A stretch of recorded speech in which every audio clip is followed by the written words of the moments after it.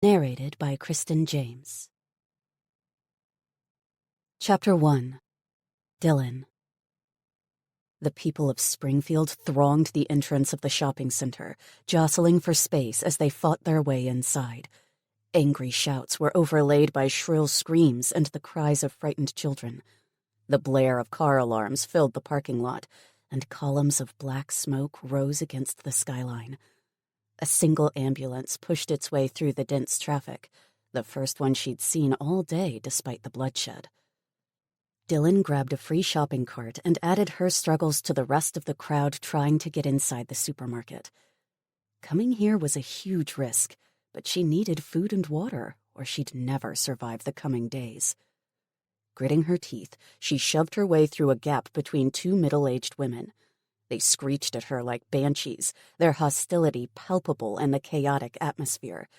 But she ignored them like the clucking chickens they were. With her eyes set straight ahead, Dylan continued to forge a path through the mass of bodies blocking her way. She couldn't afford to care about anyone else or back down from a fight. It was every man for himself now, and people were desperate to survive. Desperate enough to kill, maim, or steal if need be. And I don't plan on becoming a victim. She avoided the fridges and headed straight for the water, cramming a case of plastic-wrapped bottles into the bottom of her cart. The canned aisle was next, and she focused her attention on protein and vegetables such as tuna, salmon, corn, peas, soups, and tomatoes. Among the dried goods, she found a few protein bars and packets of dried fruits and nuts. It was a struggle. Every step of the way was a battle, and Dylan grew increasingly aware of the gun nestled against her hip and the crowbar clenched in her right hand. She hoped she wouldn't need either weapon, but that was becoming more unlikely with each passing second. A toddler stared at her as she passed, its face swollen with tears while its young mother fought to get her hands on diapers and formula. Two men wrestled over a television, and she shook her head in wonder. What did any of that matter now? Three more were kicking another that lay prone on the floor, his head covered with his arms. Blood spattered their clothes, and they looked like savages. Averting her gaze, Dylan ran through the last few aisles, grabbing anything useful she could get her hands on. Coffee, sugar, powdered milk, dried beans, rice, batteries, toilet paper, and vitamins. Suddenly, a strange woman blocked her way, wielding a steak knife. Her eyes gleamed above nicotine-stained teeth, and her breath smelled of alcohol. "Give me your stuff. Now!"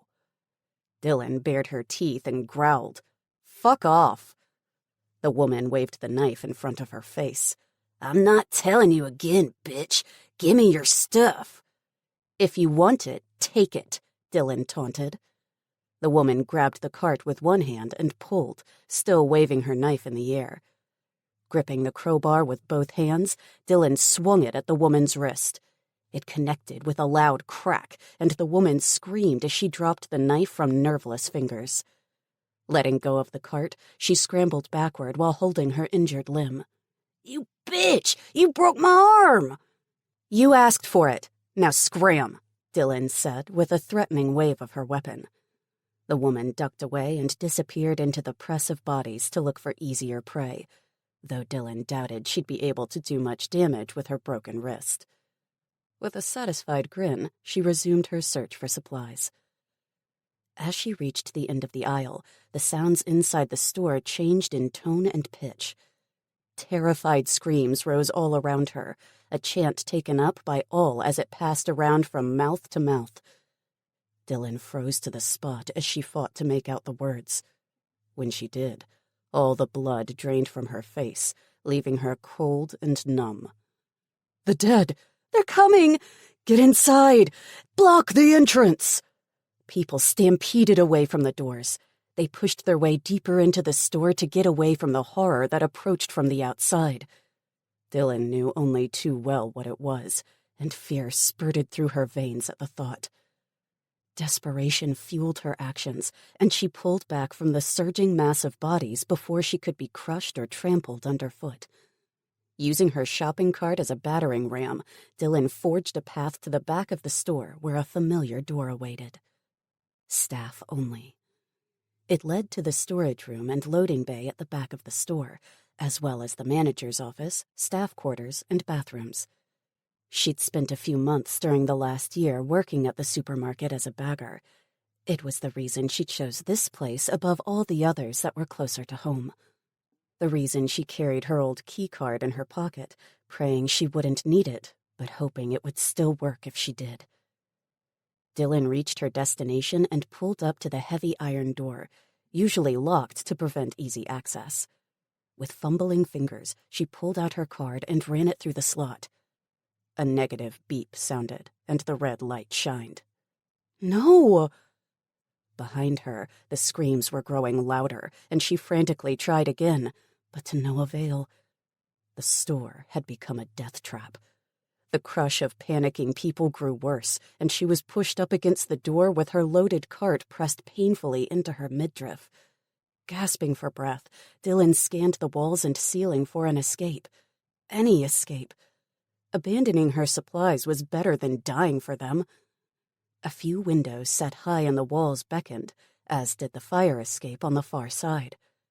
Could she make it to any of them? A shoulder rammed into her side, and Dylan hissed as her ribs exploded in red-hot agony. She almost lost her grip on the cart, but managed to hold on as she fell to the floor. She looked up in time to see the nearest rack topple over with a ponderous groan. It crashed on top of her, and only the shopping cart prevented her from being crushed. Bottles of bleach and disinfectant burst on impact, and harsh fumes burned her nostrils. Through tear-filled eyes, she gazed around in horror. Many had not been as lucky as her, and several people were trapped or injured. The rest of the store continued its rampage of terror, the crowd killing itself as it tried to escape the dead. Even as she stared, jerky figures entered the store and sprinted toward the nearest victims. With guttural growls, they pounced on their prey, digging their teeth and nails into any open flesh they could reach. The coppery scent of blood filled the air, and the masses were whipped into a frenzy as death approached. Pinned between the wall and her cart, Dylan was trapped. No amount of wiggling or pushing could get the rack to shift even an inch. Sitting in a puddle of bleach, she closed her eyes and tried to regain a semblance of calm. There has to be a way out. There has to. A low snarl caused her eyes to pop open, and she found herself looking at one of the infected. He was perched on top of the debris like a hungry wolf, his teeth bared in a threatening grimace. Black veins crisscrossed his pale skin. There was something primal about him, something so wild she knew there could be no reasoning with such a creature. He was no longer human. With her heart pounding in her chest, she watched him sniff at the crushed bottles of cleaning supplies, wrinkling his nose at the sharp smell. An injured woman groaned, and he honed in on her with deadly intensity.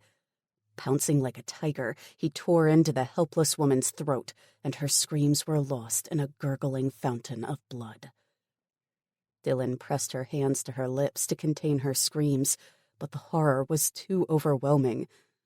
Not caring who or what hurt her, she twisted around and slammed her fists against the door behind her.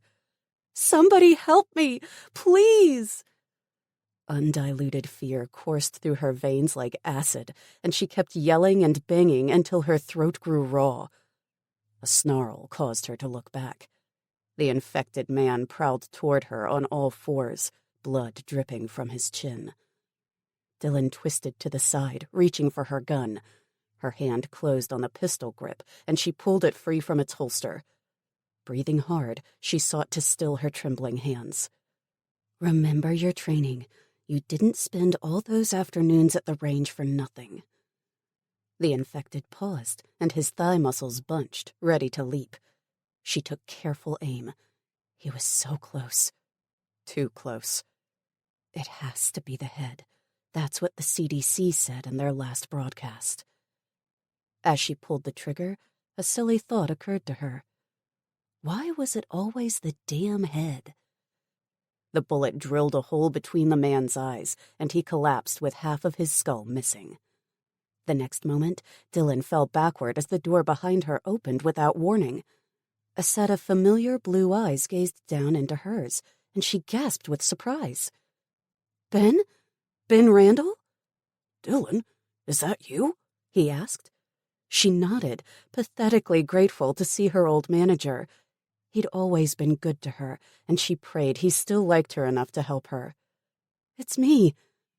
He grabbed her by the arms and hauled her to her feet. "Hurry, they're coming."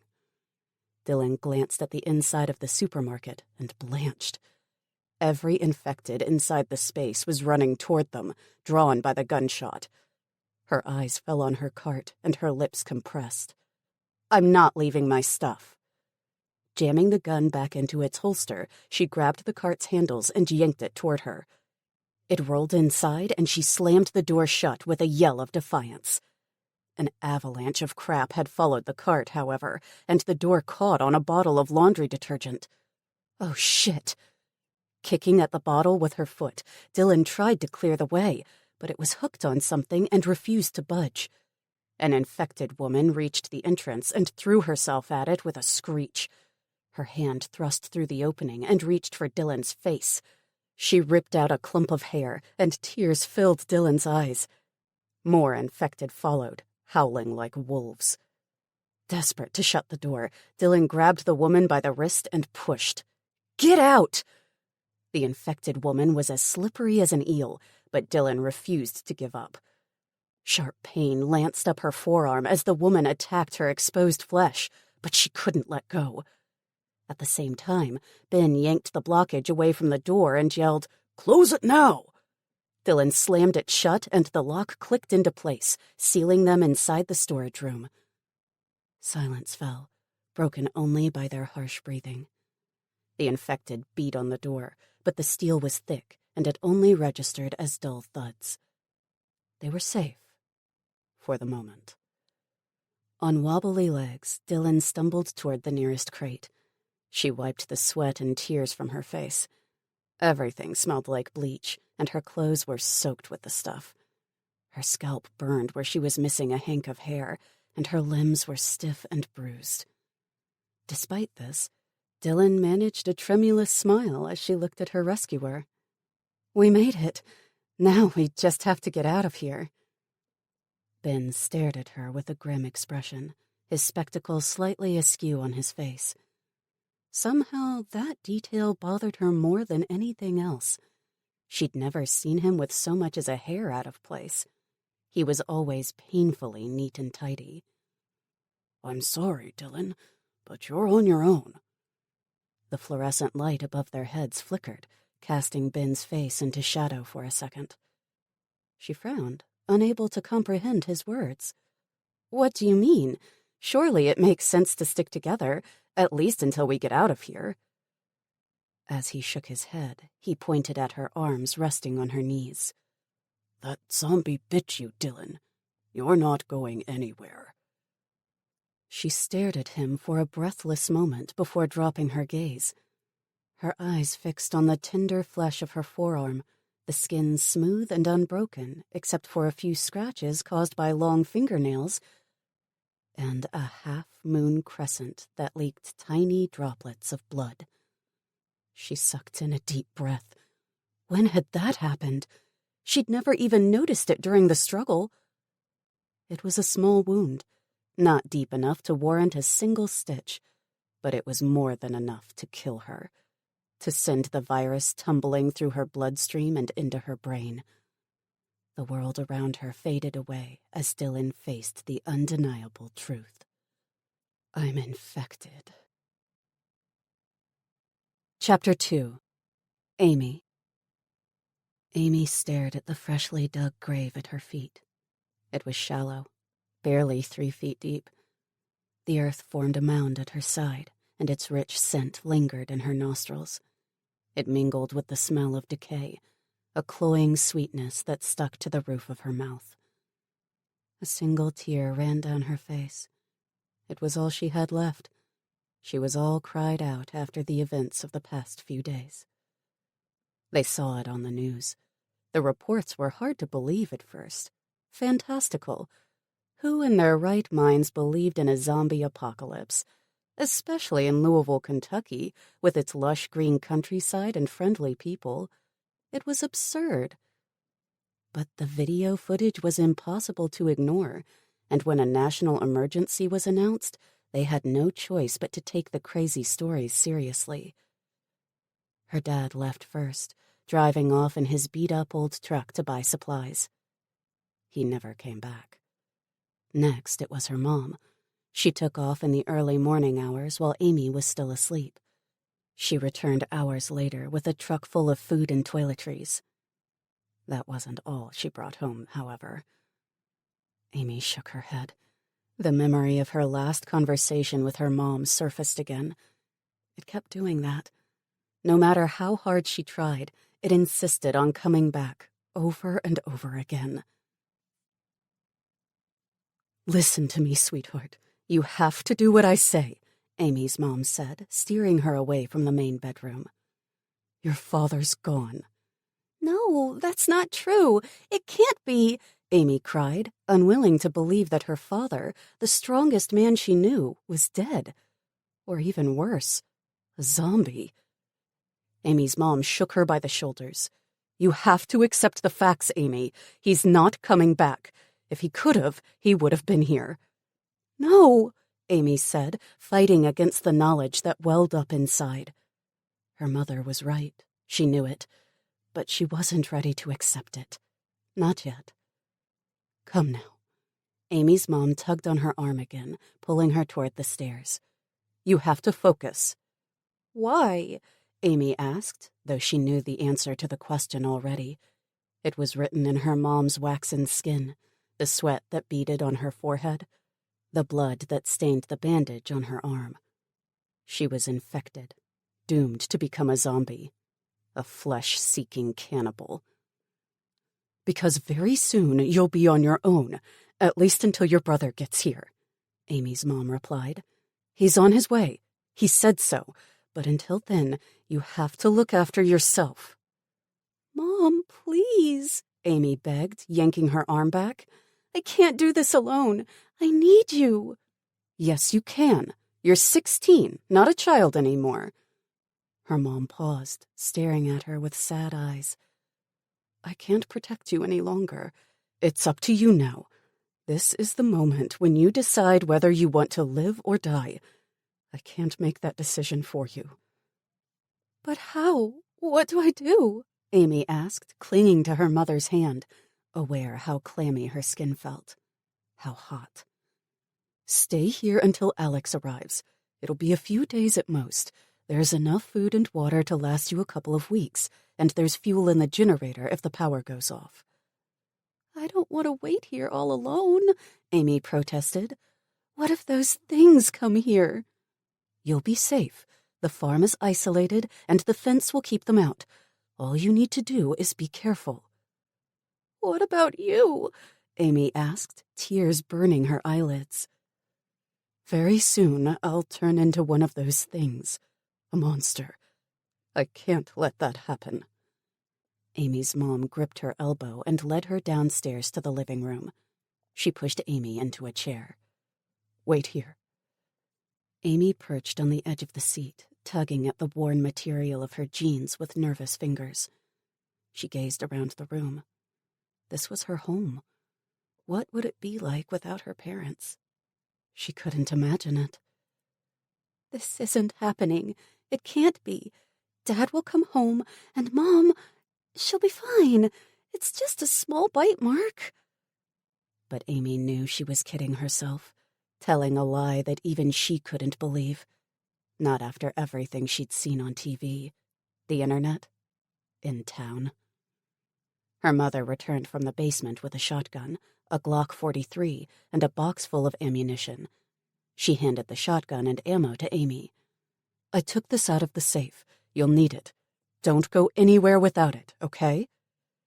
Amy nodded, unable to reply. The gun was heavy, the steel barrel cold to the touch, but she was used to it. Her father had taught her to shoot from a young age, and she'd spent many a day out in the woods hunting birds and small game. She was proficient with both the 12-gauge pump-action shotgun and her dad's .303, but he'd taken that with him when he left. On autopilot, she checked that the gun was fully loaded with the safety on. As per regulation, it only took 3 shells, so it would be better to carry a pistol as well for backup. The action soothed her anxiety somewhat and reminded her that she could defend herself. She wasn't just some wallflower in need of rescuing.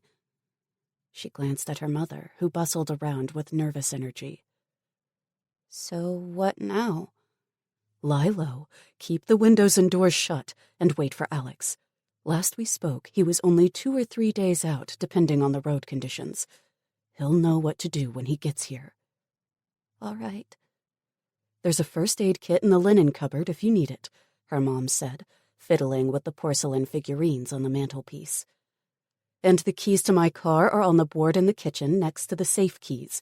There's cash in the safe, too. It might not help much, but who knows?" "Okay." The words sounded dull and lifeless, much like Amy did herself. Her mom stopped fidgeting and turned to face her. "Oh, my child, I'm so sorry this is happening to you. I wish I could take it all away, but I can't. You have to be strong now. You and Alex. You have to live. For your dad and me. For us." Amy swallowed on the knot that had formed in her throat, her voice thick when she spoke. "I'll try." "Promise?" "I promise. Come here, sweetheart. We need to say goodbye." Amy jumped up and ran into her mother's waiting arms, the embrace bittersweet.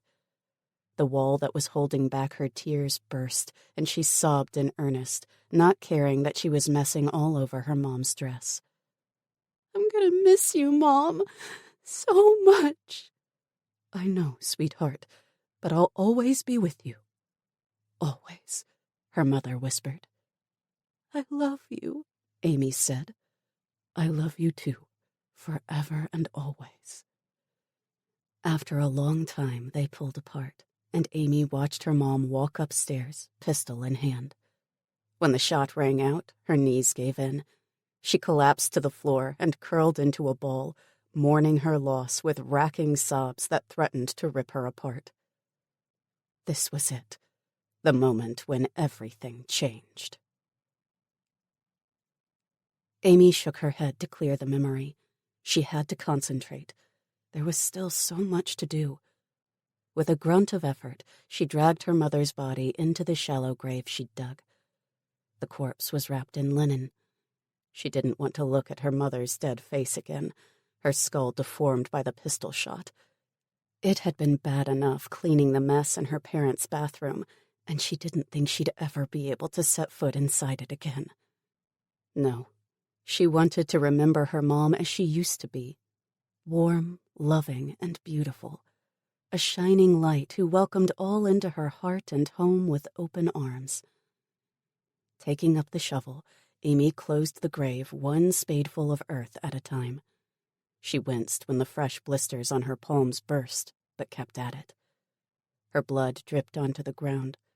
An offering, a final farewell. "Goodbye, Mom. I'll always love you. Say hi to Dad for me." After saying a prayer, Amy walked to the house with the shotgun slung across her back. The sun was setting, its golden rays fading to mauve on the horizon. Night was falling, and with it would come the darkness. I'd better be ready for it. Chapter 3. Alex. For the umpteenth time, Alex tried to call his mother. Nothing. It went straight to voicemail. Ever since the shit hit the fan, reception had been spotty. He glanced up and down the street, aware that his uniform was attracting attention. That was the last thing he wanted, especially at a time like this. When he first heard about the outbreak, he thought it was a joke. So did his army buddies. But when they were dispatched to deal with a particularly violent riot, he got to see firsthand what they were up against. It wasn't pretty. Even now, the memory was enough to give him nightmares. He'd seen things that couldn't be explained. Horrifying things. A mother attacking her own children. A man getting back to his feet after a fellow soldier emptied half a magazine into his chest. People eating people. It didn't take long to figure out they weren't human anymore. They felt no pain, didn't get tired, didn't sleep, and couldn't be reasoned with. They were dead. Only now, death was no longer the end. It was just the beginning. At first he did his duty and followed orders. He believed, as they all did, that the outbreak could be stopped and the zombie menace eradicated. He was wrong. Within days, millions were infected. Key installations fell to the undead hordes, major cities burned, and the infrastructure began a slow collapse beneath the strain. It wasn't long before he made up his mind to leave. His family needed him. He wasn't the only one, either. A bunch of other soldiers had the same idea. It was every man for himself now. That didn't mean he wouldn't get into trouble if caught, however. The army was still very much the army, a stickler for the rules, and they did not tolerate deserters. Alex ignored the curious glances of onlookers and ducked into an alleyway. After making sure it was empty, he pressed dial on his phone again. "Come on, Mom, answer." The phone rang, and after a few seconds, connected. "Alex, is that you?" "Mom, yes, it's me." Relief flooded his veins. "Oh, thank goodness. I was so worried. Are you okay?" she asked. "I'm fine." "Are you sure? I've been watching the news, and it's just terrible. All those units falling. I was scared you were one of them." "No, Mom. I'm still here, alive. Promise." "Where are you?" she asked. "In Kansas City, Missouri. I left the army," he replied. "Why?" she asked with a gasp. "Because I'm coming home, Mom. You guys need me. After what I've seen, this is not going to blow over," he explained. "Are you sure? Won't you get into trouble?" she asked. "Not if I'm careful," he replied. "What about you guys? Are you okay?" "Oh, sweetie, I don't know how to say this, but your dad's gone." "Gone? What do you mean, gone?" he asked, a sense of dread settling on his shoulders. "He went to town for supplies and never returned. But that's not all, sweetie. I went myself this morning to look for him, and I was attacked." Alex's blood ran cold. "Don't say it, Mom. Please don't." "I was infected, Alex. That man bit me," she said, confirming his worst fears. A long silence ensued as neither knew what more to say. A knot formed in Alex's throat, and he swallowed hard to contain his grief. What about Amy?" "Amy's fine for now, but she needs you. When can you get here?" "It's a 7-hour drive from here to Louisville, give or take. But with the road conditions, I'd say a day or 2. Maybe 3. "Well, she should be okay until then. She's got food, water, and the shotgun." "What about you?" he asked, though he didn't really want to know the answer. "Don't worry about me, sweetheart. I'll take care of it. Just make sure you get here. Amy needs you. She's too young to survive on her own." "I know. I'm on my way." "Promise me, Alex," she said, her voice hardening. "I need to know you'll keep your promise, no matter what." "I swear it, Mom. I'll protect Amy, no matter what." His mother sighed, her voice breaking on her next words. "I love you, sweetheart. Never forget that." "I love you too, Mom." She hung up, and for a long time, Alex stared at the phone in his hands. Grief and loss weighed heavy on his heart, turning it into a block of ice. In the span of one single phone call, he'd lost nearly his entire family. He knew what his mom was planning. He'd heard it in her voice. After a while, Alex straightened his shoulders and shouldered his rucksack, conscious that time was running out. He needed to get back home before something happened to Amy. He stepped out of the alley and merged with the crowd of people flocking the street. They were all of one mind, to gather as many supplies as they could. At least most of them. Some were more interested in looting riches and settling petty scores. That much was evident by the sound of screaming and breaking glass. It amazed him that so many seemed unaware of the seriousness of the situation. Evidence of the outbreak was everywhere, though it had yet to hit them full force. Police vans rushed past with their wailing sirens. Ambulances tried to cope with the growing number of casualties and failed. Numerous car crashes blocked narrow roads, and the traffic was hell. Alex quickened his step, but paused when he spotted a clothing shop. He ducked inside and grabbed a few things. The harassed cashier rang up the items and accepted the handful of crumpled dollar bills Alex threw at him. He'd taken the time earlier to withdraw all his savings and carried a thick wad of cash around. He took care to hide it, aware that even now people would kill for so much money. "What are you still doing here?" he asked the cashier. The guy shrugged. "I need the job." "You know there are zombies out there, right?" "That's what I've got this for," the cashier said, pulling a revolver out of the back of his pants. Alex tried and failed to look impressed. He'd seen up close what the zombies could do, and one gun wouldn't cut it. People needed to band together and hole up in fortified positions if they were to stand any chance at all. Not that the cashier would believe him. That much was clear from the guy's attitude. "Can I use your change room?" he asked instead. "Sure, man, whatever," the cashier replied. Alex rushed into the nearest cubicle and stripped off his uniform. Much as it had served him in the past, now it was a liability. He pulled on the jeans, t-shirt, and jacket he'd chosen, but kept his army belt and boots. They were too useful to ditch. Onto the belt, he hung his standard-issue Beretta M9 in its holster, plus a sheath carrying his combat knife. After folding up his uniform, he tucked it into his rucksack next to his other belongings and hoisted it onto his shoulder. This time, he blended right into the crowd when he stepped onto the curb. To them, he was just another civilian out to grab what he could. Alex had a different goal in mind, though.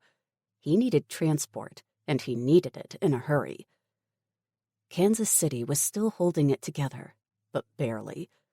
Vehicles from the National Guard drove around, announcing that a safe zone had been set up just outside the city limits. They were encouraging people to go there, and Alex supposed it was the best option for most civilians unable to defend themselves. It wasn't for him, however. After jogging 3 blocks, the sign of a second-hand motorcycle dealership caught his eye. Exactly what I need. He angled across the street, jumping to the side to avoid getting hit by a sedan. It raced past, and he caught sight of the frightened faces of a couple of kids in the back seat. In the distance, he heard the muffled pops of gunshots, followed by wild screams. It had to be an outbreak. The city was going to the dogs, and he had better hurry. Alex entered the dealership seconds later and was surprised to find the owner dawdling behind his desk. The poor guy didn't appear to have a clue, even when Alex warned him worse was to come. "You should go home to your family. It's getting crazy out there." "And miss out on a sale?" the guy scoffed. "This will all blow over soon, mark my words. They've dispatched the army, for crying out loud." Alex shook his head in disbelief, but he didn't have time to argue. Not unless he wanted to be trapped inside the exposed shop with its 3 glass walls and a lone idiot for company. Instead, he rushed around the showroom and inspected the bikes on offer. Quickly, he made his choice. "I want that one," he said, pointing at a Suzuki V-Strom 1000 ABS. The bike had 2 saddlebags attached to the sides for storage, and the previous owner had equipped it with dirt tires. It was perfect for both on- and off-road use, which was exactly what Alex wanted. He couldn't afford to get stuck in the bumper-to-bumper traffic. After a minute of fierce haggling, Alex paid with the last of his cash. The deal included a full tank of fuel plus 2 jerry cans extra, which he tied onto the back seat. He also got to pick out a helmet, gloves, and a leather jacket for protection. He transferred his belongings to the panniers: a canteen of water, a basic first aid kit, a couple of MREs, extra ammunition, a toothbrush, and fresh socks and underwear. He had to ditch his uniform, however. No space. His M4A1 carbine went onto his back with the sling across his chest. Satisfied, he climbed onto the bike and started the engine. It roared to life, and he revved it with an experimental twist of the wrist. "She's got power, all right. Just what I need." He shot the owner a quick salute, ready to take off. "Thanks." "What about the paperwork and registration?" the owner cried, wringing his hands together. "I'll be back for it," Alex said, the lie sliding off his tongue like silk. "You can't do that." "Watch me." Before the owner could stop him, Alex pointed the bike at the exit and zipped out of the building onto the street. The bike was fast and responsive. As he weaved through the traffic with smooth precision, Alex found himself grinning with pure pleasure. Nothing could stop him now. He'd be back home in no time at all. "Hold on, Amy. I'm coming, sis." Chapter 4. Dylan. "What do I do now, Ben?" Dylan asked in a low whisper. She shifted around on the rough crate she sat on, trying to get comfortable. It was impossible. The crate wasn't meant for sitting or comfort. Not that it mattered in the face of what had befallen her. She was going to die anyway. Ben shook his head, unable to comfort her. "I don't know." A single tear leaked from the corner of her eye, but other than that, she felt numb. "I knew I shouldn't have come. I should have stayed at home." "I'm sorry." He got up and paced around the room, avoiding the stacked pallets of supplies around them. The dull thuds of the infected beating on the door had grown distant, like something from another world. "To think I got bitten because of that stupid cart," Dylan said, giving the offending object an angry kick. "I should have let it go. Instead, I came all this way to die for a few bottles of water and a couple of cans of tuna. I don't even like tuna." "It's crazy," Ben agreed, his shoulders sagging with defeat. "I wish there was something I could do." "I know." Dylan glanced back at the way she came. "At least you saved me from being eaten and becoming one of those things straight away. Now I can go out on my own terms." Ben glanced at the gun on her hip. "I suppose it's better to go by your own hand, than—" He trailed off, and Dylan shuddered. She knew what he meant. They both knew what awaited her, and it wasn't pretty. Her thoughts wandered back over the past few weeks and how it all began. It started as an internet rumor, circulating the web via a series of posts, videos, and chat room threads. There was a health alert in the Congo, North Africa. Something about an outbreak in Brazzaville. Like many, she didn't believe it, writing it off as fake news. Then it aired on the news, hitting all the big channels in a row. By then, it was too late. Within days, half of the world's population were sick. Once infected, patients grew increasingly ill with flu-like symptoms. They continued to work and travel, spreading the infection until forced to seek medical care. The hospitals and medical centers overflowed as doctors sought to treat them. None survived. Within 72 hours, the virus ran its course, killing the host only to reanimate the corpse minutes later. Those that didn't succumb initially were killed by those that did, ripped apart by the monsters that used to be their family, friends, and colleagues. While some were immune to the airborne strain, no one was immune to a bite. Minutes later, they rose from the dead, turned into monsters as well. If bitten but not killed outright, like Dylan, you had time. 72 hours, give or take. Time to suffer the full horror of the infection as it ravaged your body. Time to feel the virus take over your brain and wash away everything that made you human. Time to regret all the things you never got to experience. Dylan looked at the bite mark on her arm, tracing its shape with her forefinger. I've got no one to say goodbye to. Excuse me? Ben said with a frown. Never mind, just thinking out loud. Dylan twisted her arm around and set her digital watch to stopwatch mode. Thumbing in the hours minus 10 minutes for time already passed, she watched as the seconds began to run backward. 71 hours, 49 minutes, and 52 seconds. Do you have someone? Ben asked after an uncomfortable silence. Someone to look after you when the time comes? Dylan snorted. Nothing's changed in that regard, Ben. It's still just me. He sighed. I'm sorry, but I have to get back to my family. Are you going to be all right? Dylan stared at him with raised eyebrows, the irony of his question not lost on her. I'll be fine, thanks. He bobbed his head without meeting her gaze and walked toward the door that opened onto the loading dock at the back of the supermarket. After gazing outside through a side window, he said, The coast is clear for now. You can make a run for it if you want, or you can stay here. Your choice. I'm going, Dylan said. I'll be damned if I stay here. Where's your car parked? He asked. Out front. You'll never make it. I know. Can you give me a lift? Dylan asked, knowing he always parked at the back with the other employees. I can't, Dylan. I've been gone too long already. I'm sorry, but my family needs me, and I can't take you with me. It's too risky. Then why didn't you stay at home with them? Dylan said with growing frustration. Same reason you did. Food. I loaded my car with the supplies in here while the people out front were dying, Dylan said, not bothering to hide her bitterness. Try to understand. I've got kids, a wife, a dog, for God's sake, Ben said, running a nervous hand through his thinning hair.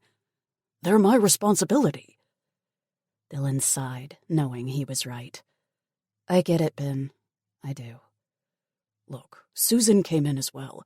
Her car's parked next to mine, and her keys are in her locker. Where's Susan? Ben didn't reply, and Dylan got the message. Susan was dead. I'm going now, he said, before those things can circle around. You should too. I'm coming. Just give me a chance to grab a few things, Dylan said. I can't wait any longer. After a final look outside, he slid his keycard through the slot and opened the door a crack. When nothing happened, he tossed her the card. Take this, and God be with you, Dylan. With those final words, he ducked outside. The door swung behind him and automatically locked itself, sealing her in. Dylan stared at the space he'd occupied moments earlier and fought back the despair that threatened to weigh her down. Ben, the first friendly face she'd seen since this whole nightmare began. Gone. Just gone. Alone again, she whispered. Always alone. Chapter 5. Dylan. Dylan took a few seconds to collect herself. She had to face the facts. She was infected. Within 3 days, after suffering through the various symptoms presented by the virus, she'd die and turn into a flesh-eating monster unless she ended things herself. Well, Dylan huffed, wiping away her tears. I'm certainly not dying in this shithole. With fresh determination, she walked toward the staff room next to the supply room. The manager's office, Ben's old office, abutted it. They were the only other rooms in the building besides the toilets. Susan's locker was open, her car keys and handbag discarded inside. Dylan took the keys and ran back to the exit. A quick look through the windows showed her it was all clear for the moment, and she located Susan's sedan with ease. It was parked nearby, and after a moment's hesitation, she slipped outside. With her heart banging in her throat, Dylan opened the driver's door and left it ajar. Then she opened the trunk before running back inside the shopping center. I'll be damned if I starve to death before I die. Grabbing the cart that had doomed her, she pushed it to the car and loaded the contents into the trunk with supersonic speed. The hair on the back of her neck prickled. The longer she was exposed and out in the open, the more scared she got. Once it was done, she slammed the lid shut and jumped behind the wheel. Time to get out of here. The car was ancient, but Susan had looked after the old thing, and the engine started without a hitch. She edged out of the parking lot, her head swiveling as she searched for zombies, but they hadn't found the back of the store yet. Not wasting a moment further, Dylan gunned it, racing out of the parking lot with a squeal of burning rubber. In the rearview mirror, she watched the undead pour out of the store's entrance like cockroaches. They trampled each other in their haste to chase her down, their jerky movements at odds with their speed. The fuckers just had to be fast, didn't they? Dylan muttered while rummaging in her pockets for a cigarette. Like the end of the world isn't bad enough already. Dylan left the lot behind and headed deeper into town. She lit a smoke and dragged on it until her lungs burned, still unable to wrap her head around her imminent death. She glanced at the bite mark on her arm and shook her head. Unbelievable. There was an icy chill in the air, and she cranked up the heat, grateful for the warm air that blasted through the vents. It was still early, around 10 in the morning, but the gray clouds promised little sun. Winter was here to stay, its presence made clear by the skeletal branches on the trees and the cold wind that cut to the bone. At first, Dylan drove blindly, not caring where she went. The golf course streamed past, followed by Starbucks and McDonald's. A couple of teens ran across the street, not sparing her a glance, and she wondered where they were going. It was dangerous out on the streets, and they were likely up to no good. A mob clamored at the doors of a gun shop, screaming to get in. The owner had locked up tight, however, the reinforced doors repelling any looters. She knew the place. A few days earlier, she'd been lucky to get in and buy the Glock 17 she now carried on her hip, complete with a holster and 17-round magazine. The owner had been kind, probably because she'd spent so many hours on his gun range practicing. It had been mostly for fun, a hobby she enjoyed at first. Now she was glad she'd done it, and was a fair shot with most weapons. She only had 12 bullets left, though, which placed her at a decided disadvantage. "Ah, well, I'll just have to make do until I can get more," she muttered. With a tight grip on the steering wheel, she navigated the clogged streets. It was a mess of abandoned cars, wrecks, and groups of undead that wandered about looking for a meal. Any living people stayed well out of sight, hiding behind boarded-up windows and locked doors. She'd already decided not to go home. Nothing waited for her there. Nothing but rusted water pipes, possibly undead neighbors, and peeling wallpaper. Face it, Dylan, you live in a dump. I guess some things never change. Her mind wandered back to her childhood, the little that she'd had of it anyway. Abandoned on the church steps as a baby, she'd never known her parents, never had the luxury of a real home. Passed from one foster home to the next, she ended up in juvie when the latest foster dad got too friendly, drawn by her dark red hair, blue-green eyes, and budding curves. It earned him nothing but a stab wound to the gut. The asshole survived and made sure she was blamed for the incident. At 18, she aged out of the system and was tossed into society with little to her name but the will to survive. 6 years later, she still hadn't made her mark or achieved anything of note, traveling from one place to the next as the fancy took her. At least I never became a junkie or a prostitute. Now Dylan had no idea what to do or where to go. She rolled to a stop at a crossing and stared in every direction. Behind her lay Springfield, Illinois, the town she'd called home for the past year, though it had never truly felt that way. Not that any place felt like home. She was just passing through. A tourist. An outsider.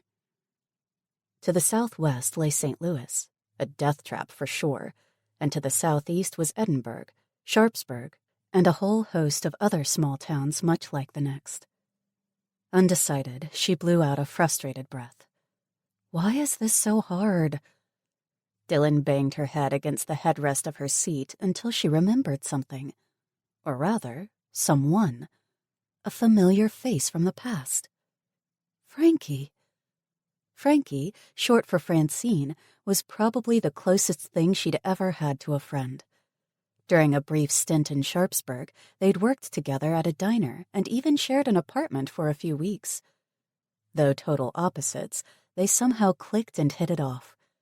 Many of Dylan's best memories stemmed from their brief friendship, but after a few months, she'd grown restless. Driven by some inexplicable need, she'd moved on to the bigger and brighter city lights of Springfield, while Frankie stayed behind. Time passed, and the two spoke less and less until the conversation dried up completely. Now, Dylan wondered if Frankie would even remember her. Guilt flushed her veins, and she sat frozen in her seat until a loud thud caused her to jump.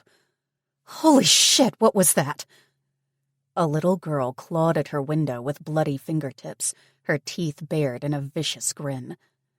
Dylan pressed a trembling hand to her chest, trying to still its frantic beating. The child's snarls filled her ears, and she closed her eyes for a brief second.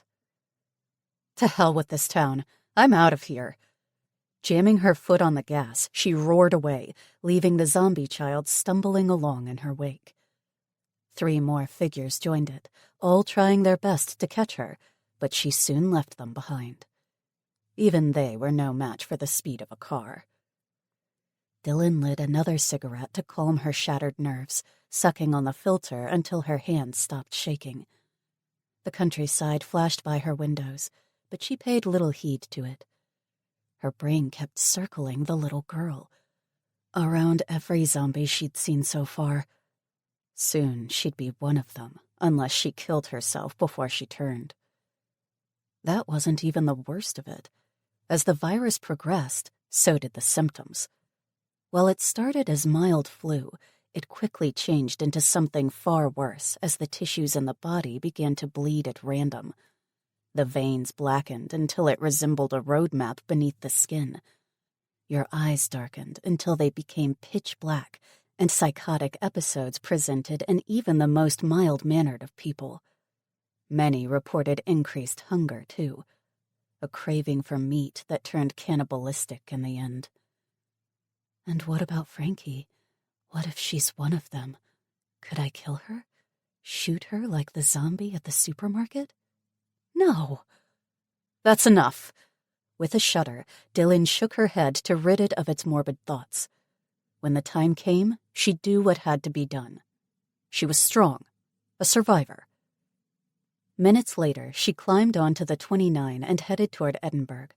It wasn't far, and she'd reach it soon enough. Behind her, Springfield continued its slow collapse into anarchy. A blanket of smoke covered the city as key installations burned, either through the actions of looters or an accident. Though it had never felt like home, it was still a shame that so much history was being lost. The Abraham Lincoln Presidential Library and Museum, the Lincoln Monument and home, all of it gone. Just outside of Rochester, a crude cardboard sign announced that fuel was available at the next stop. Dylan eyed the board with mistrust before pulling up to the gas station, wary of a trap. The place was ancient, weathered and peeling. A single pump stood in front of the shop with its shuttered windows. She parked next to it and hesitated, one hand resting on her gun. Before she could get out, an old man carrying a shotgun walked through the door and strode over. He gave her the once-over before nodding. "Looking for gas?" "Yes, sir," Dylan replied. "Got something to trade?" "You won't take cash?" she asked, thumbing the last few $100 bills she carried in her pocket. "Cash is of no use to me, miss," he said. After a moment's hesitation, she opened her door and climbed out, taking care to hide her bite mark from him. "I've got food in the trunk. I'll give you half of it for a full tank." "Show me first." She unlocked the back and revealed the supplies she'd grabbed at the supermarket. They haggled over the contents for a few minutes, with Dylan insisting on keeping the water. "You must have some stored away." "Yeah, all right. Keep the water," he relented at last before carting away his share of the food. After he filled her tank, he shook her hand and stood back. "Be careful, miss. The world's a dangerous place now." "It always was," she replied before driving off in a cloud of dust. Edinburgh was next, but she passed through without mishap by sticking to the quieter roads. The population in this part of the country was sparse, consisting mostly of tiny villages, a definite boon in these awful times.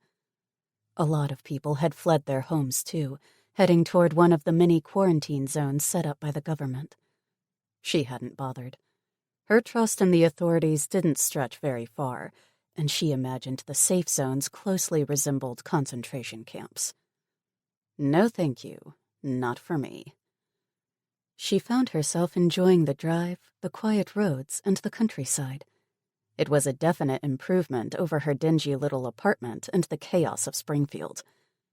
Not long after Edinburgh, she rolled into Sharpsburg. It, too, was quiet. The streets deserted and empty. Luckily, she still remembered where Frankie lived and found the house without too much trouble. It was a typical suburban home, tucked away in a quiet cul-de-sac and fronted by a fenced garden. The eaves were painted green, the walls white, and the driveway was paved in stone. A beautiful place of the kind Dylan wished she could have grown up in. Instead, Frankie had. She'd had the loving parents and stable home that Dylan never got to experience. Still, Dylan didn't envy her. When Frankie was barely out of school, her parents died in a car crash. She inherited the house and a sizable chunk of money, but it was never the same, the rooms empty of life and laughter. Now, as Dylan faced the locked gates, she wondered what waited inside. Was Frankie still alive? Did she even still live there? Dylan took a deep breath and steeled herself. Only one way to find out. As she got out of the car, a cold breeze lifted her hair from her neck. Dried leaves swirled around her feet, and a shiver worked its way down her spine. Not for the first time, she wished she'd grabbed a jacket on her way out that morning. As she turned to walk toward the gate, Dylan glanced at her watch and blanched. 69 hours, 42 minutes, and 10 seconds remaining. Chapter 6. Dylan. Dylan tested the gate with a tentative hand. It was locked. There was no bell to ring, no buzzer or intercom, and calling Frankie was out of the question. The networks had crashed days ago, and standing around in the open made her a target for any passing undead. "Here goes nothing," she muttered before climbing over. Her feet landed on the ground with a soft thud, and she pulled out her gun just in case. Let's see if anyone's home. With all her senses on high alert, she made her way to the front door. Along the way, she cast her gaze across the garden, noting that the grass was knee-high and the flower beds were overgrown. That didn't mean her friend wasn't there, though. Gardening wasn't exactly a top priority during the apocalypse. Dylan reached the front porch and walked up the steps with slow deliberation. She wasn't at all sure she was ready for this. The thought of Frankie jumping out at her as a zombie was almost enough to make her turn around and flee. She peered through the stained glass on either side of the wooden door. It was a wasted effort, however, for she couldn't see a thing. Dylan flexed her fingers and reached for the brass knob. The door swung open with a loud creak, and she jumped back with her weapon held ready. Her heart thudded painfully in her chest as she waited for something to leap at her. Several seconds passed, and nothing happened. With a sigh of relief, she cast a last look around the neighborhood before stepping inside. The air smelled musty, and the interior was dim, the curtains drawn. Plumes of dust puffed up around her boots with each step she took, teasing her nostrils. Nobody had cleaned in a long time. A sneeze threatened to erupt, and she paused to gain control of herself first. Once her eyes stopped watering, she called out in a tentative voice, "Frankie? Are you in there? It's Dylan." Not a soul stirred. By now, she was sure the house was deserted. Guess it's just me, then. Disappointment filled her chest, and she glanced back at her car. What was the point in investigating further? Her friend was gone.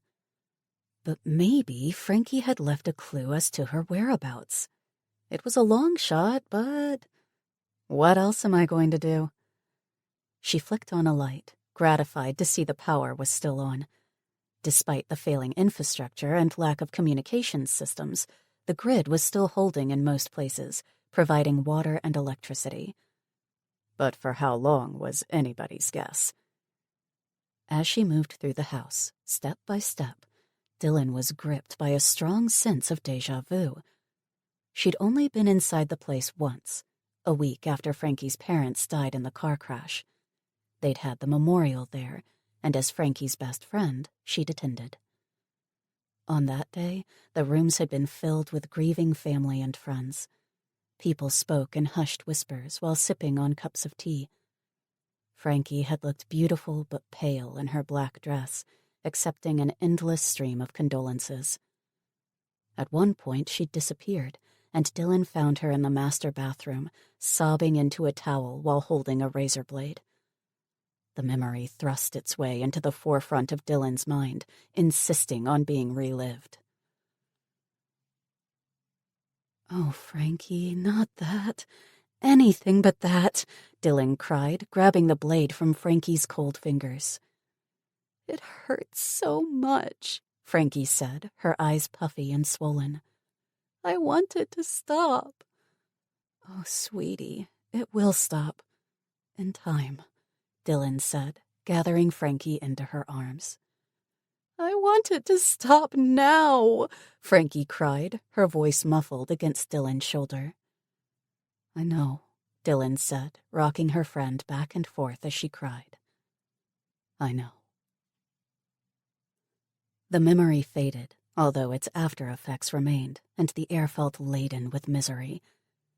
Dylan cleared the foyer, living room, and the kitchen before moving on to the dining room. She briefly debated going upstairs, but decided against it.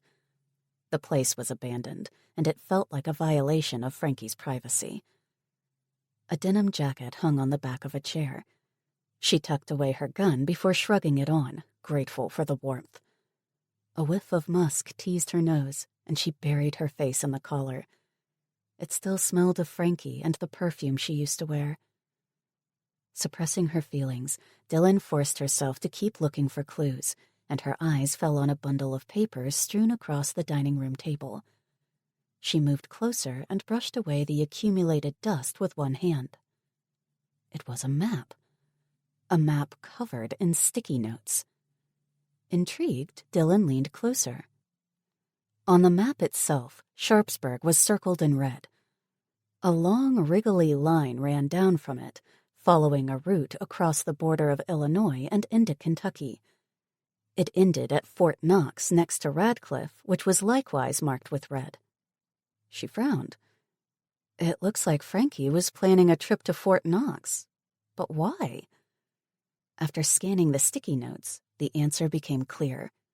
In order, they read, Fort Knox, safe zone. Stick to back roads, avoid heavily populated areas. Distance approximately 300 miles. 5.5 hours drive if all goes well.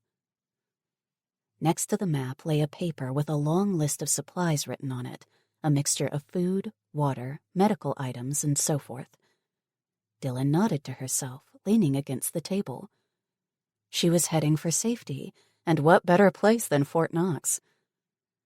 During the early days of the outbreak, the government had set up several quarantine zones. Some, like Fort Knox, were large and meant to protect both citizens and essential installations. Others were small, set up in community centers and such. A lot of people viewed these sites as their salvation. but just as many elected to stay home and ride it out on their own. Dylan among them. Apparently, Frankie had decided to head to Fort Knox. On the one hand, Dylan was glad Frankie had headed to a secure facility. It meant she'd survived the initial outbreak, and hopefully the trip as well. But what about me? I can't go. No one in their right mind would accept a sick person into their midst. Dylan stared at the wound on her arm. Already it showed signs of infection. The area was red, swollen, and hot to the touch. In a sudden fit of rage, she swept the map off the table, sending papers flying all over the room. Why me? Wasn't my life shitty enough before all this happened? Hot tears burned her eyelids, a mixture of rage and despair. After everything she'd been through, after all the years of fighting to survive a system that tried to crush the life out of her, it came down to this. Dying a horrible death because of one stupid mistake. Fuck! Dylan turned away from the table and headed toward the front door. There was nothing for her here now. No hope, no safety, no friend. Nothing but a slow death in a house that didn't belong to her. I'm leaving. Her boot came down on a piece of paper and slid out from underneath her. Teetering for balance, she lost the fight and crashed to the ground, falling hard. Dylan groaned and sat upright, rubbing her bruised lower back with one hand. Ow, that hurt.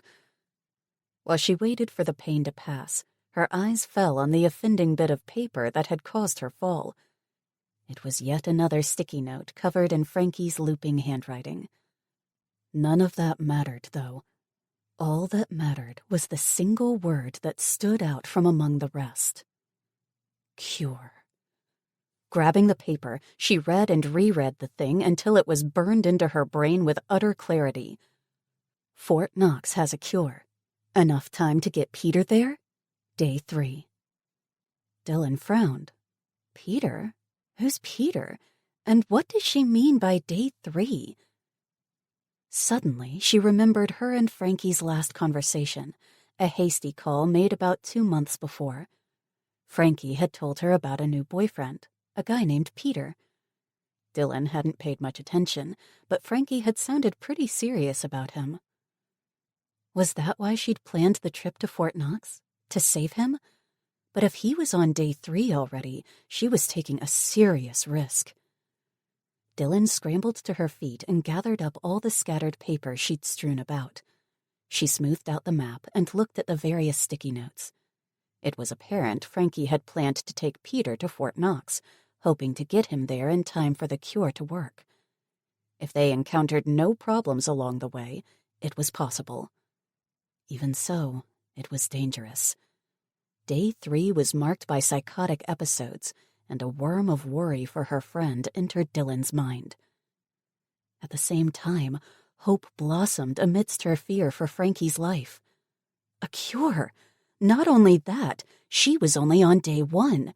She had plenty of time to make it. I can be fixed. I don't have to die. Dylan glanced at the watch on her wrist, struck with a newfound sense of urgency. She had just over 69 hours left. I can do this. I can make it. She folded up the map and stuck it into her pocket, preparing to leave. As she turned, she bumped into the dining room chair. It toppled over with a loud crash, and she winced at the sound. Moments later, a thump sounded from upstairs. Dylan froze, wondering if she'd heard right, but the first noise was followed by a second, louder thump. With careful movements, she drew the gun from her holster and walked toward the base of the stairs. Gazing upwards, she jumped when yet another thump followed the second.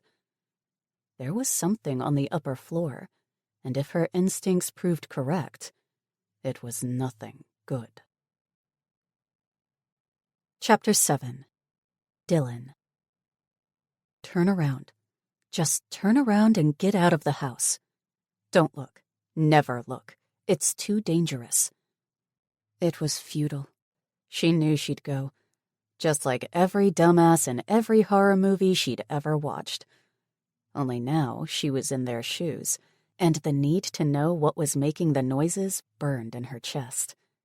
It could be Frankie, a zombie, or sick, maybe trapped, stuck with her boyfriend, Peter. Another zombie. Either way, she had to know, no matter what the cost. Dylan stared at the upper landing, her gun held in both hands. Her arms were trembling. Heck, her whole body was shaking. Whatever waited up those stairs scared the hell out of her. Every fiber of her being yelled at her to run, to take the map and get out of there. But she couldn't. Step by slow step, she went up the stairs. 3 generations of the family stared back at her along the way, each face framed in a moment that would last forever. The youngest was Frankie, her blue eyes shining through a mess of blonde curls, just the way Dylan remembered. "I'm sorry I wasn't there when you needed me. I'm sorry I bailed after your parents' deaths. I'm sorry I couldn't deal with your sorrow." None of that mattered as she went up the stairs, clutching her gun with sweaty palms. The landing appeared, the carpet as pristine as snow. 3 doors led off the corridor, each open. At the end, the master bedroom's door loomed. Shut. A single bloody handprint was smeared across the surface, and Dylan swallowed at the sight. "Please don't let it be Frankie's. Please." She forced her reluctant body to move, to close the distance. Her nostrils flared as a horrid stench thickened the air, clinging to the back of her throat. Her hand reached out and touched the handle. It turned beneath her palm, swinging inward on creaky hinges.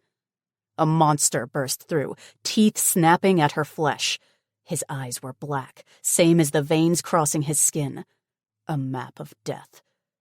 Terror surged through Dylan, electrifying her nervous system like a bolt of lightning. She stumbled backward on legs turned to jelly, and her finger tightened on the trigger. The shot went wild, a clean miss. Before she could try again, he was on her, knocking her hand aside with such force that the gun went flying. Dylan leaped for her pistol, desperate to catch it. She missed by a mere inch. It landed with a clatter, skittered across the floor, and slipped through the railings, falling to the landing below. "No!" Dylan cried, running for the stairs. Peter, or whoever he was, grabbed a handful of her hair and yanked her backward. His strength was incredible, and he pulled her clean off her feet. She landed hard, pain lancing through her back. He gnashed at her exposed throat, and she reacted on instinct, punching him in the nose. His head snapped back, and putrid blood sprayed from his nostrils. Dylan broke free of his hold with a second punch to the neck, and Crab walked away from him toward the stairs. She crawled as fast as she could, and the carpet fibers scratched at her exposed skin. Peter gave chase, launching himself at her with a vicious snarl as she reached the top of the steps. He bowled her over, and they went tumbling head over heels. Dylan didn't know which way was up as she rolled down the stairs, her arms and legs flailing through the air. Her head hit the railing, followed by her shoulders, hips, and thighs. Pain pierced her ribs. Something crunched, but she couldn't tell what it was, him or her. She crashed to a stop at the bottom, half lying on top of Peter. He wriggled like a worm, clawing at her face with hooked fingers. Fighting to keep his teeth out of her flesh, she spotted the Glock a few feet away. Fueled by desperation, she kicked against the wall and threw herself forward. But Peter had other plans. He latched onto her arm and bit down, chewing like a rabid dog to get through the denim jacket she wore. Dylan screamed in agony and twisted around. Using her legs, she knocked him aside and crawled across the floor. A small side table rocked when she bumped against it, and a vase almost brained her. She gripped it by the open mouth and swung it at Peter's head with all the force she could muster. It shattered against his temple, showering them both with shards of porcelain. He hardly slowed down and kept coming instead. His growls sawed into her brain, adding to the fear already threatening to incapacitate her. She spotted a chunk of the vase next to her and grabbed it. With the sharp end, she stabbed at his face, hoping to pierce the brain. Instead, she cut into the skin of his forehead and sliced open her own hand. What the hell? With a scream of frustration, she launched herself at the gun again. Her hand closed around the butt just as Peter grabbed her foot. He yanked her toward his waiting mouth, and she snapped off 3 shots in quick succession.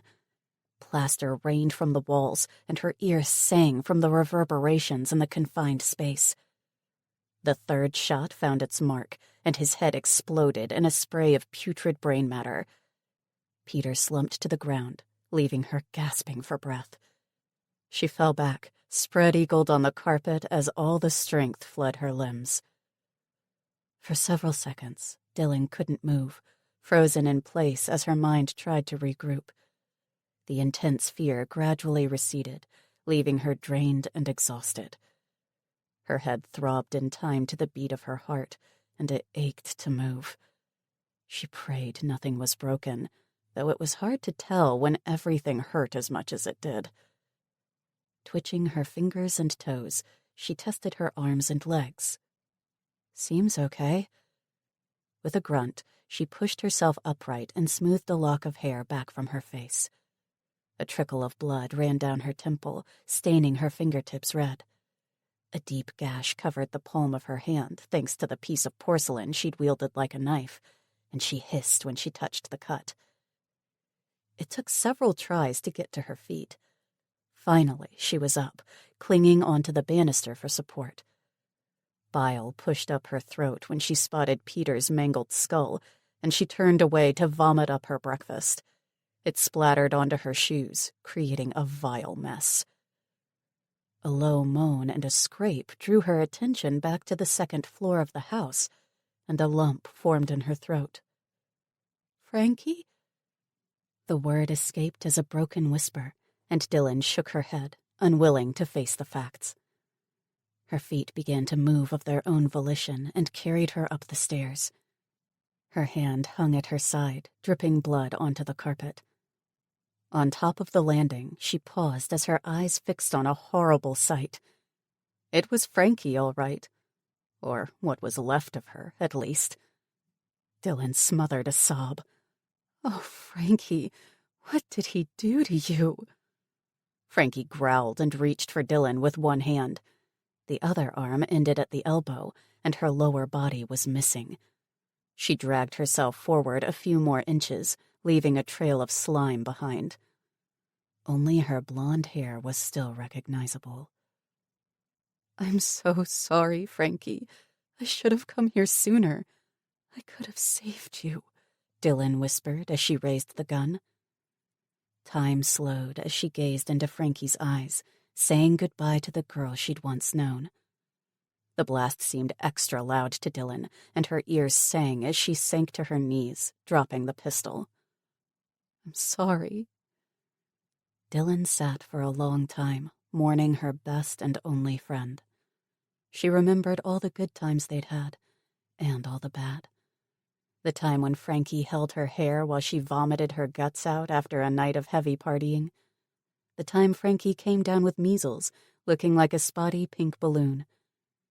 Also, the time that Frankie had asked her to stay, and her expression when Dylan refused, leaving her behind to move on to bigger, better things.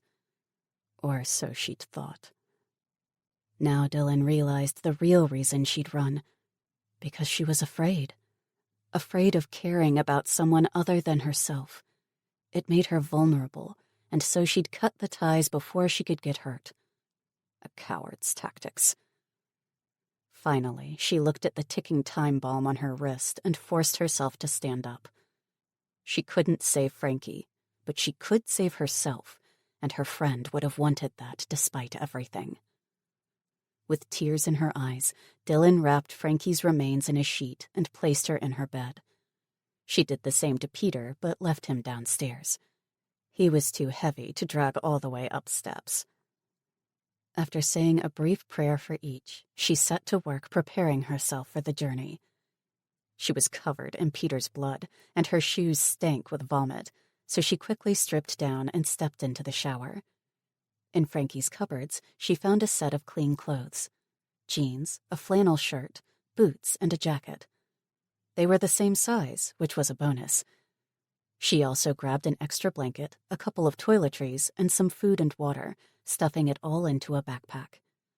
She sported a number of bruises from her fall, and the spot where Peter had bitten her had turned purple, though she was lucky the skin was unbroken. The last thing she needed now was a zombie taking yet another chunk out of her. After disinfecting and bandaging the cuts on her forehead and hand, she rolled up her sleeve and took a proper look at the bite mark on her arm. It was bad. A lot worse than she'd have thought possible in such a short time. Although it felt like an eternity since she'd been to the supermarket, in reality, it was only 4 hours. Already it was oozing pus, the area swollen and warm. Black veins radiated outward from the crescent mark like the creeping tendrils of poisonous ivy. While it didn't hurt much, it looked awful. She cleaned and bandaged the wound while trying to avoid looking at the black veins. They reminded her of Peter and Frankie, and of what she'd become if she didn't reach Fort Knox in time. "It's only 5.5 hours' drive, and I've got almost a full tank. I can make it," she said, trying to bolster her courage. "If nothing happens along the way." She found a bottle of aspirin in a cupboard and swallowed a few, hoping it would help for the fever that would soon set in once the virus got underway. That and the pain from her various cuts and bruises. The rest she tucked into her pocket to take as needed. An energy bar and a bottle of water fortified her for the road, but she only had 7 bullets left in her gun. She'd better find more soon, or she'd be in real trouble. At least a baseball bat joined her arsenal, as did a butcher's knife, which she tucked into her belt. Once her preparations were done, she took a last look around. It felt final. She'd most likely never come back again. "Goodbye, Frankie. You were a good friend, a better one than me. Rest in peace." There was still the problem of getting to her car, however. The neighborhood, which had been clear before, was now filled with wandering zombies, drawn by the gunshots. After sneaking out of the front door, she made her way to the gate using shrubs and bushes for camouflage. Once she was as close as it was possible to get, Dylan tossed her bag over the gate. It landed with a thump, and 2 nearby infected turned toward the sound. With rasping growls, they milled around the lump of canvas looking for food. "Dumbasses," Dylan muttered while rooting around for a sizable rock. She found one and tossed it over the 2 infected's heads to land in the road with a clatter. Predictably, they rushed over, accompanied by 3 more that were nearby. After making sure none of the zombies were too close to her, she jumped over the gate, making as little noise as possible. Landing in a low squat, she grabbed her bag and ran to the car. It was beginning to look like she'd make it without incident when she opened the door. Unfortunately, she'd forgotten about the hinges, and they squealed loudly enough to be heard for miles. As one, every zombie in the vicinity turned toward her, their black-veined, black-eyed faces monstrous to behold. The closest one charged, and Dylan dropped the bag with haste. Setting her feet apart in a solid stance, she swung the baseball bat at its head. It connected with a hollow thump, and she watched with fascination as his head changed shape from the force of the blow. His skull exploded, and he fell to the ground with barely a whimper. There was no time to waste, however. More were coming. Dylan pivoted to the left like a dancer and wielded the bat overhead. She slammed it down onto the nearest head like a hammer. The infected, a young woman, fell to the ground with twitching limbs as her eyes rolled back in her skull. A quick glance around determined that she had a brief second before the next zombie reached her, and she took her chance. Dumping the bat, Dylan grabbed her bag and jumped into the seat behind her. She grasped the handle of the door and pulled. Just in time. A zombie thudded into her door and slammed his fists on the window, quickly followed by another and another. Within seconds, she was surrounded, her vision filled with the faces of the undead. Hungry. So hungry. Terror caused her pulse to jump, and she had to concentrate on her movements.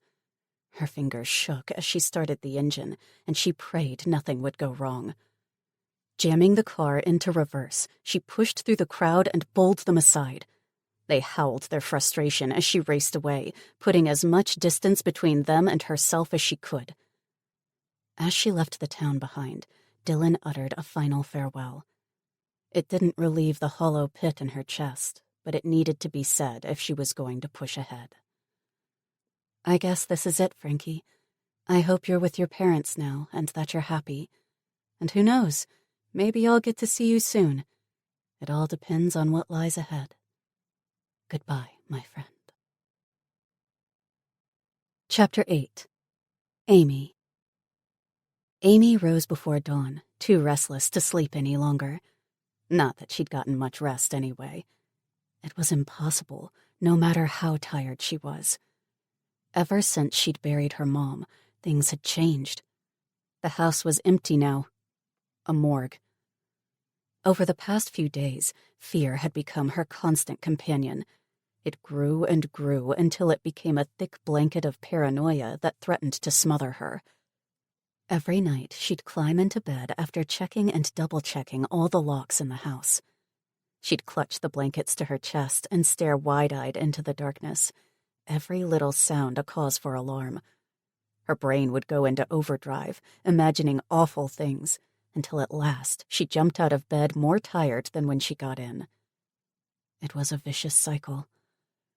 Amy yawned as she crossed the hallway to the bathroom, dying to empty her full bladder. The floor was cold beneath her socked feet, and she shivered. Winter is here, that's for sure. After using the toilet, she washed up and got dressed before padding downstairs for a quick breakfast. Today it was cereal and the last bit of milk. The bread was gone already, used for toast the previous morning. She supposed she could try to make more, but she'd never done it before. Her mom had been the baker in the house, spending countless hours producing prize-winning cakes and pies for the local farmers market. After eating, she poured herself a cup of coffee and sat at the counter, staring into the distance. Her phone lay nearby, but it was useless to her now. There was no signal, no way for her to contact Alex. 3 days. It's been 3 days. Amy shook her head. She didn't want to think about it. It was bad enough losing both of her parents in the space of a week. Not her brother, too. She needed him, needed to believe that he was on his way. Alex was the perfect older sibling. Strong, kind, and dependable. The sort of brother who protected you from schoolyard bullies and shady boyfriends, but also taught you how to throw a punch. The type who picked you up when you fell, but told you that crying was for sissies. She missed him more than she could say. Older than her by 6 years, he'd enlisted in the army right after school. It was his dream, but to her, it meant she rarely got to see him anymore. Don't worry, he's coming back. He has to be. Amy took another sip of her coffee and grimaced. It was cold. After tossing it down the drain, she picked up the shotgun, unlocked the front door, and stepped out onto the porch. The farm stretched out before her, barely visible in the pre-dawn light. It wasn't much, just a small patch of fenced land out in the Kentucky countryside. It was nothing like the celebrated horse farms that abounded in the area, but to her parents, it had been heaven. Her father had been an accountant for a firm in Louisville, but he loved nothing more than coming home to the quiet of the farm. Her mother enjoyed being a stay-at-home mom. She raised chickens, grew her own vegetables, baked delicious pastries, and made her own marmalade. It was a simple life, but they'd been happy, and so had Amy. Amy loved the lush green fields and the patches of forest where wildlife abounded. Though she often went out hunting, she rarely killed anything, preferring to observe the animals instead. She was a good shot, however, almost as good as Alex. Now that her parents were gone, it was up to her to keep the place running. With that in mind, Amy set about completing her chores for the day. It might be the apocalypse, but the chickens still needed feeding, and the vegetable patch wouldn't weed itself. Ham, the rooster, strutted past when she approached. He was getting ready to wake the dead with his morning song. Amy snorted and tossed him a handful of seed before turning to the hens. They clucked around her feet while she gathered their eggs, a bounty she was thankful for now more than ever. That and the vegetable plot. At least she'd have fresh produce to relieve the monotony of canned goods. After feeding them and topping up the water trough, Amy eyed the hens with a shrewd gaze. Come Thanksgiving, their fat and feathered bodies would yield a juicy meal. A sudden thought occurred to her, and she frowned. Will I still be here then? And what about Christmas? What if Alex doesn't come back? A fit of panic overcame Amy, and she sank to her knees. Her heart fluttered like a frightened rabbit, and black spots danced in front of her eyes. She pressed her trembling hands to the earth and tried to ground herself. Oblivious to her fears, the chickens carried on with the business of eating. They pecked at the earth with laser precision, never missing a seed or a worm. She found their gentle clucking strangely comforting and couldn't help but smile at their antics. One pecked at her fingers, and she shooed it away as she got back to her feet. Scram.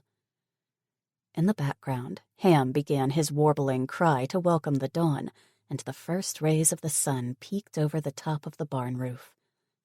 She tilted her face upward to catch its soothing warmth on her skin. It eased away the panic, and Amy faced a simple truth.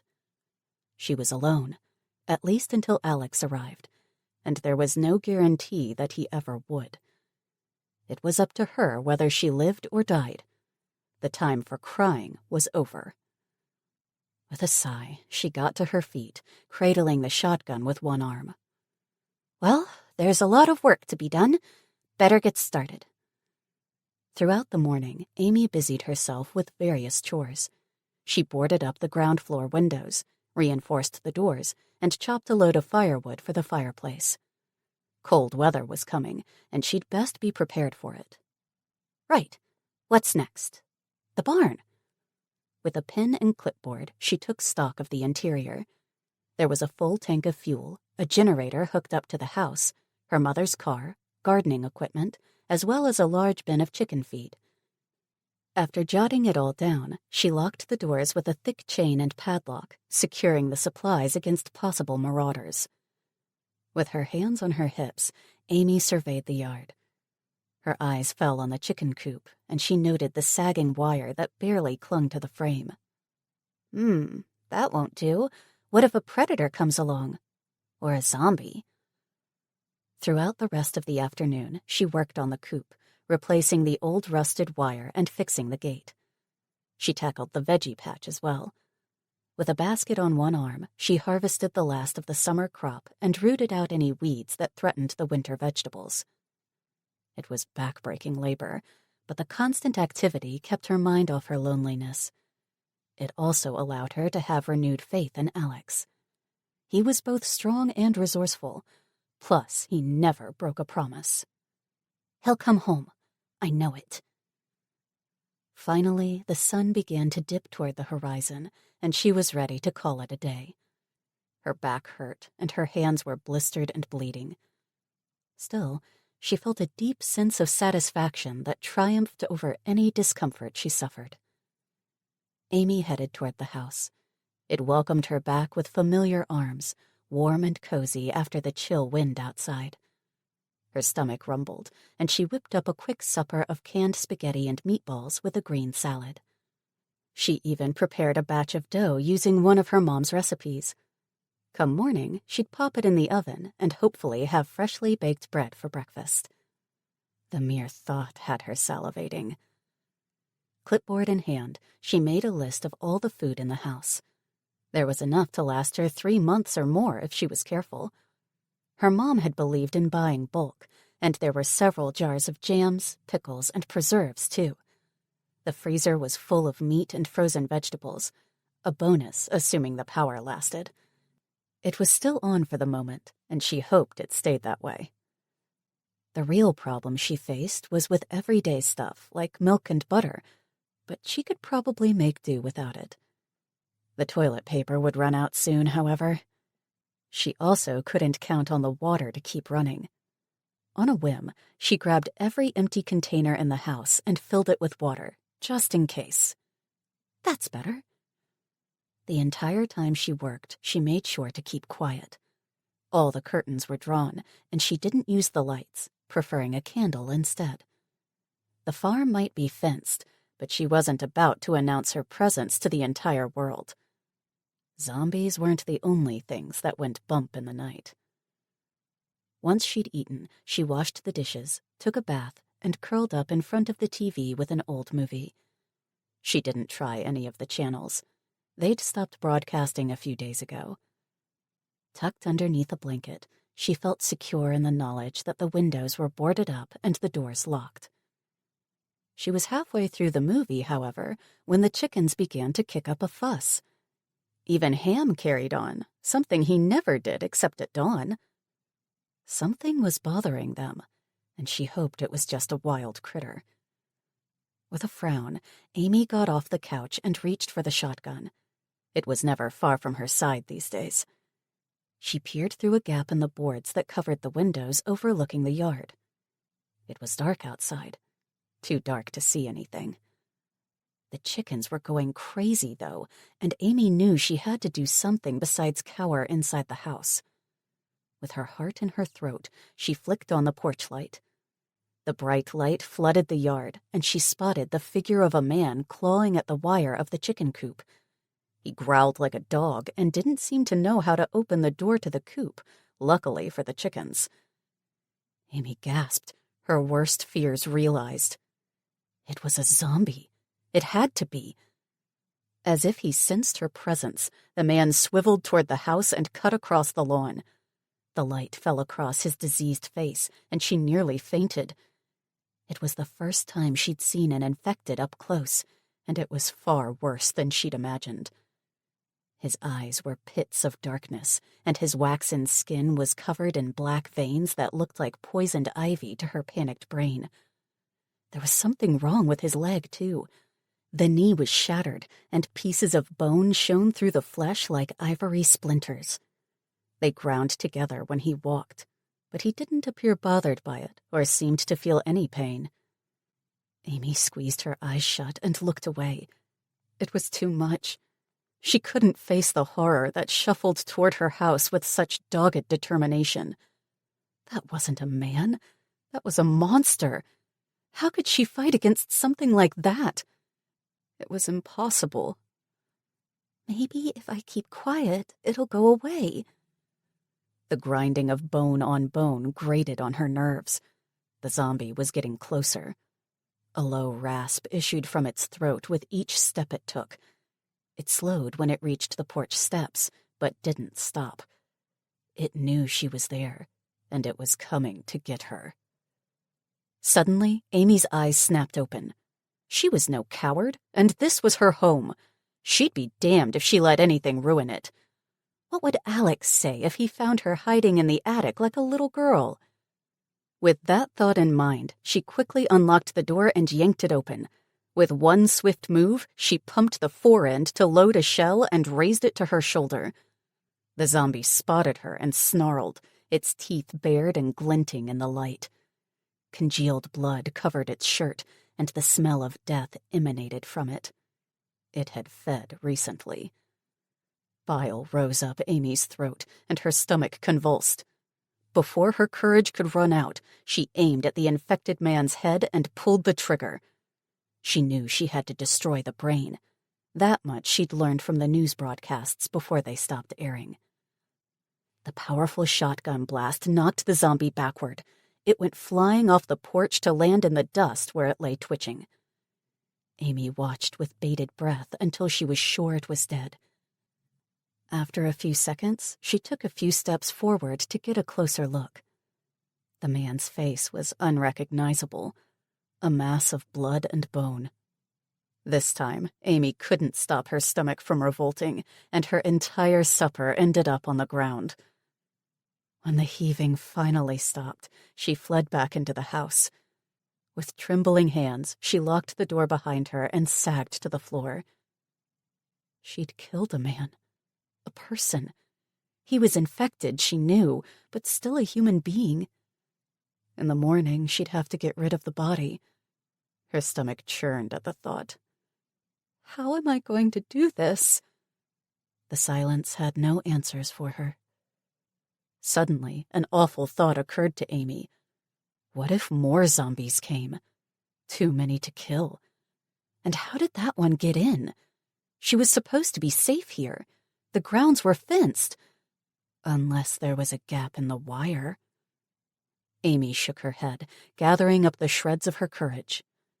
I'll check it in the morning. I have to. I can't let any more of those things get in, or I could be overrun. With her decision made, she set off for bed, even though she knew she wouldn't be able to sleep. She had to try, at least. She couldn't afford to let fear get the best of her anymore. Come on, Amy. You're a fighter. Remember that. Chapter 9. Alex. Alex frowned when he spotted the obstruction on the highway. He eased up on the throttle and slowed to a stop. With one boot planted on the asphalt and the bike engine idling in the background, he studied the road ahead. A multiple vehicle pileup blocked the way forward. The mangled wrecks of cars, trucks, and even a bus was visible, and Alex swore under his breath. Damn it, this is the last thing I need right now. He was already late. He'd told his mom he'd take no more than a couple of days to get home. Instead, the journey had been far more complicated than he'd thought and fraught with danger. Today was day 3, and he still had about 200 miles to go to reach Louisville. While that didn't sound like much, he'd learned a thing or two over the past few days. Ordinarily, he'd be home in 2 hours tops, but now that same distance could take days. Alex eased his weight back into his seat. He was in no rush to move forward. The pileup appeared natural, a genuine car crash caused by the times. But appearances could be deceiving. For one thing, he couldn't spot any movement among the vehicles, and that was unusual. Crashes like these tended to draw infected like moths to a flame. Not only that, but the victims themselves could often be found either trapped in their cars or wandering about like ghosts in a daze. He'd seen a lot of that, and each time it tore at his heart. He helped where he could and shot his way through when he couldn't. It was the best he could offer, and it never felt like enough. Here, there was nothing like that. No infected, no victims, no movement at all. It didn't feel right. Something about this blockade bothered him, and he thought back over the past 3 days and everything he'd been through to get here. It was a lot. After acquiring his new ride, he'd left Kansas City like his tail was on fire. By that time, it was already late afternoon, and after traveling for an hour, he had to concede defeat. Riding blind at night was not a good idea, so he holed up in an abandoned barn. That wasn't so bad. He had food and water, after all, and managed to keep warm by building a small fire. The next morning, he set off again after filling up his gas tank. He was convinced he'd be home soon, but fate had other plans. In Colombia, someone tried to steal his bike while he topped up on supplies. He'd been lucky to return in the nick of time, or he'd have lost his ride. St. Louis was a war zone, and he barely escaped with his life. It was only the bike that saved him by allowing him to zip through small spaces, cut across parks, and jump pavements. Even worse, he lost both his jerry cans there and had to push ahead with only half a tank. Not long after that, the gas ran out, and he had to push the bike until he could scavenge more fuel from abandoned cars. That slowed him down considerably, and he spent the second night camped up in a tree, an experience he wouldn't wish on his worst enemy. He'd seen a lot along the way, too. Things he wished could be unseen. The collapse of law and order meant that the worst of the worst had free rein, and the ugly side of humanity was laid bare. Looting, raping, and murdering was common. Throw a couple of million zombies into the mix, and you had a full-blown apocalypse on your hands. Alex sighed, returning his attention to the pile-up in front of him. It covered the entire road, offering no way through except for a small gap to the left that looked inviting. Easy. Too easy. Ambush? Alex wondered. It was possible. More than possible. Likely, even. One hand tapped restlessly against his leg as he considered his options. Turning back wasn't possible, but neither did he want to get robbed, killed, or both. Do the unexpected. Take them by surprise, he muttered, eyeing the right side of the road. It appeared to be impassable. To a car, at least. But not his bike. Maybe, just maybe, he could cut through the trees and make his escape without triggering the trap that he was sure lay waiting ahead. He had guns, of course, but would rather avoid a firefight if he could. With a curt nod to himself, Alex took a deep breath. Here goes nothing. He closed the visor of his helmet and rode forward at a slow pace, angling toward the left side. The easy side. His heart hammered in his chest, and his mouth was dry. At any moment, he expected bullets to come flying his way. It took every bit of self-control he had not to turn around and race away. Come on, Alex, you can do this. It's for Amy. Remember that. Alex kept the bike on course for as long as he could, keeping to an even speed. The pile-up grew closer and closer. His eyes roved across the smashed-up vehicles and twisted steel. Still no movement, no sign of people. At the last moment, he swerved away from the enticing opening on the left and raced toward the other side. He pushed the bike to the max, changing gears with lightning speed. He reached the far edge of the barricade and hit gravel where the tar ended. A sharp turn to the left nearly proved his undoing as the tires slid on the loose dirt.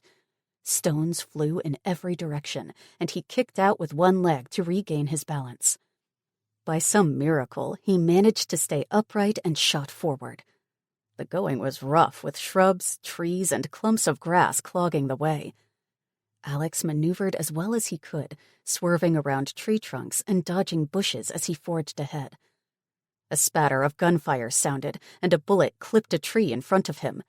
It zinged off into the distance and confirmed his suspicions. Ambush. More shots kicked up plumes of dirt around him, and he hunched down onto the bike to present a smaller target.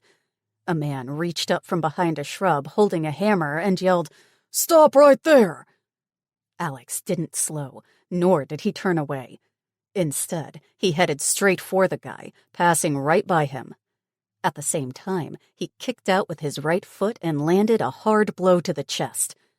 The man dropped the hammer and fell as his breath left his lungs in a loud oof. With a quick turn of the handlebars, Alex shot around the corner of the barrier and ramped over a slight raise in the ground. He hit the tar road with both tires, his knees braced for the impact. A blonde woman wearing a startled expression jumped up from her crouched position. She leveled her pistol at him and pulled the trigger. Alex ducked, his entire body seizing up in expectation of a bullet hitting his flesh. Instead, the shot clipped the front fender. The bike wobbled from the force of the hit, and the back wheel began a sideward slide from which there was no return. Shit! Alex fought to regain control, but failed. At the last moment, he kicked off into the air, performing a flying leap straight at the woman. Her expression changed from startled to horrified, and she raised both hands to fend him off. He hit her with incredible force, and they both went tumbling across the road. His arms and legs spun like a top until he came to a grinding halt. With a groan, he raised his head to look around. An experimental twitch of each limb showed him nothing was broken. The woman hadn't been quite as lucky. She'd hit a nearby car wreck and lay slumped against it like a rag doll. Her eyes were wide open and unseeing, her head bent at an unnatural angle. "Broken neck," Alex muttered, removing his helmet to allow for a clear field of vision.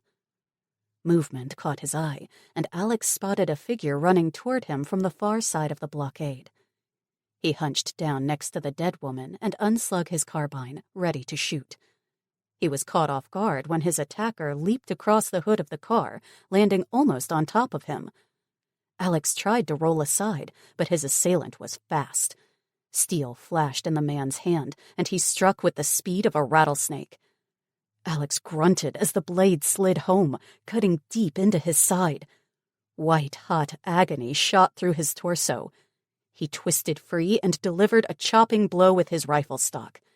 It connected with his attacker's jaw hard enough to break bone. Blood and spit sprayed from between broken lips, and the man dropped to the ground with a pained cry. Alex whipped his gun around and shot him in the chest, putting him down for good.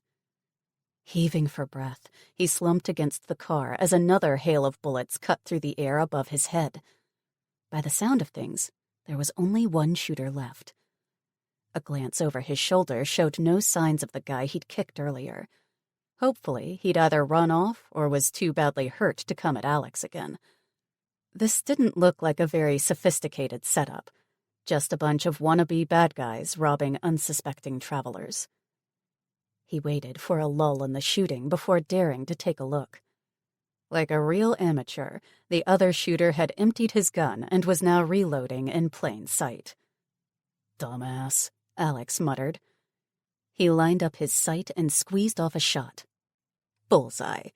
The third attacker's head whipped back. He crumpled to the ground, dead before he hit the tar. Alex allowed himself a nod of satisfaction. He didn't relish killing people, but this lot had asked for it, preying on the weak like a flock of vultures. He sighed and pressed one hand to his bleeding side. He needed to get to his bike and get himself patched up. A grunt was the only warning he got. Instinct kicked in, and he jerked his head aside. The hammer whistled past his face and crashed into the side of the car. Metal crunched beneath the solid block of steel meant to stave in his skull. He ducked beneath a second blow that smashed the window above his head, showering him with glass fragments. "Piece of shit! Killing my friends like that! My girl!" the guy roared, bringing the hammer down with brute force. Alex rolled aside, but caught a glancing blow on the upper arm that was enough to make him drop his rifle. He threw himself backward, scrambling across the rough gravel to escape. His shoulder and arm throbbed, pain shooting through the injured limb with each move he made. "I'm gonna kill you!" Hammer Guy kept coming, a hulking behemoth with a thick beard and sagging pants. He swung the blunt head of his weapon with sweeping blows meant to take a man's head off. Alex was forced to retreat in an awkward scramble across the tar, unable to get to his feet.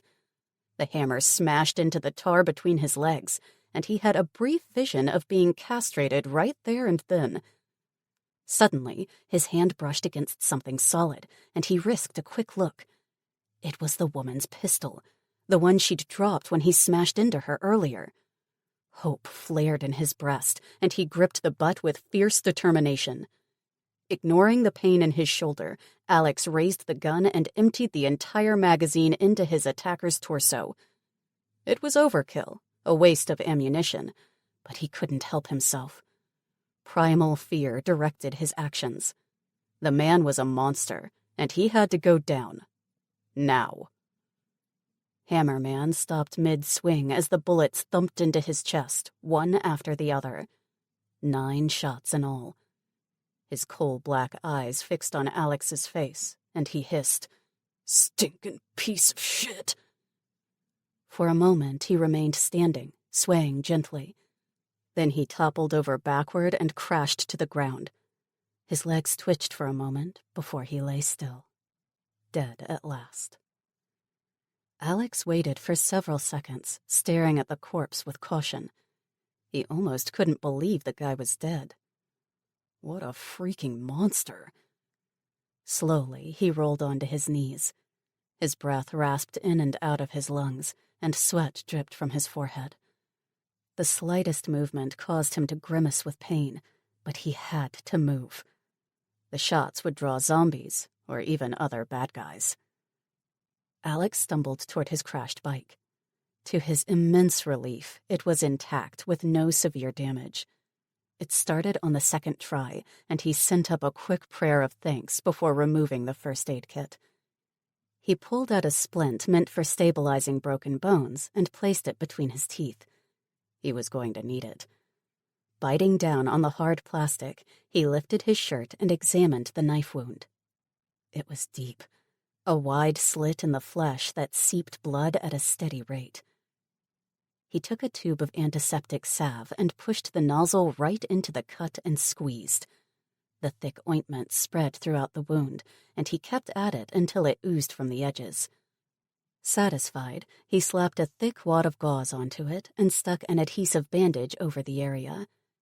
As an added precaution, he wrapped cotton bandages around his midriff to secure it in place with more Band-Aids. It would have to hold until he got home. By the time he was finished, Alex was about ready to pass out.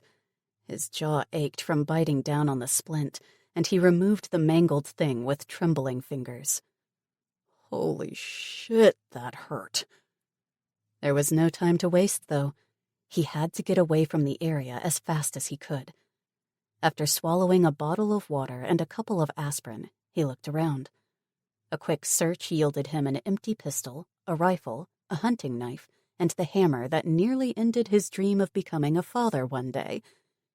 He stuck them all into his saddlebags before straddling the seat. Here goes. He rode away from the sight of the ambush, clinging to the handlebars like a monkey. The vibrations of the engine traveled through his injured middle and caused fiery pain to shoot up his side. His bruised shoulder throbbed in time to the beat of his heart. In no time at all, he had to stop to take a break. After the third stop, Alex had to face the truth. He wasn't getting home that day. He'd have to spend another night by the side of the road. 200 miles was just too far in his current condition, and he'd better start looking for shelter. Plus, he'd have to take the back roads to avoid Louisville. If it was anything like St. Louis, it was no place for him, hurt like he was. On the one hand, it meant a safer journey, but on the other, it would take longer, too. Damn it all to hell. I'm sorry, Amy, but I'll be there soon. Just hold on. Chapter 10. Dylan. Dylan navigated through the streets of Sharpsburg and headed southeast to Taylorville. It was past noon already, and banks of gray clouds had moved in on the horizon. The countryside flashed by her window, its colors muted and dull beneath the sunless sky. An occasional farmhouse showed in the distance, surrounded by crops and fields, but she paid little attention to any of it. Instead, she remembered how the undead had surrounded her at the house and pulled over to transfer her supplies from the trunk to the back seat. Her stomach rumbled, and she ate another energy bar and drank a soda. After that, she hit the road once more, following the route mapped out by Frankie. It was a good one, which avoided the most densely populated areas where possible. With the window open a crack, she lit another cigarette from her small stash and drove as fast as the old sedan allowed. She made good progress in this manner, passing through both Taylorville and Awanaco without mishap. She slowed down and drove with care, keeping an eye on her surroundings and steering clear of anything that looked like trouble. The road wasn't empty. There was other traffic. People like her heading for safer climes, maybe looking for something or someone. Once she spotted a wreck and slowed to investigate. There was blood smeared on the windows, and she wondered if the driver had become a zombie. Anything was possible now. At one stage, she fiddled with the radio but failed to pick up any stations. Nor had Susan possessed anything in the way of music, so the time passed in absolute silence. She was starting to wish for company when she spotted a woman and child standing next to a stranded car. The woman waved her down, and Dylan pulled over but kept the doors and windows shut. "Can I help you?" "Yes, please. We need help. Our car's run out of gas," the woman said with a friendly smile. "If you could give us a little, I'd be very grateful." "I don't have any to spare, sorry." "We don't need much, just enough to get us to the next town, Millersville. It's not far, and we can get more there," the woman replied, her smile becoming strained. Dylan looked at her fuel gauge and shook her head. She couldn't afford to part with any of her precious fuel, not if she wanted to make it to Fort Knox. Who knew when she might get the chance to fill up again? "Where are you headed?" "To Vandalia," the woman replied. "My mother lives there in a gated community. She says it's pretty safe, and I have to look after my son. He's all I've got." "I can't give you any fuel, but I can give you a lift. It's on my way," Dylan said, eyeing the boy who waved at her through the window. The woman's shoulders sagged with relief. "You'd take us all the way there? That's so kind of you. Thank you so much." "It's okay. Just load your stuff into the trunk and we can get going," Dylan said, popping the back open. She watched while the boy and his mom transferred their luggage, then unlocked the doors to let them in. As the woman slid into the seat next to her, she introduced herself. "My name's Madeline, but everyone calls me Maddie. This is Kyle." Kyle ducked his head and waved, and Dylan guessed him to be about 14. "I'm Dylan. Nice to meet you," she replied. "Buckle up, we've got a ways to go." As she steered onto the road once more, she couldn't help but glance at her watch. 67 hours and counting. The first few minutes passed in awkward silence. Dylan had no idea what to say to the strange woman sitting next to her or her son. After a while, she cleared her throat. "There's food and water in the back seat. Help yourselves." The boy, Kyle, looked at his mom. "Can I, Mom? Please?" Maddie glanced from Dylan to her son before nodding. "Okay, but don't eat everything, sweetie. It doesn't belong to us." Dylan suppressed a grin as Kyle tore into the energy bars and sodas, probably the closest he'd gotten to candy in days. His mother chose a bottle of water and a packet of dried fruit, chewing slowly as she stared ahead. "Thank you for the food," Maddie said after finishing her apricots. "We ran out a day ago, and I've been too scared to stop anywhere to get more." Dylan nodded. "Don't mention it. Things are pretty crazy at the moment." "Where are you headed? Have you got a family?" Maddie asked. "Not me. I'm a foster kid," Dylan replied. "I'm sorry," Maddie said. "Don't be. It's not your fault." Dylan longed for a smoke, but a quick look at Kyle munching away in the back seat deterred her. "What happened to you?" Kyle blurted after eating his third bar in a row. "What do you mean?" Dylan asked. "You're covered in bandages," he pointed out. "Plus, your cheek is bruised." "Don't be rude, Kyle," Maddie admonished. "It's okay. I don't mind," Dylan said before smiling at Kyle. "I had a run-in with a zombie earlier and got hurt." Kyle stopped chewing and stared at her with wide eyes. "You fought a zombie? For real?" Maddie gasped and pulled away from Dylan, pressing her back against the passenger side door. "A zombie?" Dylan's smile faded. "Relax, I killed it."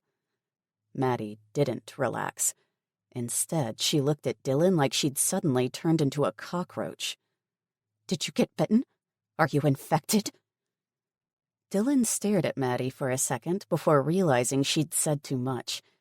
Judging by the woman's reaction, she wouldn't take kindly to Dylan being sick with the virus, not even if she was still on day 1. Suddenly, she was very glad her jacket hid the bandage and black veins on her arm. "No, I'm not infected. I got hurt trying to get away from him." "Are you sure?" Maddie asked with narrowed eyes, her voice thick with suspicion. "Yes, I'm sure," Dylan said, pointing at her head and hand. "I got this while falling down the stairs, and this while stabbing the zombie with a piece of pottery. The bruises come from the stairs, too. I took quite a tumble." "How can I trust you?" "I guess you can't," Dylan replied, fighting to remain calm. "But this is my car, and you're welcome to walk the rest of the way if you wish." Maddie's mouth worked, searching for words. Kyle chipped in, a worried frown marring his forehead. "Mom, she's fine. Look at her. She's not turning into a zombie. I've heard it takes days anyway." "Listen to your son," Dylan advised. "It's a long way to Vandalia on foot, but by car you'll be there within an hour, safe and sound." "I suppose you're right," Maddie said after a tense few seconds. With slow movements, she slid back into her seat, though her stiff shoulders betrayed her mistrust. Dylan sighed, already regretting her kindness of earlier. This is going to be the longest drive of my life. Chapter 11. Dylan. They drove in silence until they hit Millersville. As they neared the town, Dylan spotted a cloud of smoke hanging up, ranging from guns, pitchforks, sharpened sticks, and shovels were gathered in a small park. The park fronted a large square building made from exposed brick. Its windows and doors were barricaded from the outside, and written across the front in dripping white paint were the words, "The infected are damned." Flames licked across the walls, and smoke billowed from the shattered windows. The heat was intense, so strong that Dylan could feel it against her skin all the way across the park. "What are they doing?" Kyle asked. "I'm not sure," Dylan said, but a suspicion was forming. The fire, the message, the crowd, it all pointed to one thing. "They're burning the zombies," Maddie answered, leaning forward in her seat. "Zombies?" Kyle asked. Dylan didn't answer. She watched as the fire consumed the building, filled no doubt with the undead. Then a strange noise reached Dylan's ears through the crack in her window, the sound of multiple voices screaming for help. She jerked upright in her seat, listening harder. "Wait a minute. Those aren't zombies." Maddie glanced at her. "What do you mean?" Dylan's stomach churned as the horrifying truth sank in. "They're killing infected people, not zombies." Maddie's expression didn't change. "What's the difference?" "The difference is those people are still alive. They haven't died yet," Dylan said. "They're burning people alive?" Kyle cried out. "Just because they're sick?" "I'm afraid so," Dylan said, staring at the awful sight. Between the planks nailed across the windows, she spotted a few faces, barely visible through the smoke and flames. Hands scrabbled at the wood with frantic desperation as those that burned inside sought to escape an agonizing death. Her stomach churned as she imagined the horror, the terror, and the pain those poor unfortunates were experiencing. The people outside felt no mercy. That much was clear. Instead, they cheered at the deaths of what must once have been their neighbors, maybe even friends and family. They were getting rid of what they perceived to be the enemy, an evil in their midst, and in the process, they were becoming that same evil. Suddenly, the crowd rippled and parted down the middle to reveal a struggling duo. An older woman was dragging a young girl to the front. The girl pleaded with the woman, and tears streamed down her cheeks to drip onto her torn and bloody shirt. "Please, Aunt Lily, please." The woman ignored her niece's efforts and addressed the gathered townspeople in a loud voice. "I present to you this thing, this zombie for cleansing." "No, Aunt Lily, I'm not a zombie. I'm not, I swear," the girl cried, trying to pull free from her aunt's iron grip. "My niece is gone. She died when the infection entered her bloodstream. You're nothing but an infection in our midst, a living canker that will sow death and destruction on us all, unless we stop you now." "No, Aunt Lily, please, I beg of you," the girl cried as two people grabbed her arms and dragged her toward a smoking pyre in the middle of the park. "Don't do this." Flames licked at the wood heaped into a pile, burning brightly, and a bed of coals gleamed at the bottom. A charred corpse lay curled up in the middle, the arms and legs pulled into a fetal position during its final moments. Dylan watched the entire time with growing horror, unable to believe that ordinary people were capable of such barbarism. Her stomach churned when she realized they were capable of it, and that they fully intended to burn the young girl alive. Without thinking about it, she undid her seatbelt and reached for the door handle until Maddie stopped her. "Where are you going?" Dylan stared at her for a second. "I'm going to help that girl." "You can't. She's infected," Maddie said. "Maybe, but she's not a zombie yet. She can still think and feel. She's still a person," Dylan protested. "You can't help her," Maddie insisted. "She's already dead, and those people won't let you interfere." "I don't care. I have to try," Dylan said, watching as the girl was dragged toward the fire, kicking and screaming. "I've got a gun." "Yeah, so do half of them," Maddie said. "You won't get far." "My mom's right. They'll burn us too. Let's get out of here," Kyle said, wringing his hands together. Dylan shook her head, fighting against the truth of Maddie's words. She couldn't let the girl die like that. She had to try and save her. "I can't leave. She's all alone." "Dylan, please. You can't help her. She's dead already, but we're not. My son. We have to protect my son," Maddie cried, gripping Dylan's forearm with steely fingers. Dylan looked at Maddie's fingers, wrapped around the very place where her own infection began. Hidden. A secret. These people, they'd burn me too if they found out. They'd kill me without blinking an eye. Just like that girl. We're alone, the two of us. Alone in this world. "Please, Dylan, think of my son," Maddie repeated. Dylan blinked, and reality shifted. Maddie was right in a sense.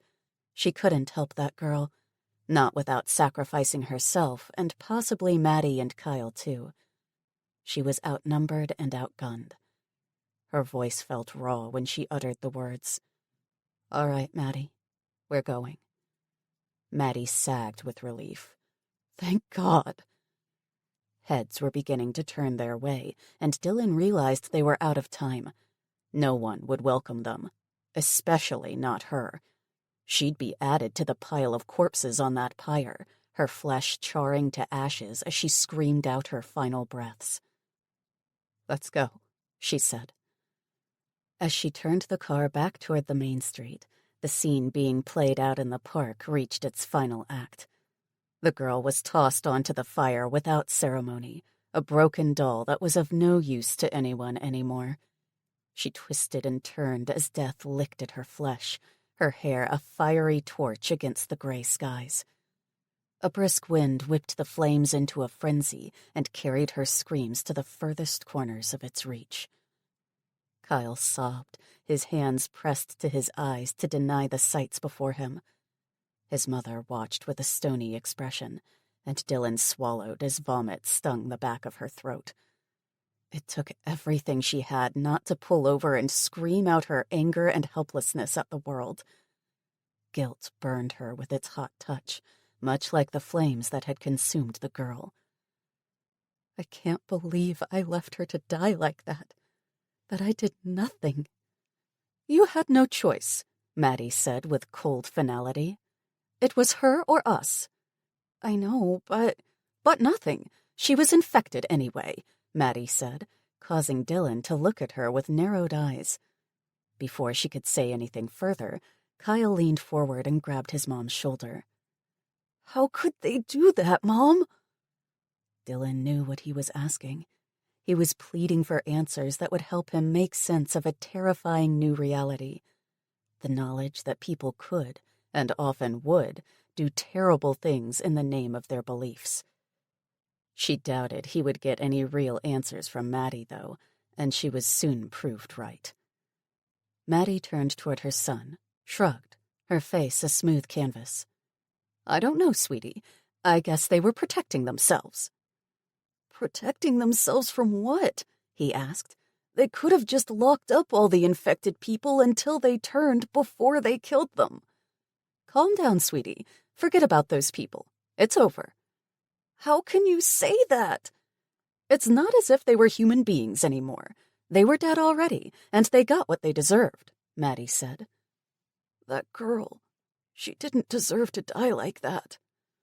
Remember your father, Kyle. He would have killed us in a heartbeat. The infection changed him and took him away from us. He wasn't your dad anymore, and you know it.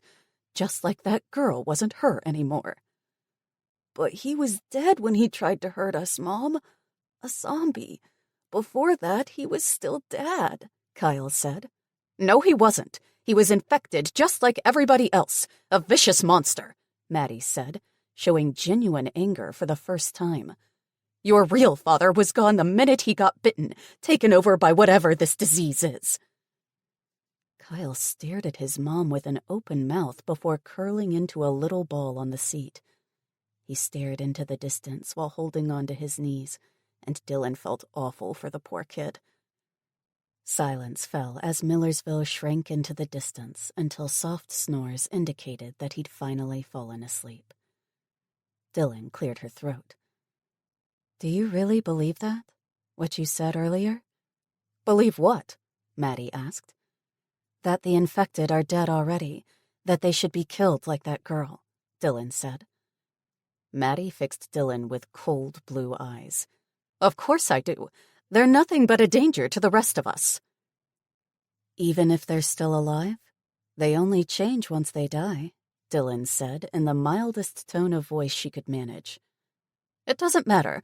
Once infected with the virus, they're not them anymore, Maddie replied. They can still feel pain, you know. They can think and feel just like you and me, Dylan said. Maddie flashed her a pitying smile. They only look human, but it doesn't mean they are. Their souls are gone. The thing that remains behind is a monster that must be killed. Even Kyle? What if he gets infected?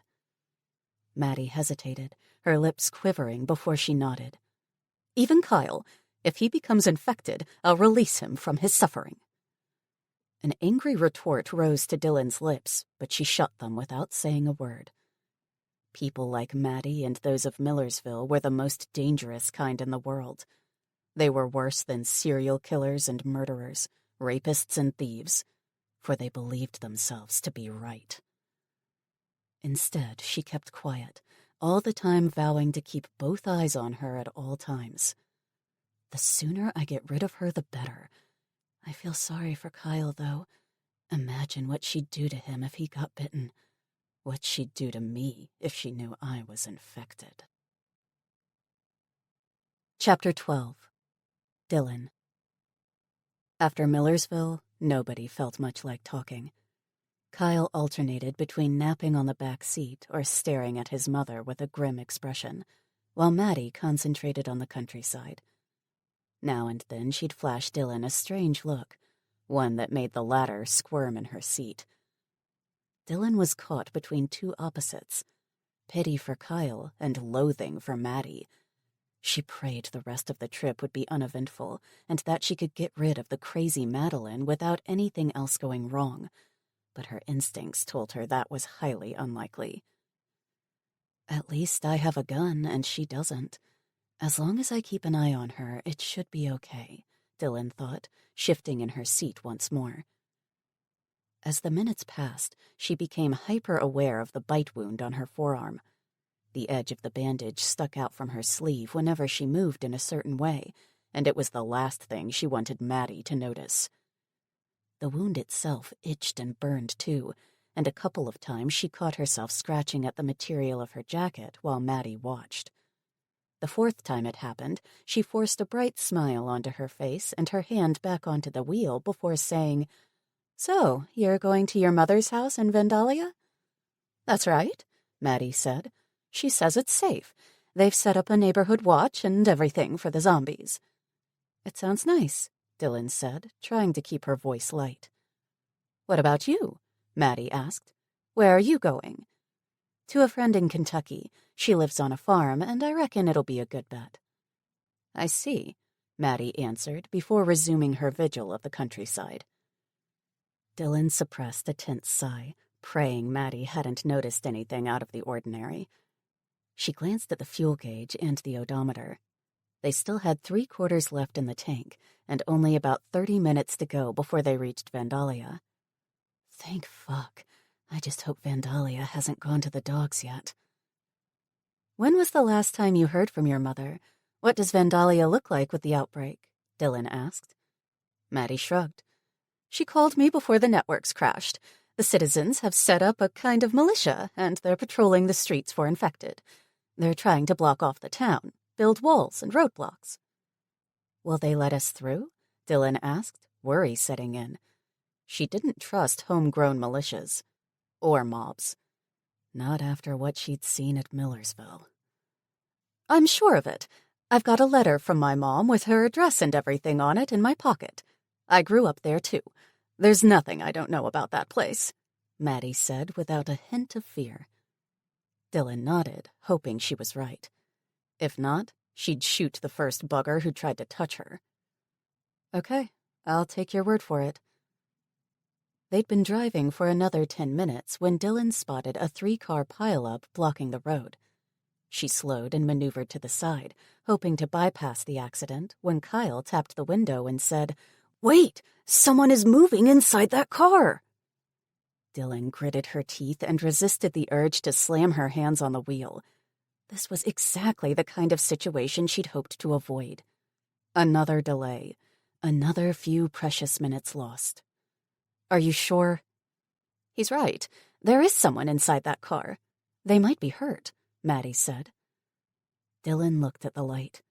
The sun hung low, and dusk was almost upon them.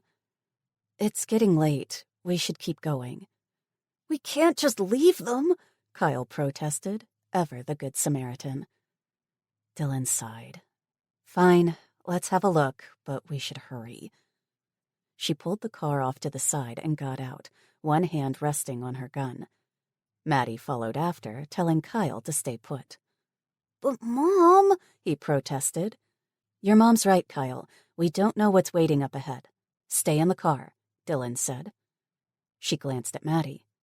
Ready? Maddie scouted around before picking up a rock the size of her fist and nodded. Let's go. We should take it slow. This could be a trap, Dylan warned. I get it. They crossed the distance to the accident with slow steps, and Dylan quickly became aware of a few things. The car closest to them was empty. It had taken the brunt of the collision, and all the windows were smashed to bits. Maddie's shoes crunched across the broken glass before she squatted down and pointed at a splash of blood. A trail of the crimson liquid led to the driver's side door, which yawned open, but there was no sign of anyone. No corpse, either. The blood is old, Dylan said, noting its blackened and congealed state. Yeah, I think the driver got hurt but walked away, Maddie said. He or she couldn't have gotten far, not injured like that. Maybe, or maybe someone picked them up, Maddie said. What about the truck? It looks like there's someone in there.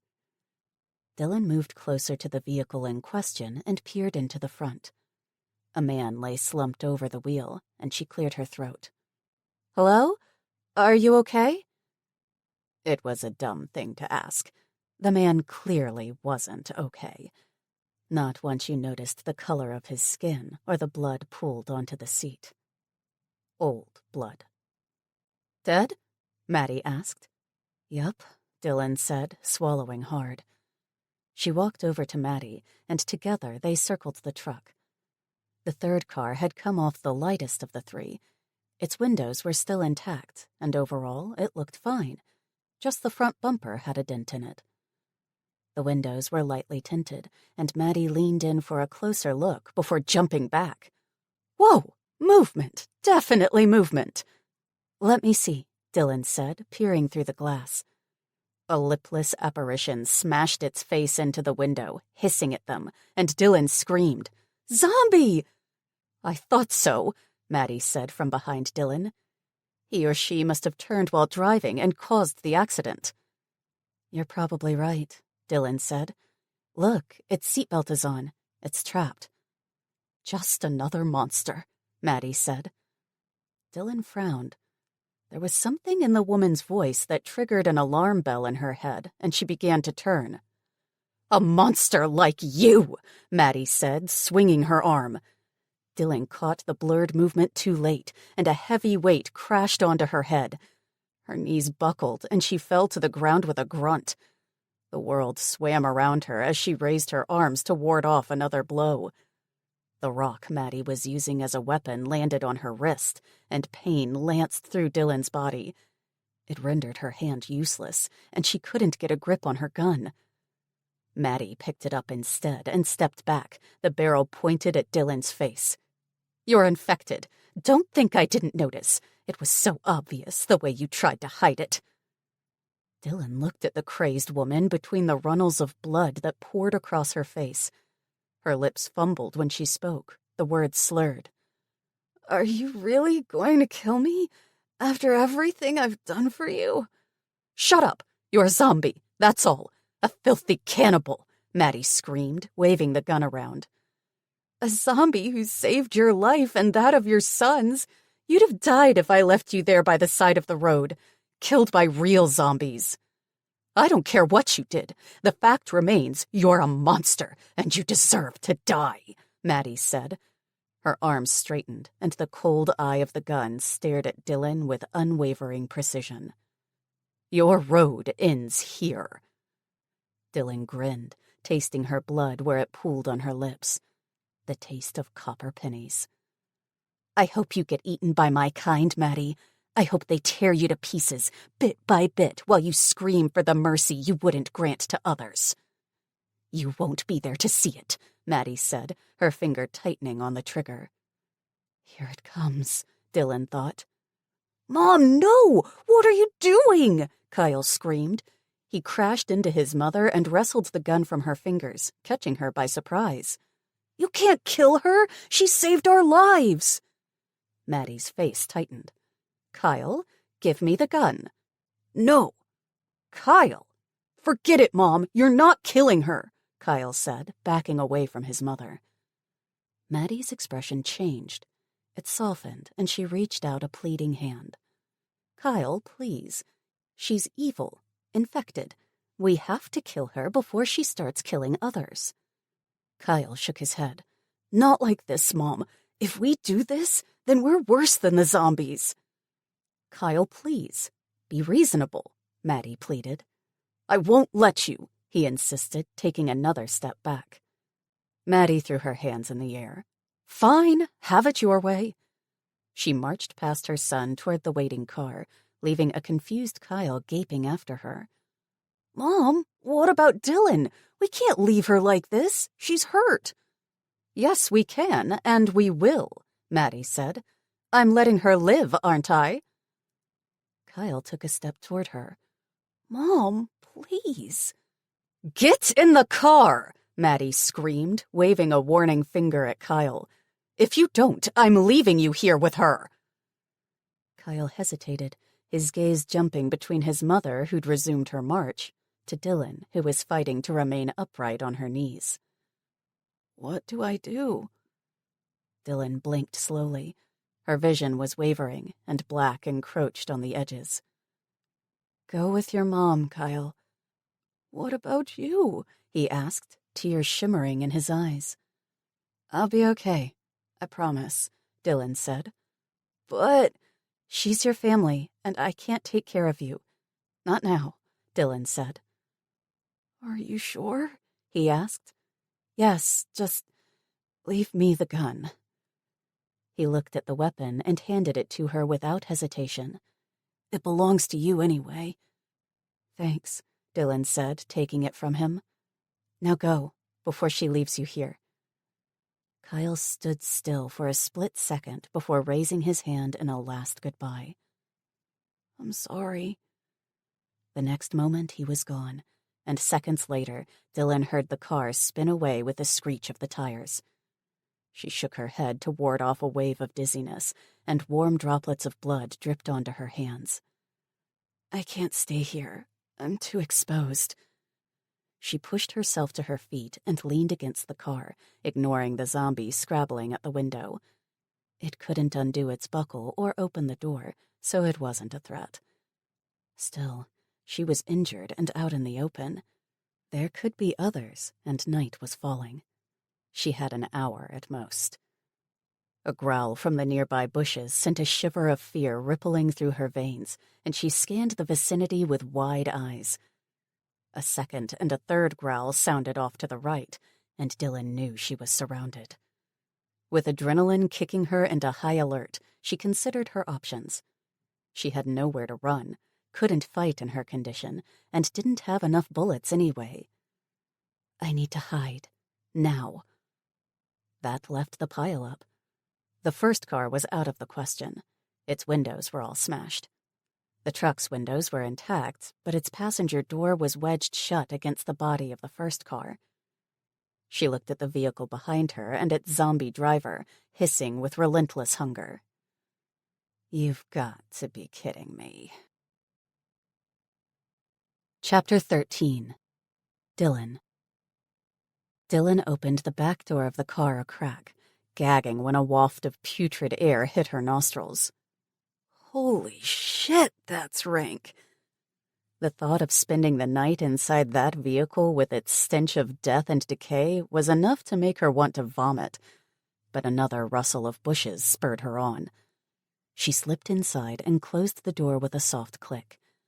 Through watery eyes, she scanned her surroundings. The incoming infected had yet to show themselves, but she knew they were there and could only pray they hadn't seen her first. The zombie trapped in the front seat was going nuts, twisting and turning as it tried to grab her with its claw-like hands.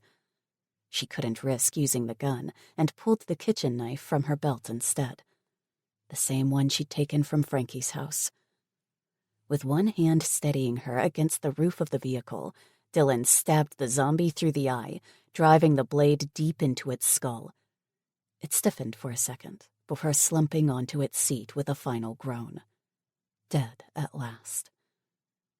Dylan fell back as another wave of dizziness hit her, made worse by the awful smell, and she pressed one palm against the gash in her scalp.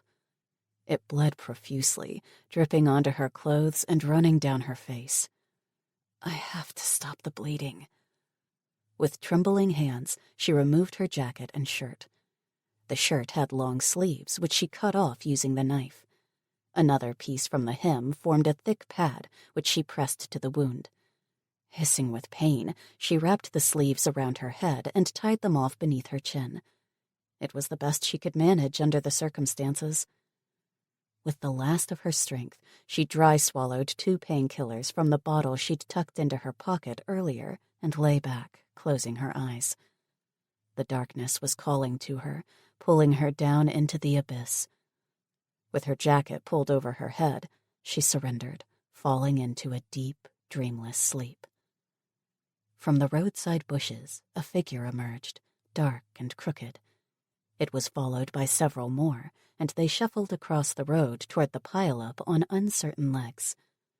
The smell of fresh blood lay thick in the air, tempting them with its promise of sustenance.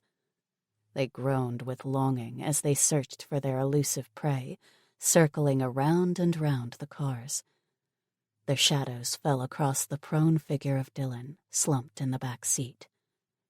Fingertips brushed the glass next to her face. A bright shaft of sunlight cut through the slumber that had Dylan in its grip, and she blinked against the glare in her eyes. Her eyes were fuzzy, and her mouth as dry as bone. She worked her jaws and looked around. What the hell? Where am I? And what's that smell? She pushed herself upright, only to fall back again with a cry. Her head throbbed, and the slightest move caused stabbing pains to shoot through her skull. Man, that hurts. Mother effing hell, it hurts. A wave of nausea rolled over her like a freight train, and a cold sweat broke out on her forehead. The corpse in the front seat mocked her with its lipless grin, and the smell of its decaying flesh coated her tongue like slime.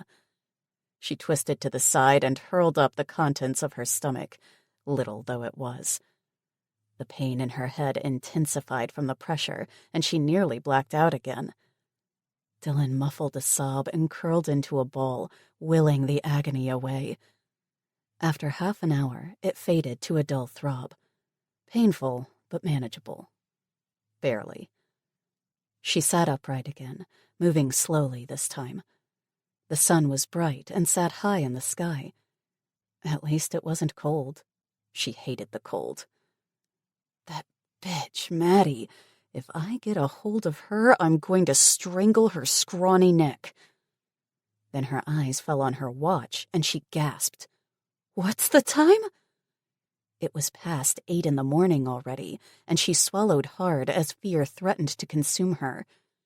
She'd lost nearly 12 hours passed out in the back seat of the car. 12 hours. I've got to get moving. Now. Dylan reached for the door handle, but reared back when a zombie smashed its face into the window.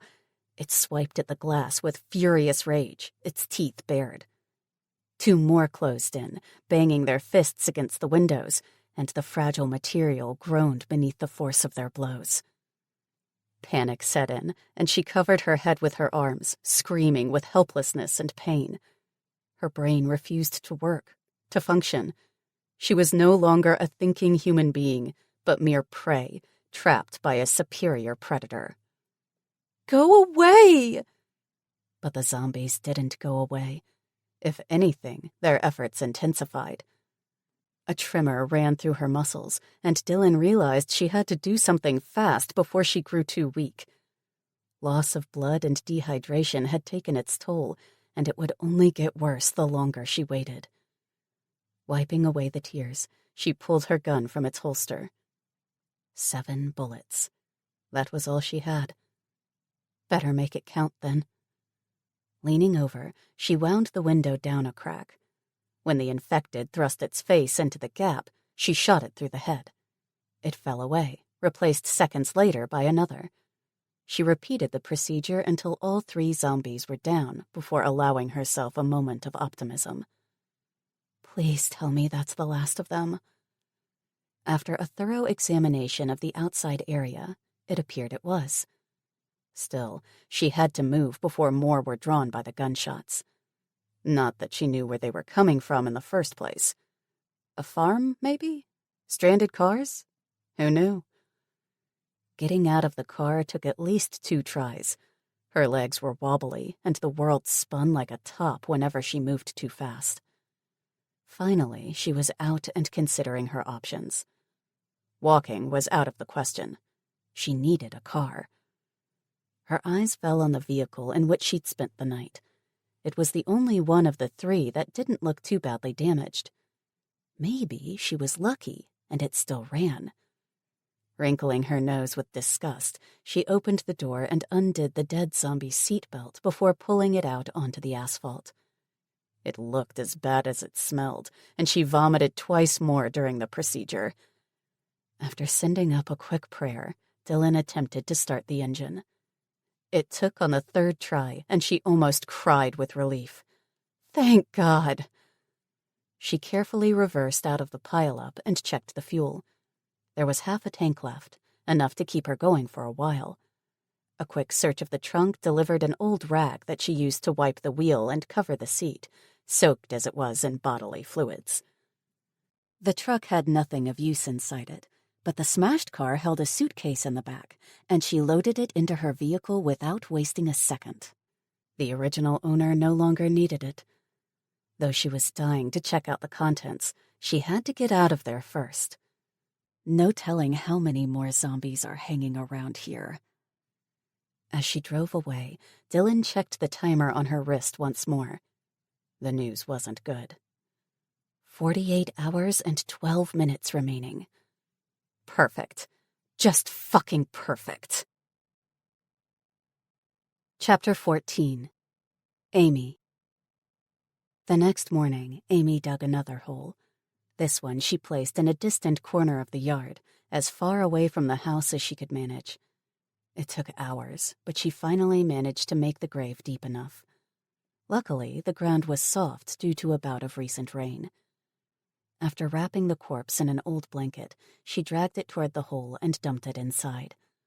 Once the grave was covered with fresh dirt, she uttered a quick prayer for the poor man's soul. Whatever he might have been in death, he was still a person before that. Someone's dad, husband, son, or brother. A proper burial was the least she could do for him. "I'm sorry I killed you, but I had no choice, mister. I hope you rest in peace." With most of the day already gone, she knew she had to hurry. Armed with the pistol, shotgun, a roll of wire and clippers, she set off to patrol the fence. It was a long walk, but she enjoyed the activity. With the changing of the seasons, everything had turned to gold with undertones of brown and accents of russet. Along the way, she inspected the fence with care, knowing her life depended on it. She replaced a couple of rusted wires and found a ditch formed by rainwater. It was deep enough to allow a person to crawl through, so she filled it in with loose rocks and sand before continuing with her circuit. She'd walked about 3/4 of the way around the property when she found the hole. It was only a few feet from the gate, a gap big enough for a zombie to wriggle through if it wanted. It was hidden from view by a thick bush, the reason nobody had spotted it until now. The wire was rusted through where it connected to the post. She had to replace each strand by hand and clip off the old. It was a big job, and she resigned herself to spending the rest of the afternoon on the task. Barely an hour had passed, however, when the rumble of an approaching vehicle put Amy on high alert. Grabbing her shotgun, she hunkered down behind the bush and waited. She didn't have to wait long. Within seconds, a faded blue truck appeared around the bend, its tires kicking up a cloud of dust. It stopped before the gate, and the passenger door opened with a loud creak. Footsteps approached, crunching on the loose gravel. Amy's heart was banging in her chest like a drum, and the sour tang of fear coated her tongue. She clutched the gun with sweaty palms, trying to remain calm. To her immense relief, a familiar figure appeared before her eyes. It was Mrs. Robinson, the next-door neighbor. Next door meaning they lived several miles away on a working farm with crops and horses. They also had a pumpkin patch, and every year Amy's mom would buy a couple for Halloween. They'd spend the day carving scary faces into the hollowed-out gourds while eating pumpkin pie, Amy's favorite. It was a fond memory that brought a smile to Amy's face. She straightened up and waved. "Mrs. Robinson, it's me, Amy." Mrs. Robinson turned to her with a relieved smile. "Amy, I'm so glad to see you. How are you, dear?" Amy walked over, cradling the shotgun. "I'm okay, Mrs. Robinson." "I've been so worried. I tried calling your mom a bunch of times, but there's no reception. Ted and I wanted to make a turn before now, but with all the crazy things happening, we haven't had a chance until now." Mr. Robinson stepped out of the truck and tipped his hat. "Good day, Amy. Is your father here?" A knot formed in Amy's throat, and she shook her head. "He's not here. He's gone." "Gone?" Mr. Robinson asked. "What do you mean?" "He went to town a week ago, and he never came back," Amy said, hot tears burning her eyelids. "I think something happened to him." Mrs. Robinson gasped. "Oh, I'm so sorry to hear that. What about your mother? Is she home?" Amy shook her head, the tears spilling over. "She got bitten a few days ago.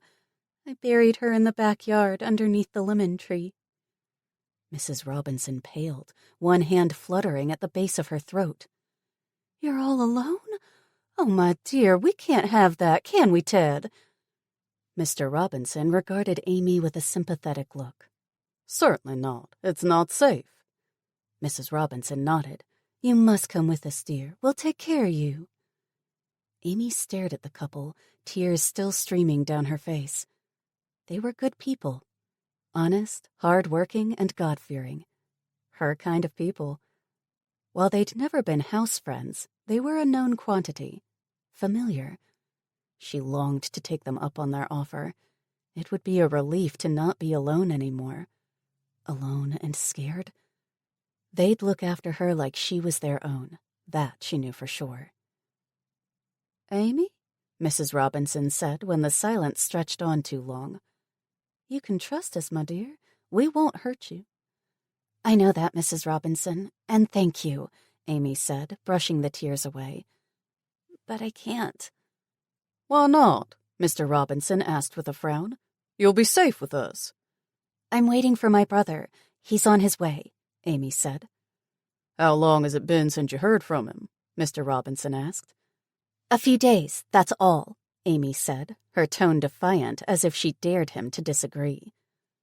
"Why not leave him a message? That way he'll know where to find you when he gets here," Mr. Robinson answered in a neutral voice. "But what about the chickens? The house? I can't just leave it all behind," Amy protested, realizing she was clutching at straws. "Of course you can. Take what you want and lock up the rest. The house will be fine, I promise," Mr. Robinson said with an expression of infinite patience on his weathered face. "I don't know." Amy's mind was in a whirl, twisting one way, then the next like a weather vane in a stiff breeze. "You can bring the chickens too, my dear. We've got space at our farm," Mrs. Robinson said, wringing her hands together.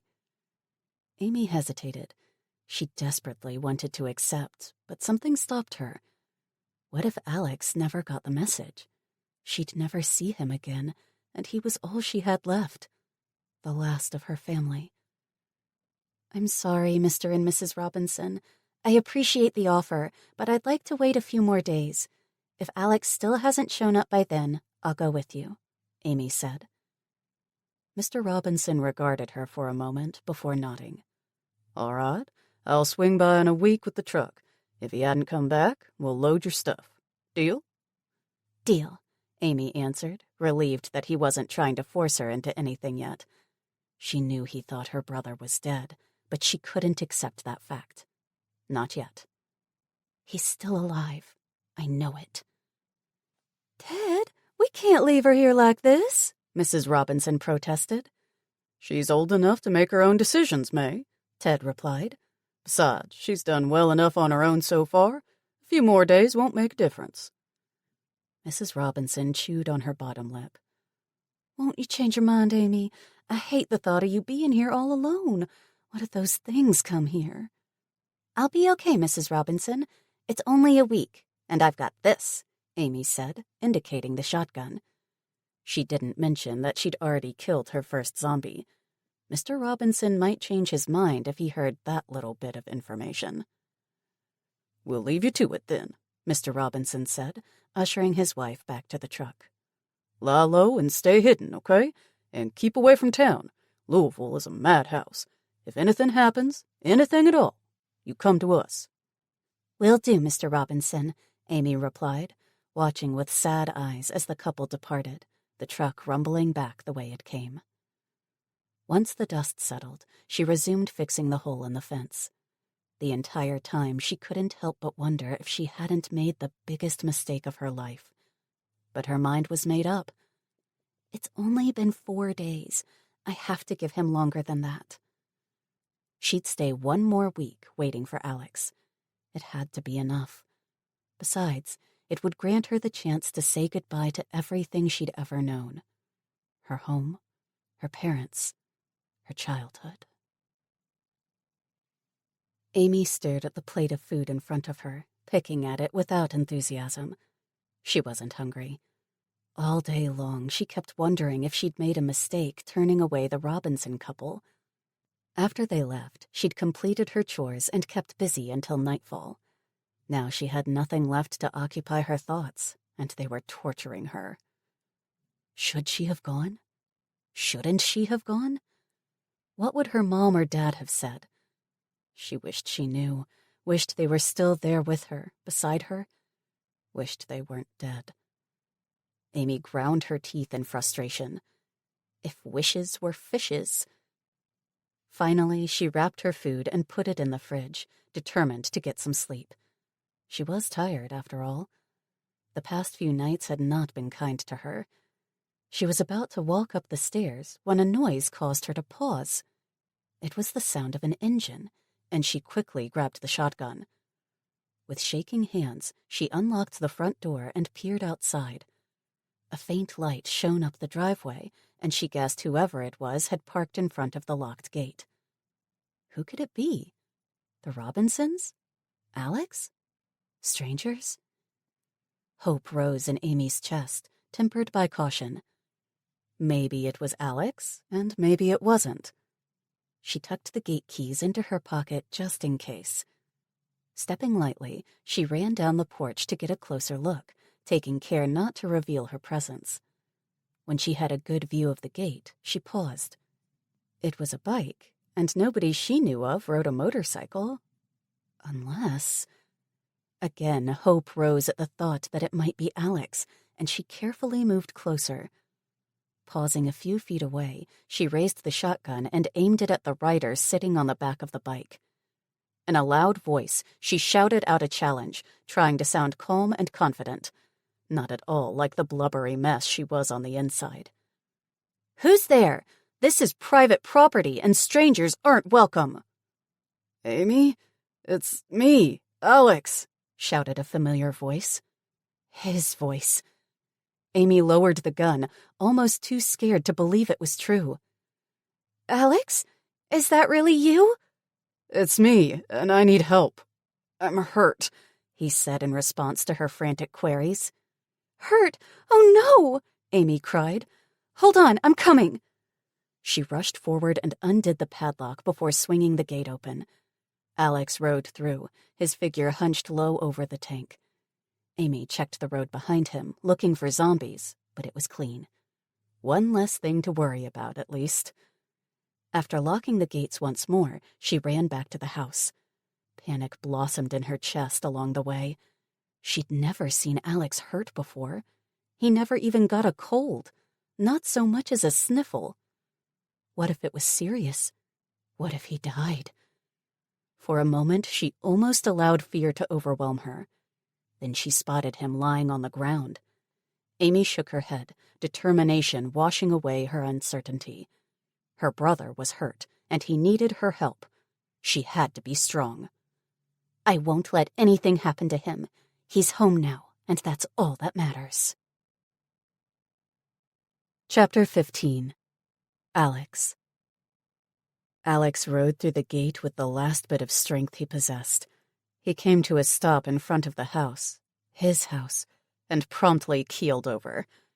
His legs couldn't hold him upright any longer, and the bike weighed a ton.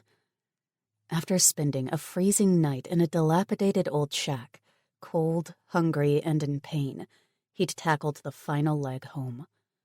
After several hours of sheer torture, he'd made it, and now he had nothing left to give. His hearing was dim, and he only vaguely became aware of Amy's voice, urging him to get up. Somehow, despite her petite frame, she dragged the bike off his pinned leg and hoisted him up. He clung to her, willing his legs to work. Together, they staggered up the porch steps and into the house, where he collapsed onto the nearest couch. That was when it all went black. Alex woke the next morning to find himself tucked into a cocoon of blankets. His boots were gone, and his wound had been dressed with fresh bandages. A glass of water stood waiting on the side table, along with a couple of painkillers, and he swallowed them greedily. On the couch opposite him, Amy lay curled into a little ball. Her blonde hair spilled around her face in a golden waterfall. The sight made him smile. She always slept like that, rolled up with her knees tucked beneath her chin. It made him realize how much he'd missed her, how much he'd missed all of them. And now his parents were gone. She was all he had left in the world. He must have made a sound because Amy's eyes fluttered open and fixed on his face with alarm. She jolted upright. "Are you okay? Are you in pain? Can I get you anything?" Alex shook his head. "I'm fine." He wasn't, though. Not by a long shot. Despite his best efforts, the wound in his side had festered. A raging fever had hold of his limbs, and he alternated between sweating like a pig and shivering until his teeth chattered. She jumped off the couch and pressed a cool hand to his forehead. "You're sick." It was a statement, not a question, and he couldn't deny it, even though he wanted to spare her the worry. "Yes." "I cleaned your wound, but it's gone bad. You need antibiotics," Amy added. "Which we don't have." "No," she replied with a shake of her head. "I checked Mom's cupboards and the first aid kit, but there's nothing. We have to get you to a doctor." "There aren't any doctors available. Not now. No hospital either," Alex said, tugging at his collar as his skin overheated. He threw off the covers he'd slept under as sweat burst from his pores.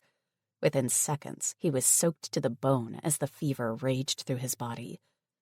Once the bout passed, Amy passed another glass of water into his hands along with a bowl of soup. "Eat. You need to keep your strength up." "Thanks," he mumbled through spoonfuls of the beefy broth, relishing the noodles and bits of carrot that floated around in the thick concoction. It eased away the hollow feeling in his stomach, and he felt much better once he got it all down. While he ate, Amy paced up and down in the living room, her heart-shaped face scrunched up into a frown. "There has to be something, someone who can help." "There's no one, Amy. It's every man for himself now. Trust me," he replied, shifting on the couch with a grimace of pain. "It's chaos out there. How do you think I got this stab wound?" She rounded on him in a fury. "Don't you dare give up on me, Alex. You didn't come all this way to die on me. I'm not burying any more family. Not today and not tomorrow." Alex winced. "I'm sorry you had to do that, Amy. I'm sorry I wasn't here for you when you needed me." "That's okay. The fact is, you're here now, and that's all that matters. What happened to you anyway? What's it like out there?" Alex filled her in on everything that he'd experienced and seen since the outbreak began. He took care not to gloss over any of the facts. She needed to know what was out there. Half-truths wouldn't save her from the worst, while preparedness might. Amy listened the entire time, not interrupting once. When he was finished, she resumed her furious pacing before coming to an abrupt halt. "I've got it! I'll take you to the Robinsons." "Huh?" Alex asked. "Who's that?" "Our neighbors. Don't you remember them?" she asked. "Vaguely. When did you last see them?" In brief terms, Amy told him about her encounter with the couple and their offer. "I'm sure they'll be able to help you." Alex thought it over. "Well, it's worth a shot." Amy nodded. "Let me grab a few things. You stay right there." Alex snorted. "As if I've got anywhere to go. But can't I take a shower at least? I stink." "You do," Amy agreed. "But you'd better hurry up. The sooner we get your medicine, the happier I'll be." "Yes, ma'am," Alex replied, amused by this bossy side of her. She'd certainly grown into a feisty young woman while he was gone. He dragged his aching body up the stairs for a quick shower and fresh clothes. It was worth the pain to be clean again and dressed in something that didn't reek of sweat. In the meantime, Amy packed a basket of food and water, pulled their mom's old car out of the garage, and carried his saddlebags inside. "You've got a lot of guns here," she remarked. "Yup, and we'll need every single one in the days to come," he remarked. "Is there any ammo in the safe?" "I think so," Amy replied, bustling off to check. She returned with a couple of boxes, and they reloaded all the weapons. Amy wore her mom's pistol on her belt and carried the shotgun, while Alex stuck to his carbine, sidearm, and knife. The hammer and other pistol they tucked into the glove compartment in the car, while Amy got the extra knife. She stared at it with distaste. "This is the same knife that guy stuck into you." "Maybe, but it's a good quality blade," Alex replied, watching as she added the sheath to her belt. "It'll come in handy. Trust me." "If you say so," she replied. "Now let's get going. It's after 6 in the morning already." "What about the chickens?" he asked. "I let them out and scattered some feed," Amy said. "Even if we don't come back, they'll be fine. They can live off worms and insects." "Good to know," he replied, walking to the driver's side with a decided limp. He felt better after eating and washing, but he was still a far way from anything resembling his old self. Amy shook her head. You can't drive. Not like that. I can and I will, missy. I'll be damned if I let my kid sister chauffeur me around like an invalid, Alex said. Besides, it's not that far. Amy sighed. Fine, but if you crash Mom's car, she's coming back to haunt you. Alex laughed for the first time in days, the permanent knot of ice in his belly fading away. Even under the circumstances, it felt good to be home. Chapter 16. Dylan. Dylan drove for about 10 minutes before she pulled over to check the suitcase she'd loaded into the back. A glance at the mirror convinced her of the necessity. Vandalia was only a few minutes away, and from what Maddie had told her, there could be roadblocks and militia roaming about. There was no chance in hell that any sane person would allow her into their town looking the way she did. Blood had dried in runnels across her face, and her hair and clothes were matted with the stuff. The flannel sleeve bandage had done its job, but looked ridiculous. She had to make an effort to clean up before she went ahead. Much as she hated the idea of braving the town and its possibly hostile inhabitants, she had no choice. There was no way around it that she knew of, and she couldn't risk getting lost. She unzipped the bag on the back seat and rummaged through the contents. It contained a change of clothes, a bag of toiletries, a book of poetry, a dead cell phone, and a towel. Is that it? No food, no weapons, nothing? Dylan slammed the bag down as a fit of rage overtook her. Everything that had happened to her since she'd first left her apartment the day before came rushing back. The mad rush at the store, the zombies, getting bitten, Ben abandoning her, Frankie, the map, everything. Why me, huh? Why is it always me? She screamed in frustration at no one and everyone. Haven't I been through enough? Maddie's face flashed before her eyes, cold and self-righteous. The words she'd uttered rang through Dylan's ears, full of hatred and spite. The fact remains you're a monster, and you deserve to die. Oh yeah? Wait until I catch you, you smug little bitch. Even Kyle won't save you then. I'll rip you apart with my bare hands and feast on your beating heart. A red tint washed the world in blood, and Dylan lost herself in a sea of anger. Her body moved of its own volition as she raged at her surroundings, not caring who or what might hear her.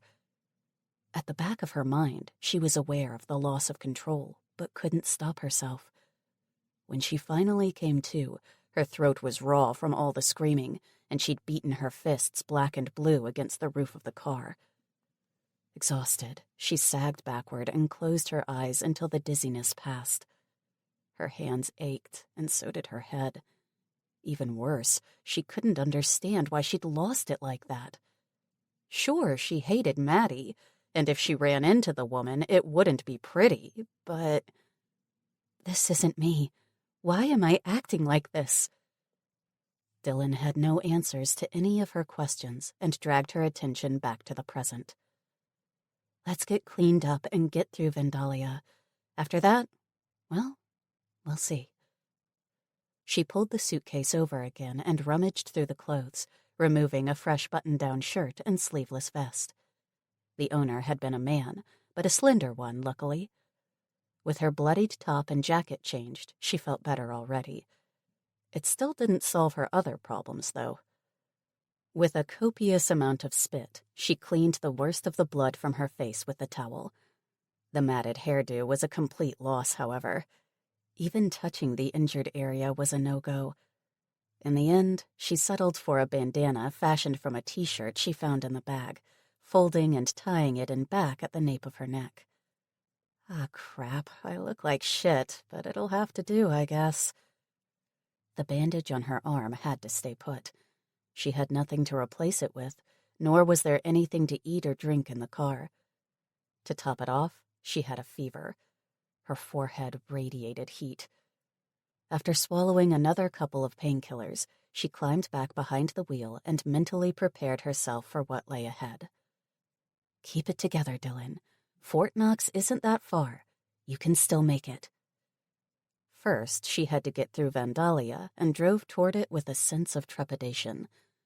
A board announced that the town lay straight ahead, and her eyes soon picked it up against the horizon. As she neared the entrance, a roadblock loomed, and Dylan slowed to a stop in front of it.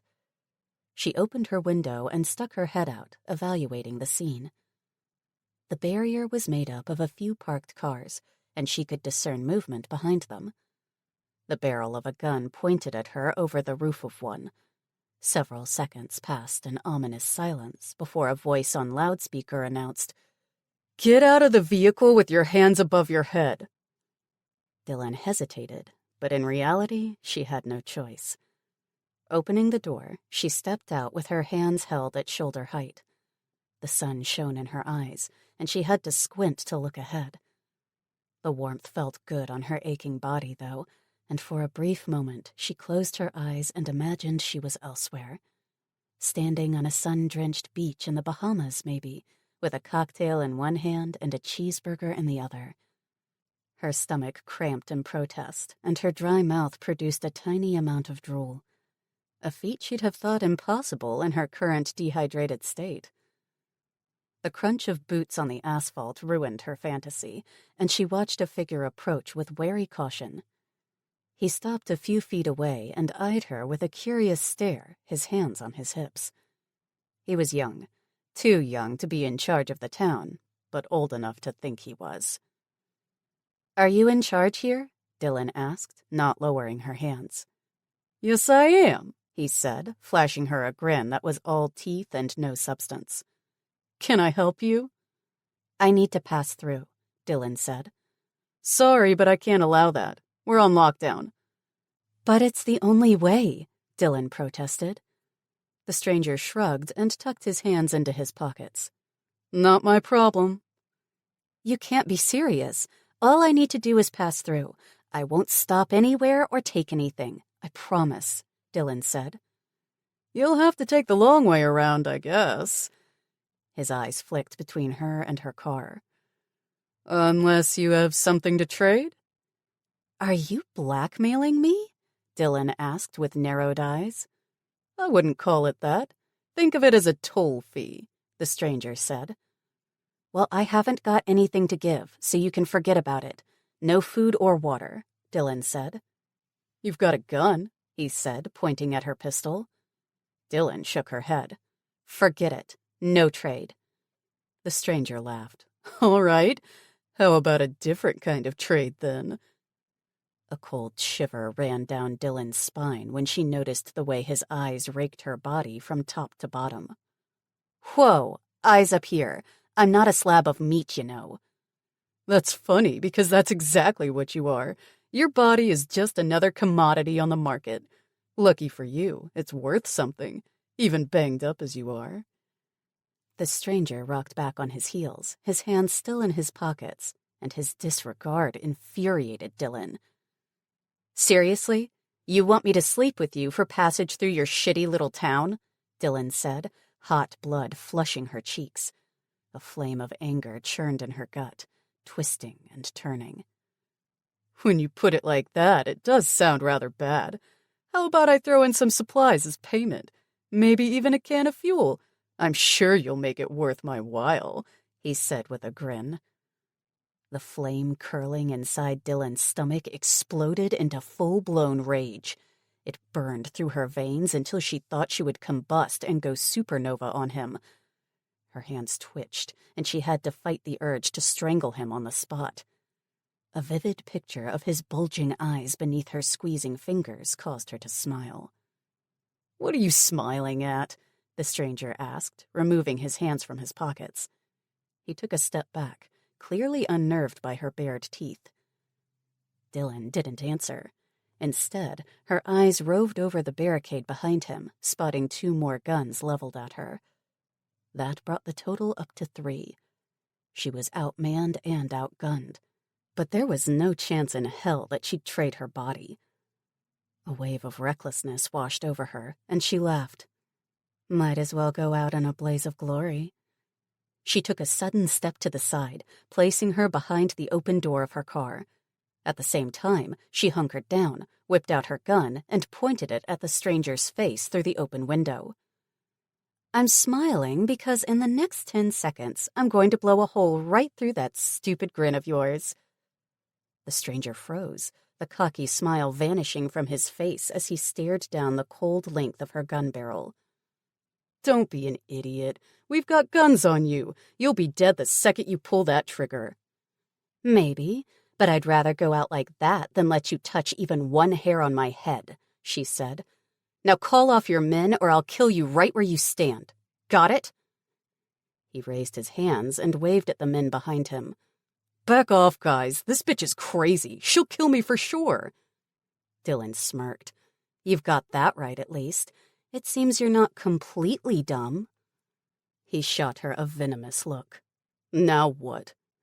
Now I'm going to get in my car and you're going to join me. Your buddies there will allow me to drive through your town unharmed, or I'll shoot you. Got that? The stranger swallowed. You'll never make it. Maybe not, but if I go, I'm taking you with me. We can be buddies on the bus ride to hell, Dylan said. It was a crazy plan and doomed to failure, but she was out of options. She had to get through the town or risk not making it to Fort Knox at all. Before she could put her plan into motion, however, a ripple of movement ran through the assembled people behind the barricade. The loudspeaker came on again, and Dylan frowned at the message, unsure what to do next. Hello, miss. It's Dr. Hayes here. I'm the resident surgeon, and I'm coming out to talk to you. I'm unarmed. Please don't shoot me. Dylan hesitated as a tall, slender man walked out into the road with his hands raised. She glanced at her hostage. Maybe this is your lucky day. Maybe not. She raised her voice and shouted back, All right, Dr. Hayes, I'll bite, but keep your hands where I can see them. If anyone makes a move, I'll pump this boy so full of holes there won't be enough left of him to bury. The stranger glared at her. Boy? Who's your boy? My name is Ray. Shut up, Ray, Dylan said as Dr. Hayes acknowledged her challenge. Understood. I'm coming out, the doctor said, slowly walking toward her. Dylan looked at Ray. Let's hope Dr. Hayes has more sense than you do, you little shit. Accosting a defenseless woman like that, you should be ashamed of yourself. Ray's face reddened. Whatever. Remember, I'm holding the gun, so don't try anything stupid, Dylan said before turning back to the approaching doctor. Maybe, just maybe, she could talk her way out of the mess she found herself in, even though the odds were stacked against her. Either way, she'd soon find out. Chapter 17. Dylan. Dr. Hayes paused a few feet away from Dylan and stared at her with keen blue eyes from underneath a mop of dark brown hair. She judged him to be in his early 30s, and he moved with the kind of casual ease that spoke of confidence. Not lowering his hands, he tipped his head forward. Good morning, Miss. You can call me Dylan, she said, keeping the gun steady. All right, Dylan. I'm here to negotiate for the release of young Ray over there. His father is very anxious to have him returned unharmed, Dr. Hayes said, nodding at a distant figure over his shoulder. Well, you can tell his father that he should teach his children some manners, Dylan said, shooting Ray a poisonous glare. I take it the boy said something he shouldn't have? Dr. Hayes asked. I'm not a boy, Ray protested, his face flushing with angry blood. What is it with you people?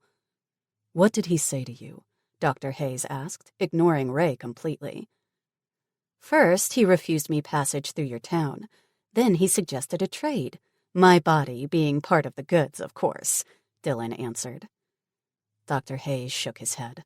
I'm sorry, miss. That's an awful thing to suggest to a lady and against our town policy. Just Dylan, please. I'm nobody's miss. Fair enough. How about you call me Ethan? I prefer it to Dr. Hayes. Fine, Ethan, But tell me something.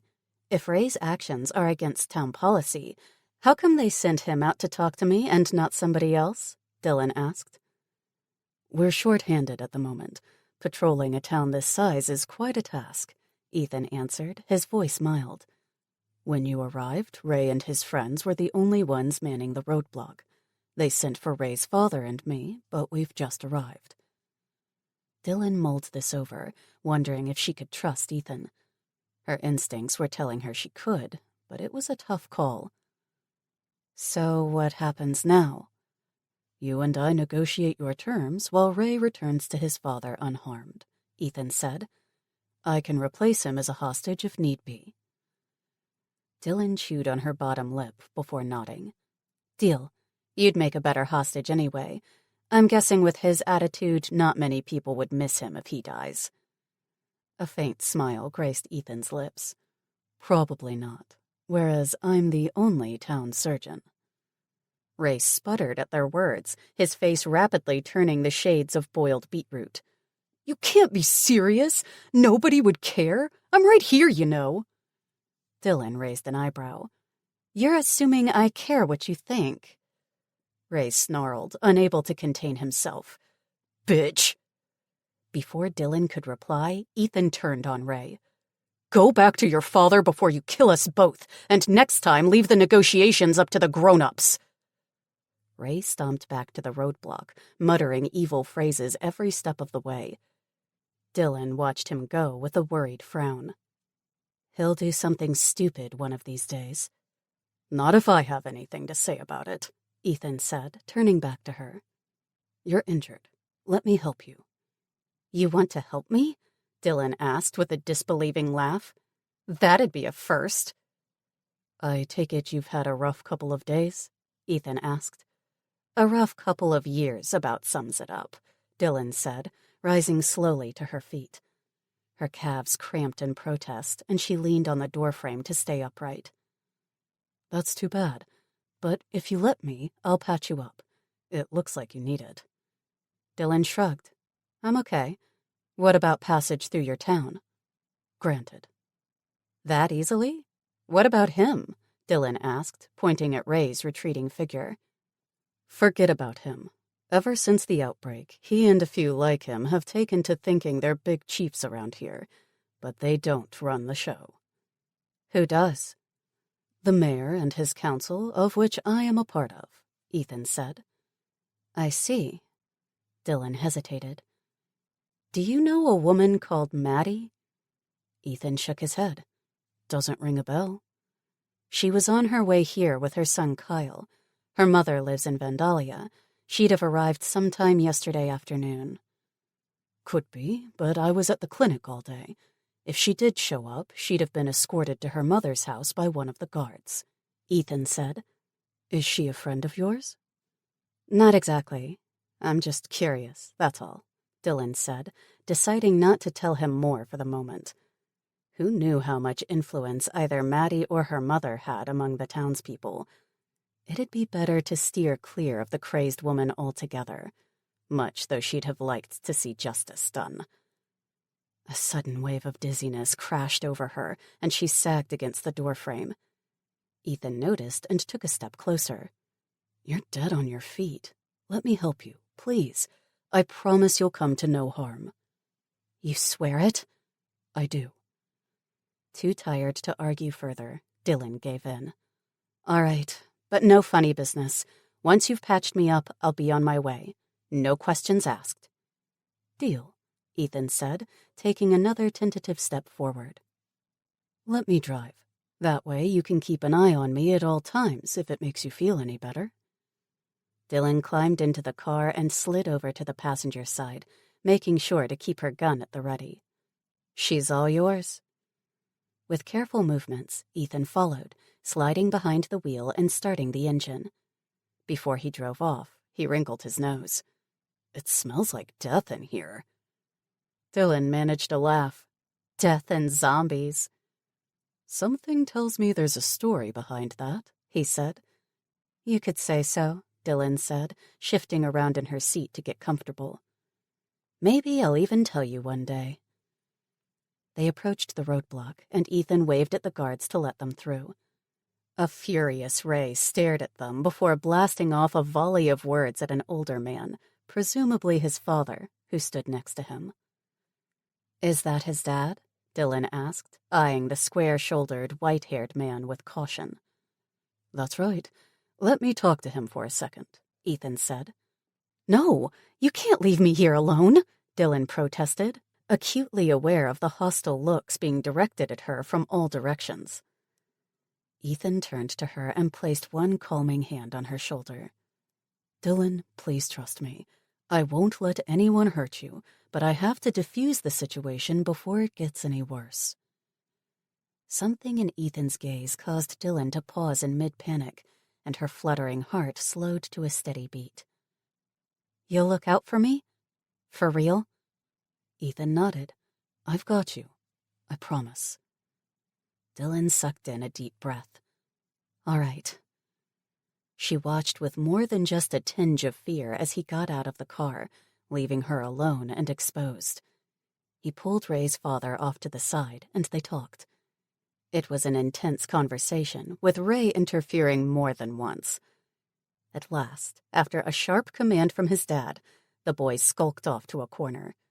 He was joined by two more guys, and the trio kept looking at Dylan in a manner that made her want to squirm in her seat. Instead, she flashed Ray the middle finger and kept an eye on them in the mirror with her gun in her lap. She had only 4 bullets left, but one of them would find a home in Ray's skull if he so much as twitched in her direction. Finally, Ethan returned, his expression taut. "How did it go?" she asked.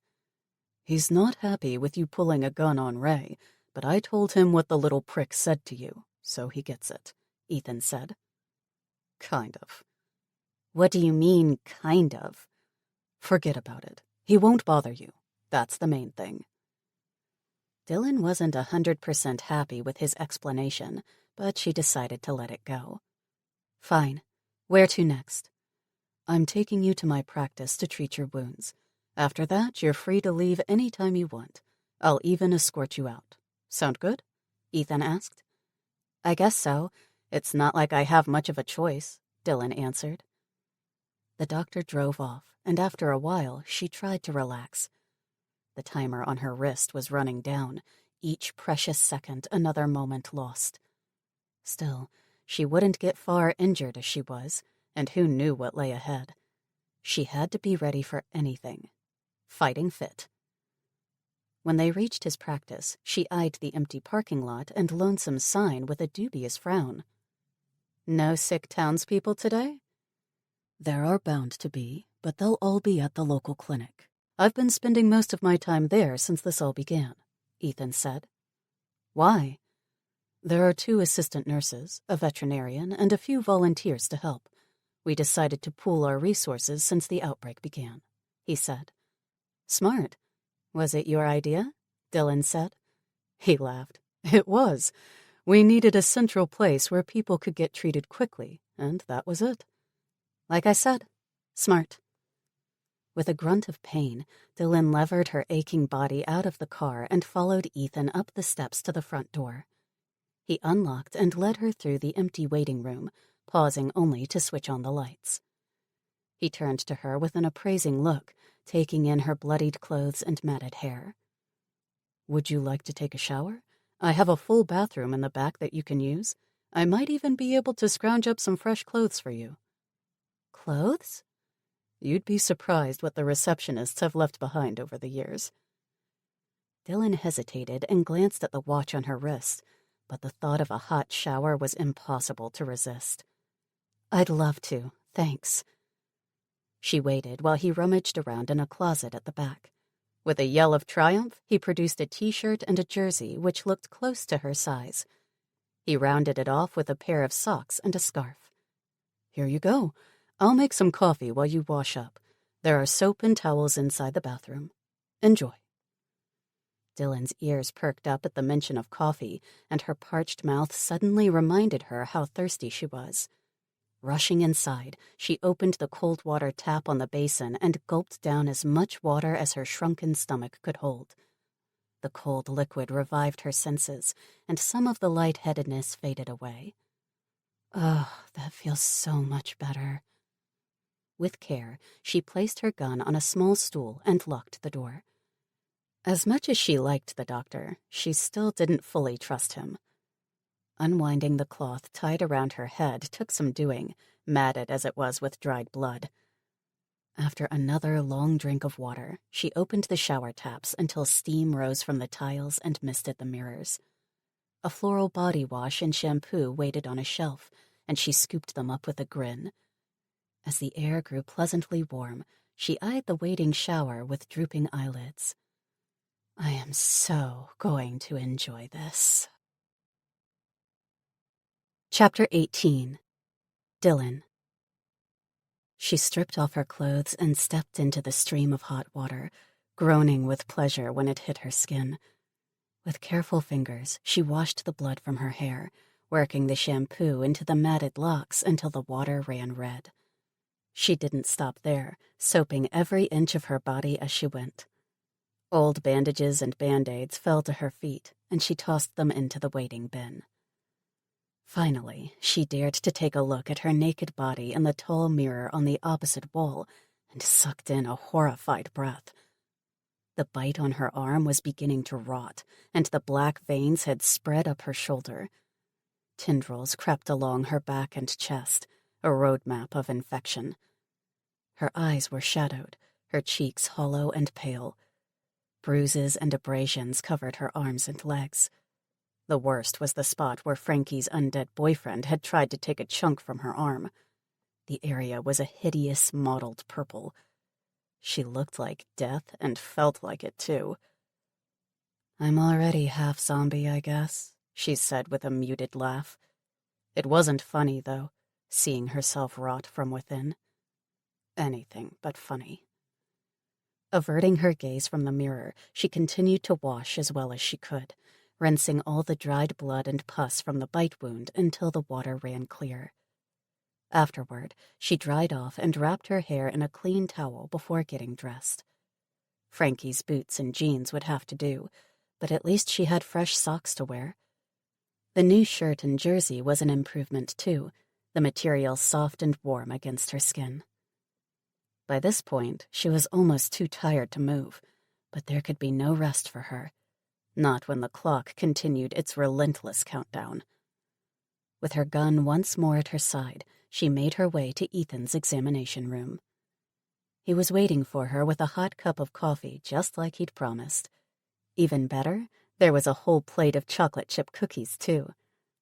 Nursing the warm porcelain cup between her palms, she savored the strong brew one sip at a time while munching on the cookies.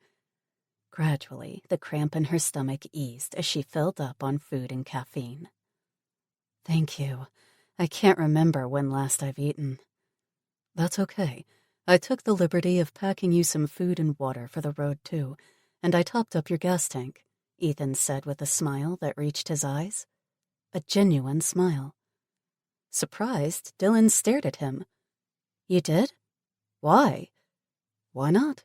I'm a doctor. It's my job to look after people, and you need it, Ethan replied. Yeah, but still, it's every man for himself nowadays, Dylan said. Actually, scratch that. It's always been every man for himself. He regarded her with somber eyes. You've had a tough life, haven't you? Dylan shrugged. I guess so. It doesn't help to whine about it, though. No, but you can talk to me if you want to, he said. Thanks for the offer, but the past is best left in the past. And now, what are your plans for the future? He asked. Dylan hesitated before deciding to come clean. If I even have a future. What do you mean? Rolling back her sleeve, she showed him the bite mark on her arm. I'm living on borrowed time, Doctor. He stared at the wound with a strange mixture of loss and sadness. I'm sorry. Why are you sorry? It's not your fault. Because losing you would be a tragedy for this world. You're an extraordinary woman, Dylan. She laughed disbelievingly. Yeah, you think so? He nodded, not smiling back. I know so. You're strong. A fighter. His words evoked warmth in her chest that she hadn't felt in ages. Attraction. Not that she could afford any complications. Shrugging it off, she said, "Anyway, it's why I need passage. There's a cure at Fort Knox, but I have to get there before I turn. Once I die, it's game over." I see. Do you have enough time? He asked, leaning forward. "Just under 2 days. I can make it if nothing else goes wrong," she said with a quick glance at her watch. I can't believe it. A cure. Ethan jumped up. We'd better hurry then. Can't have you missing your deadline, can we? Dylan placed her empty cup on his desk. Indeed not. He made her sit on the bed while he gathered a few supplies from the closet. She swung her legs back and forth, feeling relaxed after the hot bath. She yawned. Do you have anything to keep me awake? I'm dead tired. Ethan shook his head. I'll give you a shot of vitamins to boost your immune system and another of antibiotics, but what you really need is rest. The one thing I don't have time for. He shot her a distressed look, but remained silent. After snapping on a set of gloves, he said, Let's see what we're dealing with. Dylan nodded and began pointing out her various aches and pains. Most of it was bruising, with a few abrasions that needed disinfecting, but the cut on her hand required more care. It's too late for stitches, I'm afraid, but I've wrapped it up as best as I can, Ethan said, securing a bandage firmly in place with tape. Can you tell me what happened to you? It must be quite a story. I suppose. Dylan told him about her trip to the supermarket, getting bitten, leaving town, finding Frankie, and even Maddie and Kyle. It took her mind off the pain while he worked. They burned people alive? He asked, shocked by that part of her story. I knew things were going to hell, but that's murder. I know. It's crazy out there. They'd burn me too if they could. So would Maddie, Dylan said. Ethan shook his head as he examined the cut on her head. She tried to kill you, that's for sure. That is one nasty wound. You're lucky she didn't fracture your skull. I wouldn't call it luck. Dylan went on to tell him about Kyle saving her and spending the night with a dead zombie in the car. No wonder it smells like death in there. Should I add a can of air freshener to your supplies? Ethan asked with a grin. Dylan laughed, appreciating his attempt at levity as he injected the area around the gash. Anything but roses, please. He arched an eyebrow. Not a fan? Nope. I'm an amber and musk kind of girl. She gasped as the anesthetic burned away all feeling until her eyes watered. Holy crap, that hurts. This will only take a minute. With smooth efficiency, he disinfected her scalp and stitched up the wound. Afterward, he cleaned the other, smaller cut that Frankie's boyfriend had given her before stepping back. Right. I put 4 stitches in there. Have someone take a look at it as soon as you reach Fort Knox. And for God's sake, try not to get injured again. I can't make any promises, Dylan said with a rueful smile. Trouble seems to find me. Yes, that's what worries me, Ethan said as he slid back the sleeve on her arm. Now, let's take a look at this zombie bite of yours. Dylan swallowed when she caught a whiff of rotting flesh and quickly looked away. It's bad, isn't it? The flesh around the edges is decomposing, and the infection seems quite advanced. I'd say you're almost at the halfway point now, Ethan said in somber tones as he swabbed the area with alcohol before wrapping it up. Dylan looked at the timer on her wrist. Sounds about right. I've got about 45 hours left. He injected her with a cocktail of antibiotics and handed over a bottle of pills with strict instructions. Here, take these. It will help to control the fever. You're burning up. There's not much more I can do for you, though. I wish there were. Dylan stared at the pills before meeting his gaze. You've done more than enough. Thank you. A long moment of silence passed as they stared into each other's eyes. Dylan was the first to look away, uncomfortable with the energy flowing between them. She couldn't afford to care. Not now. Like this. "I've got to go," she whispered. "I know. I'll drive," he answered. As they walked outside, Dylan couldn't help but reflect on the unfortunate timing of their meeting. If only it had been before the outbreak, things might have been so different then. But it wasn't, and she was running out of time. Tick-tock, tick-tock. Chapter 19. Dylan. Ethan drove her through town, and she couldn't help but notice the ongoing activity. Houses were being torn down, and the material was driven away while people rushed along the sidewalks with hunched shoulders. Others queued at shops for groceries doled out in brown paper bags. Trucks with armed men policed the street, and they were stopped more than once and questioned. Luckily, Ethan was well known and held in high esteem, so they got no trouble. "It's like a concentration camp," Dylan said after a while. "Really?" Ethan asked. "Why do you say that? We're securing the town against zombie attacks." "Maybe, but I've seen how quickly things can go wrong. Ray is your first example. He's driving around with a gun and feeling important. He's the man in charge of the safety of other citizens.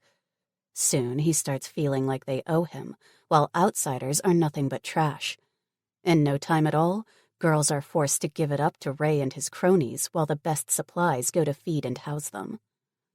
"That's just Ray. Maybe one or two others. The rest of us aren't like that," Ethan protested.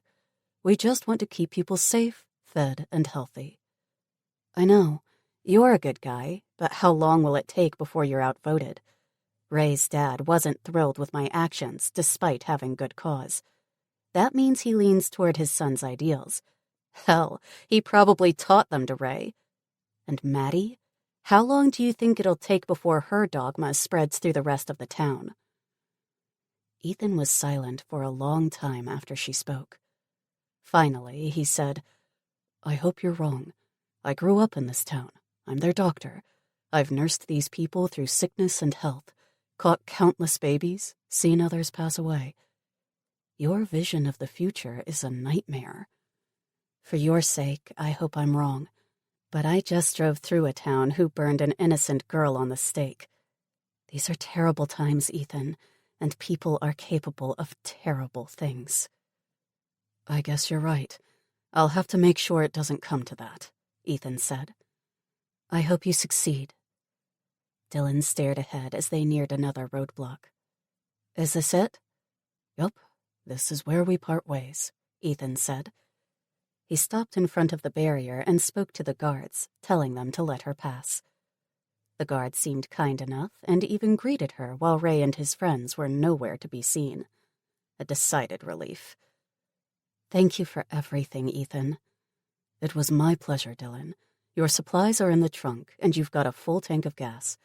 I hope you make it to Fort Knox on time," Ethan said, gazing at her with his earnest blue eyes. A few seconds passed in awkward silence as each of them searched for the right thing to say.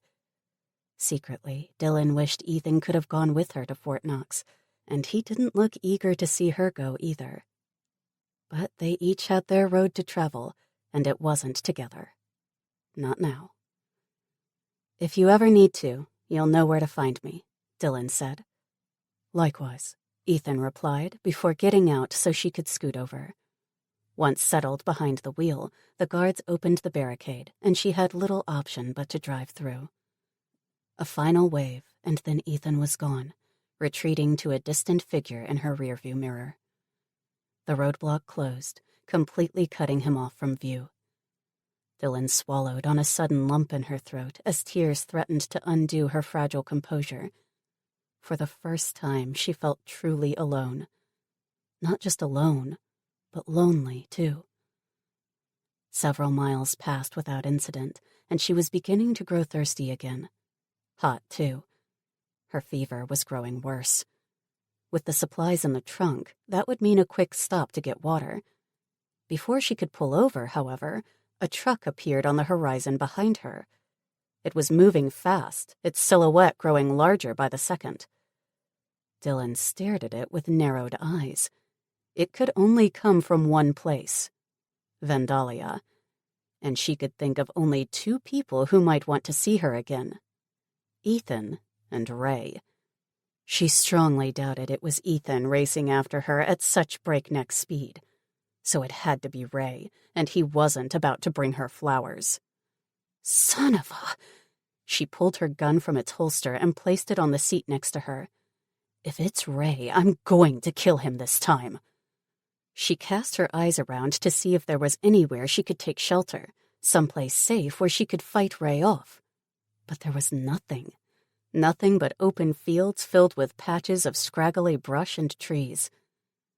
Dylan tried going faster, pushing the car to its limits, but the truck kept getting closer by the minute.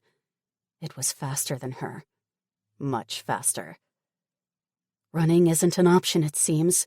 Neither is hiding. I'll have to fight them off, she muttered as fear stirred in the pit of her stomach. She thought of them because she couldn't imagine the sniveling Ray coming after her alone. Nope, he'd bring his buddies with him for backup. A minute ticked by as the two vehicles raced across the asphalt. The truck slowly gained while Dylan braced herself for the worst. She was scared, her stomach churning at the thought of what was to come.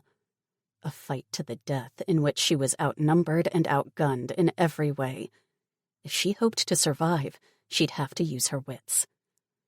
Dylan licked her dry lips as she cast around for a way out, a trick, anything that could save her. All the while, Ray kept gaining until she could make out his face in the mirror. He grinned, sensing her gaze. Just as she'd thought, he'd brought along two of his buddies as well. The same two who'd stared at her before. That complicated matters. She didn't know what she was going to do. All she did know was that she wouldn't give up. Not a chance. Come and get it, asshole. I'll make you regret chasing after me. That's a promise. Chapter 20. Dylan. Dylan swallowed hard as Ray's truck drew level with her car. Her hand shook on the wheel, and she flexed her fingers to get a better grip. Her gut churned, and she regretted stuffing herself with cookies in Ethan's office earlier. She'd have been better off with an empty stomach. Ray waved at her to pull over, a wide grin splitting his face from ear to ear. His buddies were laughing too. They were confident they had her. Sure, there was no escape, and they were probably right. Dylan refused to look at them. Instead, she focused on the road, looking for anything that might help her. There was nothing. The highway stretched ahead as straight as an arrow, a smooth gray snake that cut through the landscape. On either side spread a barren world. It was as if they'd fallen off the face of the earth. There wasn't a single farmhouse to offer hope. No one to help. No other cars. And the nearest town too far to be of any assistance. She was on her own. Ray's buddies wound down their window and shouted at her to stop. When she didn't comply, they resorted to yelling obscenities and threats, joined by Ray. Peas in a pod. The scum of the earth. Undeterred, Dylan kept her gaze fixed ahead, though she covertly watched them from the corner of her eyes. Anger washed across Ray's face, and he swerved toward her. Panic flared in Dylan's breast, and she jerked the wheel to the side. The tires squealed as she fought for control, the truck looming large beside her. Despite her best efforts to be brave, she was deathly afraid. Ray pulled back just before he hit her vehicle, a smirk adorning his face. "Pull over! It's your only chance!" Dylan squeezed her eyes shut, her knuckles turning white on the wheel. "Please, God, don't let them get me." "Come on now, don't be like that. All we want is a little bit of fun." Bile stung the back of Dylan's throat. She hated feeling helpless. It reminded her of the system, of everyone who'd wielded the power of life and death over her, and the foster dad who thought he could take what he wanted when he wanted. Not again. Never again. Anger flared in her gut, washing away the fear she felt. A sense of recklessness overtook her. She'd be damned if she gave in to these assholes. She'd never let them have the pleasure of taking her alive. She'd rather die. What have I got to lose anyway? I'm dead already. A zombie. "Pull over, bitch!" Ray yelled, growing impatient. "Fuck off!" she yelled back, giving him the middle finger. "You'll pay for that!" Ray screamed, his face turning purple with rage. He swerved at her again, cutting it much closer this time. Dylan jerked the wheel to the side. Her front tire hit a patch of gravel and skidded off the road. The car zigzagged wildly, bouncing over tussocks of grass and stones the size of her fists. A cloud of dust enveloped her and Ray's truck, obscuring the way ahead. Dylan fought with the wheel, trying to get back onto the road. She narrowly missed hitting a tree, skidding sideways on the loose sand. She managed to regain control and jammed her foot onto the accelerator. The engine whined as she shot ahead of Ray and back onto the tar. He followed, filling her rear view with the hulking silhouette of his truck. Dylan cried out when he nudged her with his bumper. The car jolted forward and almost careened into a deep ditch formed by runoff from the rains. He came at her again, intent on ramming her. She swung to the opposite side of the road, narrowly escaping getting clipped. Ray increased his speed, once more drawing level with her. His friends hooted at her through their open window, and one let off a wild shot that narrowly missed. Dylan was fast running out of options when she spotted a bend in the road ahead. A plan formed in her mind, and she prayed it would work. If it didn't, she was doomed. Honking the horn, she sought to grab the attention of all three of her attackers. Their heads turned toward her as one, eyebrows raised, and she yelled as loudly as she could. "Come and get me, you pieces of shit! I dare you!" Ray's eyes narrowed to slits. "If you say so, bitch!" For the third time, he came at her, yanking the wheel to the side. At the same time, Dylan slammed her foot on the brakes as hard as she could. The tires screamed, and the smell of burning rubber filled the air as the car squealed to a stop. Her body flew forward with the momentum, and her forehead connected with the steering wheel. Stars filled her eyes, and she blinked furiously to clear her vision.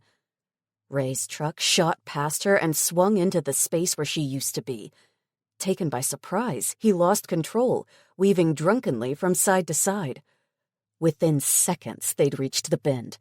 Unable to turn in time, Ray's truck shot straight across and into a clump of thick vegetation on the other side. With a loud crash, the truck's nose hit a tree dead on. The screech of twisting metal and shattering glass filled the air as the engine and radiator imploded. A cloud of dust enveloped the scene, and steam rose from the hood, curling upwards in lazy swirls. Dylan stared at the scene. One hand felt for the gun on the seat next to her. It was gone. It shot forward when she slammed on the brakes.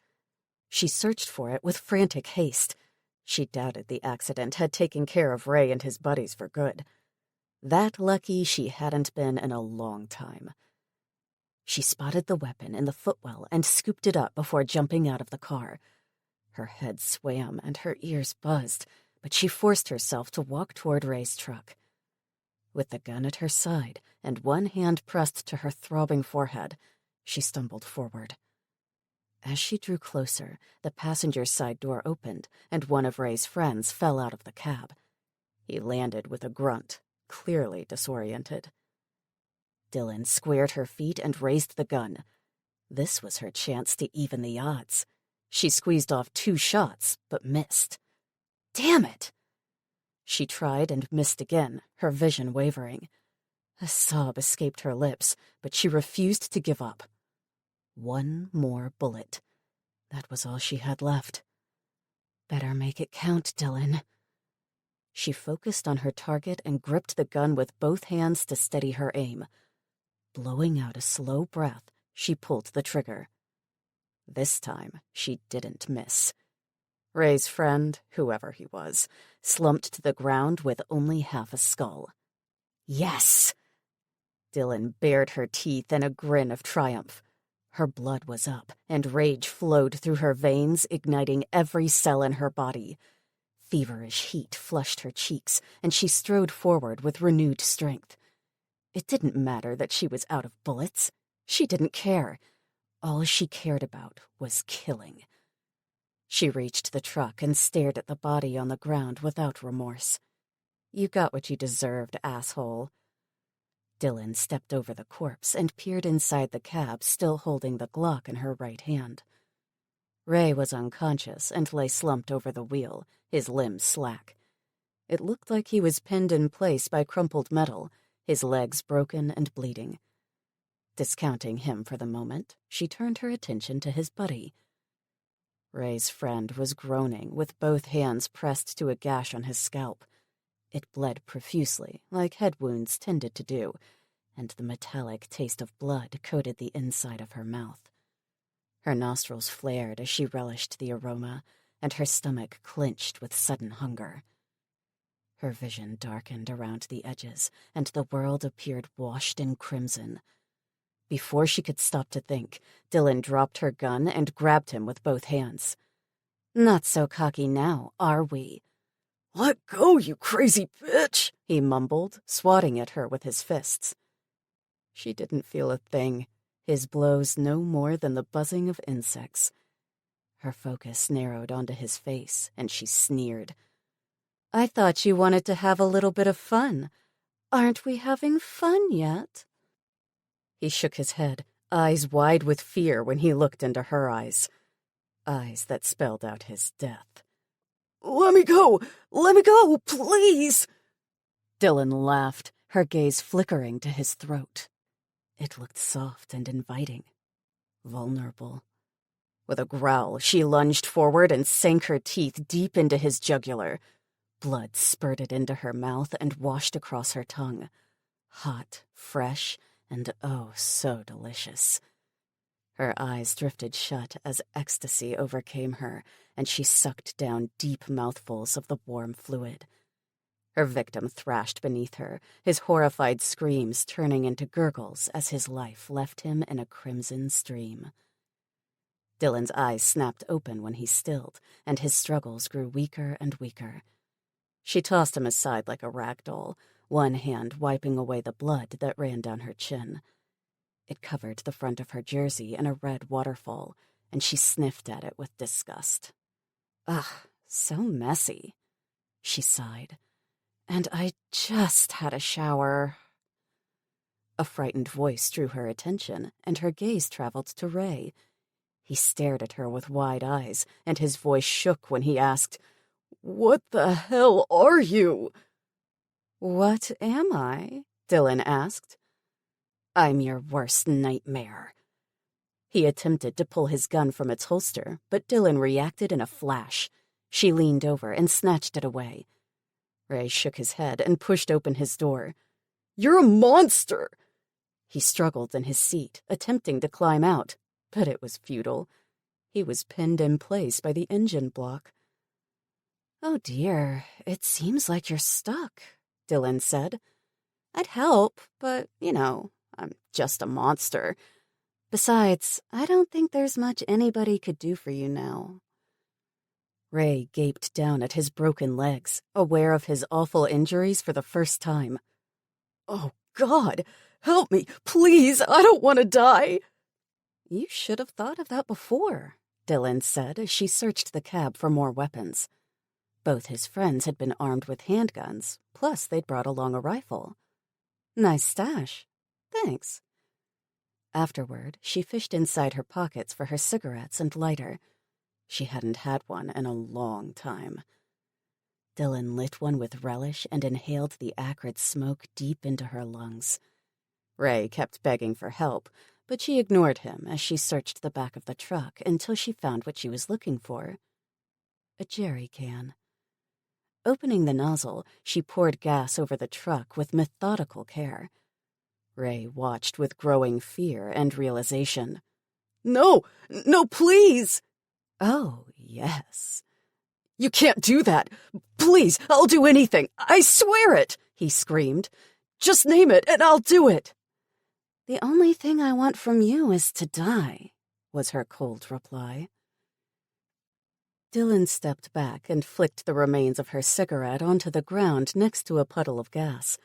With a swoosh, the fumes caught alight, and flames raced along the path she'd laid. Ray continued pleading, but his blubbering cries soon turned into agonized screams when the fire enveloped the cab. He twisted and turned as his flesh blackened in the searing heat, his clothes and hair a blazing inferno. Dylan watched for a couple of seconds before turning away. The fire was as hot on the outside as she felt on the inside. A boiling pit of lava sat inside her stomach, ready to erupt at any moment. It made her feel strong, invincible, and she liked it. With determined strides, she walked back to her car, taking her new weapons with her. She tucked Ray's fully loaded Beretta into her holster and stored the rest of the handguns in the glove compartment. The rifle she placed on the back seat. Then it was time to go. As Dylan moved to start the engine, she caught sight of her reflection in the rearview mirror and froze. Her face was covered with drying blood, her teeth stained red, and her clothes soaked. The eyes of a stranger stared back at her, cold and callous. In an instant, Dylan's mind cleared, and the haze of blazing fury that had fueled her so far faded away. She pressed one hand against her lips and choked back a horrified sob. "Oh my God, what have I done?" The sensation of blood flowing down her throat returned with awful clarity, and her stomach rebelled. She pushed the car door open and fell onto her hands and knees, not caring when sharp stones cut into her palms. Her body heaved, and copious amounts of blood splashed onto the road, the congealing fluid as black as tar. With a cry, Dylan got to her feet and ran to the trunk. Along the way, she ripped off her soaked jersey and tossed it aside. Grabbing a bottle of water from her precious supplies, she washed the blood from her hands and face. Every time she caught sight of Ray's truck blazing in the distance, she retched. That carried on until she had nothing left in her stomach but bile and acid. Even then, the echo of his screams rang in her ears, over and over, until she thought she'd go crazy. Finally, she collapsed into a little ball. "I can't believe I did that. How could I do that? I'm a monster. A cannibal." She stared at her hands, turning them this way and that. Her gaze traveled to the bandaged bite wound on her arm, and she traced the black veins to her chest. Realization dawned. "It's the infection. It's making me act all crazy. That's what it is." Dylan checked the watch on her wrist. 42 hours remained. "I'm on the second day. From here on, it'll just get worse and worse. The fever, the veins, the psychotic episodes. If I want the cure, I'd better get moving. I have to get there before I'm too far gone to act human anymore." She got to her feet, feeling weak and shaky. Her forehead burned, and her cheeks were flushed. The virus was progressing, working its way through her insides as her body attempted to fight it off. From here, it was a straight shot to Louisville and then Fort Knox. She had a full tank, some supplies, and no one on her trail to stop. "I can do this. I have to. Louisville, here I come." Chapter 21. Amy. Amy shifted in her seat as they got closer to the Robinson farm, impatient to get there. The longer it took, the more worried she grew about Alex. He hadn't complained once, but she could see what the effort of driving cost him. It was evident in the stark lines around his mouth and the pallor of his cheeks. "If only he weren't so stubborn. I can drive. Not very well, but well enough to get us there." It was cold so early in the morning, and overcast. It would probably rain later on. She wondered how long they had left before winter hit them with its full force. Usually, the worst weather lasted from December to February, but this season promised to come early, and it was the beginning of November already. Ordinarily, Amy loved winter, and some of her favorite memories stemmed from the season. In the evenings, they'd get together in the living room, each snuggled up underneath a fluffy blanket with a cup of steaming hot cocoa. Her father would read his latest book while she and her mom watched their favorite shows on television, all while a pot of soup bubbled on the stove, ready to be eaten with homemade crusty bread and real butter. A real treat. Now, Amy wasn't so sure. Surviving during the warm months would be difficult enough, but winter could be a killer. She sighed. That didn't matter now. They'd figure all of that out later. All that mattered now was getting Alex well again. I hope Mr. and Mrs. Robinson can help him. I really do. The turnoff is right ahead, Alex said, drawing Amy away from her morbid thoughts. She craned her head and spotted the sign Alex referred to. It showed the way to the Robinson farm, a 2-mile-long dirt road to the gates of their property. On either side of the track, rows of tall trees loomed large above them. To Amy, they looked stark and foreboding, their naked branches twisting up to the gray clouds that covered the sky. A shiver worked down her spine despite the warm jacket she wore, and she wished the journey was over already. Something was bothering her, but she couldn't put her finger on it. Nerves. It must be nerves. The dirt road wound through the woods for another mile before they reached the gates leading to the Robinsons' property.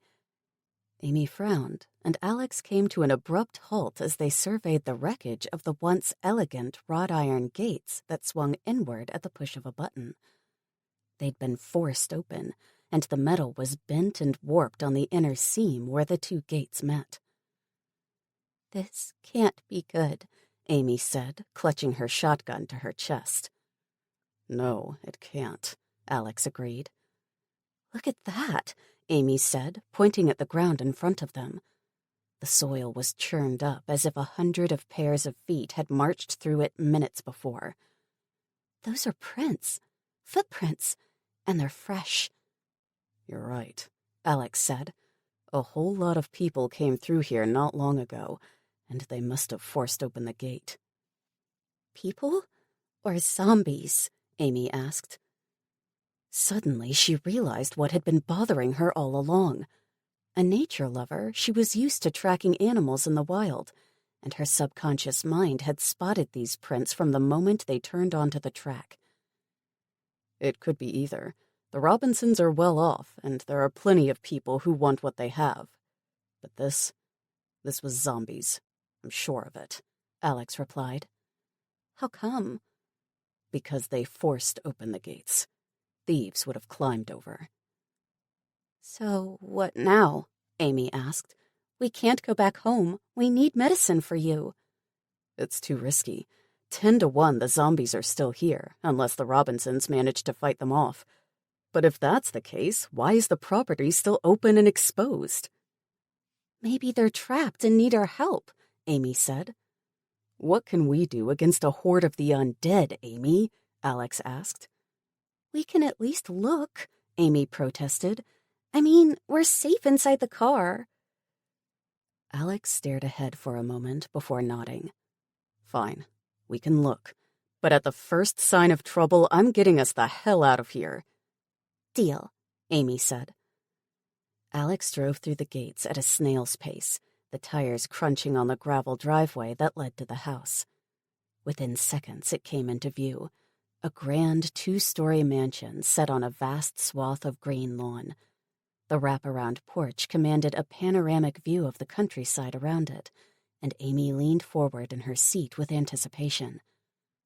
Within moments, her hopes of finding the Robinsons alive and well were dashed.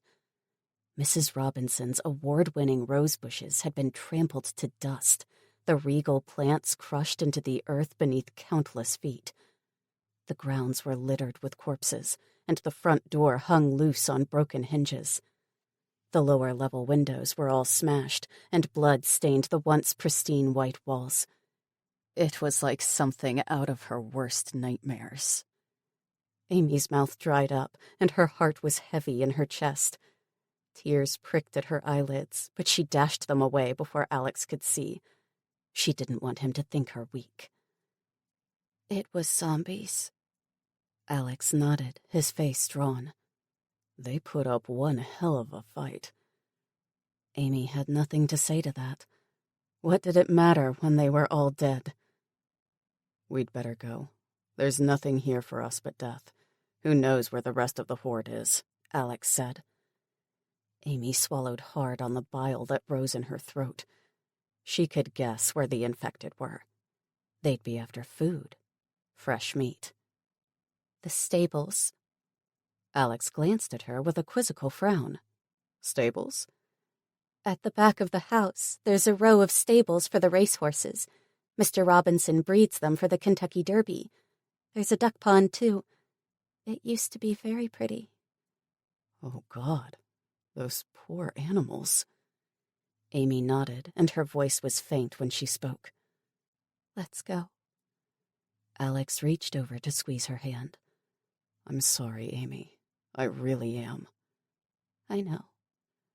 As Alex prepared to make a U-turn, Amy stared at the house, grief for the Robinson family weighing heavily on her heart. Suddenly, she spotted something in one of the upper-story windows and cried, "Wait, I saw something!" "What?" Alex slammed on the brakes. "Up there, in the window," Amy said, narrowing her eyes for a better look. As she watched, the curtain twitched before it was swept aside to reveal a frightened face. It was a little girl, waving frantically at Amy and Alex. Amy gasped. "It's Laura!" "Laura?" Alex asked. "The Robinsons' granddaughter!" Amy cried out. "We have to rescue her!" Before she could stop to think, Amy was out of the car and running toward the house. The only thought in her mind was to save that poor little girl before she could get eaten. "Amy, no!" Alex shouted behind her, but she barely heard him. Instead, she dodged the bodies that littered the lawn and dashed into the house. Inside, it was chaos. Broken glass, furniture, and more bodies lay strewn about. Bullet holes graffitied the walls, and blood soaked the carpets. Amy clapped one horrified hand to her mouth, but she didn't stop. She'd only been inside the house once, but she still remembered where the stairs were. She crossed the foyer and living room in a mad dash to the steps, taking them two at a time. On the second floor, she paused, heaving for breath. On either side stretched a long hallway filled with doors. Taking a chance, she shouted, "Laura?" One of the doors cracked open, and a pair of frightened blue eyes stared at her. Amy almost fainted with relief. "Laura, it's me, Amy. You don't know me very well, but I'm here to help you." Laura stared at her for a second before nodding. "Okay." Amy reached out one trembling hand. "Come with me, sweetie. We have to leave before more zombies come." Behind her sounded Alex's heavy tread on the stairs, his angry grunts harsh to her ears. She shot him a glance and pressed one finger to her lips. "Shh, you'll scare her." He shot her a murderous look. "When we get out of here—" Yeah, you can do whatever you want then," Amy said, turning back to Laura, who'd inched her way outside the room she'd been hiding in. "Come on, sweetie. Time to go." "What about Mama and everyone else?" Laura asked. "We'll look for them later, okay? But right now we need to get out of here," Amy said. "All right." Laura ran to Amy and slipped her tiny hand into hers. "I'm ready." "Thank God," Alex exclaimed with one last hard look at Amy. "I hope she's got better sense than you do." "She's made it this far," Amy said, flashing him a cheeky grin. "Lead the way, big brother." At the back of the house, an infected woman raised her head from the delicious feast before her. Blood dripped down her chin, rich and vital. Horse blood. It smeared across the name tag still affixed to her shirt, obliterating her name. Anne. That was who she used to be, back in the day when she still wore court shoes, painted her nails, and curled her hair. back when she hated her job in telesales, counting the days until she could resign and marry a wealthy landowner. She'd even picked out her dream wedding dress already. The venue, too. Everything was ready. She just had to meet her future husband-to-be and reel him in. But now, Anne no longer cared about weddings or riches. Nor did she wear shoes anymore. They'd fallen along the wayside, a nuisance that slowed her down. Her hair hung lank and stringy against her decaying scalp, and her nails were broken to the quick. Her head twitched as she listened for a repeat of the sound she'd just heard. Nothing. All she heard was her fellow zombies crunching on animal carcasses. Just when she was about to take another bite of horse entrails, she heard it again. "Amy, wait!" Growling in anticipation, she pushed away from the already cooling flesh of the horse beneath her. Sound meant life, and life meant food. It was what she lived for, craved for, died for. Chapter 22. Alex. Alex walked down the stairs in a hot temper. He was so angry at his sister he almost missed the sound of bare feet slapping on tiled floors. He froze mid-step and raised one hand to Amy and Laura, who thankfully remained dead quiet. A cacophony of growls broke the silence, and the tramping of a couple of feet became the march of many. His eyes widened when he realized what was coming their way, and he knew they'd never make it to the car. "Back! Go back!" Alex turned around and hustled the girls up the stairs, praying there was a way out for them, or at least a safe place they could hide. Laura didn't dawdle, rushing back to her previous hiding spot with a shrill scream of terror. Amy followed, with Alex taking up the rear, his wound forgotten for the moment. They climbed the last of the steps just as the horde reached the bottom, their hungry cries spurring them on. Together, they slipped inside Laura's bedroom and slammed the door shut. Seconds later, many fists banged on the door until it sounded like a beating drum. The wood splintered around the lock and hinges. It wouldn't last very long. Alex cast around for an answer and spotted a massive chest of drawers. "Help me!" He pushed the object toward the entrance, joined by Amy. They slid it in front of the bulging door, then added everything and anything they could lay their hands on. A toy box, chair, mirror, the lot. Heaving for breath, Alex stood back to examine their handiwork. It wasn't enough, but it would buy them time. Time to figure out how to escape. He rushed toward the window and looked out onto the front lawn. There stood their car. So close, yet impossibly far. The ground beckoned below, but jumping would yield them nothing but broken bones. Unlatching the window, he pushed it wide open and leaned out. Beneath the sill was a wooden flower box filled with tiny white blooms. To the left, a gutter ran down from the roof to the bottom. It was just out of reach, but if they used the flower box as a step, they might make it. He pressed on the box, checking how securely it was bolted to the wall. It seemed like it could hold, but they were taking a massive risk, especially with Laura. "I'll have to piggyback her. She'll never be able to do the climb on her own." He eyed Amy's slender form and wondered if she'd make it. She was strong and used to climb like a monkey when she was younger, but that was years ago. Still, they had no choice. If they stayed, they died. Alex reached a hand toward Amy. "Come on, you first." "What?" "You heard me. We're getting out of here before those zombies bust down that door." She leaned over the windowsill, and her face turned ashen. "That's suicide. There's nowhere to go." "Yes, there is," Alex replied, acutely aware of the banging behind them. It was growing louder by the second. "Onto the flower box, then down the gutter. Go!" Amy shook her head. "I can't. I'm afraid of heights." Alex ground his teeth in frustration and gripped her elbow. "Do you hear that sound? It's the sound of a horde of zombies waiting to strip the flesh from our bones." Amy's eyes grew wild. I know that." "Do you? because if you'd stopped to think for even 1 second, we wouldn't be in this mess in the first place." Alex's anger at his sister burst free, and he allowed it full reign. "That's not fair. I had to save Laura," Amy protested. "We could have come up with a plan, Amy, not a wild dash to our certain deaths. This isn't a movie, and you're not some brave heroine out to save the day. This is real life."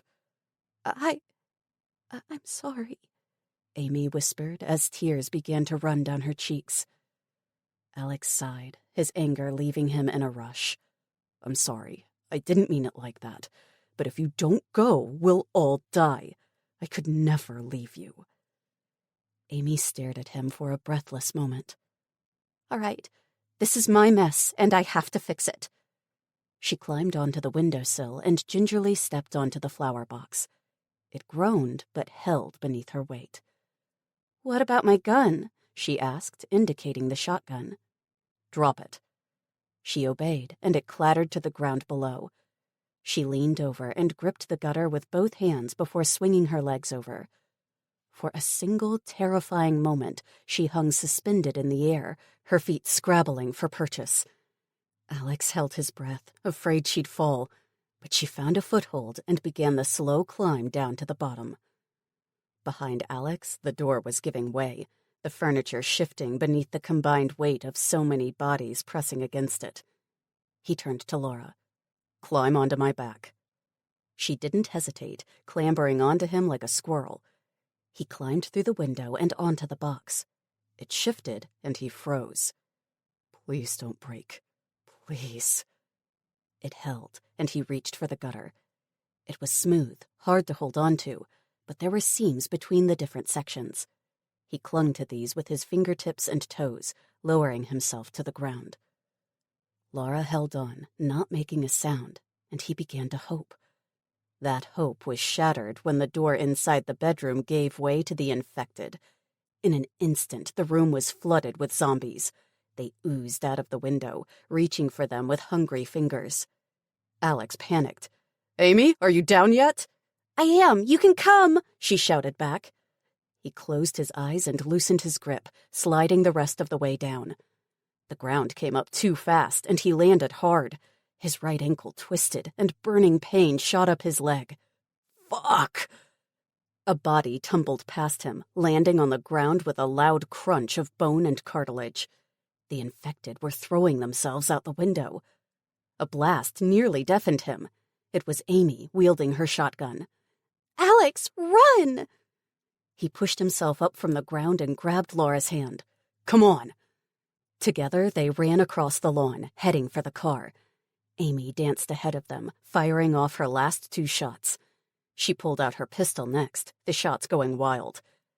Alex ran as fast as he could with his gimpy leg, dragging Laura by the hand. He dared to look over his shoulder and instantly regretted it. Zombies were falling from the window like rain from the sky. Some fell on their heads, cracking open their skulls. Others broke their necks, becoming paralyzed. But they only provided a comfortable cushion to the rest that followed. They got up fast and sprinted after their chosen prey, running much more quickly than either Alex or Laura could.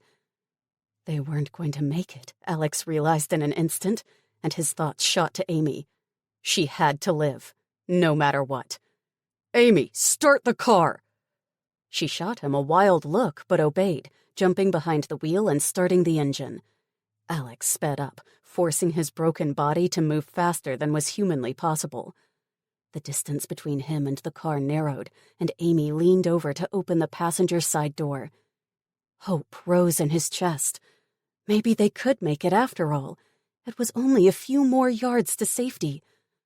Laura's hand was sweaty, slipping against his palm, but he didn't let go. She had to keep pace. She had to. They were almost there. His gaze met Amy's, and she shouted something at him, but he couldn't hear the words. Suddenly, Laura was yanked from his grip, and Alex stumbled to a halt. He looked back and screamed. An infected had hold of Laura, her tiny form hugged to his chest as if to comfort her. But comfort was the last thing on the zombie's mind. His teeth dug into her neck, right where the shoulder connected. "No!" Alex cried, his insides liquefying at the terrible sight. The zombie tore out a hunk of flesh, chewing with relish. Blood spurted from the wound, a red mist that covered them both in a spray of crimson fluid. Laura screamed, and it was a sound that Alex never forgot as long as he lived. Other infected reached them and latched onto the little girl.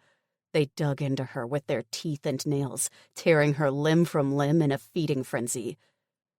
Alex found himself frozen in the moment, unable to move. Then a hand tugged at his arm, and a shrill voice commanded him. "Alex, move! You have to move!" His limbs moved on autopilot, and he stumbled to the waiting car. Amy ushered him inside and slammed the door shut. "Wait right there!" She dashed around the front and jumped in beside him. With a roar of the engine, she pulled away, leaving a cloud of dust in their wake. Alex sat in his seat like a statue.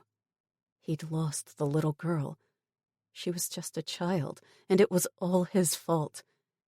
In his mind's eye, he relived her death over and over again until it ran on a loop. Amy shouted something at him, but he couldn't make out the words.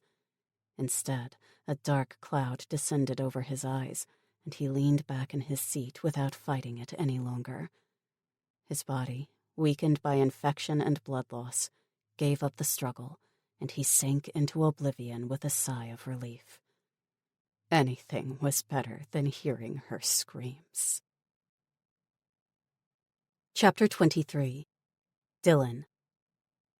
Dylan ducked her head as shots punched into her car. The windshield shattered, raining her with glass, and she swerved sideways to avoid the incoming hail of bullets. The front tire hit the pavement with terrific force and burst with a loud bang. "Oh, crap, no!" Dylan shouted as she lost control and crashed into a fire hydrant. The nose of the car crumpled inward, and a jet of water shot into the air from the broken hydrant. The water poured back down onto the vehicle, drenching her within seconds and obscuring her view. Dylan twisted sideways and grabbed the duffel bag containing her food and water. She unzipped it with lightning speed and stuffed the rifle inside. Her empty Glock and one of the Berettas she took from Ray and his buddies followed. With the second pistol in her hand and Ray's gun in her holster, she jumped out of the car. A bullet struck the tar next to her feet and ricocheted into the air with an ugly whine. Hunched low to the ground, Dylan ran toward the nearest shelter she could find. She wedged her body into a tiny gap between two recycling bins and took stock of the situation. It was as bad as it could get. Coming into Louisville had been a colossal mistake.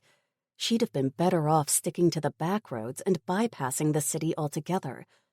But she'd been in a rush. The clock was ticking, and even now she only had around 40 hours left to make it to Fort Knox.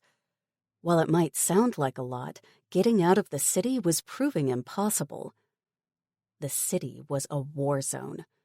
Posters stuck to every lamppost announced that an evacuation would take place that afternoon from the Churchill Downs racetrack located on Central Avenue. That meant every single able-bodied person in the city was fighting to get there, and most of them were armed and trigger-happy. Undead roamed the streets in packs, causing random shooting to break out. The streets ran red with the blood of both the infected and innocent civilians. "I have to get out of here," Dylan muttered, searching for a means of escape. It seemed hopeless. Her car was totaled, and she'd never make it on foot. A zombie spotted her and charged. Dylan raised her gun and fired 3 shots before scoring a headshot, and the thing collapsed mere feet away. A teen boy ran past with his skateboard tucked underneath one arm. He vaulted over the corpse without pause and continued down the street. A small family followed, the mother carrying her toddler on her hip with the father bringing up the rear.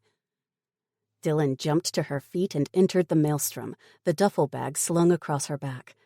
She couldn't afford to hide any longer. A truck swerved past her, so close its wake ruffled her clothes, and a rough elbow hit her in the ribs. She stumbled and fell to her knees, one hand bracing her fall. A boot stepped on her fingers, stomping the delicate digits into the ground. Dylan hissed and yanked her hand away. Suckling on the injured area, she shoved her way through the desperate crowd. Her ears rang from the noise, a hellish mixture of car horns, alarms, shouting, screaming, and crying. "Out of my way!" From a side street, a group of infected attacked, and the people went wild, trampling each other in their haste to escape. Dylan fired at the zombies, missing as often as she scored. Within seconds, her gun was empty, and she shoved it into the top of her jeans with a curse. "Shit, I'm out!" "Allow me," a man with a thick beard said as he let rip with an AK-47. Several zombies went down, but he missed the undead woman that crept up behind him. She pounced onto his back and sunk her teeth into his neck. Blood spurted in a fountain of red, splashing onto Dylan's shirt. She aimed a quick shot at the zombified woman and hit her between the eyes. It was too late for the bearded man, however. He was a goner. Dylan scooped up his AK-47, aimed it at the remaining undead, and pulled the trigger. A spray of bullets erupted from the weapon, cutting down the last of the infected. She was unprepared for the kickback, however, and dropped the rifle with a cry as fiery pain shot through her injured fingers. "Ouch, that hurt, She swallowed the rest of her sentence, aware that she was down to one gun unless she dipped into the duffel bag. Even then, she only had one more loaded handgun and the rifle left. Besides, the rifle wouldn't be of much use in such close quarters. Dylan pressed ahead, searching for a way out. There had to be something she could do, somewhere she could go. It didn't help that she was a stranger to the city, and none of the street names meant anything to her. A pair of clawed hands latched onto her shoulders, and a diseased face appeared in front of her, the mouth gaping. A rotten stench filled her nostrils, and Dylan fought to keep the snapping teeth out of her flesh. A blade flashed through the air, narrowly missing Dylan, and lodged in the infected's neck. Thick, black blood spurted from the wound caused by the machete, but the zombie barely paused. Instead, it lunged at its attacker, a well-meaning young man trying to save Dylan's life. Having lost his weapon, the youngster became the victim as the infected latched onto his face. His gurgling screams were lost in the din, and Dylan had to fight to keep her spot in the surging crowd. She pulled her gun from its holster and shot the zombie in the head. One look at her rescuer showed her it was a lost cause, however. Blood bubbled up from a deep hole in his cheek, and more pumped from his neck. He'd be dead within seconds. Their eyes met, his wide and frantic, hers shocked and horrified. "Kill me," he mumbled, bloody foam frothing on his lips. "I don't want to turn into one of them." Dylan nodded. "I'm sorry." She pulled the trigger one more time, ending his suffering. For a single moment, Dylan considered giving up. It'd be easy. All she had to do was turn the gun on herself, and it would all be over. Gritting her teeth, she forced herself to carry on. She couldn't give up. Not now. Tucking the gun back into its holster, she grabbed the machete instead. She needed a hand weapon, and she had to save her ammunition. Suddenly, a young teen girl appeared in front of Dylan, her blue eyes wild with terror.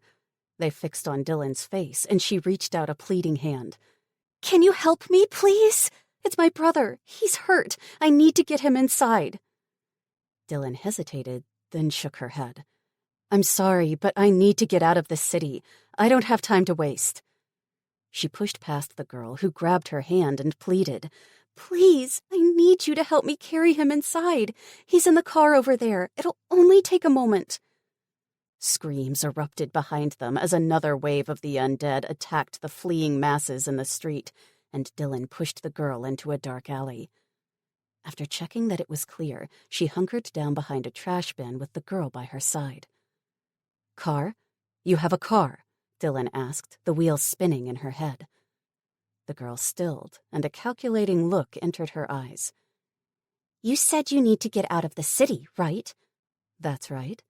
"Help me get my brother fixed up, and we'll take you wherever you need to go. He's a soldier, a fighter, and I can shoot too. Plus, he knows this city like the back of his hand.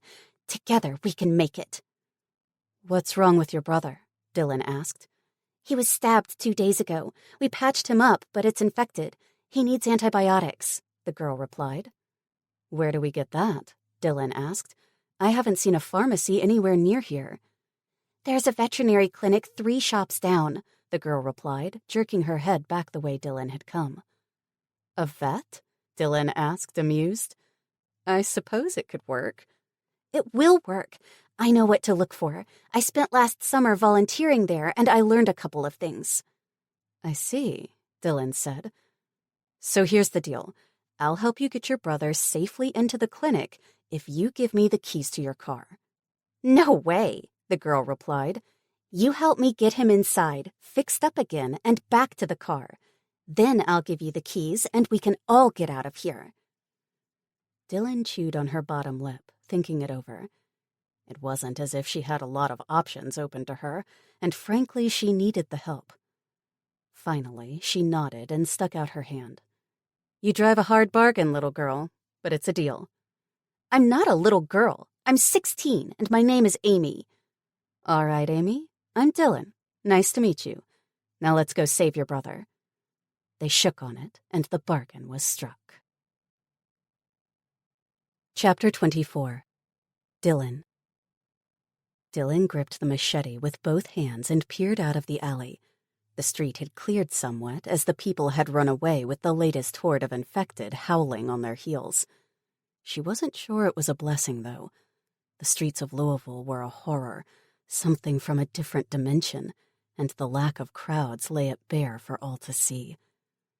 Bodies lay sprawled out in the open, their eyes sightless and their faces frozen with terror. Blood congealed in puddles around them as the monstrosities that used to be human once fed on their flesh.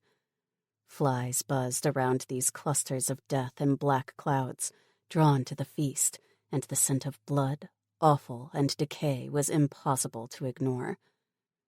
Dylan swallowed hard to keep the contents of her stomach in place and turned to Amy. "Where's your car?" Amy leaned out and pointed to a white sedan parked not far away. "It's that one. Alex is in the back seat." "It's locked?" "Of course. I'm not that stupid. What if someone tries to steal it while I'm gone?" Amy said. "Do you have the keys?" Dylan asked. Amy nodded. "I do." "Give them to me. When we get there, you stand guard with the shotgun while I open the car and haul your brother out." Amy eyed her with cold blue eyes. "No offense, lady, but I don't know you. I'll unlock the door first, and then I'll stand guard while you get him out." Dylan chuckled. "You're a smart one. I like that." "What's the plan?" Amy asked. "We run like hell and hope nothing without a pulse spots us," Dylan answered. "That's not much of a plan," Amy said. "Yeah, well, I'm not much of a planner. Let's go," Dylan said, dashing out of the alley. She ran straight for the sedan, reaching it within seconds. She hunkered down next to it and was joined by Amy a moment later. "Did any zombies spot us?" Amy asked, her head swiveling like an owl's. Dylan took a careful look around. Cars pushed up the street, swerving around knots of feeding infected and crashed cars, while a steady trickle of people ran past them. These were mostly families or singles carrying their belongings, and she even spotted one lady with a parrot on her shoulder. One heavily armed group jogged along the opposite pavement, heading to the evacuation zone. They were more organized than most, with their senior members and children clustered in the center. They gunned down anything that looked like a threat, a bonus for Dylan. Most of the feeding infected had now focused their attention on this group, leaving Dylan and Amy in the clear. "Now's our chance." Amy quickly unlocked the back door and opened it while Dylan peered inside. Sprawled on the seat lay a young man of solid build, and she wondered whether she'd be able to carry him by herself. "We'll just have to see, won't we?" Dylan tucked her machete into her belt and leaned over to grab his shoulders. With Amy's help, she managed to lever him upright into a sitting position. Looping one arm around his back, she propped him onto her shoulder and heaved him upright. By this point, Alex was semi-awake and doing his best to help with Amy's gentle prodding. "Come on, bro. You can do it. We can't carry you all by ourselves." "I'm sorry," he mumbled, shuffling his feet forward in a semblance of a walk. It was good enough for Dylan, who hustled him forward as fast as she could manage. She hated being out in the open and exposed like this. They reached the clinic doors, and Amy raised one hand to Dylan. "Wait here while I check inside." Dylan glanced around, relieved to see they were in the clear for the moment. No one paid them much mind, and the infected had all fallen to the armed group's guns. Okay, but hurry. Amy shoved the doors open with one shoulder, her shotgun raised and ready for anything that might be inside. She disappeared for a few seconds, but to Dylan, it felt like forever. She glanced around nervously, shifting from one foot to the other. Alex was growing heavier by the minute, his cooperation fading as he drifted in and out of consciousness. Even through his clothes, she could feel the fever blazing from his skin. His heat matched hers, and she became more aware of her own advancing infection. He'd better be on his feet soon, or I'm taking those keys and leaving by myself. Amy returned at last and waved them inside. "It's clear." Dylan rushed inside, never happier to hear the sound of doors being shut behind her. Amy dropped the blinds and pulled a heavy chair in front of the entrance, blocking it off. "That should hold us for a while." "All right, where to now?" Dylan asked. "Follow me," Amy said, leading the way to the waiting room where long leather couches lined the walls. "Put him on one of those." Dylan shrugged Alex off with a sigh of relief, massaging her aching neck. "Man, he weighs a ton." "I know. That's why I needed your help," Amy said, which Dylan could believe with the girl's petite build. She eyed Alex's husky frame and dark hair, comparing it to the blonde, blue-eyed Amy. "You don't look like brother and sister." "I take after my mom," Amy said. "Alex looks more like my dad." "Where are they?" Dylan asked. "Dead." The word came out flat, but the look of grief on the girl's face caused a pang of sympathy to rise in Dylan's heart. She regretted the question instantly. "I can't afford to feel sorry for them, not if I might have to steal their car." "Where's the medicine?" she asked, changing the subject. "I'll go get it. Just watch him, please." "He's all I've got left," Amy replied before rushing off. "Will do," Dylan said, squashing another jolt of regret for the girl. She liked Amy. The teen might be young and small of build, but she was tough, and no fool either. That was the problem. She couldn't afford to form attachments. Not with her injury. After a couple of minutes, Amy showed up with an armful of goods which she dumped onto an empty space on the couch. While she set to work sorting the stuff out, Dylan unslung her duffel bag and removed a bottle of water and a protein bar. She quickly ate the bar and downed the water with a handful of the pills Ethan had given her for the fever. It didn't feel like it was helping much, but at this stage, she figured anything was better than nothing. She also checked the remaining bullets in her gun. The magazine was about half full, and she still had one more loaded handgun and the rifle as a backup. The machete wasn't half bad either. The blade was long and razor-sharp with a firm grip, but it was also coated in zombie blood. "Ugh," she said with a shudder. "Is there a bathroom in here?" Amy pointed at a door in the far corner. "Over there." "Thanks. I'll be right back." Dylan used the opportunity to empty her full bladder before cleaning the blade with soap and a towel. Afterward, she washed her face and hands, too, feeling refreshed. She returned to find Amy struggling to unwind Alex's bandages, and she stepped forward. "Here, let me help." With a pair of scissors, she cut through the cloth and propped him up so Amy could remove it. Together, they inspected the wound, and Dylan wrinkled her nose at the smell. "Ew, that's almost as bad as mine." Amy threw her a questioning look. "Yours?" Realizing she'd said too much, Dylan shrugged it off. Nothing. Don't worry about it. Let me clean up the cut while you ready the shot. Okay, I've got antibiotics and something for the pain and fever, too. It's pretty strong, so he'll be out for a while. How long is a while? Dylan asked. I can't wait too long. A couple of hours, maybe. And don't think about ditching us, lady. Alex is your best shot at getting out of here. He knows this place better than most, Amy said. Dylan groaned aloud. Fine, whatever. And the name's Dylan, not lady. Whatever you say. Dylan swallowed a sarcastic retort and turned her attention to Alex's injury. With clean gauze and antiseptic, she flushed out the wound and bandaged it. Afterward, she gave him the shot Amy handed her, relieved to find his veins were quite prominent. Once she was finished, she sat back on her heels. I guess we can't do anything but wait, right? Right, Amy said. For the next 3 hours, Dylan paced up and down while Amy coddled her brother. She washed his brow with a wet cloth, fed him sips of water, and even found a fan in one of the offices to cool him down. During a brief bathroom break, Dylan found herself eyeing Alex with a sour look. With every minute that passed, her impatience grew. She was down to roughly 37 hours, and she wasn't feeling so hot herself. The only upside to the situation was the gradual emptying of the street outside. No doubt people had reached the evacuation point with the sole exception of a few stragglers.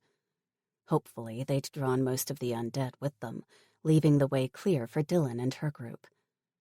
A frown formed between her brows. Since when were they part of her group? It's too late. I've grown attached, damn it. Maybe I should just smother you in your sleep, Dylan muttered to the sleeping Alex. His eyebrows twitched, and a half-smile twisted his lips. I heard that. You're awake? She rushed to his side and pressed one hand to his forehead. You're still hot, though. The fever hasn't fully broken. Maybe not, but I feel a lot better. It's not so painful anymore, he replied, pushing himself upright with a grunt. Here, drink this, Dylan said, handing him a bottle of water. Thanks, Alex replied, chugging it all down in one big gulp. Who are you? The name's Dylan. I'm helping your sister out. Amy returned from the bathroom and spotted him awake and lucid. She rushed over and hugged him tightly. Alex, you're okay. Thanks to you and Dylan here, he replied. It's nothing. As long as you get me to Fort Knox within the next few hours, we're even, Dylan said. What's the rush? Alex asked. That's for me to know, Dylan said, skirting the issue. After Maddie, she wasn't about to let people know she was infected again. Not unless she was sure she could trust them. Amy shocked her with her next words, however. You've been bitten, haven't you? You're infected. How did you know that? Dylan asked, taking a defensive stand. I figured it out when you said his wound was almost as bad as yours. Besides, your veins are starting to show. Where? In your neck. Alex nodded. I can see them too. How long have you got left? A day and a half, roughly, Dylan answered. Now that the cat was out of the bag, she might as well be honest with them. Besides, if they were going with her to Fort Knox, they'd better be aware of the risks. Are you having episodes yet? Alex asked with a shrewd gaze. It's begun, Dylan admitted. I'm dangerous. And you want us to take you to Fort Knox? Why there? Alex asked. Because they've got a cure, Dylan said. A shocked silence ensued. A cure? For real? Alex asked. I can't believe it, Amy said. Dylan nodded. It's not a joke. It's real, and I need to get it before it's too late. I see. Are you thinking of backing out? Dylan asked. No, you helped us even though it could have cost you. It did cost me, Dylan pointed out. 3 hours and counting, to be precise. Alex held up a placating hand. Okay, I get it. It cost you, and I owe you one for that. We keep our promises, Amy interjected. Great, Dylan said. With that settled, can we go now? Alex peered at his watch. I'm up for it on one condition. What's that? I drive. With your infection, I can't trust you behind the wheel. What happens if you have an episode? No problem. I'll ride shotgun, Dylan said, itching to go. You should eat something first, Alex, Amy protested. You're still weak. I need to use the bathroom, too, Alex said. And we should take some medicine with us, Amy said. Dylan rolled her eyes and slumped down onto the nearest couch. Fine, I'll wait, but hurry it up, damn it. I'm timing you. Amy flashed her a dimpled smile. You know, I think you're all bark and no bite. You do? Dylan asked with raised eyebrows. Then you're dumber than I thought. Or smarter, Amy replied, sticking out her tongue before flouncing off. Dylan couldn't help but laugh a little. The girl had guts. Lots of it. Alex, too. Injured as he was, he'd still committed to helping her. A man with integrity. As she waited for her new posse to get ready, Dylan realized that she quite liked having company. She didn't have to cope on her own anymore, and that was a pretty awesome feeling. Chapter 25. Alex. Alex navigated the quieter streets of Louisville with old familiarity. His teen years were spent joyriding with buddies after school and taking girlfriends to secret spots. During his adult years, the few times that he'd been granted a pass, he'd had more appreciation for the place of his birth. He'd explored its every nook and cranny, relishing in its combination of old-school charm, history, and progressive energy. It wasn't like that now. The streets were deserted, empty. Those who could had made their way to the Churchill Downs racetrack for evacuation, and the dead had followed the trail of fresh meat like the predators they'd become. Those who couldn't, or wouldn't, leave the city were holed up inside their barricaded homes. Dusk had fallen, painting the buildings in hues of gray and charcoal. No longer would the skyline light up with bright lights, ready to welcome the young and energetic. All that was gone now. Light, sound, and smell was the enemy, for it drew the dead like moths to a flame. It had been threatening to rain all day, and now the first fat drops hit the windshield. Alex left his home behind with a glimmer of regret. He'd missed the place, but there was no use in looking back. As the rain drummed onto the roof of the car, wrapping them in a cocoon of rhythmic sound, he glanced at Amy in the back seat. What happened, Amy, after the Robinsons? She glanced at him before looking down at her lap again. I went to Louisville looking for medicine. I figured it was your only chance. Then I met Dylan, and you know the rest. That was brave of you. You saved my life. She shook her head. I'm not brave. I'm stupid. If it weren't for me, Laura would still be alive. A pang of pain and regret shot through his heart at the mention of Laura, but there was no point in dwelling on it. If he did, it would drive him mad. You can't think like that, Amy. You made a mistake. It happens. You can't win all the time. Learn from it. That poor little girl, Amy whispered. I just wanted to help her. Instead, I killed her. It's not your fault, sis. Believe me. I'm sorry you had to see that, but at least you kept your head on straight. If you hadn't dragged my ass out of there, I'd be dead too. I suppose, Amy said with a sniff. You're stronger than you know. You're a fighter, and you'll get over this in time. I promise, Alex said. Dylan twisted around in her seat. It's called ripping off the Band-Aid. Face what happened, admit your mistakes, try to learn from the experience, and honor Laura's memory by becoming a better person. Amy stared at her. I'll try. That's pretty deep, Alex said, eyeing his new traveling partner. To date, she remained a mystery, not revealing anything about herself. Dylan snorted. I'd better believe in my own advice, or I'd go nuts. How so? I tore out a man's throat with my teeth this morning and drank his blood. After that, I set his friend on fire and watched him burn. Alex blinked, taken aback by her brutal honesty. Good God, I can see how that would haunt a person. Exactly. She glanced at him with those enigmatic blue-green eyes. They were an unusual shade, complemented perfectly by her dark red hair. He wondered what lurked behind them. A monster? Or simply a woman on the brink of succumbing to a viral infection? That remained to be seen. He patted his pocket. At least he had brought insurance with him in case she had another episode. Amy had spotted them. Horse tranquilizers. Those in the process of turning often displayed incredible strength and aggression. Plus, they still had their intelligence. That made them doubly dangerous, and he couldn't take any chances with Amy in the car. Why don't you two try and get some sleep? We'll be there before you know it. About an hour, Alex suggested.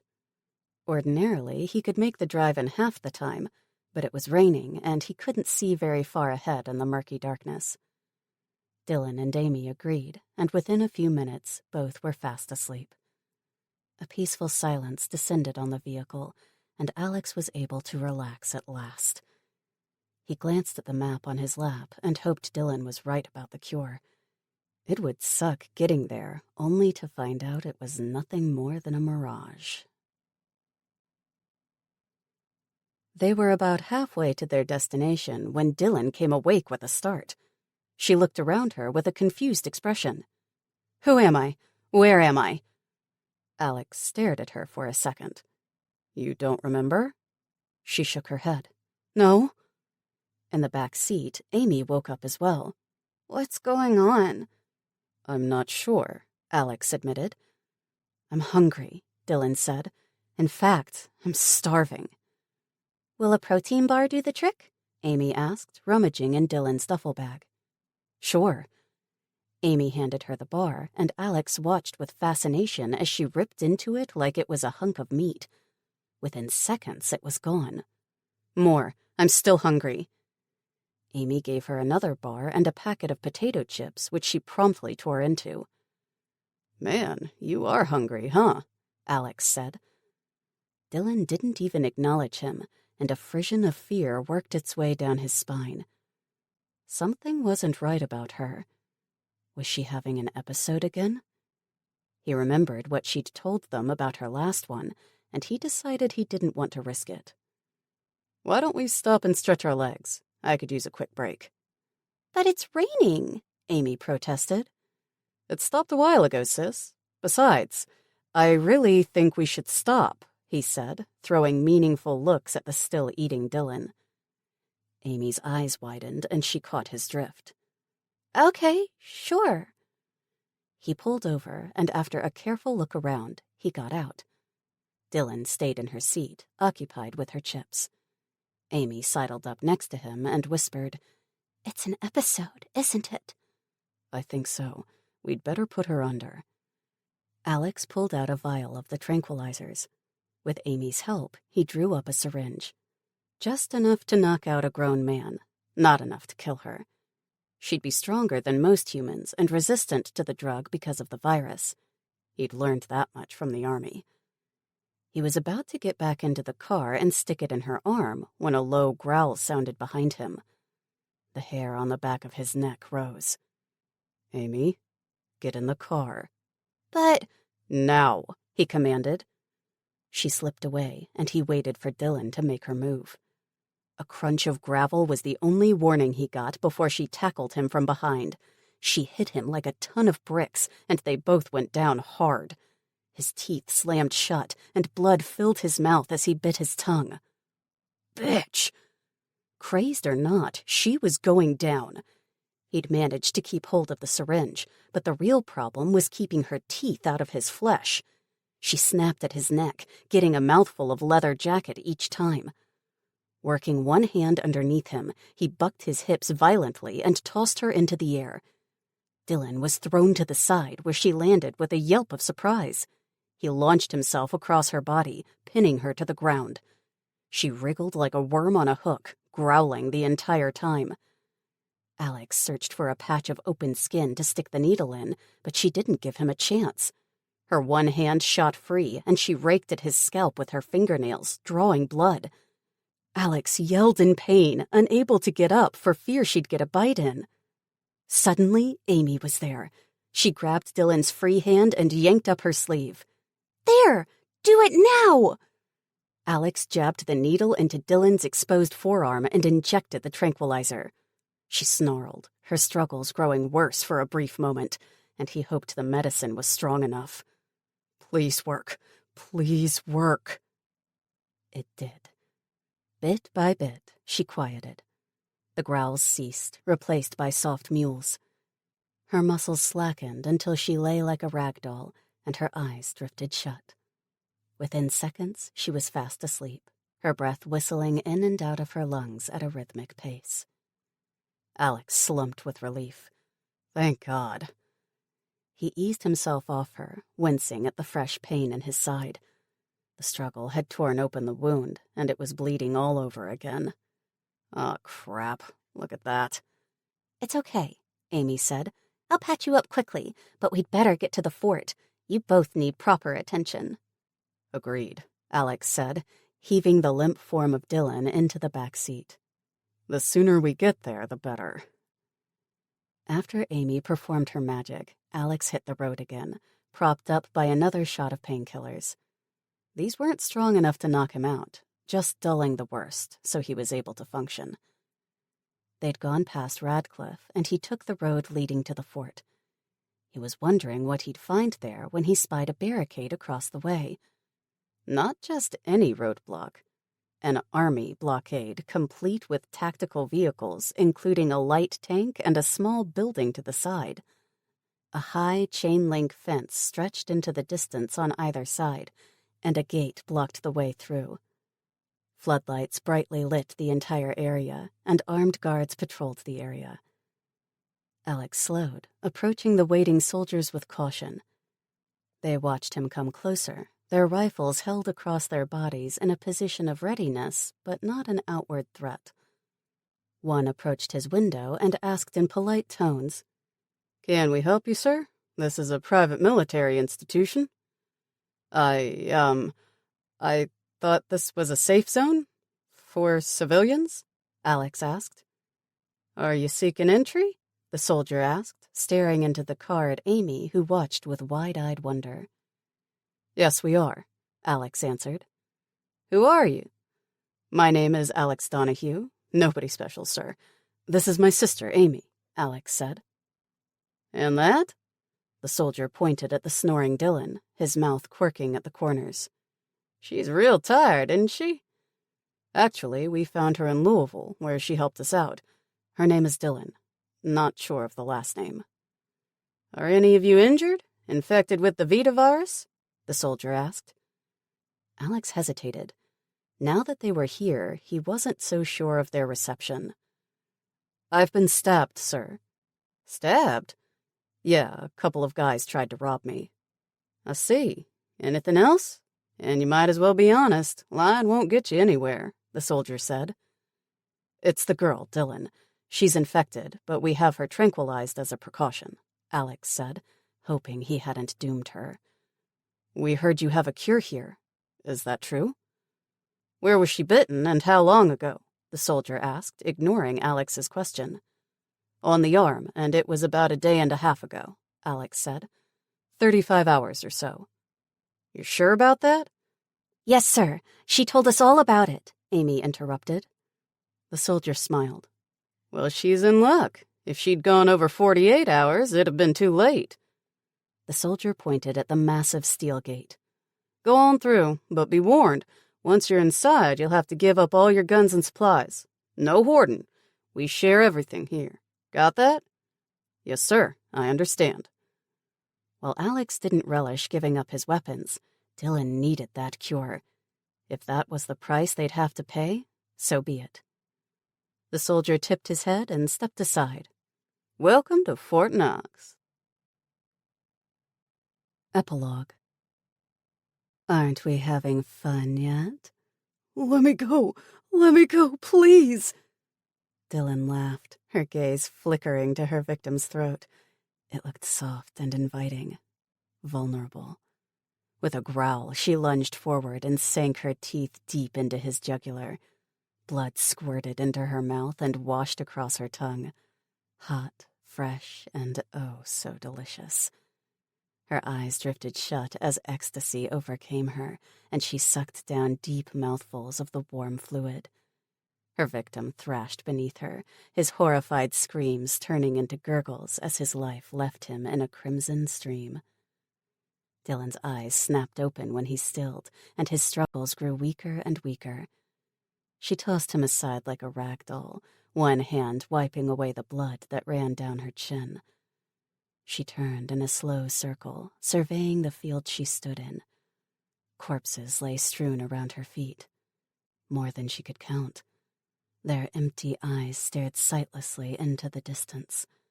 The grass swayed in the breeze, tipped with red. A field of blood. A field of death.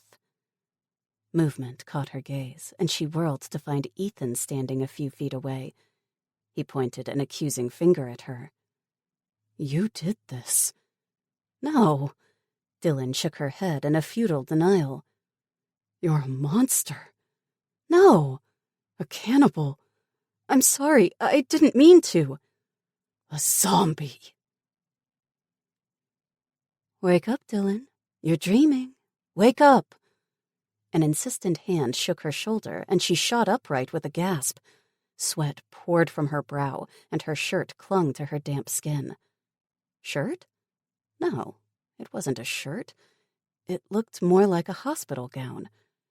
She twisted from side to side, taking in her strange surroundings. She was lying in a bed tucked into a small curtained cubicle.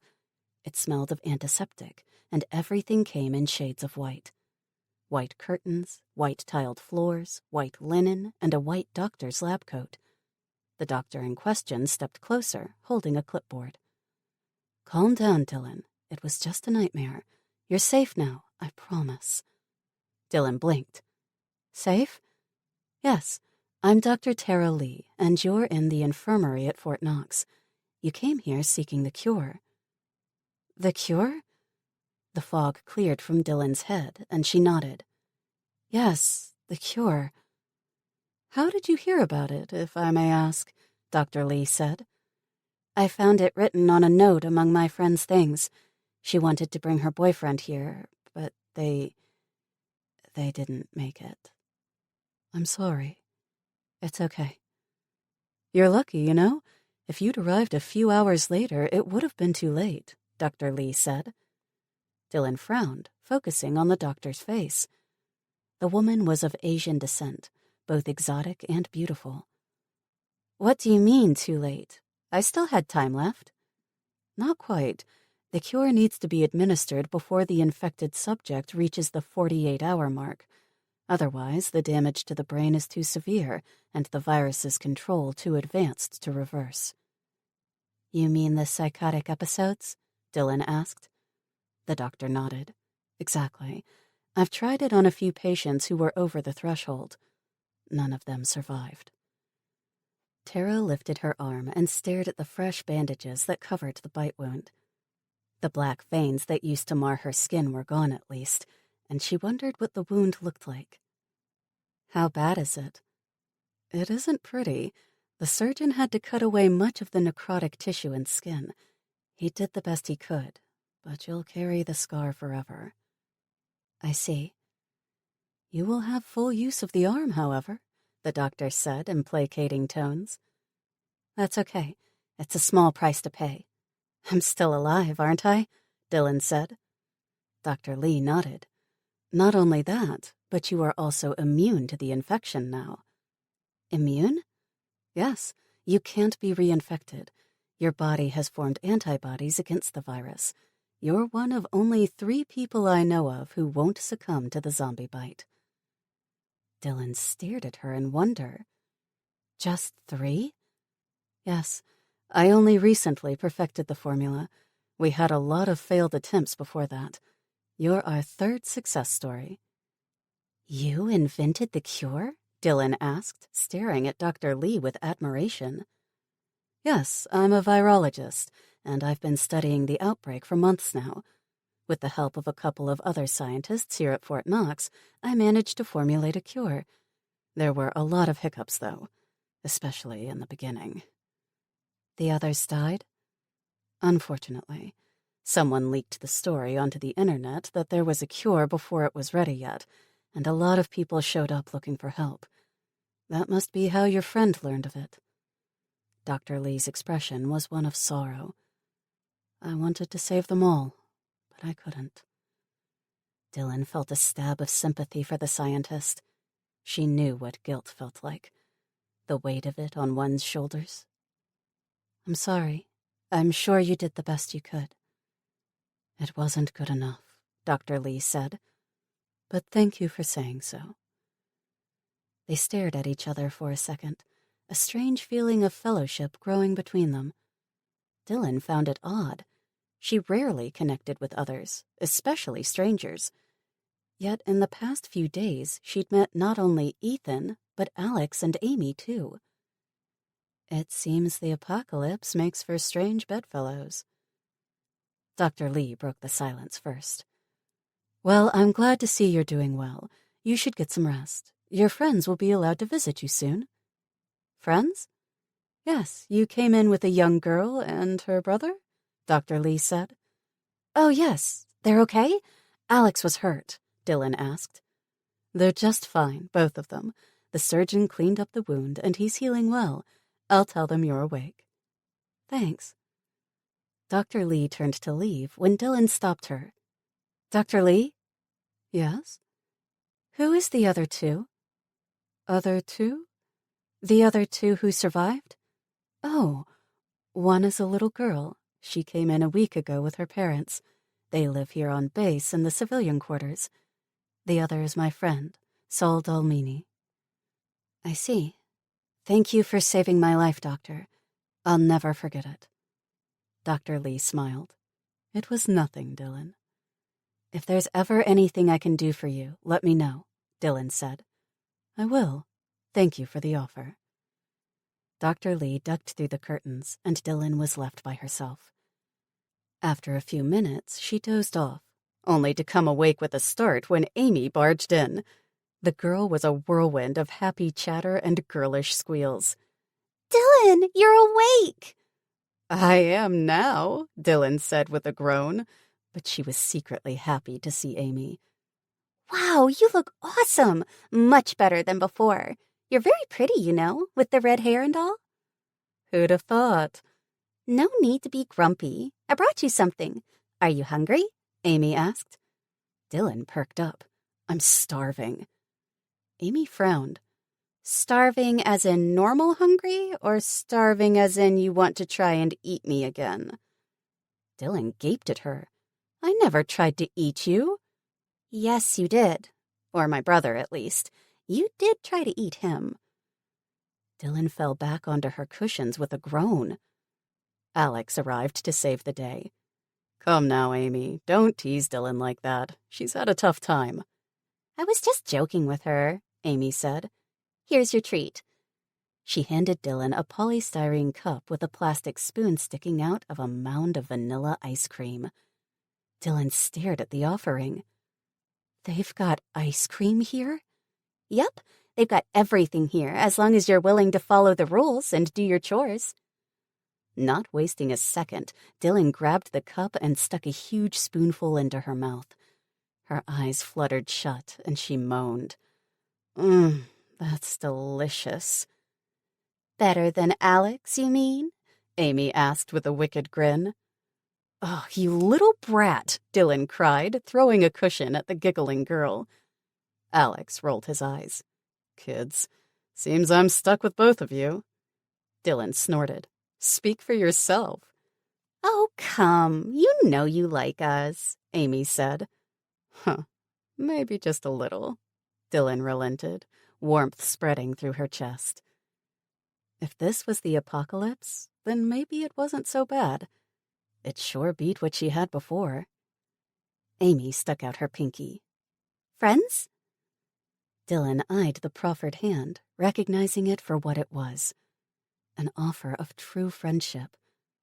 She curled her pinky around Amy's and shook on it. Friends. This concludes Apocalypse Z by Bailey Higgins. Narrated by Kristen James. Copyright 2019 by Bailey Higgins.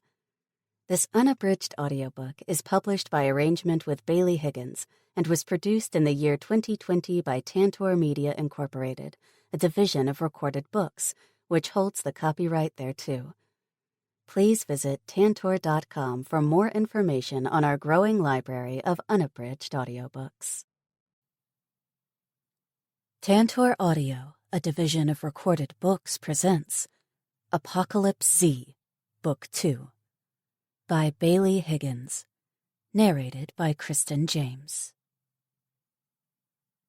Chapter 1. Dylan. It was quiet inside the room. Too quiet. Dylan stared at the ceiling above her head, counting the minutes until morning. She couldn't sleep, despite the drugs that flowed through her veins. While under quarantine, the doctors took care to keep her calm and sedated. They were afraid of possible side effects to the cure, or even a relapse. She didn't mind at first, not while her broken body knit itself back together. But now it was becoming a bore, and she still had 2 whole days to go. There was little to occupy herself with, and visiting hours were restricted to 2 30-minute windows per day. Besides Amy and Alex, the only other people who dared enter her room was Dr. Tara Lee and Dr. Knowles. Tara was nice enough. A bit formal, but at least she could hold a conversation. Dr. Knowles, however, now there was a man born with a stick up his ass. She supposed it was a blessing that she had the place all to herself. No coughing, groaning, or snoring interrupting her sleep. And yet tonight, the silence felt threatening. Faint moonlight streamed through the blinds that covered the single window, casting the room in shades of silver and gray. But the light couldn't reach everywhere, and there in the corners lay the darkness. She stared at one such corner, her mouth dry with fear. The blackness pulsed and grew, reaching out with quivering tentacles to feed on her weakness. To her drug-soaked brain, it looked like a crouching beast ready to pounce on her shaking form. "Oh, come on," Dylan muttered. She'd never been afraid of the dark. Ever. With a determined grunt, she tossed aside her blankets and walked toward the small cubicle that formed a bathroom. It boasted a wash basin and toilet. Nothing else. After emptying her bladder, she washed her face and hands with soap. The cold water revived her senses, chasing away the fog caused by sleep and drugs. Dylan stared at her reflection in the mirror. She looked awful. Her hair desperately needed a wash, and deep shadows rimmed her eyes. During her trip and illness, she'd lost a lot of weight, and it wasn't pretty. Her bones jutted outward from her ribs and hips, while the fat had been chiseled from her cheeks until she resembled the Grim Reaper himself. Man, I'd kill for a smoke. The urge for a cigarette hit her out of nowhere, and she tried to remember when last she'd had one. Back in Springfield, maybe? Too long. I might as well give it up now. On a whim, she decided to take a shower.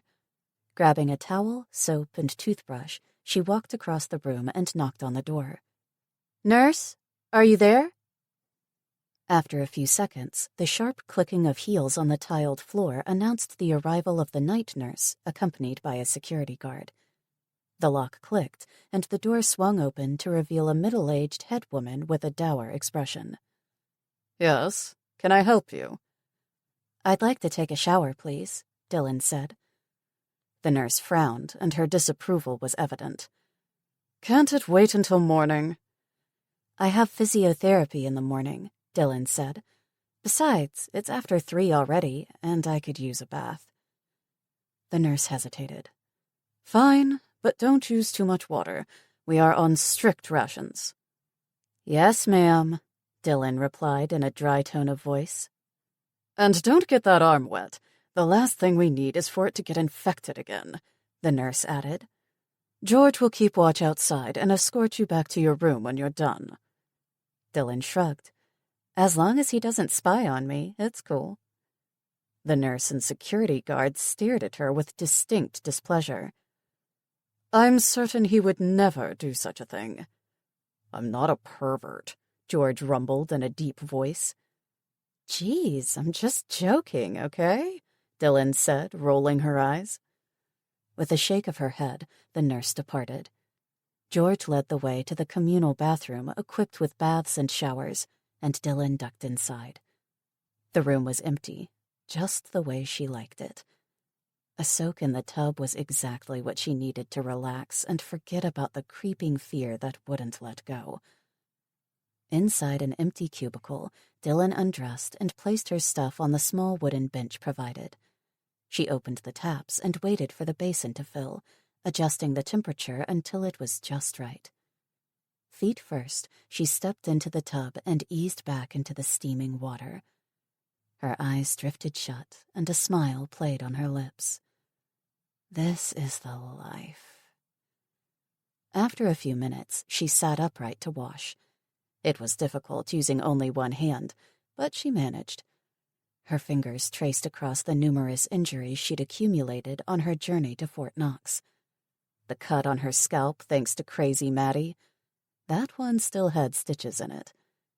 Another one on her forehead and a jagged slash across her palm, both due to Frankie's zombie boyfriend. At least they'd closed up, forming thin scars she'd carry for life. She was healing, but slowly, and had yet to regain her former vitality. Her bitten arm, wrapped tightly in bandages, dangled over the side. She didn't have to see it to know what it looked like. Dr. Knowles had done the best he could, but the man was no plastic surgeon. It was a hack job, the damaged tissue brutally cut away, and the remnants stitched together until the arm looked like a Frankenstein special. Dylan shuddered. It was a constant reminder of how close she'd come to death and insanity. A memory she'd much rather forget. Even now, Ray and his buddies haunted her dreams, their horrific deaths at her hands forever branded on her soul. She shook her head. Forget it. It's done. Dylan quickly rinsed her hair, mindful of George at the door. If she took too long, he'd come looking for her. They were all scared of her. Scared and wary. At first, she couldn't understand why. She'd been cured, hadn't she? She wasn't going to become a zombie anymore. Then Tara explained. Even though she'd been cured, there remained a chance that she could relapse, that the virus could overcome the cure. Hence her enforced quarantine. This Dylan already knew. But there was more. 2 others, besides Dylan, had successfully received the cure. Saul, Tara's companion and bodyguard, and a little girl. Both exhibited occasional side effects that Tara was sure would present in Dylan as well. Fits of extreme aggression. "And that's why they're all shit scared of me," Dylan said with a sharp frown. It felt strange to be the object of such intense fear and hatred. Nor did she look forward to going nuts again and ripping someone else's throat out. "Wouldn't that be awesome?" Dylan dried off and slipped the hospital gown over her head. The nurses had taken all her clothing when she arrived, so she had no option but to wear the flimsy cotton dress and panties. Even worse, it was open at the back, the 2 flaps tied together with string. She was forever holding it shut with one hand, not willing to grant anyone a free look at her ass. "Not that there's much of it left anymore," she grumbled in her head. "And the hospital food isn't helping either. I wouldn't feed that slop to a dog." After brushing her teeth, she gathered up her stuff and prepared to leave when the lights went off. Plunged into darkness, Dylan froze on the spot. Her former fears came rushing back, and her heart rate sped up until it raced in her chest. Licking her dry lips, she called out, "George? What's happening?" No answer. "George?" Dylan edged forward, one hand stretched out into the unknown until she encountered the wall. She pressed her back against it and shut her eyes in an attempt to calm down. In the distance, a siren began to wail. It grew louder and louder until the sound vibrated through the walls and floor beneath her naked feet. It could only mean one thing: a breach. No, it can't be. Not here. It's supposed to be safe here, Dylan whispered, her voice harsh in her ears. Terror flooded her veins. She'd been warned about the siren. It meant that the infected had breached the compound. They were inside. She crept sideways on trembling legs, arms stretched out until she felt the door beneath her fingertips. Her hand gripped the handle, and she cracked it open an inch.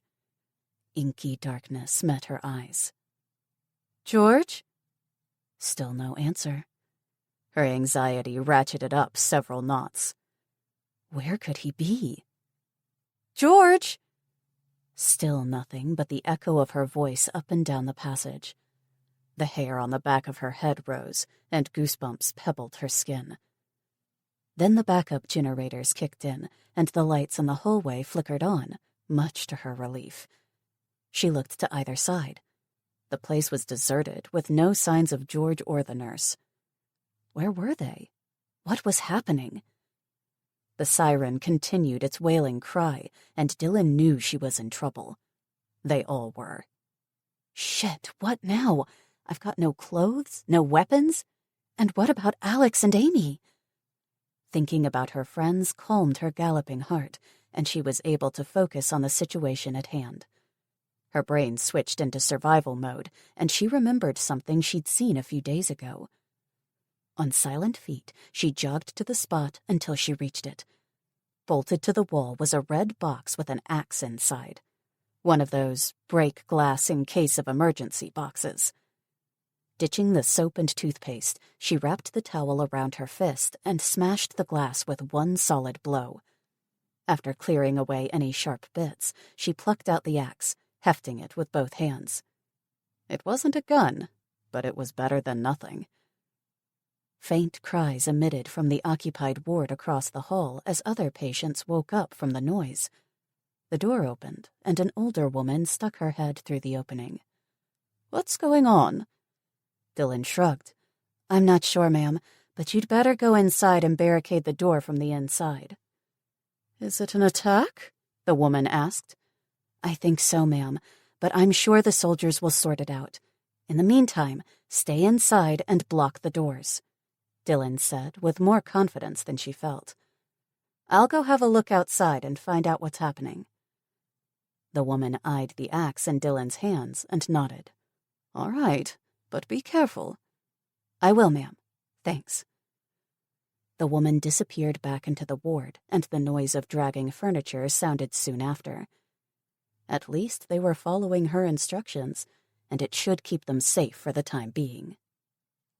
Dylan turned away and looked down the hall. Going back to her room served no purpose. There was nothing there that she could use.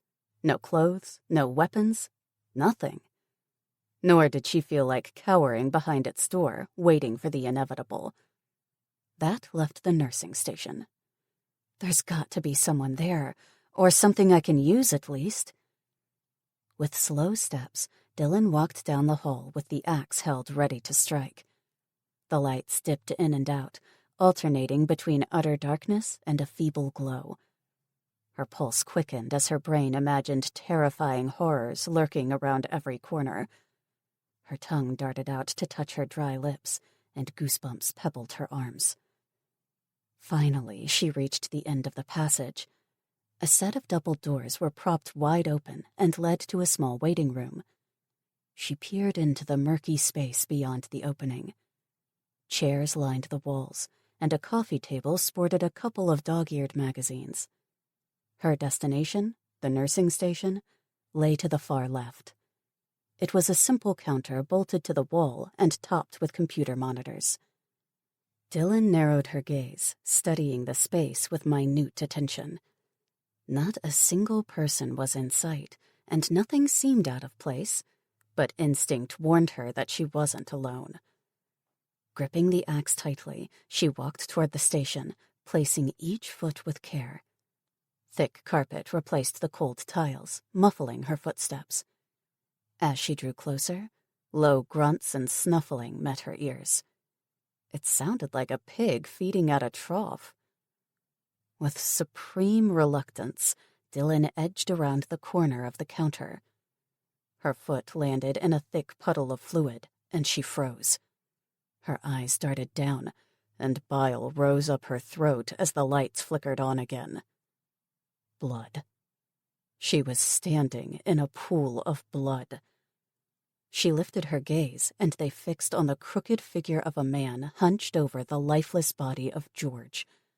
The former guard stared at her, mute in death, while the zombie tugged at his guts with curved fingers. Beyond them lay the head nurse, her uniform no longer white, but crimson.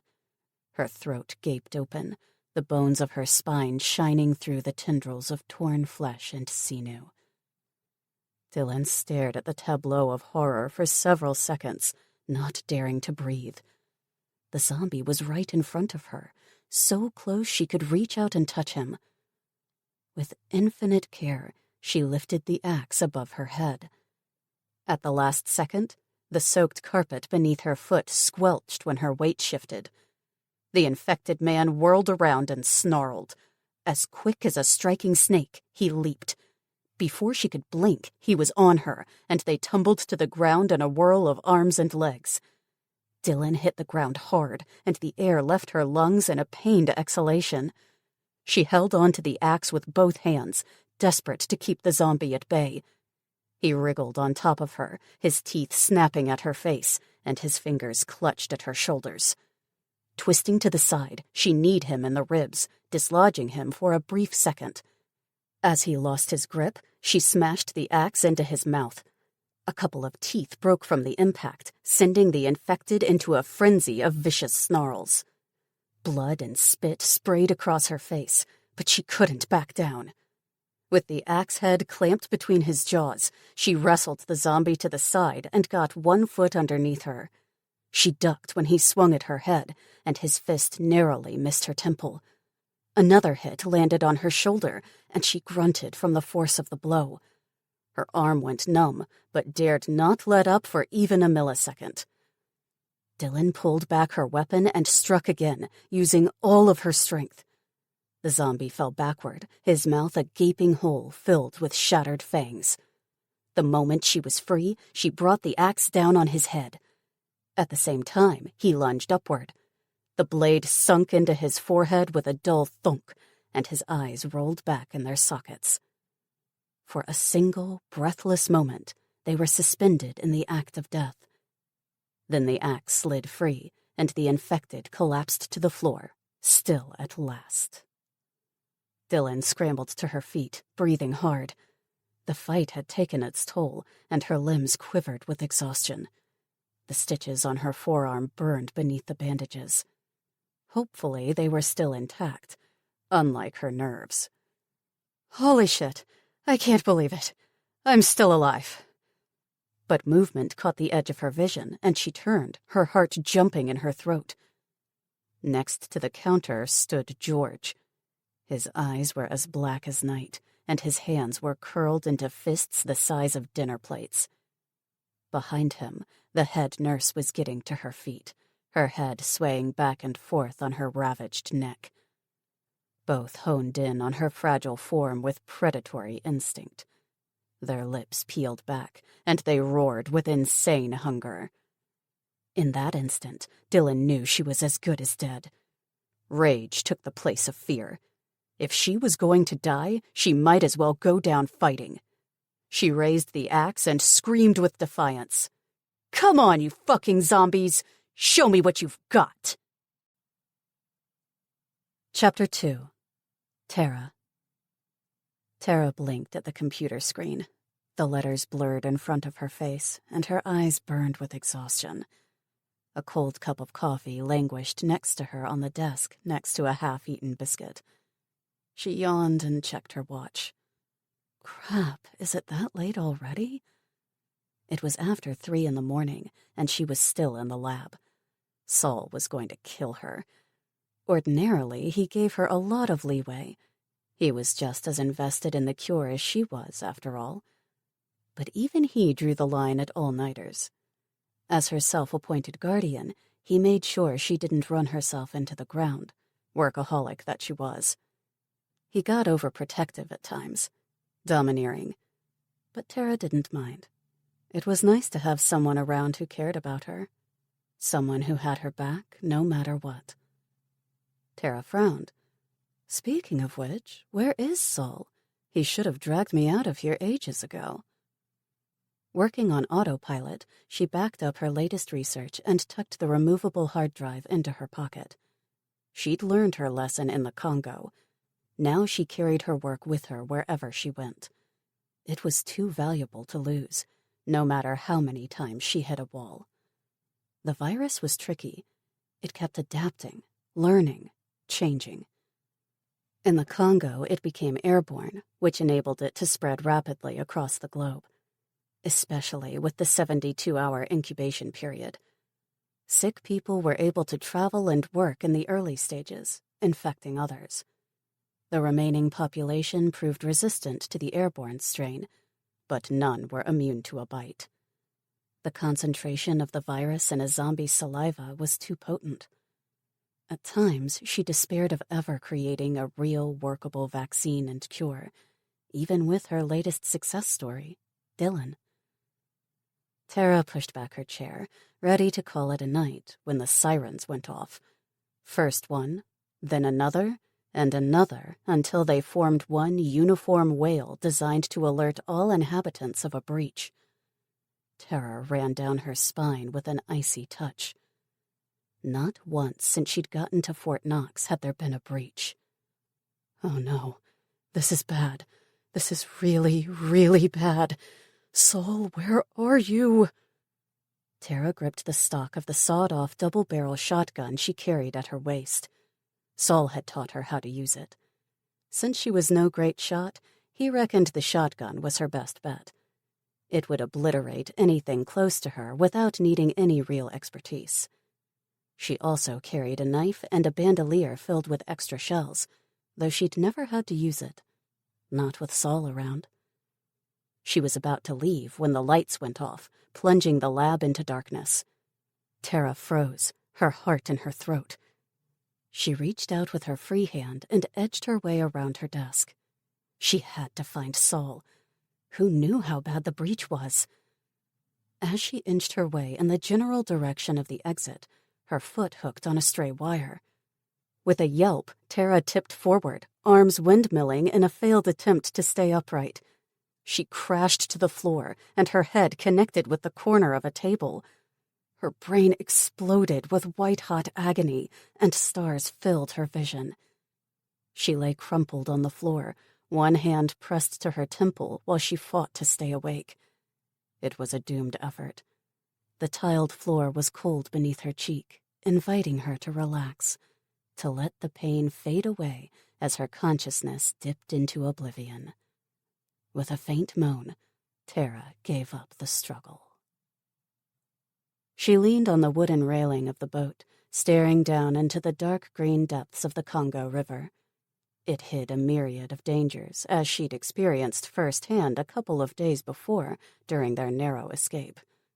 Crocodiles, hippos, tigerfish, and who knew what else. She hated it. Hated the jungle with its predatory creatures and hostile inhabitants. Hated the mosquitoes and gnats that plagued her existence. Hated the heat, the sun, and the oppressive humidity. Most of all, she hated that she was stuck in the middle of nowhere while the whole world was going to shit, and she could do nothing about it. All those hours spent researching the Vita virus. And for what? "Are you okay?" Saul asked, interrupting her thoughts. Tara scratched at an insect bite, the spot already raw and suppurating. Just one more sore to add to the many others marring her tender skin. I'm all right, I guess.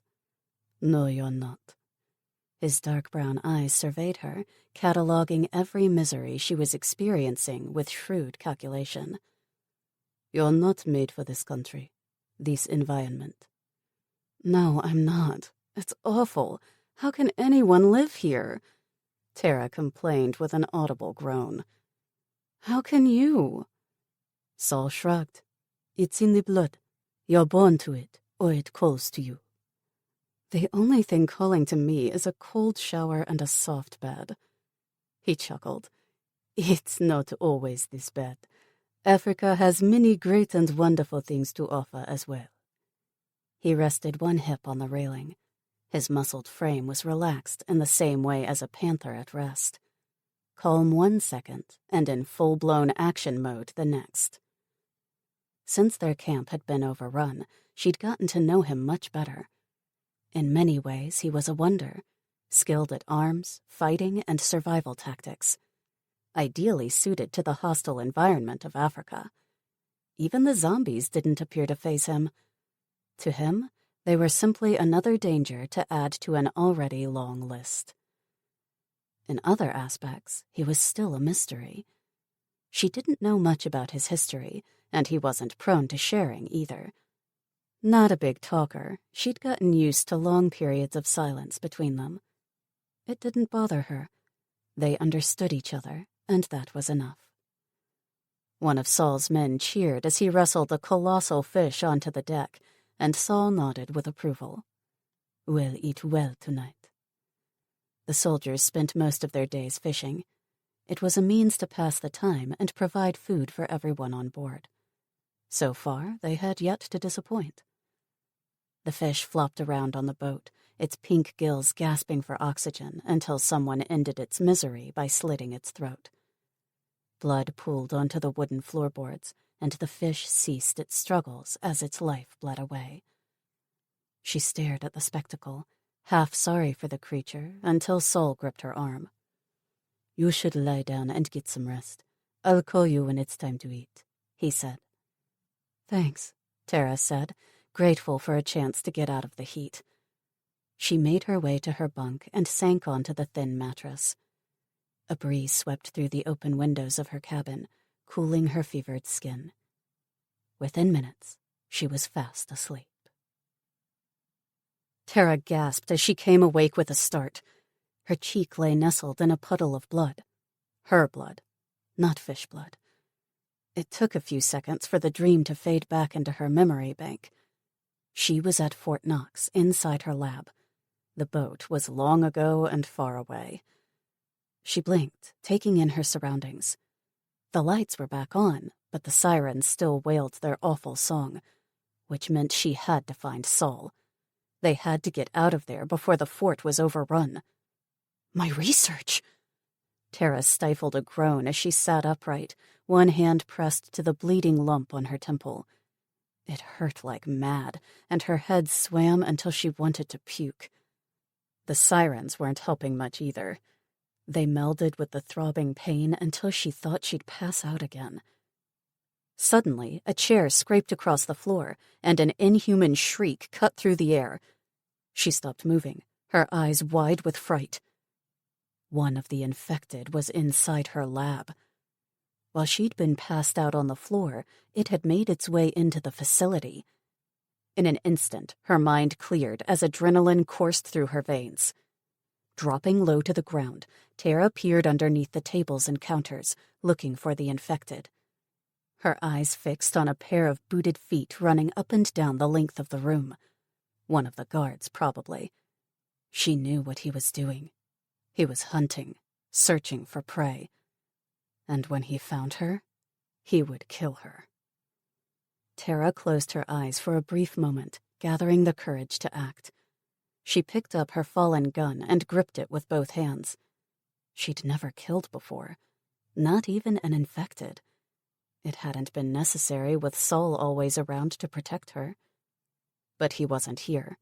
She was alone, and she had to defend herself and her work. She made a swift calculation in her head. Her gun wouldn't be accurate at that range. She needed to draw the zombie closer. Close enough for a shot to the head. It was now or never. She tensed her muscles and jumped to her feet. "Over here!" The zombie charged. The distance between them closed. Chairs, desks, notepads, and electronics went flying. Her finger trembled on the trigger, and she itched to pull it. Come on, come on. When the infected was almost upon her, she took the shot. A blast of iron pellets tore through the zombie's head, and its face disintegrated into a cloud of blood, bone, and brains. The corpse fell to the ground where it lay twitching. Tara stared at the gory mess in front of her, unable to move. She'd done it. She'd killed a man. All sound faded away.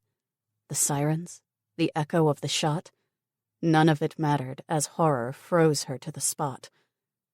Then a familiar voice caused her to wheel around. "Tara! Tara, are you okay?" Saul cried, running toward her. He grabbed her by the shoulders, his hands brushing over her face and body. "Did you get bitten?" Tara shook her head. No, I'm fine." He pulled her against his chest, crushing the breath from her lungs. "Thank God. I don't know what I'd do if you were hurt." Tara buried her face in his jacket, allowing his familiar scent to calm her. I'm okay. Finally, they pulled apart, and Saul brushed the tears from Tara's cheeks with a gentle thumb. "Can you run? We need to get out of here." "Is it gone? The fort, I mean," Tara asked, unable to believe that the mighty institution could fall. She'd thought it was safe. "They're trying to turn the tide, but there's too many infected. Thousands and thousands of them." "How's that even possible?" Tara said. "Your guess is as good as mine," Saul said, grabbing her hand. "Let's go." "Wait!" Tara cried, pulling away. "Just 1 second." "We don't have time to waste," Saul said, his voice rising in urgency. "We need to go now." "I know, but it's the last of the cure. 3 vials. That's all I've got," Tara said, running to a metal safe bolted to the floor. Saul paced up and down as she thumbed in the code to unlock it, his body coiled as tightly as a spring. "Hurry, Tara!" "Got it!" she shouted with a triumphant look in his direction, waving a metal case in the air. "What about your research?" She patted her pocket. "Got the hard drive right here." "Good, let's go." He grabbed her hand and rushed her out of the lab. They ran through the corridors, their footsteps echoing around them. Luckily, it was deserted. None of the other staff put in the kind of hours Tara did. They reached the exit, a set of swing doors usually guarded by 2 soldiers, one of whom just tried to kill her. Saul banged through after a quick look to make sure the area was clear. In front of them loomed a Humvee. Military issue. Saul opened the passenger door and hustled Tara inside before running around and jumping into the driver's seat. "Right, let's get out of here." As he ignited the engine, Tara said, "One more thing." "What's that?" Saul asked with exasperation stamped across his features. "We need to get Dylan and the little girl, Mary." "What? Why?" Saul said. "There's no way we'll make it." "I know, but I need their blood, Saul. You 3? You're the future," Tara said. "With that and my research, I can still save everyone. I'm sure of it." Saul shook his head, his lips set in a straight line. "No, Tara, it's impossible." "Please, Saul, I'm begging you," Tara pleaded, wringing her hands. Saul hesitated for a long moment before relenting. "Fine, we'll get Dylan first. She's the closest." Tara sagged into her seat with relief. "Thank you, Saul." He nodded, his expression grim. "Don't thank me yet. We still have to make it out of here alive." "I know, but thank you for trying." "Only for you, Tara. Now buckle up. It's going to be a bumpy ride. Saul said as he jammed his foot on the gas and spun away in a cloud of dust. Chapter 3. Amy.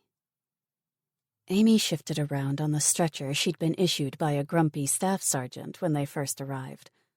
The tent was cold, and she shivered beneath her thin blanket. Not for the first time, she wished she was back home and tucked inside her bed with its handmade quilt and poofy pillows.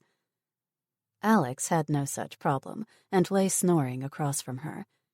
He was probably used to such things because of his time in the army. Amy checked her watch. It was close to 3 a.m. She needed to get some shut-eye. She was on kitchen duty the next day. That meant getting up at 5 to help the cooks prepare breakfast for several hundred soldiers and almost as many civilians. Huddling into a tiny ball, she closed her eyes, willing herself to fall asleep. After a few minutes, she dozed off, only to jerk awake when the sirens went off. Amy sat upright, her heart pounding in her chest. She'd been briefed about the sirens, and Alex had driven the lesson home many times as well. Zombies had broken through their defenses. They were under attack. Alex! "I'm up," he answered, swinging his legs to the ground and reaching for his boots.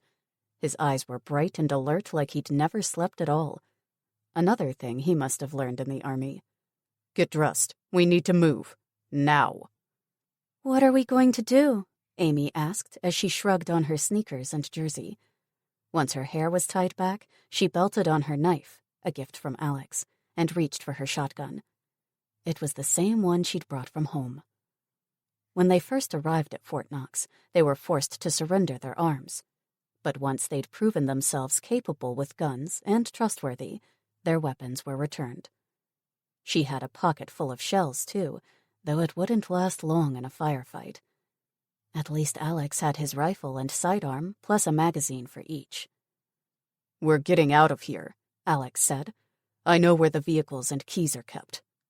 What about Dylan? Alex hesitated for a split second. "We'll fetch her first. I know how much she means to you." You'd do that for me? Amy asked, secretly relieved. She was fond of Dylan and loathed the thought of leaving her behind. They'd been visiting her every day, cheering her on during her recovery. "Of course, she's one of us now. She's saved my life, and we saved hers." He slung his rifle across his chest and checked that his guns were loaded. Finally, he grabbed his duffel bag and tossed it onto his back. "Ready?" I'm ready, Amy affirmed. Alex stuck his head through the tent opening to survey their surroundings. "It's clear for now, but it won't be for long. We'll have to run. The infirmary is a mile away. Stick close to me. Don't stop for anything, and shoot anyone that tries to hurt you. Got that?" Amy swallowed hard on the lump in her throat. She was more scared than she'd ever been in her entire life. Okay. Alex paused, and his gaze softened. "You can do this, sis. We're in this together. Family, right?" Amy sucked in a deep breath and gripped her shotgun with a firmer grip. Family. I've got your back, Alex. He smiled. "That's my girl. We Donahues are tough, and we never give up." Amy couldn't help but return his smile with a sense of pride. It relieved her fears and reminded her what she was fighting for every day. Never. "Let's go." With those words, Alex ducked outside and set off at a swift jog with Amy close on his heels. The first few minutes passed with relative ease as they ran through the rows of tents set up for the civilians. It didn't last. The sirens had awakened everyone, and they soon began milling around in a panic with no clear idea of where to go. Alex noticed and shouted at the top of his lungs, "Get to the evacuation points! Remember the drills!" His instructions soon took effect, and families began streaming toward the places laid out by Army instructors in the event of a breach. Supposedly, trucks and buses would take them to safety, and Amy hoped it was true for all their sakes. Overhead, spotlights lit the compound, but it wasn't long before they shut off, dumping everything into darkness. That was when the screaming began.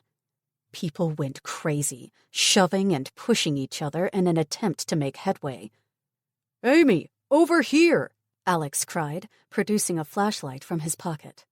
"Follow me." Amy stuck as close to Alex as she could, his dark shape bobbing in front of her. Suddenly, a heavy blow sent her reeling, and she lost her footing. Tumbling to the ground, she cried out as a sharp pain shot up her leg. "Alex, help me!" "Amy, where are you?" he answered, his light flashing back and forth. "Over here," she answered, waving her hand over her head. A foot connected with her ribs, and Amy fell back into the dirt. More people streamed past, one stepping on her hand while a knee connected with her jaw. Amy curled into a little ball, tucking her limbs away. Her body rocked back and forth, buffeted by the crowd that swarmed over her like a plague of locusts. Her head swam, and blood coated her tongue. She was being trampled to death, a fragile blossom crushed into the earth by the stampeding mob. Nobody cared, nobody stopped to help, and Amy felt more alone than ever before in her life. "Somebody help me, please!" A hand grasped her shoulder. "Amy?" She looked up into her brother's face and sobbed with relief. "Alex!" "Are you hurt?" he asked. Acting like a shield, he helped her get to her feet. "A little," she said, not wanting to alarm him. "Can you run?" "I think so," she replied, gingerly testing her twisted ankle. It hurt, but she thought she could continue. With a growl of anger, he bulldozed his way ahead, one arm around Amy's shoulders. Overhead, a couple of lights flickered back on as the generators kicked in, but they were barely strong enough to light the way. Still, it was better than nothing, and they set off toward the infirmary once more. It was 1 mile to get to the hospital, but to Amy, it felt like 10. Every step sent a jab of pain up her injured leg. Her chest twinged with every breath she took, and her left hand was swollen and tender. With a muttered curse her mother would not have approved of, she forced herself to keep moving. They had to get to Dylan. "Come on, we're almost there," Alex said as they left the last of the tents behind. To their right loomed the building that housed the communal kitchens and common room. It had been hastily converted to serve the burgeoning number of survivors that fled to the fort's gates. The infirmary lay just ahead, and Amy sped up as hope filled her heart. "We're going to make it." Suddenly, a burst of gunfire tore through the night. With a cry, Alex yanked her to the ground as bullets cut through the air overhead. "Get down!" In the distance, muffled booms rocked the night, the vibrations traveling through the earth and up their spines. A flare shot into the sky and hung there like a beacon of death. It cast a surreal glow over the scene below.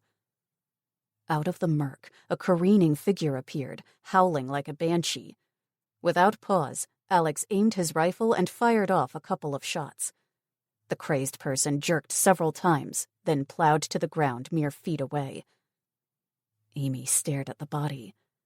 "Is that Zombie," Alex said. "They're inside. We have to hurry." He hauled her back to her feet and ran in a low crouch, which she tried to copy. Now and then, he'd stop and blast away at an incoming infected before continuing further. The noise was deafening, a hellish mixture of screams, howls, gunfire, explosions, and the ever-present sirens. Finally, when Amy thought she couldn't take any more, they reached the entrance to the infirmary. The guards were missing, and the doors wide open. A smear of blood coated one pane of glass, and she prayed that Dylan was all right. "Please, she's my friend. I need her to be okay." "Be careful," Alex cautioned. "We don't know how many's inside already." "I'm ready. Let's do this," Amy said, gathering together the shreds of her courage. She would be brave for her friends and family. She had to. Together, they braved the echoing halls of the infirmary. The lights flickered above their heads, giving it a ghoulish feel, and an occasional smear of blood marred the tile floor. Alex stayed one step ahead, his shoulders tensed and ready. They passed several closed doors, storage rooms and such, before they reached the entrance to the waiting room. Alex moved toward it, but stopped abruptly with a startled cry. "Holy shit!" Amy peered around his bulk and sucked in a deep breath. The scene in front of her came straight from a horror movie, the stuff of nightmares. In the middle of the room stood a pale apparition in a short hospital gown. In her hands, she gripped an axe, and her dark hair obscured her face. The scent of copper hung heavy in the atmosphere, mixed with the stench of feces and bile. Strewn around her bare feet lay the remains of several bodies: arms, legs, heads, and torsos. There was more blood than Amy had ever seen before in her life. It dripped from the woman's hair and axe, streaked her limbs, and drenched her clothes. It pooled around her feet, a lake of crimson death. Then Alex uttered a single sentence, and Amy couldn't believe what he was saying. She couldn't reconcile the image in front of her with the friend she knew and loved. It was impossible. He said, "Dylan, is that you?" Chapter 4. Alex. Alex stared at the woman in front of him, unable to believe it was her. Yet it had to be. He recognized the shape of her body, the long legs, the set of her shoulders, and red hair, though it was hard to tell if it was red or just coated in blood. "Dylan, is that you?" The woman raised a blank face to him, and their eyes met. It was Dylan. For several moments, nothing happened, and Alex began to wonder if she'd finally turned. Maybe the cure hadn't worked after all.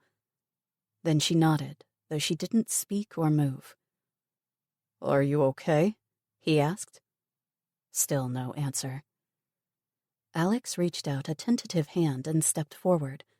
His boot came down on something hard, and he heard an audible pop.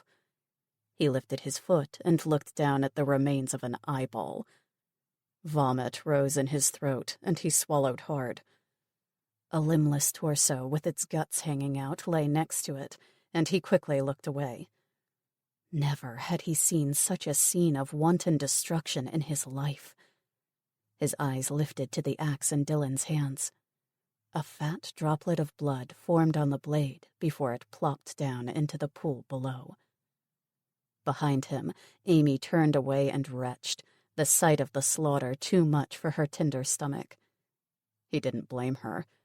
His stomach was at the point of total revolt as well. "I don't think I can do this," he said, clapping one hand over his mouth as he turned away. Dylan stirred. "I had to kill them. I had no choice." "Were they infected?" he asked, not sure if he wanted to know the answer. She nodded, and relief coursed through the horror inside his chest. They were zombies, not innocent people murdered by a madwoman. "They were going to kill me. Eat me." "I believe you," he said, reaching out one hand again. "Come on, we have to go. The fort is under attack." With carefully placed steps, she picked her way through the gore until she reached his side. Up close, she looked even worse, her hair matted with blood and chunks of unidentifiable matter. You are," Alex mumbled, searching for words. He didn't know what to do with her in the state that she was in. He was rescued by Amy, who stepped forward after she'd brought up the last remaining bit of her supper. "Let me help," she said, though her skin bore a greenish pallor. "Are you sure?" he asked with raised eyebrows. "She might be dangerous." "She's my friend," Amy said with admirable determination. "She'd never hurt me." "All right, then take this," he said, unslinging the duffel bag from his back. He rummaged inside and produced a shirt. "She can't walk around like that." Alex turned his back while Amy helped Dylan out of the messy hospital gown and into the clean shirt. She used the bloody gown to wipe the worst of the mess from Dylan's face and body, though there wasn't much she could do. Not without a hose and a ton of soap. He picked among the corpses and found a belt which he wiped down on the carpet, coupled with a pair of flat shoes that used to belong to a nurse. Or so he thought, judging by the uniform that remained on her torso. It was a disgusting job, but with the shirt belted in place and something on her feet, Dylan was semi-dressed at least. "Ready to go?" he asked, itching to move. They were sitting ducks in the infirmary, and he wanted to get out of there. "Yes, we are," Amy said, taking Dylan's free hand. Together they exited the waiting room and ran down the deserted corridors toward the exit. Alex paused just outside the doors to take a look at their surroundings. Things inside the base were going from bad to worse. Several buildings were on fire. Explosions rocked the night. Groups of people ran around like headless chickens, and gunfire drowned out the wail of the sirens. A couple of armored trucks raced past, manned by a group of surviving soldiers. They were followed by a tank, its ponderous bulk crushing everything in its path. "What now?" Amy asked, shouting to be heard over the chaos. "We follow the tank," Alex cried, believing it might afford them some protection. "It's headed the right way." "Okay," Amy said, and Dylan nodded her assent. Alex prepared to run after the tank, but stopped when a group of infected swarmed the machine. They climbed over it like ants, beating against its armored side with raging fists while it continued along its path unhindered. One of them spotted Alex and his group. With an eager howl, it charged. The rest of the zombies noticed and abandoned their iron-bound prey for an easier meal. In a solid mass, they sprinted across the distance. Alex paled as he faced the incoming zombies. There were too many to fight, but he had to try. Reacting on instinct, he raised his carbine and fired. He fanned out his shots, cutting down as many as he could before the gun clicked on empty. "Shit!" He dropped the rifle and pulled out his sidearm. With measured shots, he killed 2 more, then another and another. Still, they kept coming, more than he could count. A tight knot of insane humanity intent on rending the flesh from their bones. "Amy! Dylan! Get inside!" The distance closed, and he kept shooting until he ran out of bullets. With a muttered curse, he dropped the gun back into its holster and unsheathed his knife. Flexing his fingers, he backed away. The infirmary was their only hope of survival. Suddenly, a Humvee appeared out of nowhere. The formidable truck hit the mob of zombies with explosive force. Several went flying, while others were crushed beneath its wheels. It performed a tight turn, taking down 2 more stragglers before sliding to a halt in front of them. Alex stared at the driver with shocked recognition. It was that scientist woman's sidekick, the South African soldier, Sol Dlamini. The back door to the Humvee opened, and Tara leaned out, waving at them. "Come on!" Alex jerked his head at Amy and Dylan. "Go, go, go!" They rushed past him, but at that moment, an infected came raging around the corner of the vehicle. Amy blasted it with her shotgun, and it fell in a shower of blood and dirt. Alex smiled with pride. "Way to go, sis!" Amy scrambled into the back of the Humvee with Dylan right behind her. Alex followed, reaching up with one hand to grip the frame and lever himself up. As he leaned forward, Dylan appeared in front of him. With a savage cry, she raised her axe, and he froze with shock. "What are you doing?" The axe whistled past his shoulder, and he turned to see a zombie crash to the ground mere inches away. Without pausing, Dylan grabbed him by the collar and hauled him inside the vehicle. The door slammed shut as the Humvee roared away. Alex lay across Dylan's lap and blinked up at her, his heart still racing after his narrow escape. She raised a single eyebrow. "Well? I'm sorry. I guess I owe you one, he said with a rueful smile. That's twice I've saved your life. And I'm not crazy, she said, pushing him away from her with a grumble. I lost my axe, too. Alex grabbed his duffel bag and unzipped it. I've got something even better, he said as he produced her old machete, the one she got in Louisville. Dylan grinned and reached for it. You still have it, my lucky machete. Lucky? He asked with a puzzled frown. I'm still alive, aren't I? She said with a shrug. He couldn't fault her logic. She was lucky. They all were. The question was, for how much longer? Chapter 5. Saul. Saul sped away from the infirmary in a cloud of dust and gravel, heading for the nearest exit. He swerved between buildings and banked around a tight corner. Tara and Amy screamed when the Humvee tilted sideways, 2 wheels spinning in the air. For a few precious seconds, they hung suspended, their lives dependent on his driving skills. With a deft twist of the wheel, they fell back to all 4 tires and raced ahead without pause. "Where are you going?" Tara cried, clinging to her seat. "I'm getting us out," Saul answered, with barely a glance in her direction. His concentration on the vehicle was complete. He changed gears at the speed of light, his feet working the gas and brakes with smooth efficiency. "What about Mary?" she asked. "We need her." "No, we don't. You've got Dylan and me. That's enough," he answered. "But—" "No buts. With your research and the samples of the cure, you'll be fine."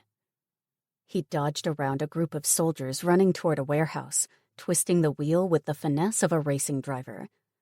This wasn't his first rodeo.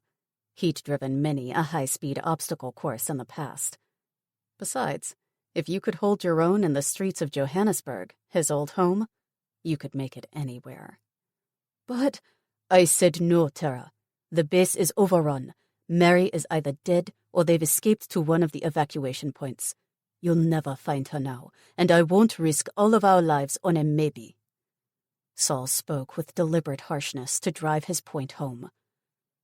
Tara stared at him in the rearview mirror for a second, her eyes ablaze. Finally, she nodded.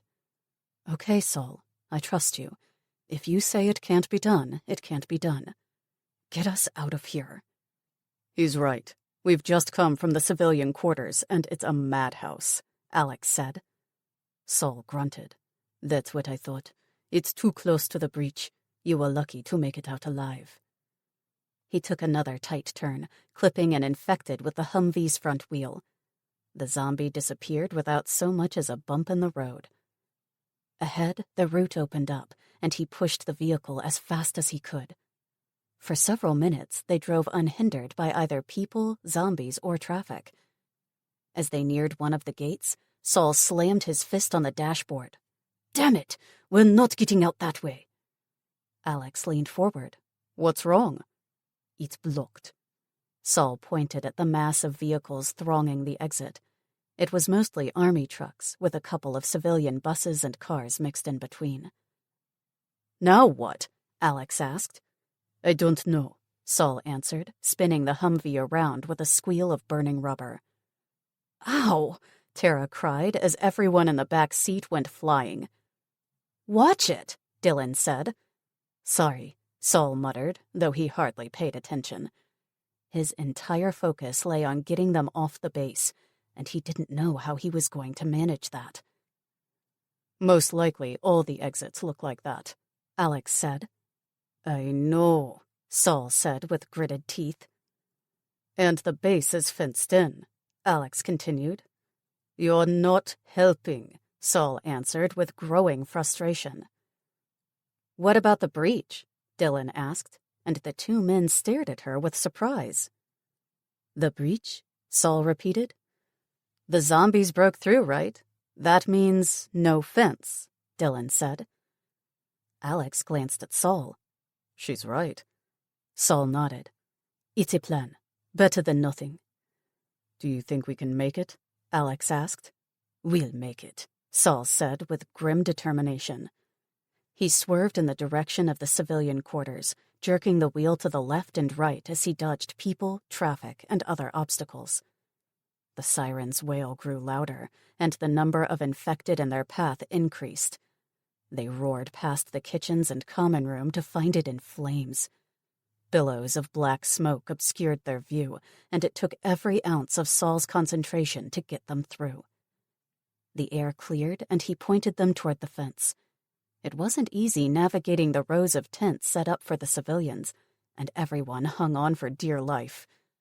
A woman appeared in his path, her face contorting into a frightened scream as she froze in the headlights. Saul yanked the wheel, narrowly missing her. The Humvee plowed through a tent, its contents scattering to the four winds. The canvas stuck to the hood, covering the window. "Shit, I can't see," Saul screamed, easing his foot off the gas. "Let me," Alex cried. He wormed his way to the front and wound down the window. Leaning out, he grabbed the tent and pulled. It came partially free, granting Saul a small gap through which to see. "I need more," Saul said, speeding up again. "I'm working on it," Alex replied, yanking at the canvas.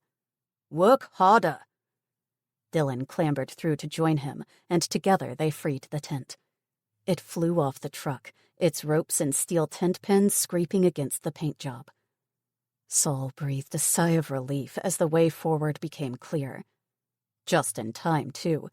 The fence loomed right ahead, and he swerved to the side to avoid ramming into it. Alex and Dylan crashed together in a heap, their bodies entangled in the front seat. He ignored their cries, focusing on finding a way out. At last, a gap in the wire came into view, and he took the opening. Alex and Dylan went flying again, their enraged screams ringing inside the enclosed cabin. "Oh, come on! Really?" "Hold on," Saul said as the Humvee raced across the open field. It was about a mile to the nearest road, and the ride was as bumpy as hell. With only his headlights to light the way, he had to try his best not to crash into a tree. The truck bounced across the vegetation like a jackrabbit, and it took quite some time for Dylan and Alex to extricate themselves from the footwell. Finally, Dylan sank into the seat with a disgruntled huff, while Alex clambered into the back. Minutes later, they reached the road, and Saul turned onto it, heading for the nearest town. Radcliffe. As the ride smoothed out, Saul glanced around. "Everyone okay?" "Yeah, no thanks to you," Dylan said, folding her arms. "You're alive, aren't you?" Saul raised an eyebrow. "Okay, fine. You saved our asses back there. Thanks," Dylan replied, though she still didn't look pleased about it. "We all owe you one," Alex said, shooting Dylan an annoyed look. Tara didn't say a word, but she didn't have to. Her shining eyes said it all, and a look of understanding passed between them. "Thanks, Saul," Amy said, her smile wide and genuine. She leaned forward, her blonde ponytail hanging over one shoulder. Saul grinned at her. It was impossible not to respond to her sweet innocence. "My pleasure, young miss." "Call me Amy, and this is my brother, Alex." "I know," Saul said. "I've seen you at the hospital visiting Dylan. My name is Saul. I'm a friend of Tara's." "Now that we're all acquainted, can anyone tell me what happened back there?" Alex asked. "A couple of thousand infected stormed the fence. The soldiers tried to stop them, but there were too many, and they were too spread out." "Thousands?" Alex said. "Where did they come from?" "My guess is all over. They were probably drawn here by the constant activity," Saul answered. "I've heard reports that they're swarming, forming groups," Tara said. "That must be what happened here." "Why?" Alex asked with a frown. "Pack mentality. They stand a better chance of taking down prey together than alone. They're learning," Tara said in a grim tone of voice. "Then what chance do we stand on our own?" Amy asked, her cheeks pale. "If Fort Knox couldn't make it, nothing can." Saul shrugged. "They're drawn to noise and movement. The more people you have in one place, the more zombies you'll draw. So what are you saying? Alex said. If we can find an isolated spot, somewhere away from the cities, preferably high up, we might be able to escape their notice, Saul said. Note that I said might. Nothing is guaranteed. Where are we going now? Alex asked. I planned for something like this a few weeks ago, Saul replied. I scouted the nearest town, Radcliffe, and found an abandoned house on the outskirts. I've been fortifying and supplying it every chance I got. It's our only option. Is it safe? Amy asked. Nowhere is safe, but it's the best I can do right now. Besides, most of these zombies are at Fort Knox. We've got time to figure out our next move.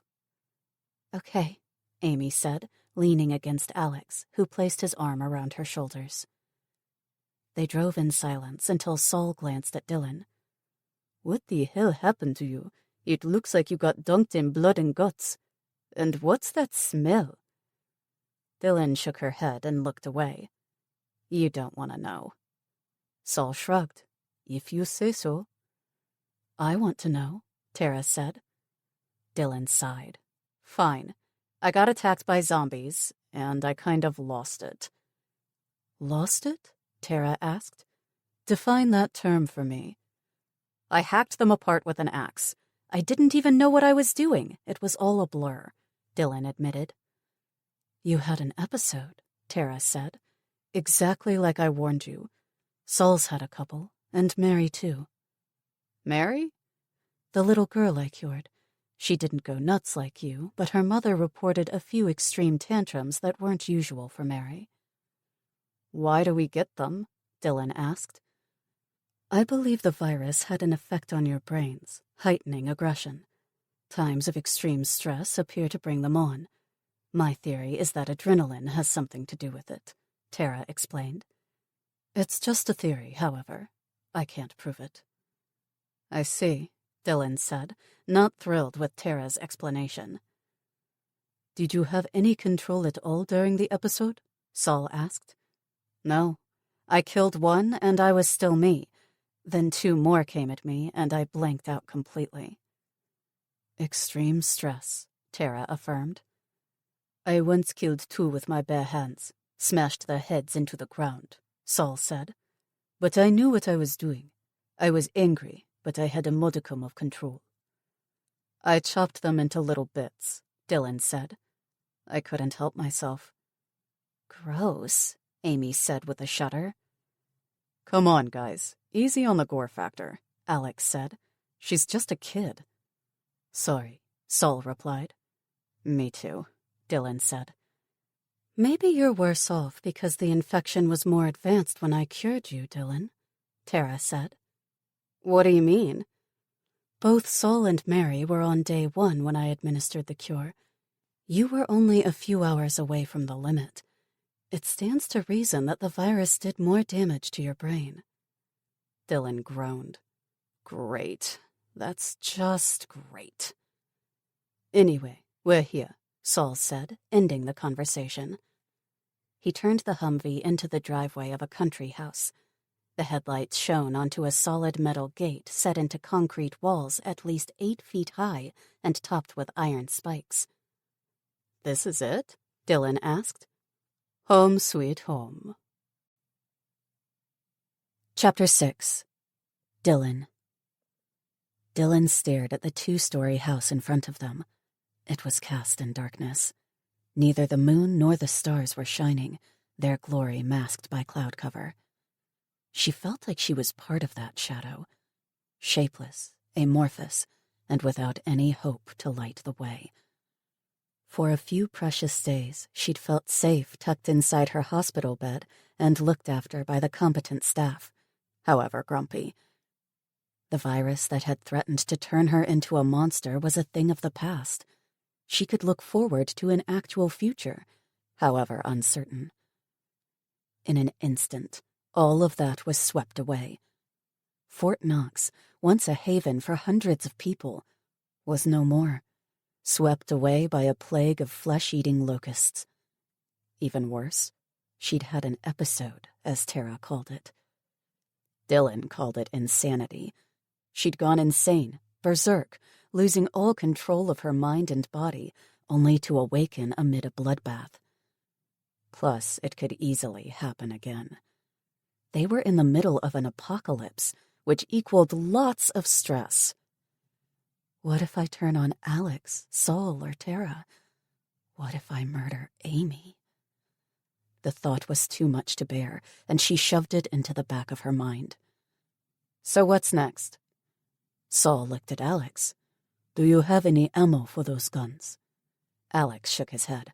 I'm out, but I've got a knife. Why? I need to open the gate and inspect the property to make sure it's clear. I could use the backup. He reached inside his jacket and produced a flashlight, testing the switch to make sure it worked. I'll do it, Dylan said, gripping her machete.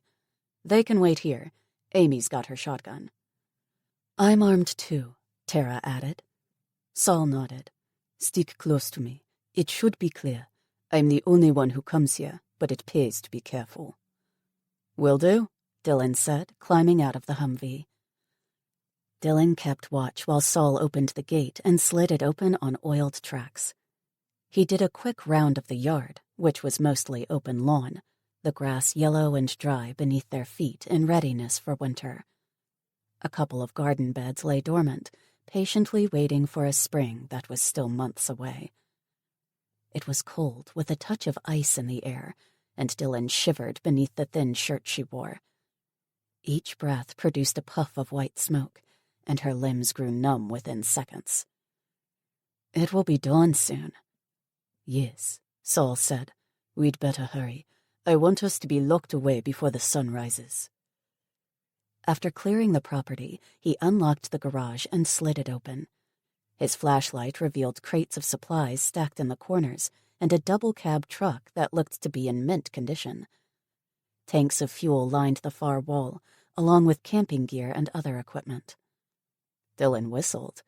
You've been busy. I believe in being prepared. Nothing lasts forever, and I never thought the fort was as safe as its commanders believed. I've seen the virus at work. I know what it can do, Saul said. Tara said you were there at the beginning when it all started, Dylan said. It's true. We were at the source. We should have stopped it then, but failed. It spread too fast, and we had no help, no backup. We are paying for that mistake now. Is that why Tara is so obsessed with the cure? Dylan asked as understanding dawned.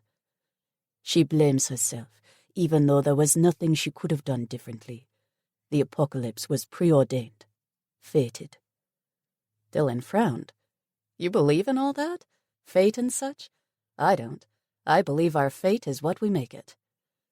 For the most part, yes. But there is more to the world than what we can see, Saul replied. Come, we need to check the house, too. Dylan stared at his retreating back with raised eyebrows. He wasn't quite the black and white character she'd thought him to be. The stoic, humorless soldier who lived for duty alone. I guess there's more to you than meets the eye. She followed him to the front door, taking in every detail. The house was well built, with a door of solid oak. The windows were covered with black paint, and Dylan pointed at them. What's up with that? The zombies respond to sight and sound. Movement, noise, and light draw them in, and we need to minimize that if we want to stay here. Dylan nodded. You've thought this through. Somebody had to, Saul said in a dry tone of voice. For a brief second, Dylan wanted to take offense, but he was right. If it weren't for Saul, none of them would be alive right now. Touché. There was no electricity. The struggling grid had failed a couple of days before. Luckily, Saul had foreseen that event and stockpiled an abundant supply of candles and gas lamps inside the house. According to him, there was still running water, but it wouldn't last for long. Enjoy it while you can, Saul said before jogging up the stairs. After checking that the house was clear, they pulled the Humvee into the yard and unloaded their gear. Saul took a hose and sprayed the vehicle down, rinsing away the evidence of the infected they'd run over. Dylan took a moment to inspect the vehicle. It certainly lived up to its name. To her eyes, it looked like a tank crossed with a 4x4. But one detail bothered her. Why doesn't it have one of those big guns on top? It's an older model that went in for repairs, and they removed some of its equipment, Saul replied. Okay, but a gun would have been nice, Dylan said. It's not like I had time to pick and choose. This one was the closest and had a tank full of gas.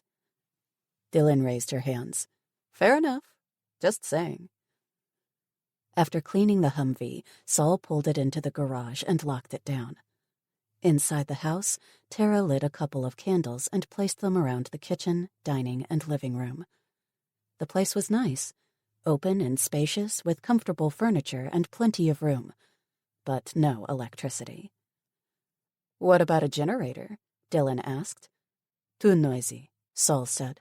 We have to live without electricity for now. We'll make do, Tara said as she checked the cupboards. Is anyone injured? Not me, but for the rest of you, I got this, Saul said, removing a first aid kit from beneath the sink. It's all we have in the way of medical supplies. I was able to scrounge up a lot of other stuff, but medicine is at a premium. The fort had little to spare. How does your knife wound look, Alex? Tara asked. He shook his head. It's holding. Nothing is torn or bleeding. It just hurts. Tara opened the kit and looked through the contents. Here's a couple of painkillers, and make sure to disinfect it every day until the stitches come out. I'll do that, Alex said, taking the pills. It's Amy I'm worried about. She almost got trampled by a mob of panicking people. Did you get hurt badly, Amy? Tara asked with a frown of concern. My hand hurts because somebody stepped on it. I've got a bump on my head, and I twisted my ankle, Amy replied. My ribs are pretty sore too, but I don't think it's serious. Tara winced. It sounds bad enough. Let me take a look. After a quick examination, it turned out that Amy was more bruised than anything else. With a couple of painkillers in her system and a bandage around her ankle, she was good to go. Saul patched up Tara's wound. Luckily, it was just a bump on the head and a shallow cut. All it needed was a dab of disinfectant cream and a Band-Aid. Dylan, how are you feeling? Tara asked once she was done. It's hard to tell through all that dried blood. I'm all right. Nothing new, Dylan said. She looked down at her gore-streaked body. I suppose I should take a bath. That would benefit us all, Saul answered. Yeah, no kidding, Amy added, wrinkling her nose. Dylan rolled her eyes. Okay, guys, I can take a hint. There's no hot water, but I put toiletries and toilet paper in each bathroom, along with a couple of towels. Saul pointed upstairs. There's enough room for all of us. No need to share. Why don't you all wash up and settle in while I make breakfast? Tara asked. I'm starving. Good idea, Alex said. Come on, Amy. Let's put our stuff in our rooms. Alex and Amy went upstairs, and Dylan followed, plucking at her matted hair with distaste. There were 2 bathrooms. A decided bonus considering she'd be a while. At least the others could tidy up as well while she was busy. Inside the wall cabinet, she found a tube of toothpaste and a couple of toothbrushes still in the wrapper. After brushing her teeth, she stepped into the shower, nearly jumping out of her skin when the icy stream of water hit her back. Shit, that's cold! At the speed of light, she soaped her body, scrubbing at the dried blood and gore. The bandage on her arm had to go, exposing her ugly wound to the light, but she ignored it. Vanity was the least of her worries now. Besides, she'd never been one of the pretty girls, preferring to be tough instead. Her hair came next, and she tried not to gag when her fingers encountered bits of unknown tissue entangled in the locks. The water ran red around her feet, clouds of crimson swirling down the drain. Now that everything was quiet and she was no longer in danger, her brain had time to think. Time to look for trouble in places it really shouldn't. George's contorted face flashed before her eyes, his hulking torso looming over her like a giant from a storybook. Behind him, the nurse got to her feet with slow deliberation. A double threat. Red-hot rage swirled through Dylan like a vortex, filling her limbs with inhuman strength. She felt no fear, pity, or remorse. Nothing but anger. She swung the axe, sinking the blade deep into George's forehead. The snarl slipped from his lips, and he looked befuddled as he crashed to his knees. The nurse was next, and her head flopped sideways as the axe chopped through muscle and membrane. A second blow sent it flying. Dylan didn't stop there. Her rage wasn't spent. Instead, it grew stronger, and she hacked at the bodies with all her might. Blood, chips of bone, brain, and innards covered the carpet, a circle of death around her feet. Blood soaked her skin and hair, running in rivulets down her grinning face. It spattered the ceiling, covered the floor, and sprayed across the walls. At last, she stopped from sheer exhaustion. Her lungs heaved for breath, and her muscles quivered with fatigue. The axe hung from numb fingers, and her mind refused to register what she'd done, what she was capable of doing. As the anger leached from her body, she felt empty. A vast void opened up inside her chest, and nothing could fill it. Not all the blood or corpses in the world could make her feel human again. She was a freak of nature, a monster. A loud knock on the door tore Dylan back to the present, and she gasped as the awful memories fled back into the recesses of her mind. They left behind the ugly realization of what she'd become, what she was now that the cure ran through her veins. Her knees wobbled, and she sank to the floor. The water streamed across her face, drowning out the world. She hardly registered when Tara entered the bathroom. "Dylan, are you okay?" Tara asked. Dylan stared at her, and suddenly her anger returned. It was Tara's fault. She was to blame. It was her cure that had turned Dylan into a monster. Her lips twisted into a snarl. "What do you want?" Tara's eyes widened, and she took a step back. I thought I'd check in on you and see if you needed anything." "As you can see, I'm just peachy," Dylan said, her hands balling into fists. Tara studied her with a somber gaze. "Are you sure? You don't look all right to me. Is it the episodes? Are they bothering you?" "What's it to you?" Dylan snapped, even though she knew she was being unfair. At that moment, she couldn't help herself or her extreme reaction. "I do care, Dylan. In a big way, I'm responsible for you, Saul, and that little girl, Mary." Tara raised her hands, pleading. "You must try to control it. Don't let the virus have its way with you. You're not a victim. You're strong." Dylan stared at Tara's earnest face and made an effort to rein in her anger. She sighed and dropped her gaze to the rusty half-moon stains underneath her nails. "It's not your fault. It's mine. I'm the one who lost control, and it's still happening. Even now, I seem to lose it for the slightest reason." "It gets better with time. Saul took the cure weeks ago, and at first he struggled a lot. Why don't you speak to him and ask him how he got it under control?" "Maybe," Dylan said with a frown. "We don't get along that well." "You don't have to. You just need to find out how he did it," Tara said. "But you said I've got it worse than him. If that's true, he can't help me." "I only suspect that your episodes are worse, Dylan. It might not be true." Tara shot her a rueful smile. "Contrary to what everyone thinks, I'm not always right."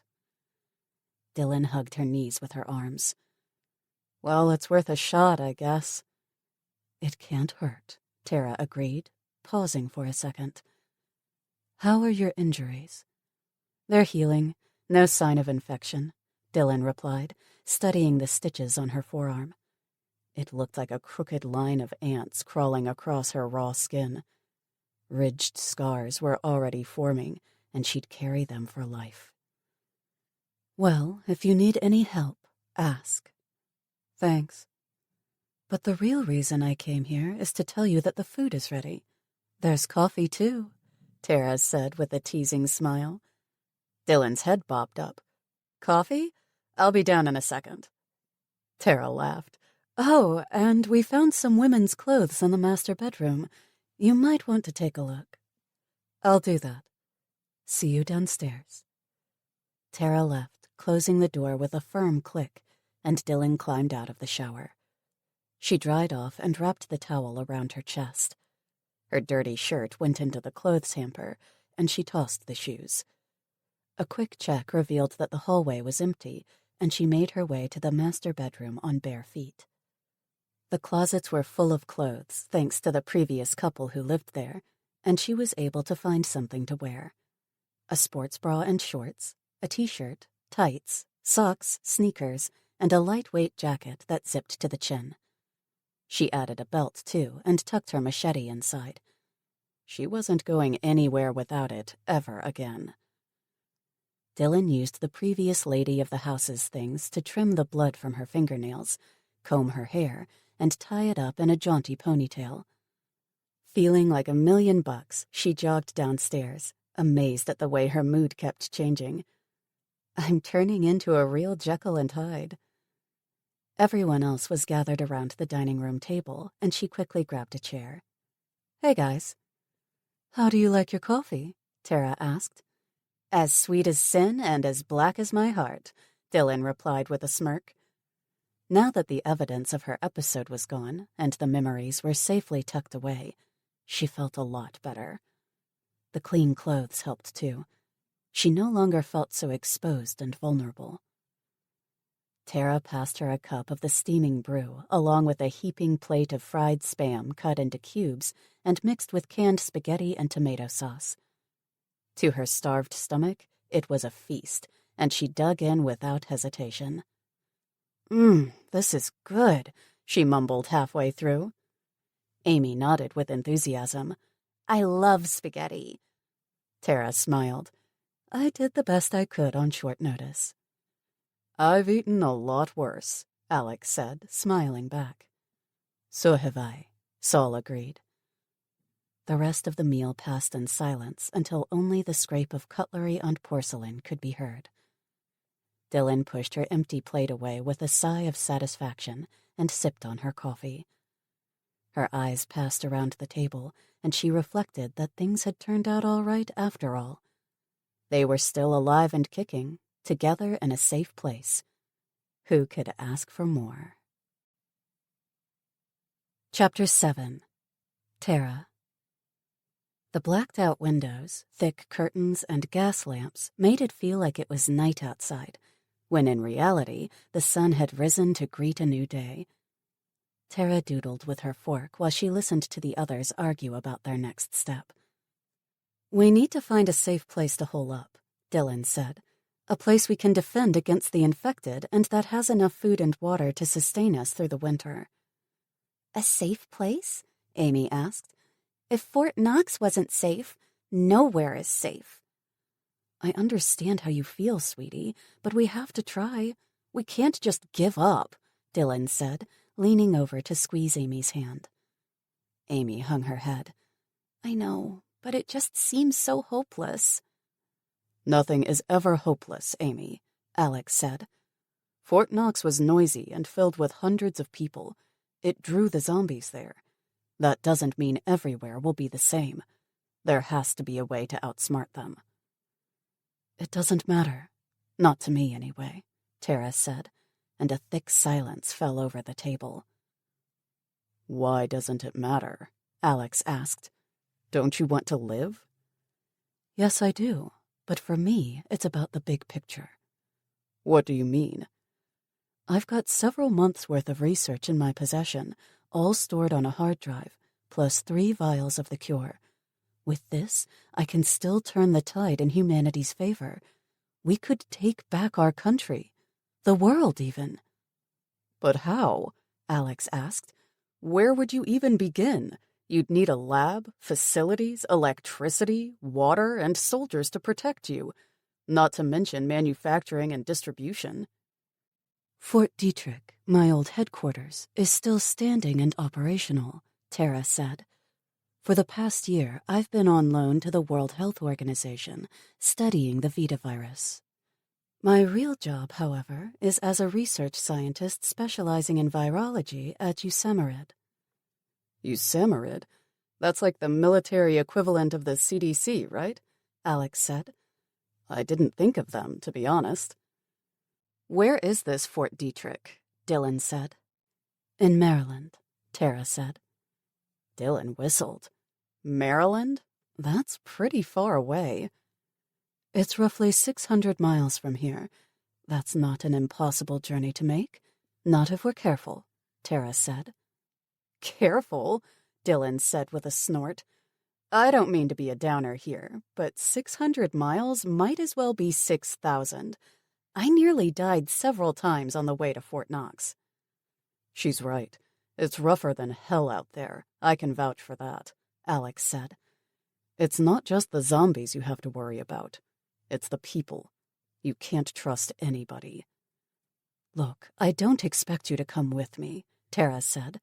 This is my responsibility. You're welcome to stay here. It's as good a place as any if you lie low and keep quiet. Or you can take what supplies you want and go somewhere else. Tara paused, chewing on her lower lip before she resumed. But I'd like it if we could all stick together. We're stronger in a group. I need you guys. Dylan sighed.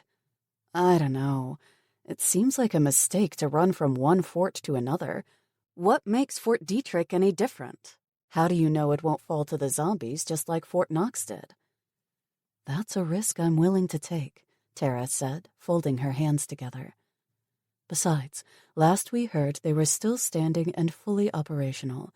It has great strategic importance, so it stands to reason there'd be more security. You'd go alone? Alex asked. She's not alone. I'm going with her, and I'll make sure she gets there, Saul said with a determined look. Alex looked at Amy. I'm sorry, but I've got to think about my sister.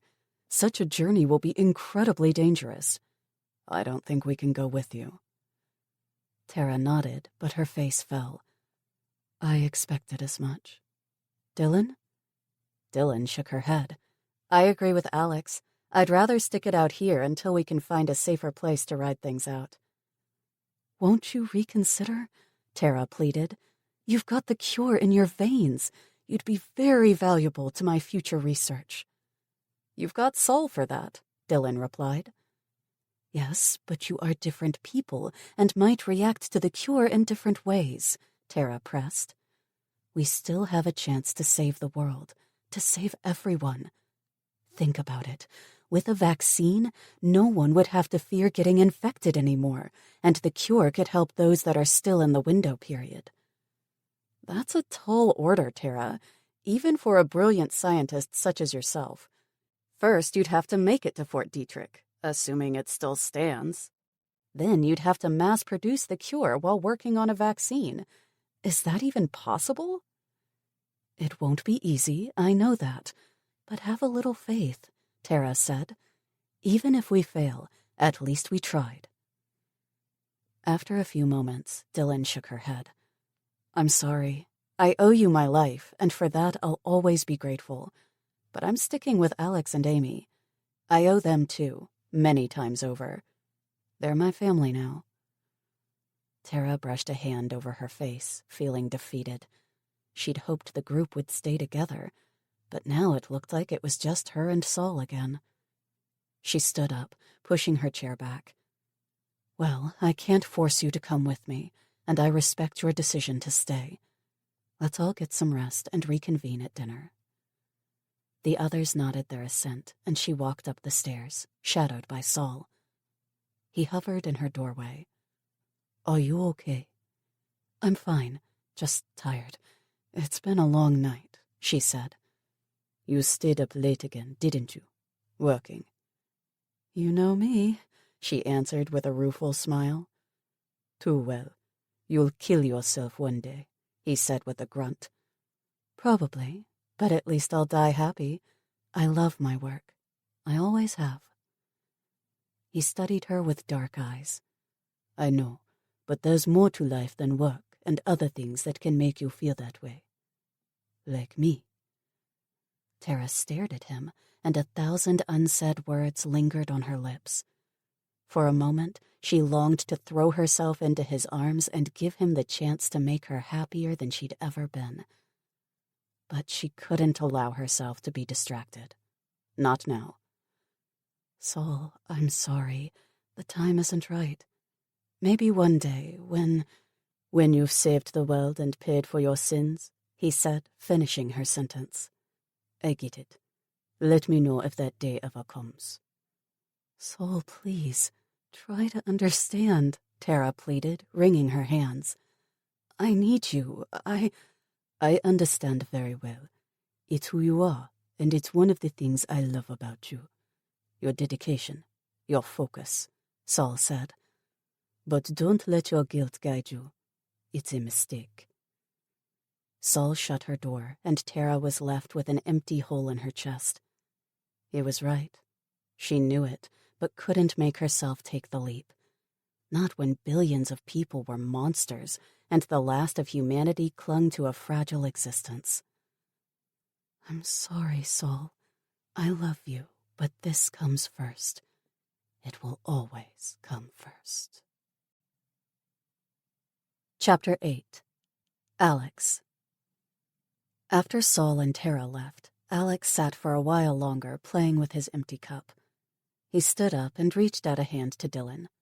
Want more coffee? Please, she said. Amy? He asked. She shook her head. Not for me, thanks. All right. He filled up the kettle and placed it on the gas stove to boil. Strong and sweet, right? That's the way I like it. I'll do the dishes, Amy said, gathering up the dirty plates. With the sound of boiling water and the clinking of plates in the wash basin, it sounded almost normal in the house. Domestic. As Alex spooned coffee, sugar, and creamer into the cups, he wondered if anything would ever be the same again. After stirring in the boiling water, he handed Dylan her cup and sat down once more. Moments later, Amy joined them with a glass of water in her hands, and the trio eyed each other. Do you think we made the right decision? Alex asked. You mean by staying here? Dylan said. That's right. I don't know. It seems okay. The place is fortified, and Tara said we could have some of the supplies. We could live here for a couple of months. Maybe see through the winter, she said. Kentucky winters aren't so bad, Alex said. It's usually mild, with not a lot of snow. If we're planning on riding out the season, this would be the place to do it. Maryland, on the other hand, is a lot colder. What about the zombies? Amy asked. They'll run right over this place. Not if they don't know we're here. The walls are pretty high, and the windows are covered. As long as we keep quiet and stay out of sight, we'll be fine, Dylan said. They'll walk right by us. Yeah, and if we need anything, Radcliffe is close by, Alex added. Okay, Amy said. But it's going to be one long, boring winter. I mean, no television, music, or anything. Boring is still better than dead, Dylan said. So we're decided? Alex asked. We're staying here for the winter? Dylan nodded. I'm in. Me too, Amy said. Good. Why don't you guys get some sleep while I take the first watch? Alex said. I'm sure we don't want any more nasty surprises today. Dylan shook her head. No thanks, not me. Me neither, Amy said. The girls trooped upstairs while Alex mulled over their conversation. He was sure they were doing the right thing by staying. The route to Maryland was long and dangerous. They'd have to face constant dangers. However worthy the cause, He owed it to his mother to keep Amy safe. She was all he had left, and far too young to brave such perils. Alex looked up when Saul appeared at the table. "Not tired?" Saul shook his head. "Not really." "I'll take the first watch to make sure nothing creeps up on us," Alex said. "All right," Saul said, "but you'll need ammunition for those guns of yours."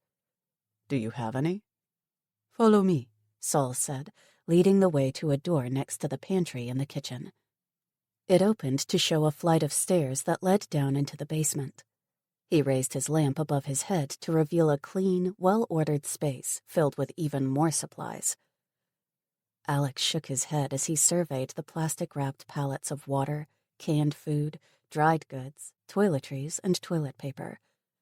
Boxes of candles, matches, batteries, flashlights, and other odds and ends rounded it out. "You thought of everything, didn't you?" "Not everything. I couldn't get my hands on more medical supplies. Tara and I will need to raid a pharmacy on the way to Fort Detrick. You should do it too if you're planning on staying the winter." "Is Tara okay? I know she's disappointed in us." "She'll be fine. She's a lot stronger than she looks," Saul said. "And I'll get her to Maryland even if it kills me." "She's important to you," Alex said. "She's everything to me," Saul answered. Alex fell silent. Saul's simple statement said it all. "Over here," Saul said, beckoning to a cage bolted to the far wall. Rows upon rows of guns lined the racks, and the bottom was filled with boxes of ammunition. There was a selection of knives, machetes, hatchets, and even a couple of metal poles with sharpened points. "Holy shit! You don't play around, do you?" Alex marveled. "No, I don't. We'll need this if we hope to survive the zombie hordes," Saul said, unzipping a bag to reveal a mass of grenades. Alex shook his head. "Can I ask you a question?" "That depends on the question." "How long were you in the army?" Alex asked. "I joined when I was 18. That makes it about 16 years. "Special Forces?" "Maybe." Saul's smooth expression gave nothing away, but Alex guessed the man had spent several years in a Special Forces unit. "Career Army, huh?" "It was the only life for me," Saul said. "Me too, but I've only done 6 years, and my goal was to become a mechanical engineer. I was working toward that when we were called to active duty." "Mechanical engineer, huh? That's interesting," Saul said. "I was never much good at anything but killing." "Imagine my surprise when I found out we were fighting zombies." "Our own people turned against us," Alex said. "I saw terrible things during the early days, but I guess you'll know all about that." "I do," Saul said, stepping aside so Alex could reload his rifle and sidearm. "I don't think any of us can forget the things we've seen." "I guess so," Alex replied, tucking 2 full magazines into his pockets. "Right, I'm loaded up." "Take this," Saul said, handing him a pair of binoculars. "There's a balcony on the 2nd floor that provides a good view of the surroundings. You should be able to spot trouble coming a mile away." "Thanks." "I'll catch some shut-eye while you guard. Wake me for the 2nd shift." "Will do," Alex said, following Saul back up the stairs. The soldier disappeared to his bedroom, and he let himself out of the house to do a patrol. The light outside was bright after the dim lighting inside, and it took several minutes for his eyesight to adjust. He did a quick round of the yard and peeked through the gates, but saw nothing. The area was deserted. Alex lingered outside for an hour, enjoying the sun on his face, before trudging back inside. He walked upstairs to the balcony and picked a good lookout point. There he made himself comfortable in a chair and leaned back with his feet propped up on a stool. "Man, I could get used to this," he muttered, studying the countryside through the binoculars. He had an excellent view of the road, and to the southeast lay Fort Knox. A gray smudge in the air confirmed it, and he felt a pang of sorrow for all the souls who'd died there the previous night. Feeling sorry for them was one thing, though. Letting their reanimated corpses discover the safe house was another, so he kept watch throughout the long hours of the day. When night fell, the others awakened, and he heard them moving around inside the house. After a while, Amy stepped outside to join him. "Have you been here all day long?" "Yeah, I couldn't sleep. How about you?" "I slept okay. Are you joining us for dinner?" "Of course. I'm starving. Besides, there's nothing around for miles. Someone else can take over the watch after we've eaten," Alex said, getting off his chair. Dinner was a simple affair. More canned spaghetti and meatballs warmed up on the gas stove. Nobody complained. After they'd eaten, Tara looked at Alex. "You won't change your mind about coming with us?" "I'm sorry, but no," Alex said with a determined shake of his head. "Dylan?" Tara asked. "I'm sticking with Alex and Amy," Dylan replied. "I understand, though I wish you'd change your mind," Tara said, her expression strained. "We'll leave first thing in the morning," Saul said after a quick glance at Tara. "Why so soon?" Alex asked. "Shouldn't you take a day or two to rest?" "I'm not waiting around for the horde from Fort Knox to catch up to us," Saul replied with a quick shake of the head. "We're taking the Humvee, too." "Fair enough. You'll need it, and all this stuff is yours anyway," Alex said. "We won't take too much," Saul said. "Just enough to see us through our journey. We'll need food, water, weapons, and fuel. I'll leave the rest for you." "We're indebted to you," Alex said, "and I wish you good fortune. I'll help you load up once we're done here." Saul nodded. "Good luck to you, too." A thick, uncomfortable silence fell as everyone stared at the table. Suddenly, Tara burst out. "You're making a mistake." Alex turned a questioning gaze to her. "Why so?" "There's no riding this out. The zombies aren't going away. Things will just get worse until we've found a way to combat the virus. I know this for a fact. I've studied the undead, live specimens in the lab and out in the field. I've learned much about them in my time at Fort Knox." "Such as?" Alex asked. "Please tell us. We must know these things." "Once the host dies, the virus takes complete control and the corpse is reanimated. This you know. During the process, a certain amount of decay occurs. You've all seen that. The bite wound rots, and the veins turn black as oxygen leaves the bloodstream." "Yeah, we've seen it." "What you don't know is that once the turn is complete, the decay slows dramatically. I'm not sure how, but the body goes into a type of stasis." "Stasis?" Alex echoed with a frown. He exchanged a worried look with Dylan. "What does that mean for us?" "It means the zombies aren't going to rot away to nothing in a few weeks or months like so many people hoped. They're here to stay. At the rate they decay, they'll be a threat for years to come," Tara replied, spreading her hands on the table. "Seriously?" Dylan burst out. "Won't they at least slow down or something? Become like real zombies from the movies?" "I'm afraid not. These are the real zombies, and while they might incur a certain amount of damage because of their initial wounds, lack of care, exposure to the elements, and so on, they'll remain perfectly functional for a very long time." "Perfectly functional meaning fast," Alex said. "That's right." "At least they're not smart," Dylan said. "No, they're not. Basic reasoning escapes them, which is why they can't open doors, solve problems, plan ahead, or set traps. Also, they're not very agile. Their motor skills are severely lacking. That means they can't swim, ride a bicycle, climb a ladder, that kind of thing." "That gives us an edge, doesn't it?" Alex asked. "A very slight one," Tara admitted. "However, they tend to swarm. That exhibits a kind of pack mentality. They prefer to hunt in groups.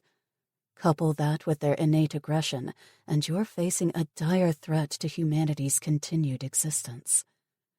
You're painting a very bleak picture, Tara, but it only serves to make me believe my decision is the right one. The only way to survive, it seems, is to stay hidden, unnoticed, Alex said. Tara sighed. Don't you understand? It might work for a while, but sooner or later you'll make a mistake. You can't live like a rat in a hole forever. That's why it's so important that I get to Fort Detrick. We need to stop this thing, this virus, now. And I hope you do, Alex said. But I made a promise to keep my sister safe. I can't break that promise. Alex, maybe we should help them, Amy said, speaking for the first time. I mean, it's really important. We can't. It's too dangerous. But... No, Amy. I can't risk you out on the open road. I know what's out there, Alex said with a sense of finality. We're staying, and that's that. He stood up. I'm sorry, Tara. Saul, let me know if I can help you in any other way. Alex retreated to the balcony and leaned on the railing. He stared out into the night, breathing deeply. He felt bad for turning Tara and Saul down.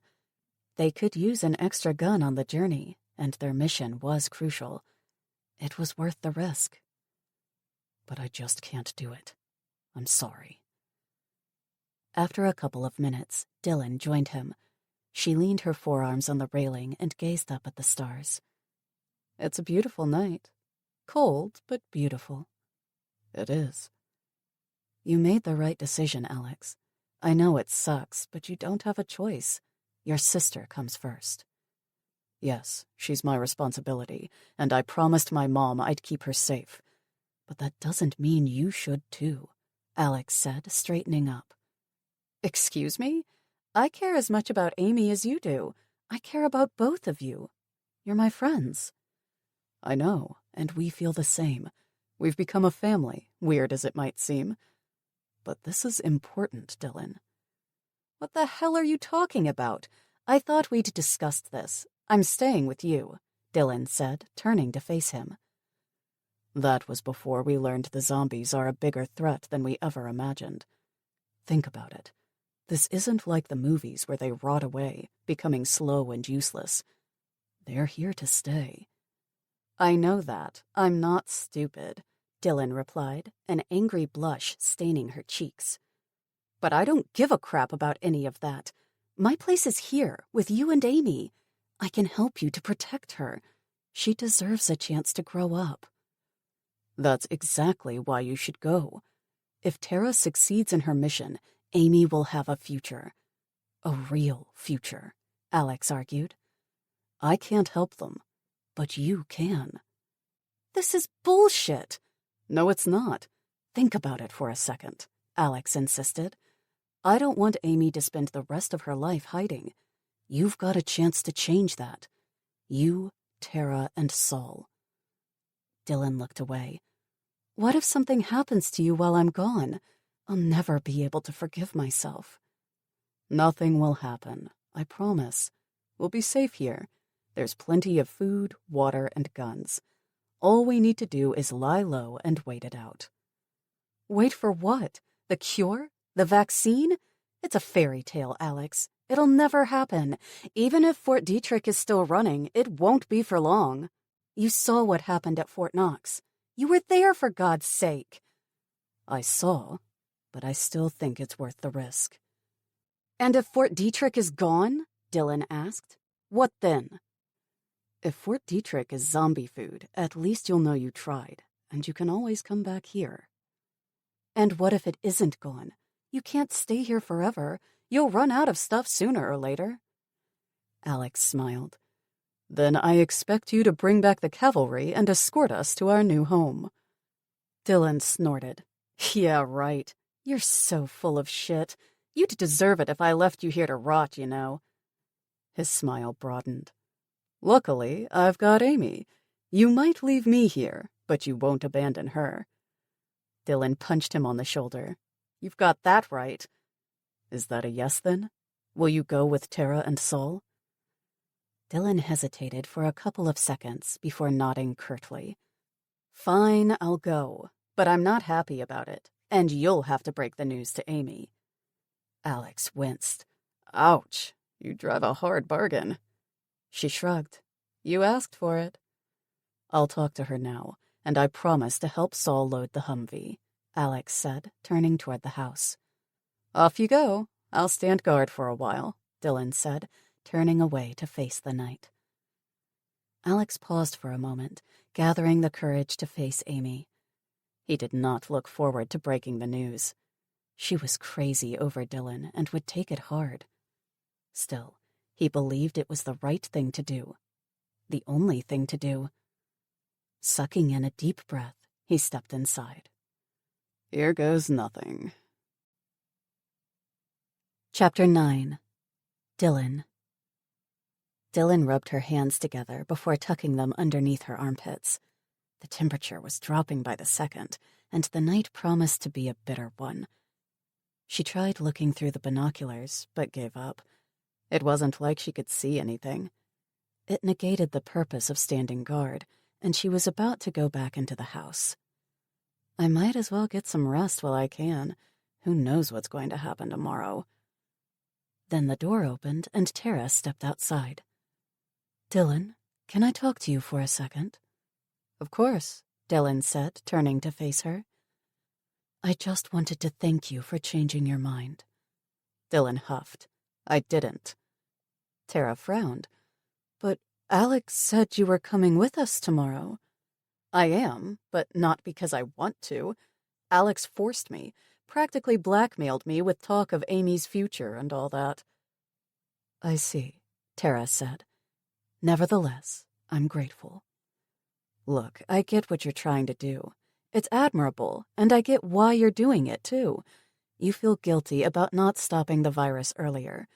But I'm not one for grand gestures. For me, it's all about survival, making it from one day to the next.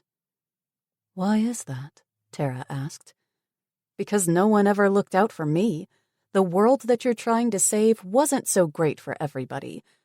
Not that I want flesh-eating corpses to take over, but what we lost isn't such a big deal. You're right. The old world wasn't perfect, but nothing is. Maybe this is our chance to start over. Maybe this time we can do a better job. Once the zombies are gone, it's a clean slate for humanity. Dylan shrugged. Maybe. All I know is that Amy deserves a better life, and that's why I'm going with you. I'll do for her what nobody did for me. By leaving me? Amy cried, appearing out of nowhere. Is that how you're looking out for me? Dylan jumped. Geez, don't do that. You scared the shit out of me. Like I even care. Shush, keep your voice down. Do you want to draw every damn zombie in the area? Dylan said in a hushed tone of voice. Amy shot Dylan a mutinous glare, while Tara looked from one to the other. I'll just go. She ducked inside the house, and Dylan was left facing a furious Amy. Amy, You said you'd stay. You said we were family. You lied. I didn't lie. You are family to me, Dylan said. I care about you more than I've ever cared about anyone before. Even Frankie. Really? All those hours we spent in the hospital. It was all for nothing, wasn't it? Amy cried. You couldn't wait to leave us. Dylan's heart twisted in her chest. I don't want to leave you, sweetie. I want to stay. Then prove it. Stay. Amy's hands were balled into fists by her side, and tears glinted in her eyes. I can't. Tara and Saul need my help. This mission is important. You know that. Please try to understand, Dylan pleaded. Save it for someone who cares, Amy said. Because I sure don't. I hate you. Amy, please listen. Amy whirled around and ran into the house while Dylan stood frozen to the spot, stricken. She swallowed hard on the knot in her throat. Never had she felt so lost. "I'm doing this for you." After a while, she went back into the house. Saul and Alex were loading the last supplies into the Humvee while Tara made more coffee. Amy was nowhere to be seen. "How did it go?" Tara asked, handing Dylan a hot cup of coffee. "How do you think?" "I'm sorry." "Yeah, well, I don't blame her," Dylan said. "I suppose you can't, especially not in these circumstances," Tara said. Alex trooped inside, wiping his hands on his trousers. "That's the last of it. We'll grab the rest tomorrow." "You'd better go talk to Amy. She's distraught, and nothing I say is going to help," Dylan answered. "I'll try. She didn't take the news very well." "No kidding," Dylan said in dry tones as Alex went off in search of his sister. "You should gather your stuff," Saul said. "Here's an empty backpack. Take what you need. There are weapons in the basement. All I ask is that you don't pick a gun you can't use." "I can use most handguns, but I'm not that familiar with rifles," Dylan replied. "Maybe stay away from the grenades, too," he said with a faint smile. I'll do that." Dylan took the backpack and picked through the supplies in the house, gathering the basics. Toiletries, extra clothes, emergency food and water if she should get separated from the others, a flashlight, batteries, matches, and a multi-purpose pocket knife. She also picked out a long, warm coat to wear over her clothes, a woolen scarf, gloves, and a beanie. Winter was here, and she had no desire to freeze to death. Not with her skinny ass. She left the weapons for last, excited to see what there was. The rack of guns and other stuff exceeded her wildest imaginings, and her fingers itched to load up. What will it be? It took forever, but she finally made her selection. A brand-new machete with a solid handle and razor-sharp edge was first. It came with a matching sheath, and she slid it onto her belt with a grin, dumping the old one without hesitation. "Sorry, Lucky Machete, but superior craftsmanship wins out every single time." She chose a Glock 17 for her primary weapon. It was the gun she felt most comfortable with, and she knew she could handle it. To her delight, she also found a shoulder holster that fit well and could carry 4 spare magazines on the opposite side. That significantly increased her firepower, and she wasted no time claiming it for herself. She also slid a knife onto her belt. It was a useful tool to have in any situation. "Woohoo! Watch out, zombies! Apocalypse Jane is in the house," she said as she experimented with the holster, pulling her Glock out and pointing it at imaginary foes. For her final weapon, she chose one of Saul's custom-made spears.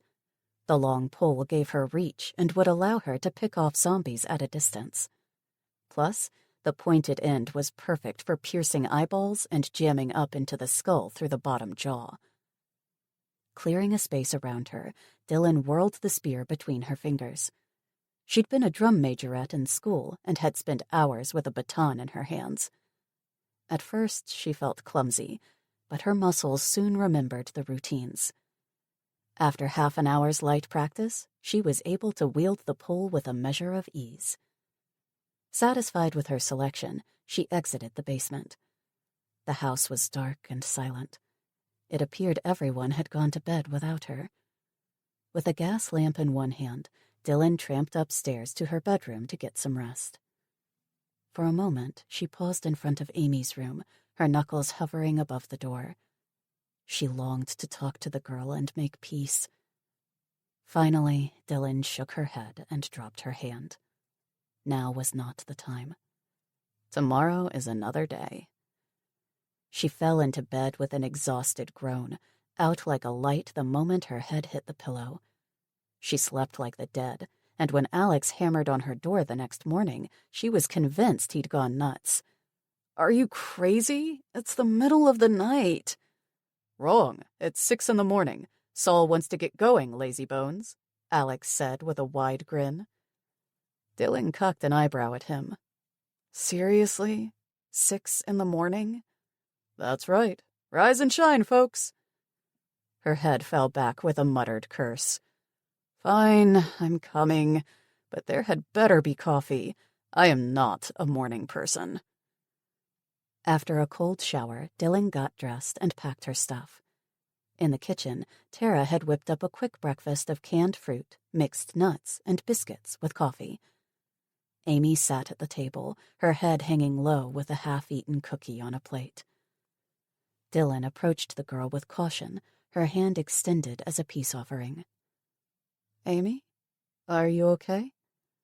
Amy's head jerked around, and Dylan winced to see her puffy, swollen eyes. Oh, sweetie, have you been crying all night? Please don't cry. I couldn't bear it. I can't help it. You're leaving, Amy said as more tears welled up. Dylan opened her arms. Come here, sweetheart. Amy flung herself into Dylan's embrace and clung to her like a monkey while she sobbed. Please don't go. I have to, sweetie. You know that. But I'll be back soon, I promise. It'll be a few days at most, Dylan said as she stroked Amy's hair with one soothing hand. How can you say that? You don't know for sure, Amy said. She pulled back and wiped her tears away with an angry fist. Dylan gripped her shoulder. I do know it. I'm going to Fort Detrick with Tara and Saul. Then I'm coming right back. That's a promise, and I never break a promise. Amy swallowed a hiccup and sniffed. You mean that? I do. I'll come back as soon as I can, come hell or high water, Dylan said, putting one palm over her heart in a silent vow. Amy nodded. I still don't like it, but I guess I've got no choice. Dylan sighed. None of us do, sweetie. Life doesn't work like that. Make sure you keep your promise, or I'll never trust you again, Amy said, lifting her chin and setting her shoulders with determined pride. Come sit. You have to eat before you go. I packed your lunch as well. Thanks, Dylan said, her throat tightening as she swallowed back her tears. It wouldn't do to break down. She was stronger than that. The next hour passed in a blur as Dylan ate, drank her coffee, loaded her backpack, and said her goodbyes. At last, there was nothing more to do, and they clambered into the Humvee. As Saul pulled out of the driveway, Dylan waved at Alex and Amy, their figures dwindling in the rearview mirror until she couldn't see them anymore. Her heart felt like a frozen lump in her chest, and it took everything she had not to scream at Saul to take her back. Squeezing her eyes shut, she thought, "Dear God, I hope this isn't the biggest mistake of my life." Worst of all, she would never know if it was a mistake until it was too late. Life was neither kind nor forgiving, and the apocalypse even less so. Chapter 10. Tara. "Where to first?" Tara asked, shifting around in her seat to get comfortable. The interior of the Humvee was Spartan, but not all that bad, considering it was Army issue and an older model. The most surprising factor was its relatively smooth ride, now that they weren't bouncing over an open field at full speed. The only problem was the lack of heat, and she was glad she'd dressed warmly. "We're heading to Radcliffe," Saul said, pointing at the horizon ahead. "Why? We've got everything we need, don't we?" Tara said. "Not everything. We are short on medical supplies," Saul replied. "Anything could happen on the road, and we'd better be prepared." "Oh, right. I forgot about that." Tara glanced at Dylan, who had rolled herself up in a thick blanket on the back seat. "You okay with that, Dylan?" "Yeah, whatever," came the muffled reply. "Are you cold?" Tara asked with a tinge of amusement. "Freezing." "I'm sorry. It should warm up soon," Tara said. "Tell that to my fingers and toes," Dylan said, only her eyes and nose showing. Tara smothered a grin and looked ahead.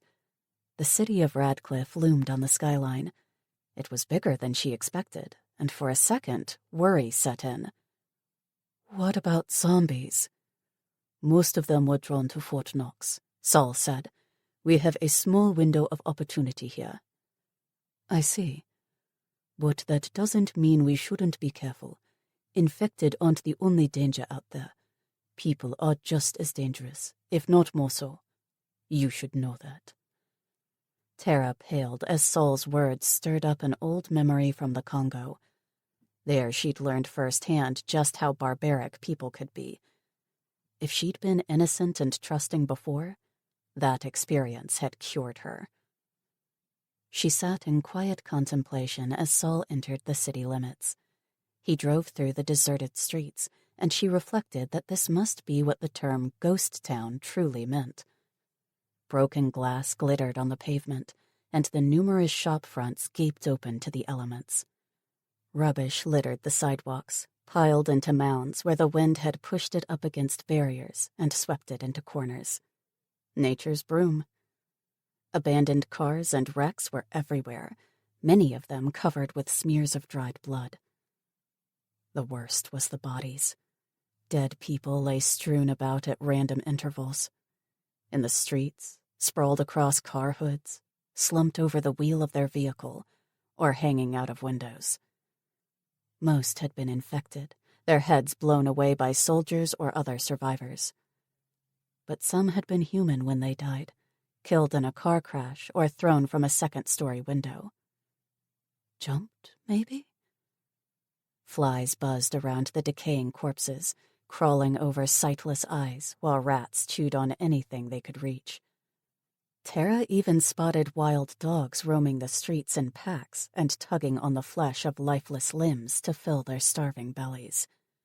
Feral cats prowled the gutters, and maggots wriggled through it all, the true scavengers of decay. Tara closed her eyes with one hand pressed to her lips. She'd seen a lot of death in her life and examined many a diseased cadaver, but this was... She couldn't find the words to describe it. Neither Saul nor Dylan said anything either. For what was there to say? She was grateful when Saul left the city center behind and headed into less crowded areas. He knew where he was going, a small private clinic he'd circled on a map he carried in his inner pocket. He'd deliberately ignored the hospital and medical centers. They'd be too dangerous, and the army had probably raided them already. When they reached the clinic, he parked in the front and switched the engine off. "This is it." Tara nodded. "Are we going in together?" "I'll go in first and scope it out," Saul said. "I've got more experience at clearing buildings of possible hostiles." "Fair enough. We'll wait here then?" "I'll be right back," Saul said, grabbing his gear and jumping out. She watched him do a quick recon of the area before he entered the clinic, her chest tight with worry and anticipation. "I hope he's okay." "He seems to know what he's doing," Dylan said, leaning forward until her head was level with Tara's. She'd discarded her blanket, ignoring the cold for the moment. "He's a professional. I've seen him do pretty amazing things," Tara agreed. "I think he used to be special forces of some kind, though he never talks about it." I wouldn't be surprised. Do you think he'd be willing to teach me a thing or two?" Dylan asked. "I don't see why not. He taught me how to use this," Tara said, indicating her sawn-off double-barrel shotgun. "But he wasn't so successful at showing me other methods of combat. It seems I'm not the fighting type. An academic to the last." Dylan's eyes glittered. "I'd like to learn how to fight. I think I'd be good at it." "You would," Tara agreed, eyeing Dylan's athletic frame and determined expression. More than that, the woman was tough. Streetwise. Unlike me. After a couple of minutes, Saul emerged and waved at them. Tara opened her door with nervous anticipation. "Here goes." She jogged toward the clinic with the shotgun held ready, Dylan right on her heels. They each carried an empty backpack, prepared to scrounge up supplies. "Is it clear inside?" Saul nodded. I took care of a couple of infected, and it's safe to go in. It looks like someone raided the place already, but there's still a bunch of stuff left. Grab what you can, as fast as you can. Don't dawdle. What about you? Tara asked, a knot forming in her stomach. She hadn't anticipated going inside without him. Someone needs to watch the Humvee. It's a valuable commodity, and I'm not a very trusting individual, Saul said. He patted her on the back.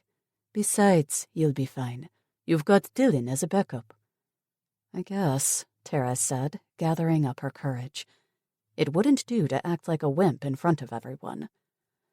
Saul can't do all the heavy lifting while I sit back each time, a quivering wreck. Dylan moved to the front and pushed past Saul into the clinic. Tara followed, and the door swung shut behind her.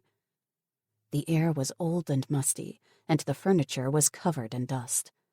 Saul's footprints on the floor were visible in the low light, but faded deeper into the building where there was only darkness. Dylan produced a flashlight from her pocket and flicked the switch on.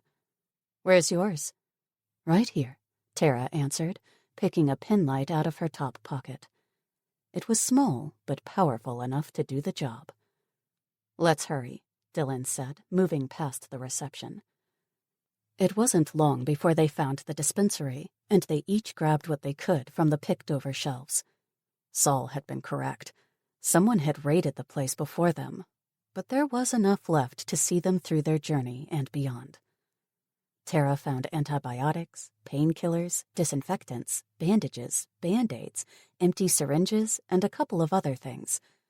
She took the time to examine each item and make sure it was useful.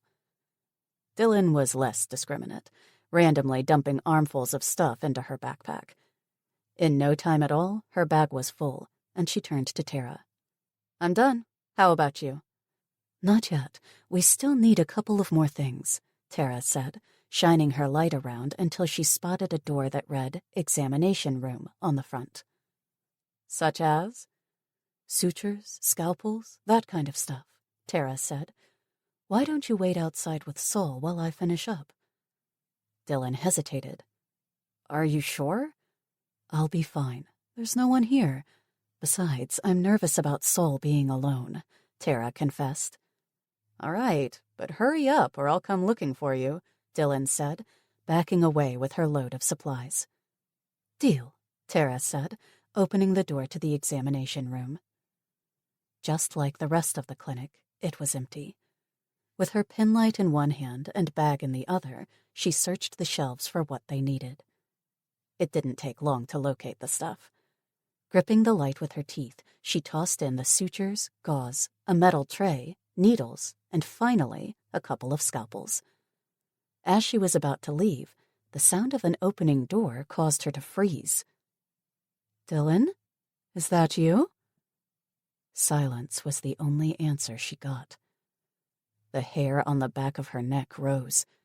It was probably nothing, just her imagination. But it was better to be careful than sorry about it after the fact. With quick movements, she zipped up her bag and slung it onto her back. With both hands freed, she removed her shotgun from its holster and held it low at her side and out of sight. With her left, she grabbed another scalpel, the edge wickedly sharp and lethal.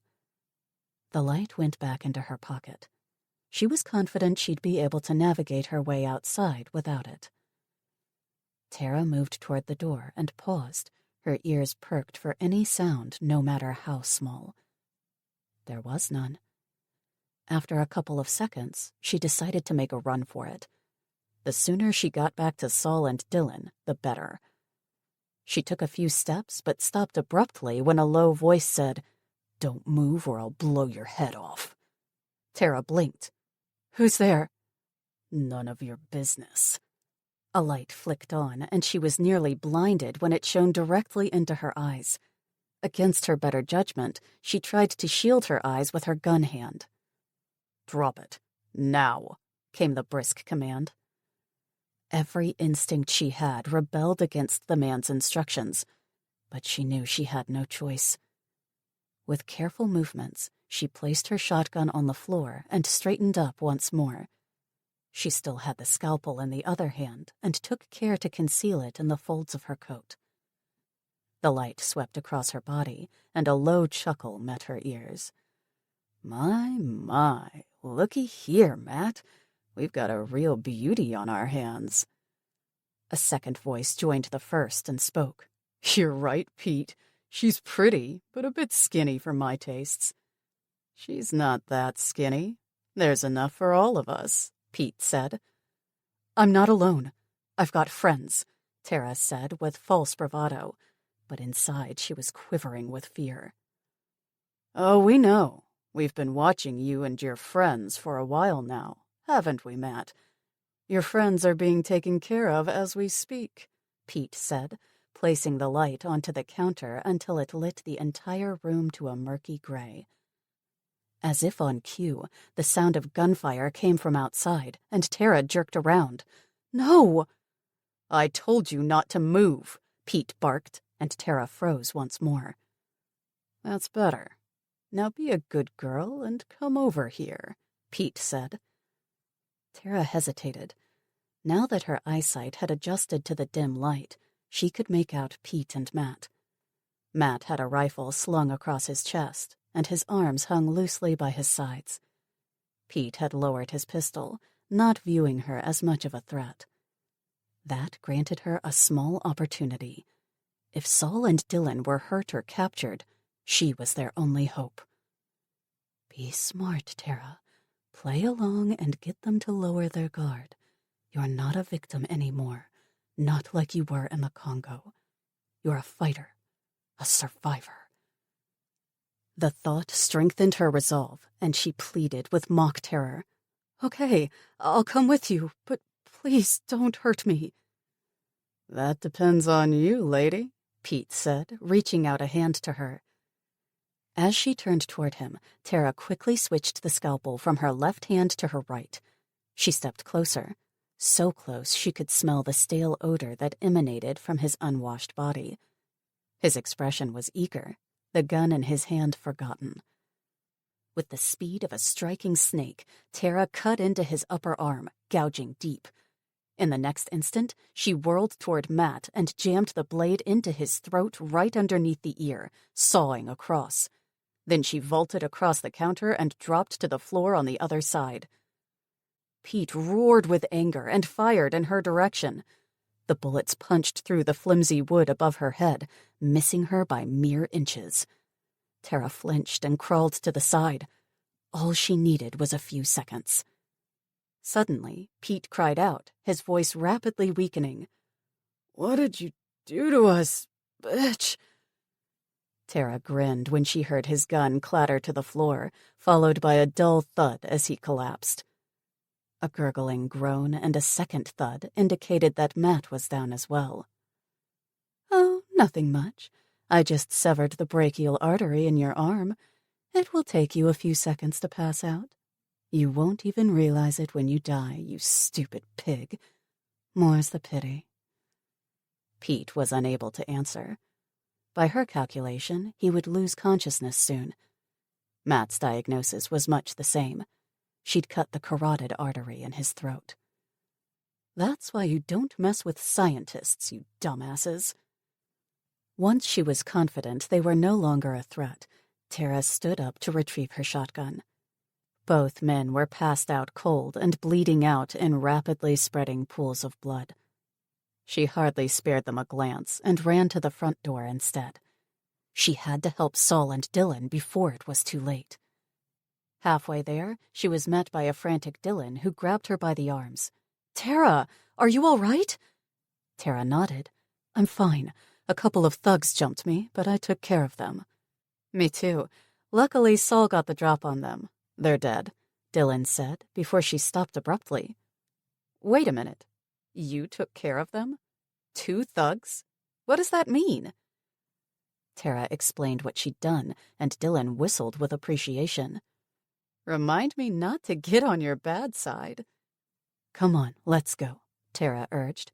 "The sooner we get out of here, the better." "Good idea," Dylan said, allowing Tara to lead the way.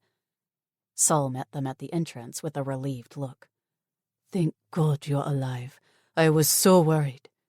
"We're fine," Tara said, explaining once again what had happened. Saul jerked his head in the direction of 3 bodies sprawled out on the pavement. "I was doing a quick recon when I spotted one of them moving in. I pretended not to see him and got Dylan to play bait. Unknowingly, of course." "Hey," Dylan protested as he rushed them both back to the Humvee. "That's not fair." "You were never in any danger," Saul said. "I had your back the entire time." "Doesn't matter," Dylan said with a huff as she climbed into the back seat. "Next time, warn me so I know what to expect." "Whatever. Now stop bitching. We need to get out of here. There could be more of the suckers," Saul said, starting the engine. "Parasites, the lot of them. As if the zombies aren't bad enough," Dylan grumbled. As they drove away from the clinic, Tara leaned back into her seat with a sigh of relief. She passed her full bag over to Dylan. "At least we got what we came for." "That we did," Dylan agreed. "And you were a real badass back there, taking out 2 of them on your own like that?" "Are you sure you're okay?" Saul asked, glancing at Tara. "You're not traumatized?" she asked with a teasing smile. "This isn't the Congo, and I'm not that girl anymore. Things are different now." "I can see that," Saul replied with a look of appreciation. "You've changed." "Not too much, I hope," Tara replied, shooting him a broad smile. "Never. You'll always be a nerd," Saul teased. She punched him on the arm with playful intent. "Am not." "You so are a nerd," Dylan interrupted. Tara rolled her eyes. "Whatever." "But you're our nerd, right, Saul?" "Right." Saul glanced at the receding Radcliffe in the rearview mirror. "Are you two ready for the next part of the journey?" "Wake me when we're there," Dylan said, rolling herself up in the blanket until she resembled a stuffed sausage. "I'm ready," Tara said, and this time she meant it 100%. Chapter 11. Saul. Saul glanced at the woman dozing in the seat next to him. Dr. Tara Lee, a research scientist specializing in virology on loan by USAMRIID to the World Health Organization. A brilliant academic, but also so much more than that. He thought back to the time he first met her back in Africa, fresh off the airplane that brought her from America. She was a different person back then, so certain of her place in the world as a scientist and researcher. Yet also a touch unsure, as if she didn't quite know where she belonged among people. He blamed that on her dual heritage. She was naive, too, expecting all people to be the same. She measured them with the same yardstick she used in the U.S., not realizing that cultures varied by vast degrees and never suspecting the evil that lingered in some men's hearts. But she soon learned, even though he would have spared her the experience if he could. His thoughts winged back to that night, the memory as cold and dark as the look in a shark's eye when it bit into your flesh. Unforgiving, merciless, cruel. Saul poked at the fire with a stick, evening out the hotbed of coals. He propped 2 spitted chickens over the burning embers, the skin turning a crisp brown as the fat underneath sizzled and popped. Across from him sat Tara, one hand casually draped across her knee. Tendrils of hair had escaped from her ponytail and clung to her damp forehead. Even at night it was hot in the jungle. Hot and humid. She studied him with dark eyes, a smile playing across her lips. "What are you so happy about?" he asked. "You won't believe how tired I am of fish," she replied. "I can't wait to sink my teeth into a big, fat, juicy drumstick." Saul laughed and looked around at his team. They were gathered around a trio of fires, each with a couple of chickens roasting over the coals. They were laughing and making jokes, their perilous journey forgotten for the moment. The smoke drove away the mosquitoes while frogs sang in the background, an amphibious choir. "Between you and me, I think we're all sick of fish and of the boat. Tara grunted. Don't talk to me about the boat. If I never see it again in my entire life, it will be too soon. Hey now, don't be mean. That boat saved our lives. Besides, you'll miss it tomorrow when you have to trek through 10 miles of swampland. Enjoy this moment while you can, Saul admonished. He knew far better than her what awaited ahead. After spending a week on the river, they'd reached a dead end caused by lack of rain and intense heat. The channel narrowed until it became impassable, and they had to abandon the boat. After carrying all their stuff onto the nearest shore, they met a couple of tribesmen from a nearby village. They traded the boat to these people for a few chickens and other provisions. It wasn't much, but would see them through the final stretch of their journey. Unfortunately, the area they had to cover on foot was swampland, a nightmarish maze of stagnant water, snakes, crocodiles, and other creatures. Mosquitoes and gnats swarmed around in black clouds, and it was easy to get lost. On the other side waited salvation. A privately chartered plane sent to pick them up and take them to the Agostino Neto International Airport at Point Noir. From there, they'd fly to Cape Town and go their separate ways. Tara would return to the U.S., and he'd go back to his unit in the Army. At least, that's what the authorities believed. But Saul had no intention of returning to his home. He was sticking with Tara, accompanying her to the U.S. She held the key to the virus, and he believed that without her, everything would be lost.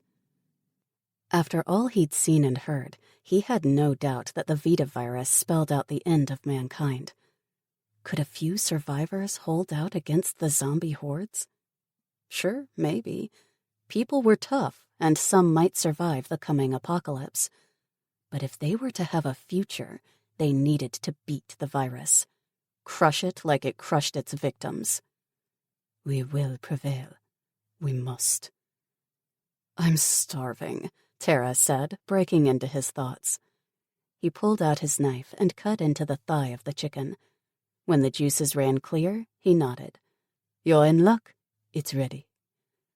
After removing the chicken from the spits, he cut the plump fowls into pieces and arranged them on a platter. He and Tara ate their fill before passing the rest around to the men. Around the other fires, their actions were copied, and silence fell as empty bellies were filled with succulent meat. Tara leaned back with a groan of satisfaction, one hand patting her stomach. That was the best meal I've ever had. I doubt that, but hunger is its own seasoning, Saul replied as he licked the fat from his fingertips. I'll be right back. He got to his feet and did a quick round of the camp, pausing next to his second-in-command. Mokoena, make sure the guards are relieved and get a chance to eat. Yes, sir. Once his men were taken care of, he moved away from the camp toward the tree line. There, in the thick shadows and shielded by foliage, he emptied his bladder. Afterward, he stood still, studying the jungle surrounds. He was about to return to Tara when a sixth sense warned him something was wrong. He hunkered down onto his haunches and moved deeper into the shadows, one hand resting on his R4 rifle. His eyes searched for the source of his concern, and then he realized what it was. The frogs were silent. Suddenly, ululating cries split the night in two. Figures rushed into the camp carrying clubs, sticks, knives, machetes, and guns.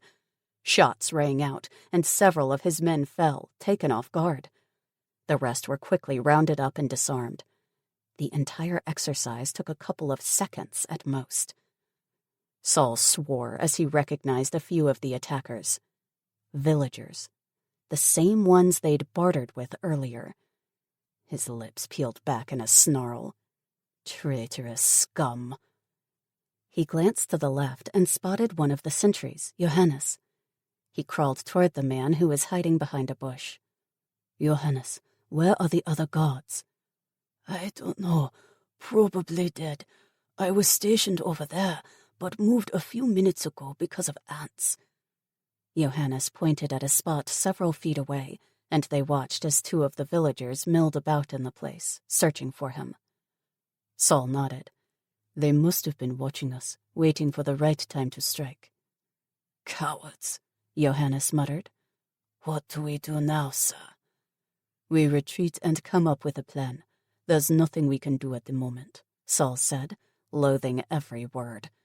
He longed to attack, to save his men and Tara, but it would serve no purpose. They'd die for nothing, and Tara would be lost forever. Together, the 2 men retreated deeper into the jungle. From a high vantage point, they watched the proceedings in the camp below with gritted teeth. The villagers showed no mercy. Tara was yanked to her feet, screaming with terror. Her attacker hit her with a fist in the jaw, and she cried out in pain. Another blow caused her lip to split, and blood dribbled down her chin. She fell to the ground, and he booted her in the ribs, shouting at her to keep quiet. She didn't understand the language, and he kept kicking her until Mokoena roared in anger, "Leave the doctor alone!" 3 men fell on him, their clubs raining down on his head. The brutal beating continued for several minutes until he lay unmoving in the dust. Blood gleamed on his skin, thick and viscous. A couple of the other men tried to intervene, and they all received the same treatment. Tara's instincts for self-preservation had kicked in, and she lay curled up on the forest floor in a huddled ball. One hand was pressed to her bleeding lip, and the other to her bruised ribs. She was silent, no longer crying, and got to her feet without protest when prompted. She knew Saul was out there, and he knew she counted on him. "I have to save her. I have to save them all." The leader of the villagers, a hulking brute with a scar across his cheek, had noticed by now that the 2 men were missing, most notably Saul. He interrogated the other soldiers, but they refused to tell him anything. Frustrated, he shot 2 of them at point-blank range. He then sent out a search party to look for Saul and Johannes, but after an hour they returned empty-handed. The leader sneered. "Cowardly dogs, the lot of them. They must have run away and abandoned their people. If they come back, we'll be waiting." He examined the surviving soldiers and Tara with greedy eyes. "At least we still have this lot. The woman will make a good wife. I wore out the last one." Raucous laughter met his words. It took every ounce of self-control Saul had not to storm into the camp and shoot everyone in sight. Instead, he watched the scene with intense focus. His gaze traveled across each member of the opposing force, noting their features, build, and weapons. He'd need the information when he moved in on them later. The villagers laughed and joked once their victory was established. They tossed all the weapons and supplies onto a pile and secured the soldiers with rope. Tara's hands were tied behind her back, and a noose was looped over her head. The leader held the loose end in his hand, treating her like a dog on a leash. Saul watched as they marched away, waiting until they all had gone back to the village. On swift feet, he ran to Mokoena and the other soldiers who'd been left behind. There were 5 bodies in the clearing, and he ran to the nearest. With 2 fingers, he checked for a pulse. Nothing. He moved to the next. Also nothing. Johannes checked 2 more. "Anything?" Saul asked. "They're dead," Johannes said with a sorrowful shake of the head. Saul had left his second-in-command for last. A faint beat of the heart met his touch, and his hope soared. "Mokoena, are you still alive?" Mokoena mumbled something through his smashed lips. "Help me, Johannes," Saul ordered, moving the man closer to the dying embers of a nearby fire. Johannes stoked the flames while Saul scrounged around for a piece of cloth. He found a discarded blanket and cut a square from the corner. He wet the material with water from a flask in his pocket and washed away the blood that coated Mokoena's face like a second skin. Can you speak, Mokoena? Mokoena's left eye fluttered open. The other was swollen shut. I'm here, sir. Saul sighed with relief, but his hopes faded when Mokoena dissolved into a fit of coughing. Bloody froth formed on his lips, and Saul looked at Johannes with despair. They both knew what it meant. Johannes shook his head and mouthed the words, "Punctured lung." It took 3 hours for Mokoena to die. 3 hours in which Saul and Johannes took turns to sit with him. The rest of the time, they scouted out the village where a wild party was in full swing. The attackers had been greeted like conquering heroes, and a huge celebration ensued. A bonfire burned in the middle of the village square, while drums formed a steady beat. The women passed around gourds of home-brewed beer, which the men drank by the gallon. Luckily, the prisoners were forgotten for the moment, tossed aside to await their fate. All except Tara. She sat at the leader's feet, and he treated her with cruel contempt. Now and then he'd yank on the rope, laughing when she choked as the noose cut off her air supply. After a few seconds, he'd loosen the line, allowing her to breathe again. Just hold on, Tara, Saul muttered. I'll rescue you or die trying. That's a promise.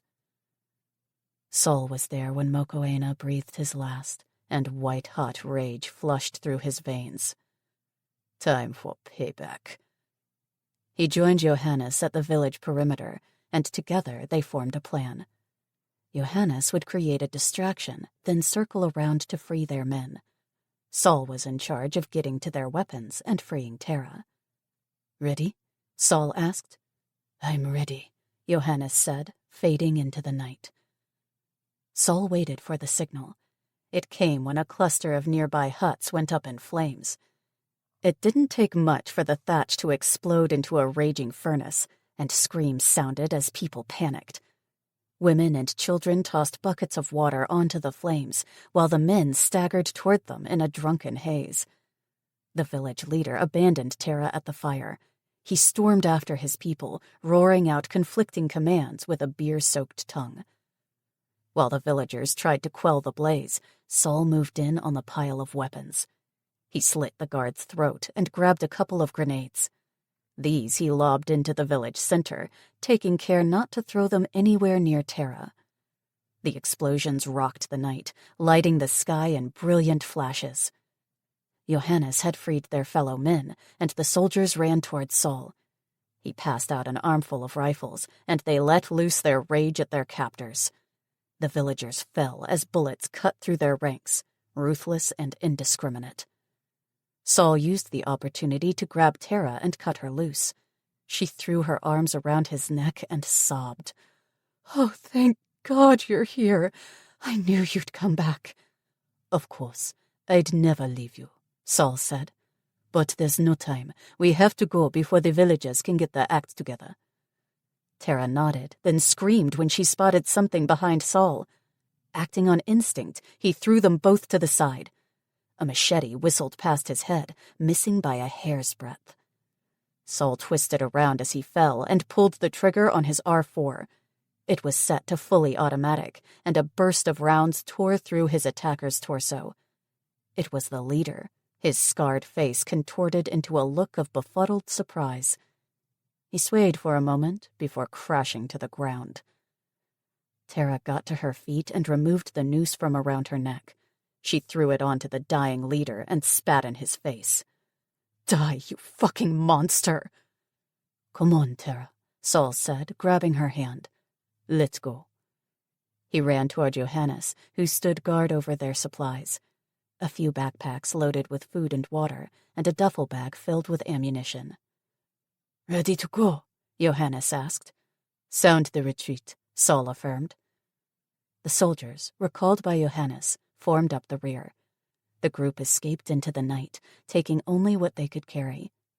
Behind them, the village continued to burn, the women keening with grief. Their losses were high that day, for they'd underestimated their victims. It was a mistake that cost them dearly. But it cost Saul even more. He lost several good men, including his friend Mokoena. He nearly lost Tara as well, and didn't know what he would have done if that happened. She gave his life purpose and meaning, something he'd been craving for years. While the army gave him direction, it lacked substance. He was a killer, a fighter. With her by his side, it was different. He had a clear goal now, a noble one. Protect Tara and save the world. Saul contemplated the road ahead, wondering what they'd encounter on the way to Fort Detrick. One thing was for sure, he'd never forget the lesson he learned that night in the Congo. Never let your guard down, never trust a stranger, and always be ready for the worst. Neither, it seemed, would Tara. She'd amply demonstrated her willingness to kill back at the clinic. That revealed a whole different side to the woman he loved. A side he hadn't even known was there, but was glad now that he did. She'd need it if she were to survive what was coming. They all did. Chapter 12. Amy. Amy leaned over the railing with the binoculars pressed to her eyes. It was late afternoon, and she'd decided to keep watch while Alex cooked dinner. With only the two of them left, standing guard around the clock was impossible. Instead, they'd agreed to take a look now and then to ensure they were safe. She scanned the area around their new home. As expected, it was deserted. No people, no traffic, no zombies. She panned further out in the direction of Fort Knox. A pall of smoke hung over it, and she frowned. It looked bigger than before. Was the place still burning? Even after a whole day had passed? With grim fascination, she stared at the spot, though she couldn't see anything at this distance. Just the thought that she was looking at the final resting place of hundreds of souls was enough to keep her attention. Or were they resting? More likely, they'd joined the ranks of the undead. A deep rumble of thunder caused her to jerk away from the lenses. Thick banks of clouds had moved in from the east and turned the sky into a threatening gray. Lightning played through the rolling cloud cover in flashes of electric silver, and a raindrop plopped onto her upturned forehead. Amy loved thunderstorms, and she lingered on the balcony for several more minutes as the rain began to fall in earnest. The smell of wet earth teased her nostrils, and a brisk wind tugged at her hair. Finally, she ducked into the house with a smile of anticipation and headed to the kitchen. Alex turned to face her, a damp dishcloth and a wet plate in either hand. How does it look outside? It's all clear. No zombies, Amy replied. Plus, it's raining. Raining, huh? Alex said. I guess that means we're having pancakes tonight. Yes, please, Amy said, her eyes shining. It was an old Donahue tradition when it rained. Pancakes and syrup for dinner, followed by a couple of board games. Alex rummaged in the pantry and emerged with a pancake premix and a bottle of maple syrup. Why don't I whip up dinner while you look for a game to play? Okay, I'm sure I'll find something in this big old house, Amy said, eager to get going. Her heart was still sore over Dylan's departure, and she had to try very hard not to think about it. If she did, she might start crying all over again. Not tonight. Tonight, Alex and I are going to have some family fun. Just the two of us. 30 minutes later, Amy found what she was looking for in the attic. The previous family had stored a bunch of stuff up there in sealed boxes.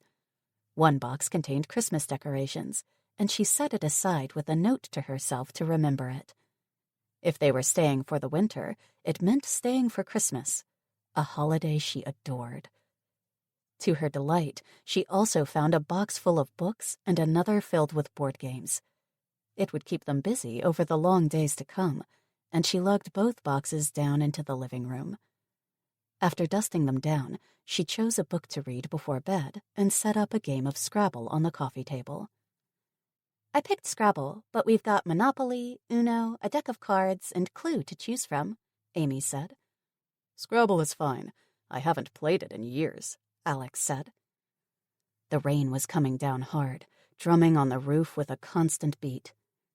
An occasional rumble of thunder vibrated through the air, and the wind whistled around the corners. Amy smiled as she ran to fetch 2 blankets, one for her and another for Alex. He walked over with 2 plates piled high with fluffy pancakes and drizzled with golden syrup. Cups of hot cocoa put the finishing touches on their night, and Amy couldn't contain her glee. "This is perfect. It reminds me of home." "Me too," Alex said, making himself comfortable. "These pancakes look delicious," she said, digging in with her fork. "I tried," Alex said. "They won't be as good as Mom's, but I don't think anything will ever be as good as hers." Amy nodded slowly as a stab of grief pierced her heart. "I miss her, Alex. Dad, too."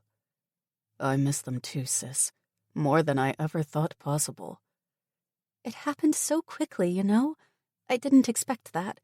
One day they were there, and the next, I was burying Mom in the backyard after Dad went missing." Alex gazed at Amy. "I'm sorry I wasn't there for you, Amy.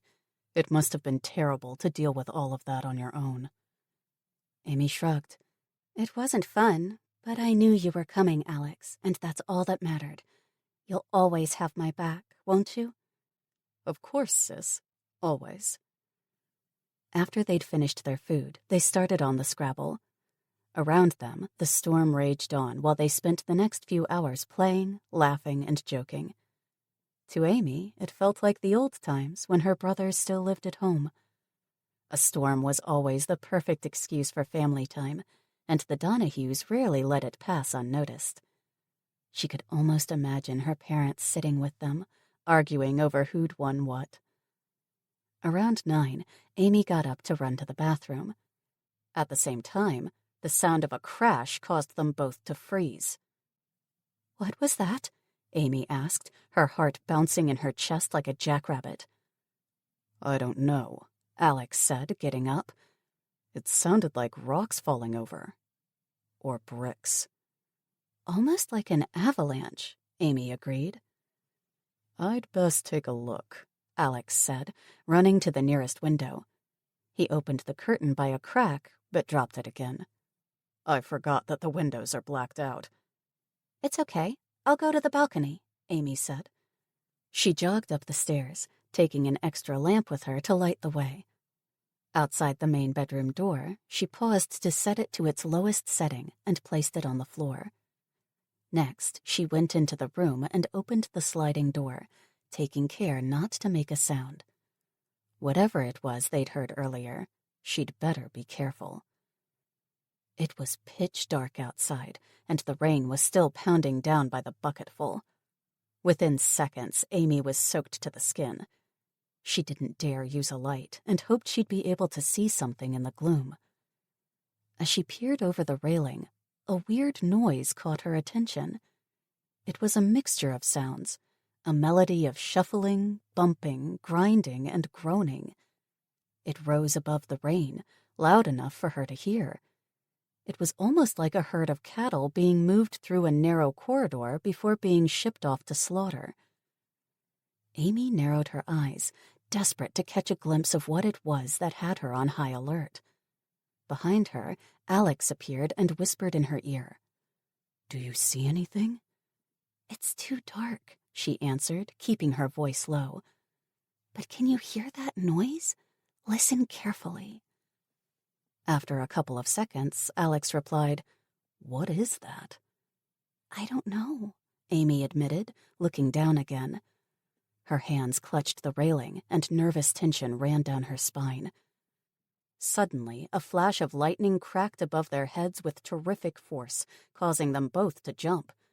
Its bright light worked like a flash, illuminating everything within its radius for a fraction of a second.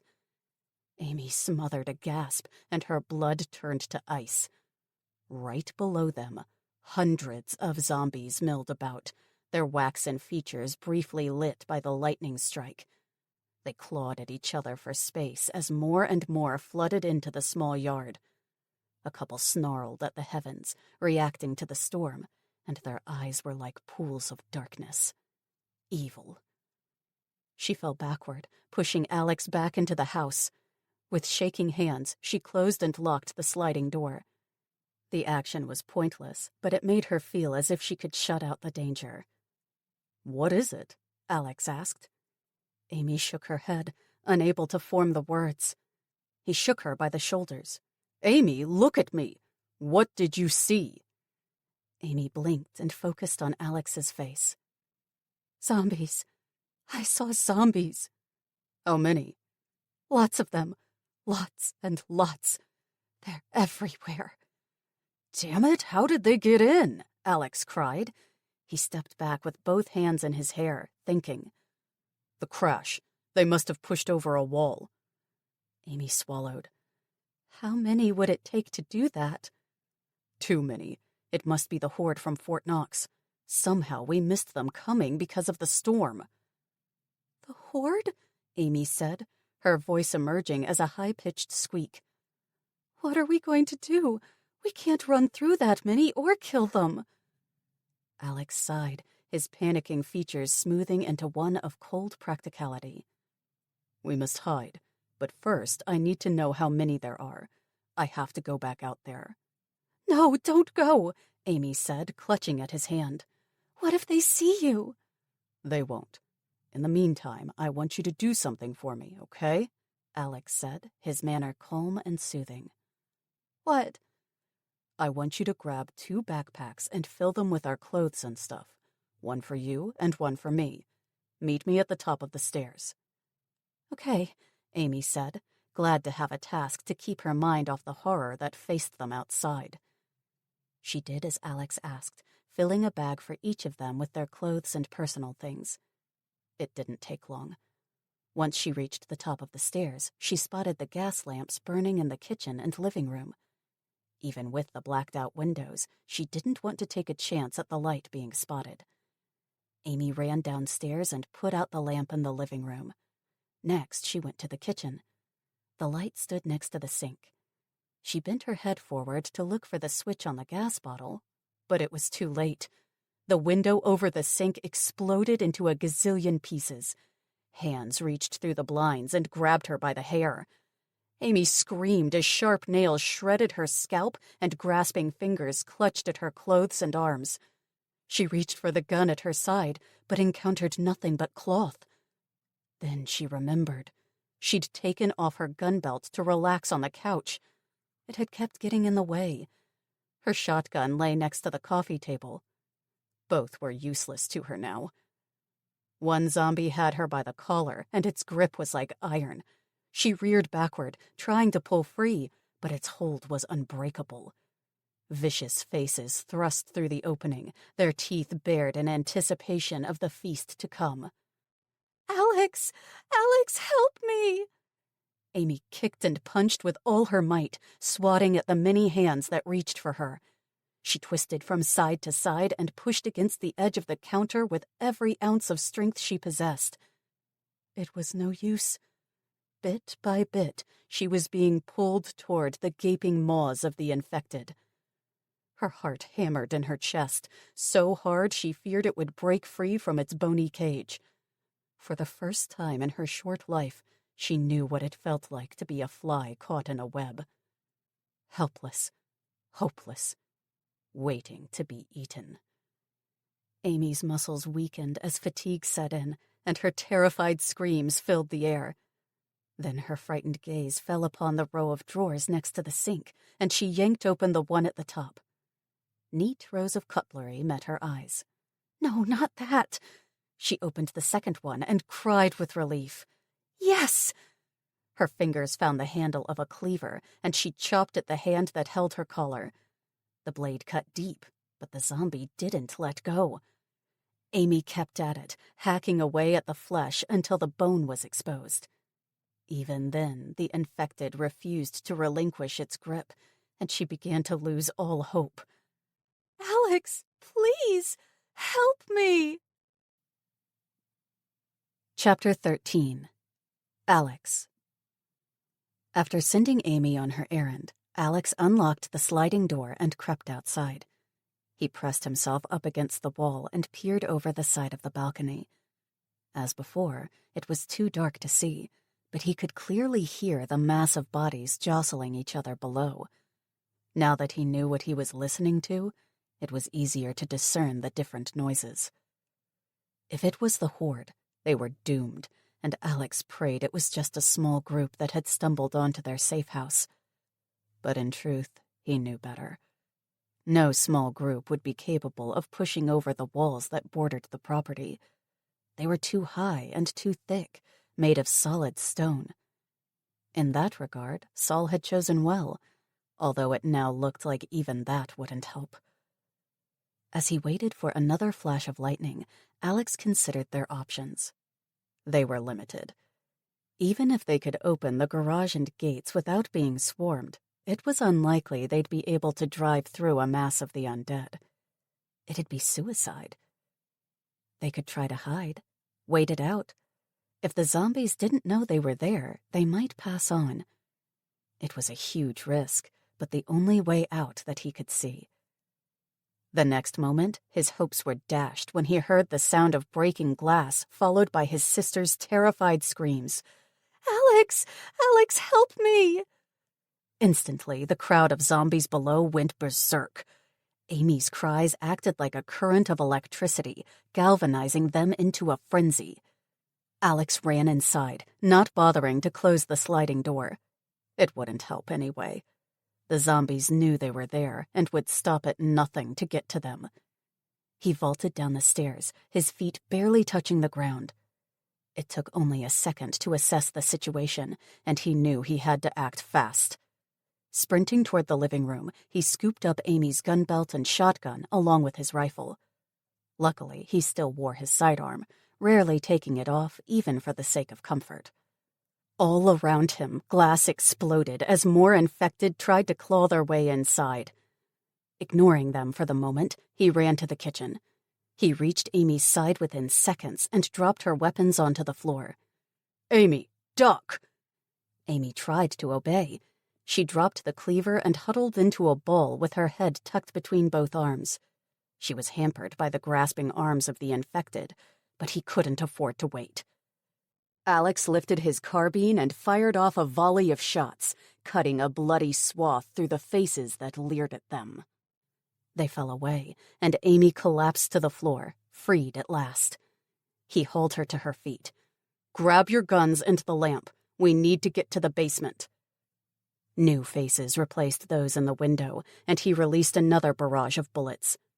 They fell away in a spray of blood and brains, but there were more behind them.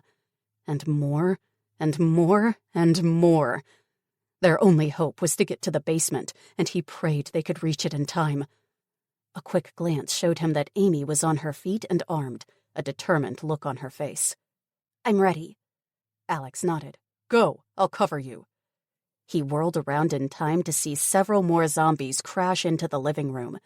They were pouring in from every direction, a swarm of flesh-eating parasites bent on devouring everything in their path. "It's locked!" Amy shouted, her voice rising in panic. "Damn it! Check the board!" Alex replied. He shot at the encroaching infected, fanning out his bullets as he retreated toward the basement.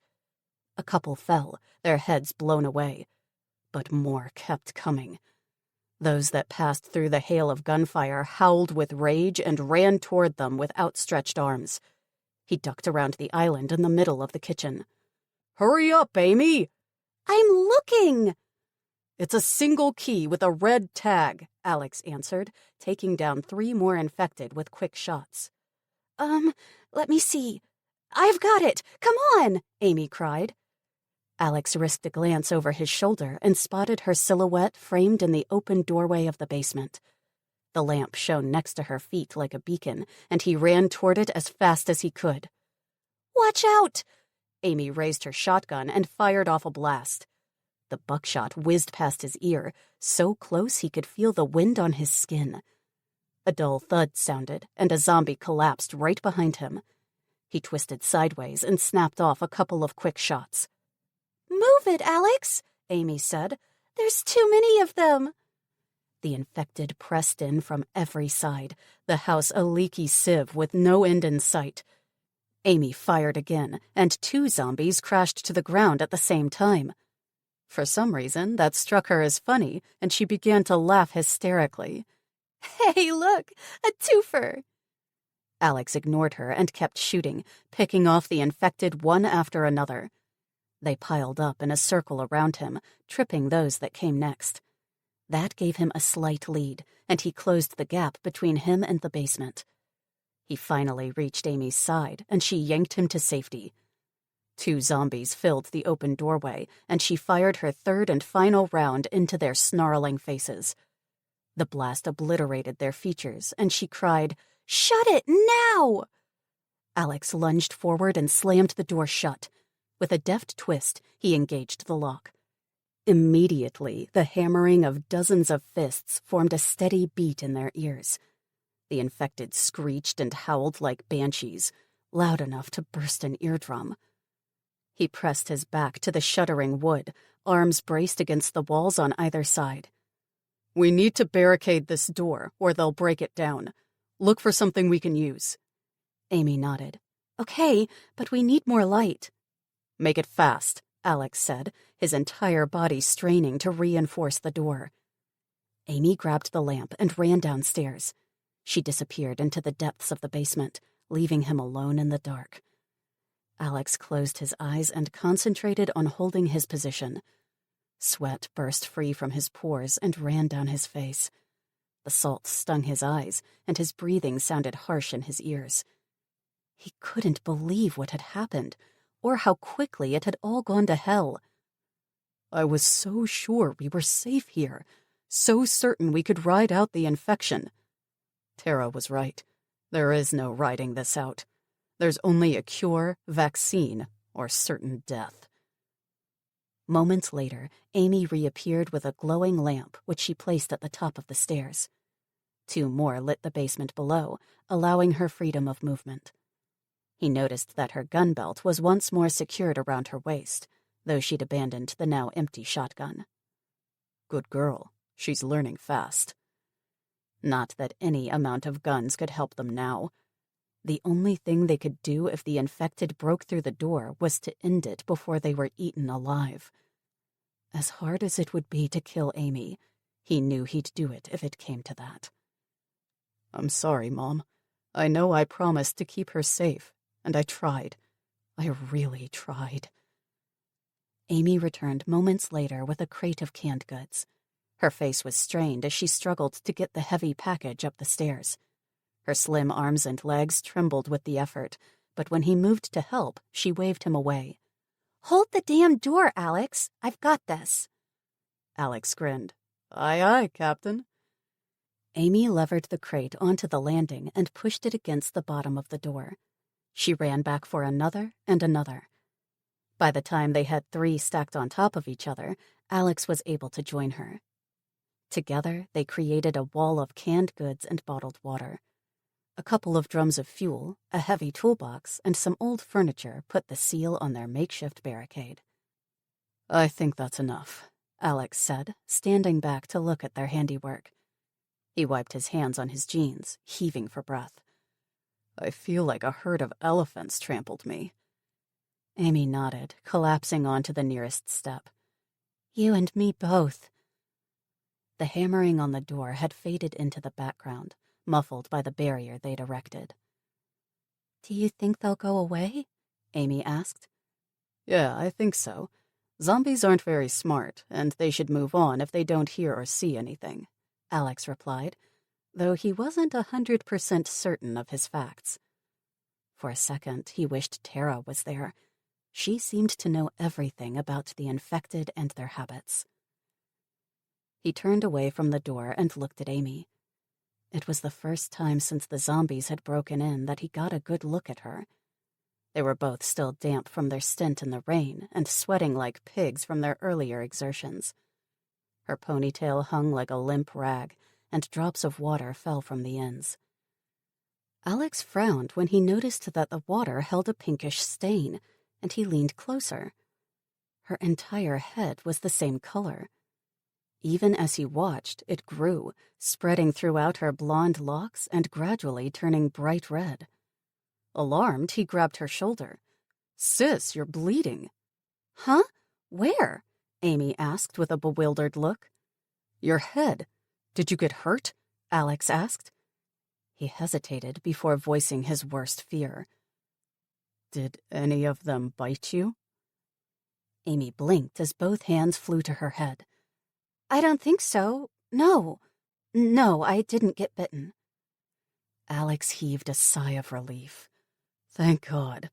Here, let me see." With gentle hands, he undid her ponytail and parted her hair, wincing when she sucked in a sharp breath. "Ow!" "Sorry, but I have to check," Alex said, examining her scalp. Deep scratches cut through the skin, bleeding freely. "There are cuts all over your head. What happened?" Amy thought for a second, her eyes wide. "Oh, yeah. When the zombies grabbed me, a couple of them scratched me. I didn't feel it then, but I remember it now that you ask." "Scratched you?" Alex asked. "That's nasty, but at least you can't get the virus that way. Only through saliva." "It still hurts," Amy said, her face scrunching up as he continued his exam. "I bet, but it's not too deep. You won't need stitches," Alex said, sitting back. "We'll need to clean the cuts, though. You could get an infection." "With what?" Amy asked. "We left the first aid kit back in the kitchen." "Shit," Alex cursed, getting to his feet. "There must be something down here we can use." "You can take a look. I'm staying right here," Amy mumbled, leaning against the wall and closing her eyes. Half an hour later, Alex admitted defeat. "I found a couple of rags. They're not too clean, however. The only other thing we can use is water and hand soap." "Hand soap?" "Yeah, there are a couple of boxes of toiletries down here," Alex said. "But not much else." Amy shrugged. She looked tired, and her eyelids drooped. "I'm sure it'll be fine. It doesn't hurt that much anymore." "Well, let me clean and wrap it up at least," Alex said, tipping her head back. With the water in one hand and a soapy cloth in the other, he rinsed the blood from her hair. As he washed, it bled even more. He persisted, and eventually it slowed. Once he'd done what he could, he wrapped it all up with a spare rag, the cleanest of the bunch. "Is that better?" "A little. But all I want to do is sleep," Amy said with a big yawn. "Let me see what I can arrange," Alex replied, getting up. He searched the basement, but there wasn't much in the way of comfort. There was food and water, enough to last them for a while, but precious little else. No blankets, clothes, or heaters. The best he could do was dust off an old couch and offer his lap as a cushion while she slept. "Is this okay?" Alex asked once they'd settled in for the night. Amy nodded, her hands tucked beneath her chin as she snuggled up to him. "This is great, Alex. Thanks." "No worries, sis. Get some rest," Alex replied, draping his jacket over her. In no time at all, Amy was in dreamland while he was left staring at the ceiling. It was impossible to sleep when faced with an uncertain future. What if the zombies don't move on? What if they stay? The specter of starvation loomed large in his mind, and he shuddered. How long would it take for them to go mad? Once the light ran out, they'd be stuck in the dark with only the zombies for company. Even now, they hadn't stopped beating on the door for even 1 second. They were single-minded in their determination to break through. He was familiar with the aspects of psychological torture, and he knew how little it took to break the mind. Factor in the isolation, darkness, threat of death, lack of sunlight and fresh air, and it wouldn't be long before they both lost it. If they didn't run out of water first. No, it won't happen. The zombies will move on. They have to. Something else will come along and catch their attention. Alex sighed and closed his eyes, determined to get some rest. In the morning, he'd take stock of their supplies and work out how long they could make it last. As for Amy, he'd put her to work devising ways to keep their minds busy and off their crappy situation. She was good at things like that. Inventive and creative. Alex smiled, remembering all the games they'd played on the farm. Games she'd come up with, often on the spur of the moment. She'd never failed to amaze him with her wit and sunny disposition. Not that she couldn't be a real tiger when she had to be, especially when someone close to her was threatened. "That's Amy for you," he thought, draping his arm over her shoulder. She was so tiny, petite, but she packed a big heart and an even bigger spirit. Now that he had a plan of action, Alex felt better. He leaned back and blew out a slow, deep breath. "We'll get out of here, and we'll find a new place. A better place. One with a future for both of us." Chapter 14. Dylan. After the near disaster at Radcliffe, they made excellent time throughout the morning. Saul avoided the worst of Louisville by sticking to the outskirts of the city, and he did the same with Frankfort and Lexington. Not that it was necessary. All three of these places were eerily quiet, the streets empty and deserted. Aside from the usual traffic jams, car wrecks, decaying corpses, feral animals, and the occasional police or army barricade, there wasn't much to see. They were now well on their way, shooting down an open road with no other people in sight. Tara hypothesized that most of the infected from that area had been drawn toward Fort Knox. That would leave the city zombie-free for the present. It might even give any survivors a chance to gain a foothold. They could use this time to fortify their homes or hideaways and resupply. At first, Dylan found this hard to believe. How would the zombies even know there were humans at Fort Knox? Do they have supersonic hearing or sense of smell? Of course not, Tara said. But imagine this. You've got a city full of the undead, and they're hungry. Food is becoming scarce, and they're running after anything that moves. Suddenly, a plane flies overhead, heading for Fort Knox. Or a couple of survivors drive past looking for sanctuary. The zombies see them and follow. Over time, they're joined by other infected. Soon, a small crowd turns into a mob, which grows into a horde. Every time they're about to give up or become distracted, another survivor happens along, or even a raiding party from Fort Knox itself. Dylan nodded. I see what you're saying. It's like a snowball rolling downhill. It just grows and grows. Exactly. And there lies the problem. There are too many of them and too few of us. If we hope to stand a chance, we need to be able to repel a horde, and it would help if our troops were inoculated against the virus, or we had a foolproof cure, Tara added. I see. Dylan leaned back, deep in thought. She filed away the information for future reference. What worried her the most was what they'd find at their destination. Do you really believe Fort Detrick still stands? What if the same happened to them as at Fort Knox? I don't know, but if there's any chance at all, I need to take it, Tara said. And if they are still standing, we can warn them, Saul added. They should know the dangers. I guess so, Dylan admitted, though she was still skeptical. Even if the fort was running, Tara's plan couldn't possibly work. How does she plan to come up with a vaccine, mass-produce it, and get it out to all the remaining survivors? Dylan dismissed the thought and redirected her attention back to the countryside that flashed past her window.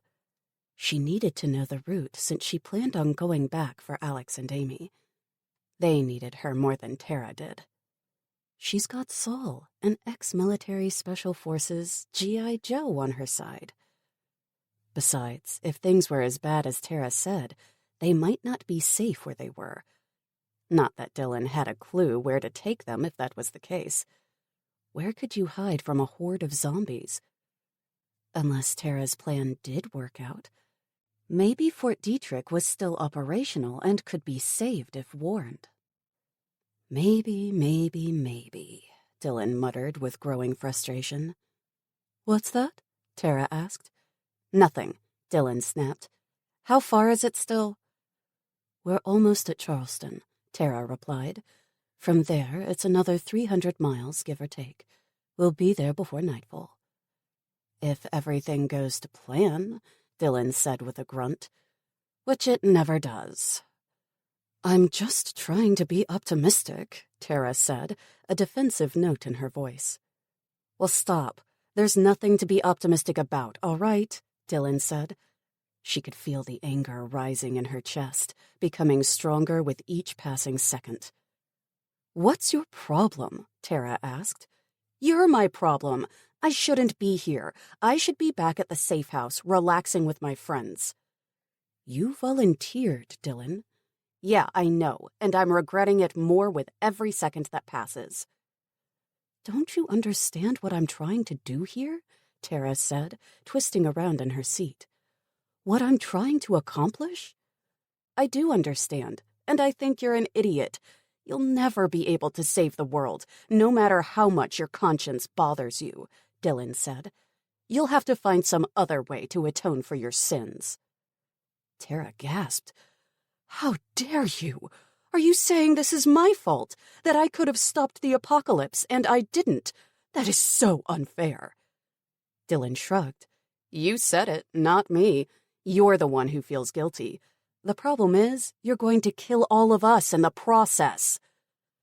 Tara gaped at Dylan, her mouth working. You're a bitch, you know that? Oh, yeah? Well, you're a... That's enough, both of you. Tara, sit down, Saul said. But she started it, Tara protested, while Dylan shot her a mutinous glare. Yes, she started it, but she's right. You do feel guilty, and you did ask all of us to join you on a suicide mission. Saul? Tara exclaimed, her expression shocked. Dylan smirked in the back seat, feeling vindicated until Saul turned on her. And you, Dylan, you did volunteer, so stop bitching and suck it up. Are you a whiner or a fighter? Saul asked with raised eyebrows. Dylan looked away, a twinge of guilt stirring in her chest. I'm a fighter.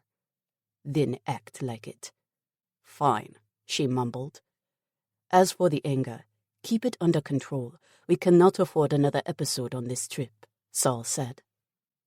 Dylan looked at him, her curiosity tweaked. How do you do it?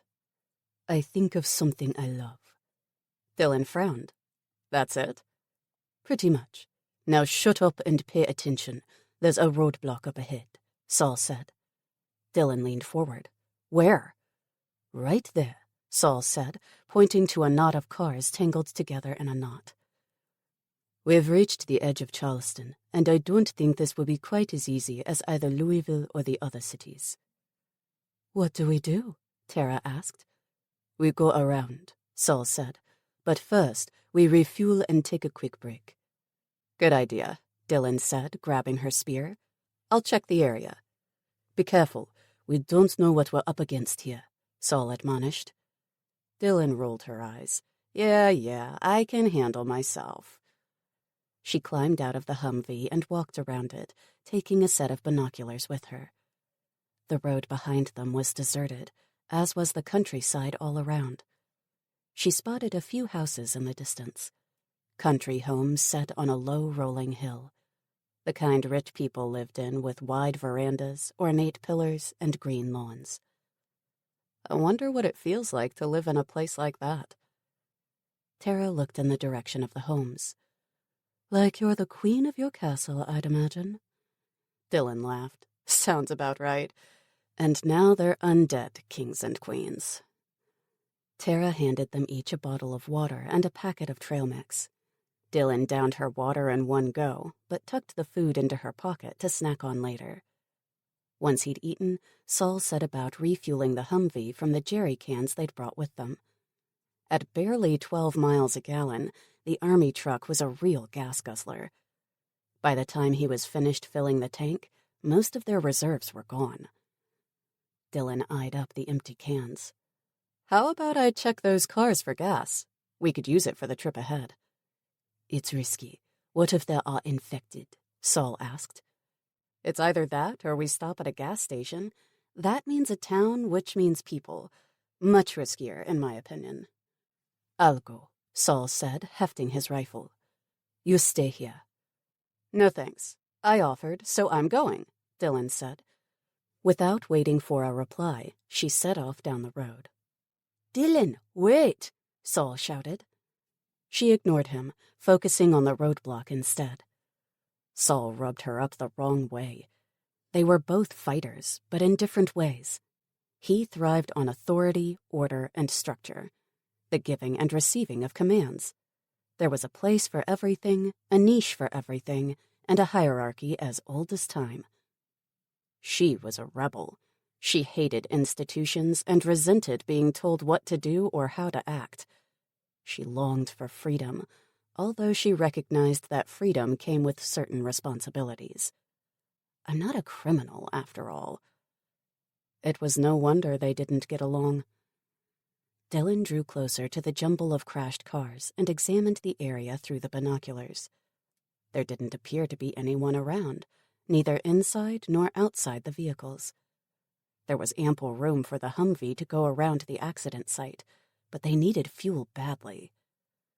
She closed the remaining distance and climbed onto the nearest hood and scanned the place. There were several good candidates for gas siphoning, and she turned to wave at Saul. Suddenly, 2 hands gripped her ankles and her legs were swept out from underneath her. With a surprised yelp, Dylan crashed onto the car. Her chin took the brunt of the fall, and her teeth clipped together. Pain shot through her tongue, and the taste of blood filled her mouth. The same hands that gripped her ankles yanked her off the hood. The tar rushed up to meet her, and she barely had time to shield her face. With a thud, she landed face down, the breath leaving her lungs in a rush. Before she could move, a single gunshot rang out, and a heavy weight collapsed on top of her. Pushed to the ground, Dylan fought to get her knees underneath her body. She gagged when the scent of rot hit her nostrils. Holy shit, what is that? She heaved upward, and the corpse of an infected landed next to her. It was a young boy around 10 years old. A neat bullet hole in his forehead leaked a trickle of black blood. His face had smoothed out in death, no longer enraged or hungry. Just young and innocent. Reddish-brown curls framed his face, and his sightless eyes stared up at the blue sky above. Dylan scrambled to her feet. Within seconds, her stomach convulsed, and the meager contents came up in a rush. It splashed onto the tar, a mixture of water and bile, and she coughed several times. The sight of the dead child was a shock to her system, and it took a minute before she could compose herself. Tara rushed over and gripped Dylan's arm. "Are you okay? Did he bite you?" "No, he didn't get the chance." "What happened?" Dylan said, wiping her mouth on her sleeve.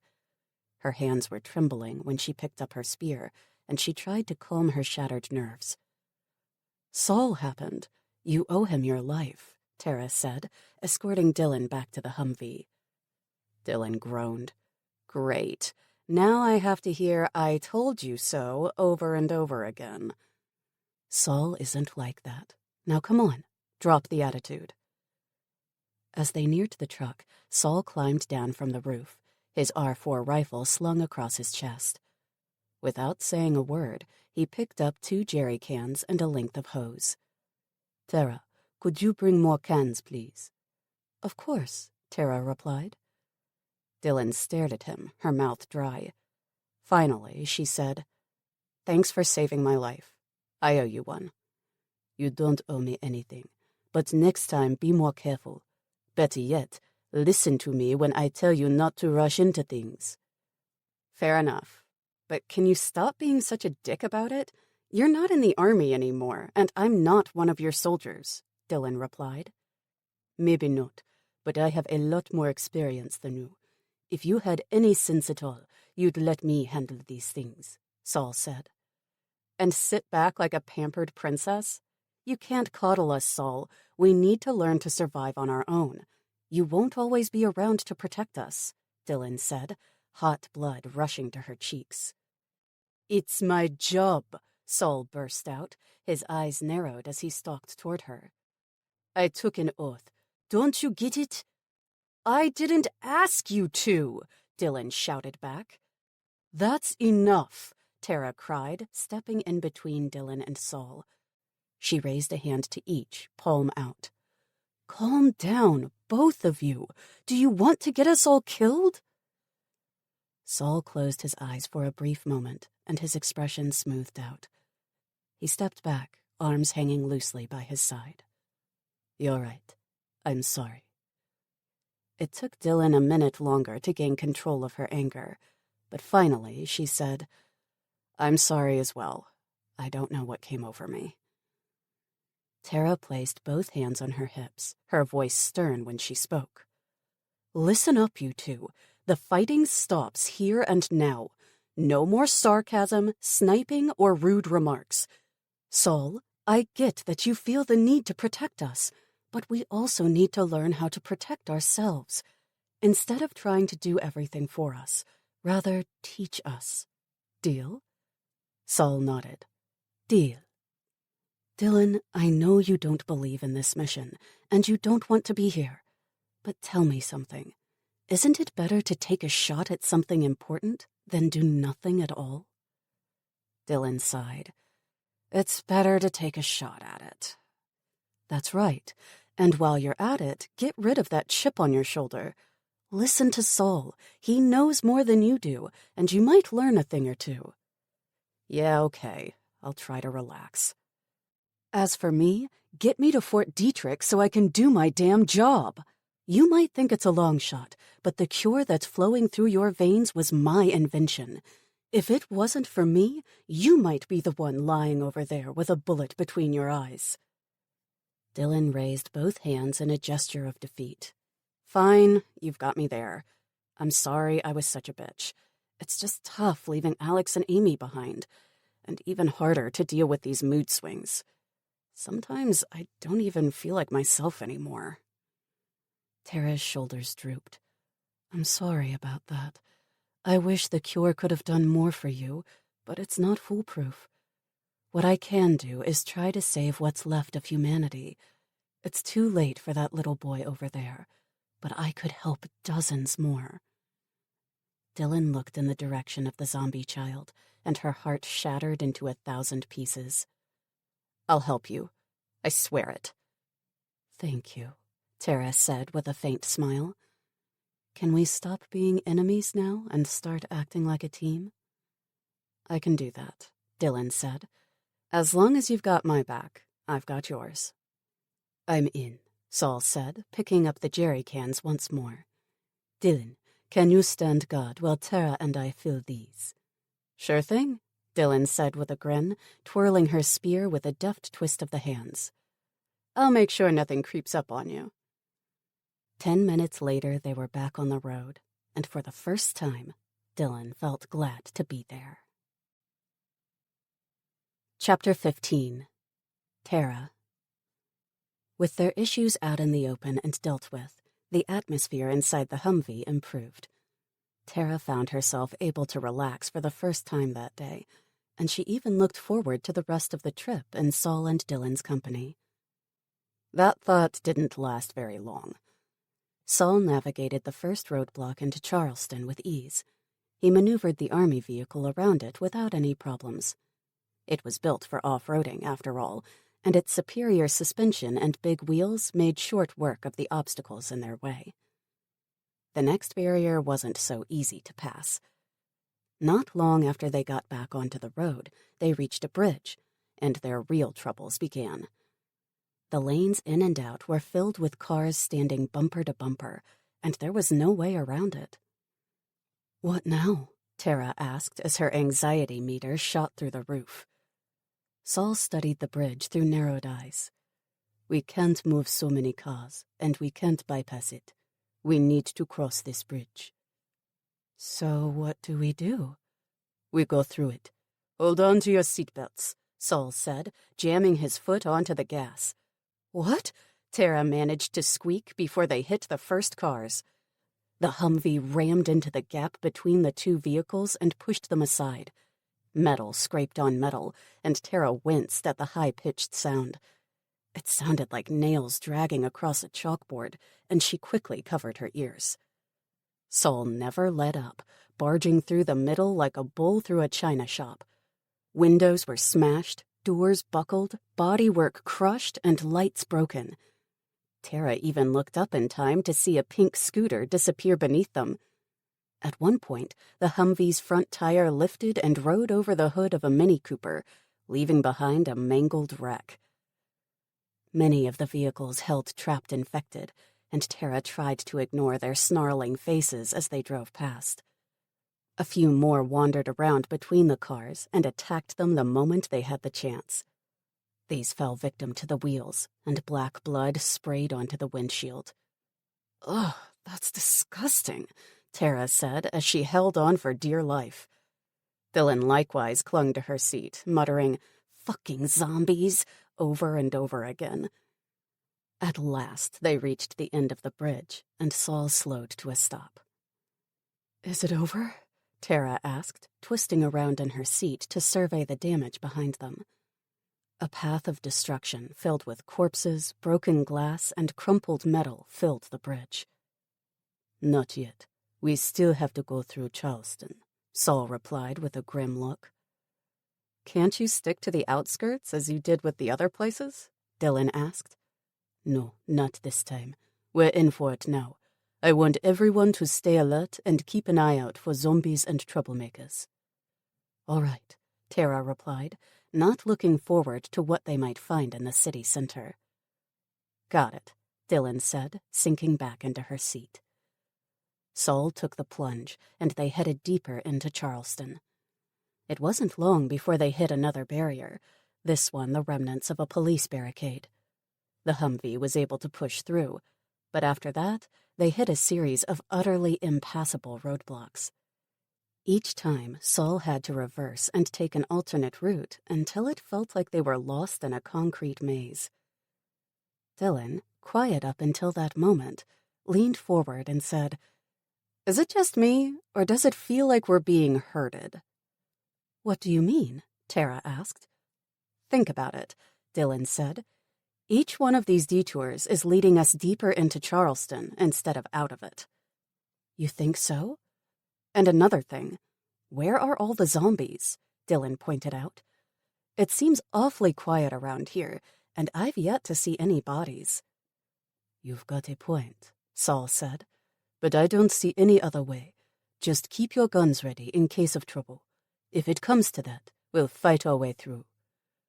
Dylan shrugged and pulled out her Glock. "If you say so." He drove further until they reached a T-junction. Several cars blocked the road to the left, while the right was wide open. Saul hesitated, idling the engine. "This looks suspicious as hell?" "Yeah, you're absolutely right," Dylan said. "I vote we go back. This is just too convenient to be a coincidence." "We can't. It'll take hours to work around this mess, and we'll have to spend the night out in the open," Saul said. "That's better than walking into a trap," Dylan said. "Then we'll never get to Fort Detrick." "If there is a trap, which I doubt," Tara replied, "I say we push onward." Dylan shrugged. "Don't say I didn't warn you." "Saul, what do you think?" Tara asked. "I say we go on, but be prepared for anything." Tara pulled her shotgun from its holster. "I'm ready." Saul took the turn, and they drove through the streets at a steady pace, neither too slow nor too fast. Tara scanned every building, alleyway, and car for signs of trouble, but saw nothing out of the ordinary. The Humvee reached a four-way crossing, and Saul headed straight over it. She craned her neck to look ahead, praying there wasn't yet another barricade. As they reached the middle, something bright caught her eye. Tara turned to look, and her mouth opened in a silent scream. A bus was headed straight for them, its windshield flashing in the sunlight. Before she could shout out a warning, it crashed into them with incredible force. Tara was thrown sideways, her seatbelt cutting deep into her ribs. Her body lifted into the air, and for a second, she felt as weightless as a feather. The Humvee slid across the tar until it smashed into a lamppost, and she was brutally flung against the door. Her forehead hit the window, and she blacked out, her consciousness fading into nothing. Tara jolted awake with a start. Shouts rang through the air, and her door was yanked open to reveal an unfamiliar face. Her attacker shoved a gun barrel into her face, and she raised her arms to shield herself. "Please, don't shoot." "Don't move! None of you move a muscle!" he screamed. Tara froze in place while rough hands disarmed her. Before she could do anything, she was pulled out of the Humvee without ceremony. The same happened to Saul and Dylan, and within seconds, the trio stood surrounded by guns. Huddled on the sidewalk, Tara shivered. Every muscle in her body ached, and her head swam until she thought she'd throw up. She groaned and pressed one hand to her bleeding temple. Saul grabbed her shoulder, his voice urgent. "Are you okay? How badly are you hurt?" "I'm okay. "No talking," one of the men shouted, shoving them apart. "Start moving." Tara and the others had no option but to obey. They walked up the street, surrounded by a large group. They were a mixture of men and women, dressed in mismatched uniforms from the National Guard, police force, and SWAT. They were in good spirits, congratulating each other on their latest score. Tara tried to take it all in, but it was hard to stay on her feet. Her vision blurred and her head ached. She struggled to breathe, and each step sent a stab of pain up her left side. It could be a concussion and possibly cracked ribs. Just when she thought she was going to pass out, they reached their destination, an old school turned into a makeshift home by their captors. They were led into the grounds and marched to the assembly hall, where a crowd of people awaited them. Loud cheers rose as they were paraded around like prize animals, and an argument about their fate ensued. "I say we throw them in the ring. Let them provide tonight's entertainment," a woman shouted. "That one looks strong. He should last a long time," another agreed, pointing at Saul. "What about the women? They could join us. There aren't enough of you as it is, and we could use a couple of pretty faces around here," one man said with a leer.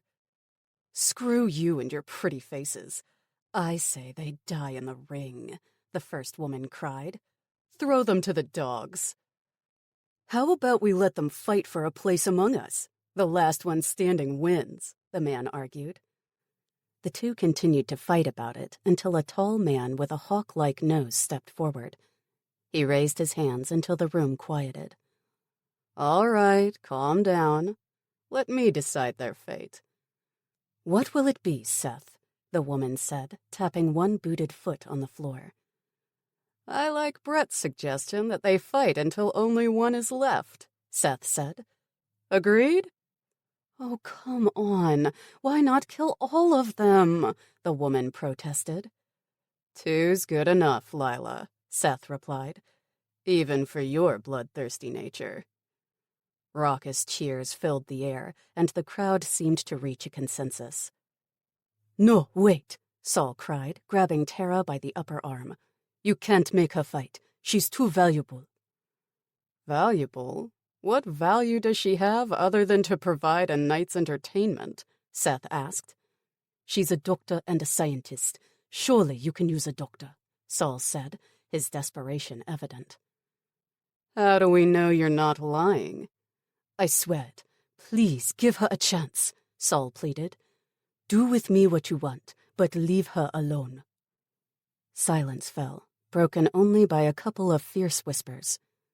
Tara stood frozen, a sliver of hope blooming in her chest. If they spared her life, she might be able to find a way to save Saul and Dylan. "Please say yes." Finally, Seth spoke in a smooth voice. "All right, we'll give her a shot. We already have a resident doctor, but I suppose a spare wouldn't hurt. You know, in case something happens to the other one." Laughter rose all around them, but Tara didn't care. She was being spared. That was all that mattered. "Take her to the infirmary. She can stay there with Dr. Hayes for the time being," Seth commanded. "As for these two, rough them up and throw them into the stocks." Rude hands shoved Tara toward the exit, and she cast a despairing glance over her shoulder. The last she saw was Saul and Dylan being beaten into the ground by two men armed with police batons. She bit back a cry and concentrated on putting one foot in front of the other. "They're not dead yet. There's still a chance to save them." Tara was led to the infirmary and handed over to a guard at the door. "She's to join Dr. Hayes, but keep an eye on her. She's new and likely to try something." "I've got her, don't worry." The new guard eyed her with a look of pure menace. "Don't try anything, okay?" Tara nodded, her head hanging low and her expression meek. She had to make them believe she was harmless. "Good," he said with an approving nod. The guard opened the door and shouted, "Dr. Hayes, I've got someone for you." A dark-haired man around Tara's age turned to face them. "Another patient? What did you do this time?" "Don't sass me, Doc. She'll work alongside you from now on. You'd better get acquainted." Without ceremony, the guard shoved Tara through the door. It slammed behind her, and she was left to face the mysterious Dr. Hayes. He walked toward her and extended a hand. "You're injured. Let me help you. I promise I won't hurt you. I'm as much a captive here as you are." Tara allowed him to help her toward the nearest bed, and she slumped onto it with a grimace of pain. "I'm Dr. Lee, Tara Lee, a research scientist specializing in virology." "I'm Dr. Hayes, but you can call me Ethan." "Nice to meet you." "That would be true if the circumstances were different," he replied, studying her with a somber gaze. "But I have a feeling you were sent here for a reason." "A reason?" Tara asked, her brow knitting together. Ethan nodded. "I've been waiting for someone like you." "Someone like me?" Tara said, her confusion deepening with each passing second. "Yes." "Why?" "To help me escape." Tara smiled, but there was no humor in it. "In that case, we're agreed. The sooner we get out of here, the better." "Let's shake on it," Ethan said, offering his hand. Tara accepted the offering, and the deal was struck. Chapter 16. Saul. Saul endured the beating with gritted teeth and zero resistance. The only thing he did was tuck his body into a tight roll to minimize the damage. It was to be expected, a tactic meant to cow them into obedience. He understood this, but Dylan did not. She fought back, which meant her punishment far exceeded his. When they were finally tossed into their cages, she lay unconscious. Saul used that time to assess himself and their situation. The people who had them were amateurs. None of them possessed any real training. They were simply a bunch of people who'd banded together and decided to prey on other survivors. In his opinion, they were the worst of the worst, the scum of the earth. That did not mean they weren't dangerous, and he had to hand it to them. They were inventive. The bus had come as a complete surprise, and he wanted to kick himself for falling into their trap. "I should have known better." It was too late for recriminations, however. What mattered now was getting out of there. In that regard, Saul knew he could rely on Tara. She was smart, and he was willing to bet she had a plan in mind already. But he couldn't leave it all up to her. The stocks turned out to be a series of cages placed next to each other in the open air. He counted 6. 3 were occupied: his own, Dylan's, and another which contained a stranger. Saul attempted to talk to the man, but he avoided Saul's gaze and refused to answer any questions. It looked like he'd been there for a while. Saul examined the cage around him. It was a simple affair of planks nailed together. A dirty blanket and a stinking bucket were its only furnishings. As the sun began to dip toward the horizon, a man emerged from the nearby building. He carried 3 bottles of water and 3 packets of potato chips, which he tossed into each cage. Eat up. You won't get any more until tomorrow, assuming you live to see it. Saul eyed the man. What are you going to do to us? The man grinned. Didn't you listen back there? You're going to fight for your lives tonight. The last one standing gets free citizenship. The other captive's head jerked up, and he spoke for the first time. Me too? You'll let me out of this cage if I win tonight? Yeah, you too, dumbass. Though I'm not too sure I want you for a bunk buddy. You stink, the guard said before pointing at Dylan. I'd much rather she be the one to live. Are we to fight each other? Saul asked, pressing for more information. The guard shrugged. Each other, a couple of pit bulls, maybe a zombie or 2. We'll see what Lila comes up with tonight. That woman is batshit crazy, but she sure can think up some wild surprises for our prize fighters. Do we get any weapons? Of course, we're not monsters, you know, the guard replied with a low laugh. We simply don't have time for weakness. Now eat up. You'll need your strength tonight, the guard said before he went back inside. Saul turned toward the other prisoner. What's your name? Why? What do you care? It's a simple question. James, came the sullen reply. We don't have to fight each other, James. We can work together and escape from here, Saul said. Escape? James laughed. There's no escaping this place. You either fight or you die. It doesn't have to be that way. Trust me, whoever you are. When they throw you into that ring, you'll fight, James said. In the end, we all do. We can get out of here if we work together, Saul insisted. Shut up, will you? I don't care about you or the woman. When it comes to it, I'll kill you both if it means earning my freedom, James said, shaking a fist at Saul. Your freedom? Saul asked. You heard what the gods said. You'll have to become one of them. So? They're not that bad. Most of them, at least.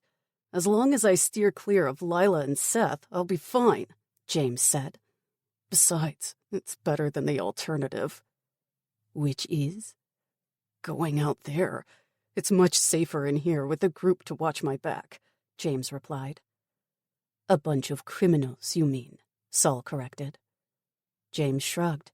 It's the apocalypse, man. Only the strong survive. Now piss off and leave me alone. James turned his back to Saul, who nodded. One more enemy to contend with in the ring. It wasn't a problem for him. He liked to know where he stood with everyone, and right now, James was the first he'd kill. Rather him than us. With mechanical movements, he ate his food and drank his water, determined to keep his strength up. He wasn't too worried about fighting a bunch of dogs or even zombies. His injuries were minor, mostly bruises. He was more concerned about Dylan and sat watching her until she stirred. Dylan, how do you feel? Like shit, came the muffled reply. She rolled onto her back and stared up at the sky. The light was rapidly waning as darkness fell, and Saul knew they didn't have much time. I mean it. How do you feel? Do you have any serious injuries? He said. She sat upright with a groan and examined her body with probing fingers. After a while, she shook her head. I'm okay. Nothing's broken. I've got plenty of bruises and a couple of lumps, but I can fight. What about your arm and that cut on your head? She felt her forearm through the bandages and checked the cut on her head. The stitches are still in place. Everything hurts, but I'll live. Glad to hear it. I am thirsty, though.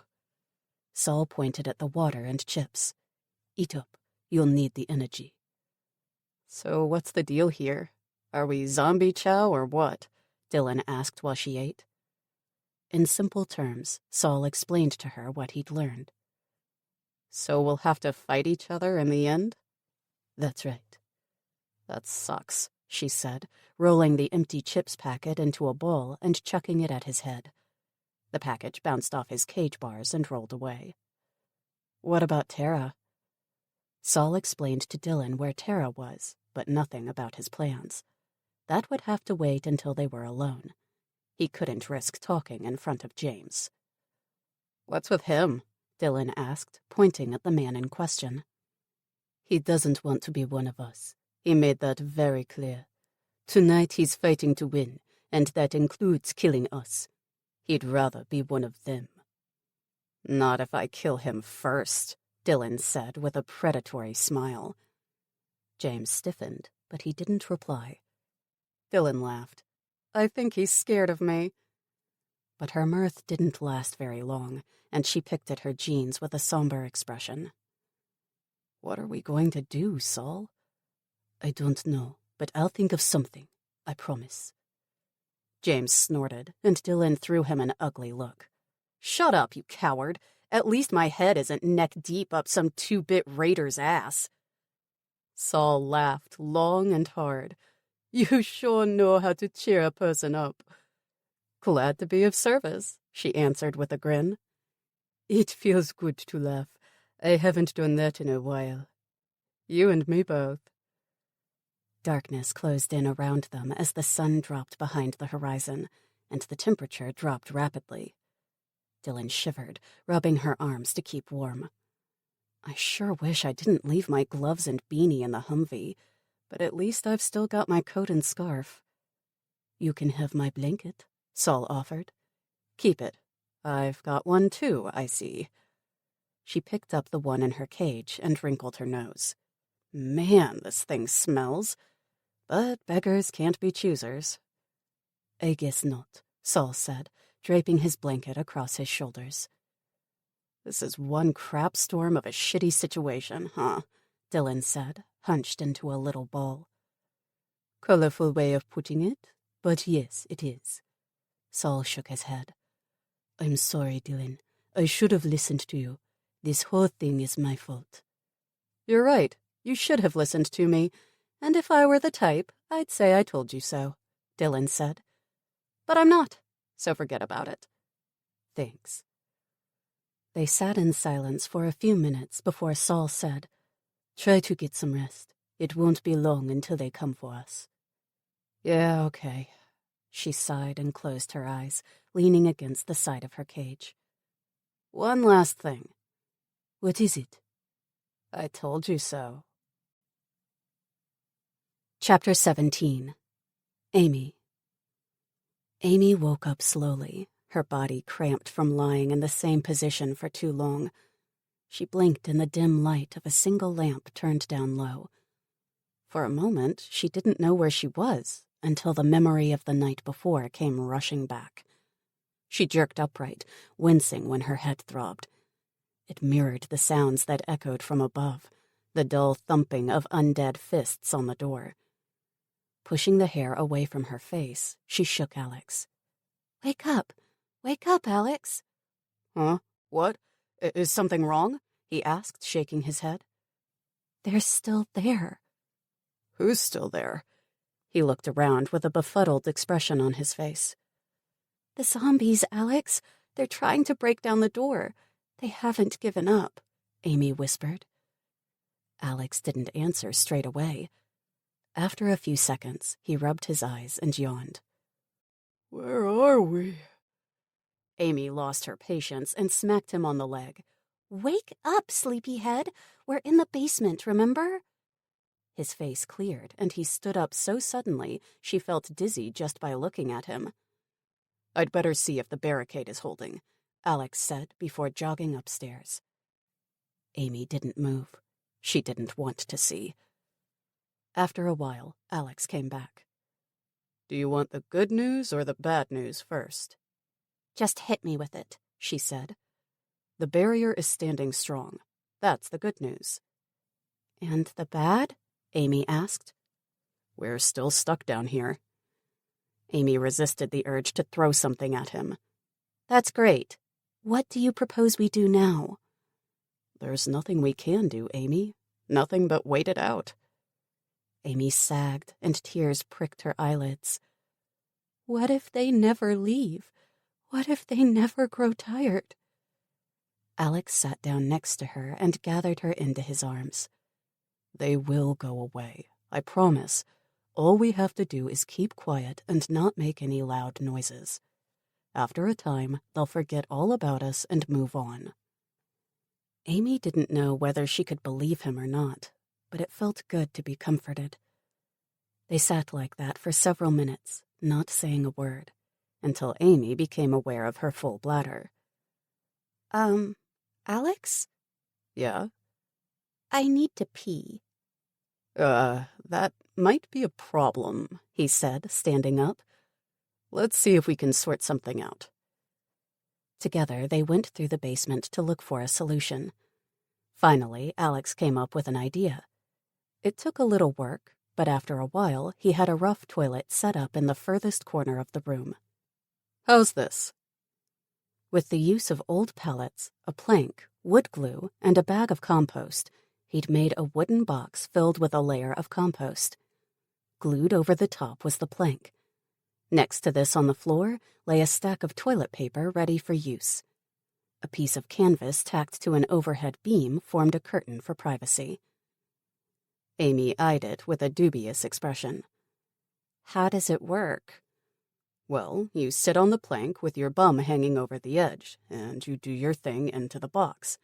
Afterward, you wipe with newspaper and sprinkle a layer of compost over the top. There are 1.5 bags left, so it should last a few days. I guess I don't have a choice, Amy said. Not really, Alex said, scratching his head. He pointed at a small table next to the makeshift toilet. That's for washing up. The table, a rickety antique, had a plastic bowl on top, along with a chipped cup, 2 toothbrushes, toothpaste, washcloths, a hairbrush, a broken piece of mirror, and a bar of soap. Next to it stood an empty bucket and a jug of water. It's almost homey, Amy managed to say with a faint smile. While it wasn't luxurious, she was grateful to her brother. Thanks, Alex. We should go easy on the water, though. There's no telling how long we'll be down here. Okay. Alex turned away. I'll leave you to wash up while I take stock of our supplies. What about me? Amy asked. You can find ways for us to keep busy.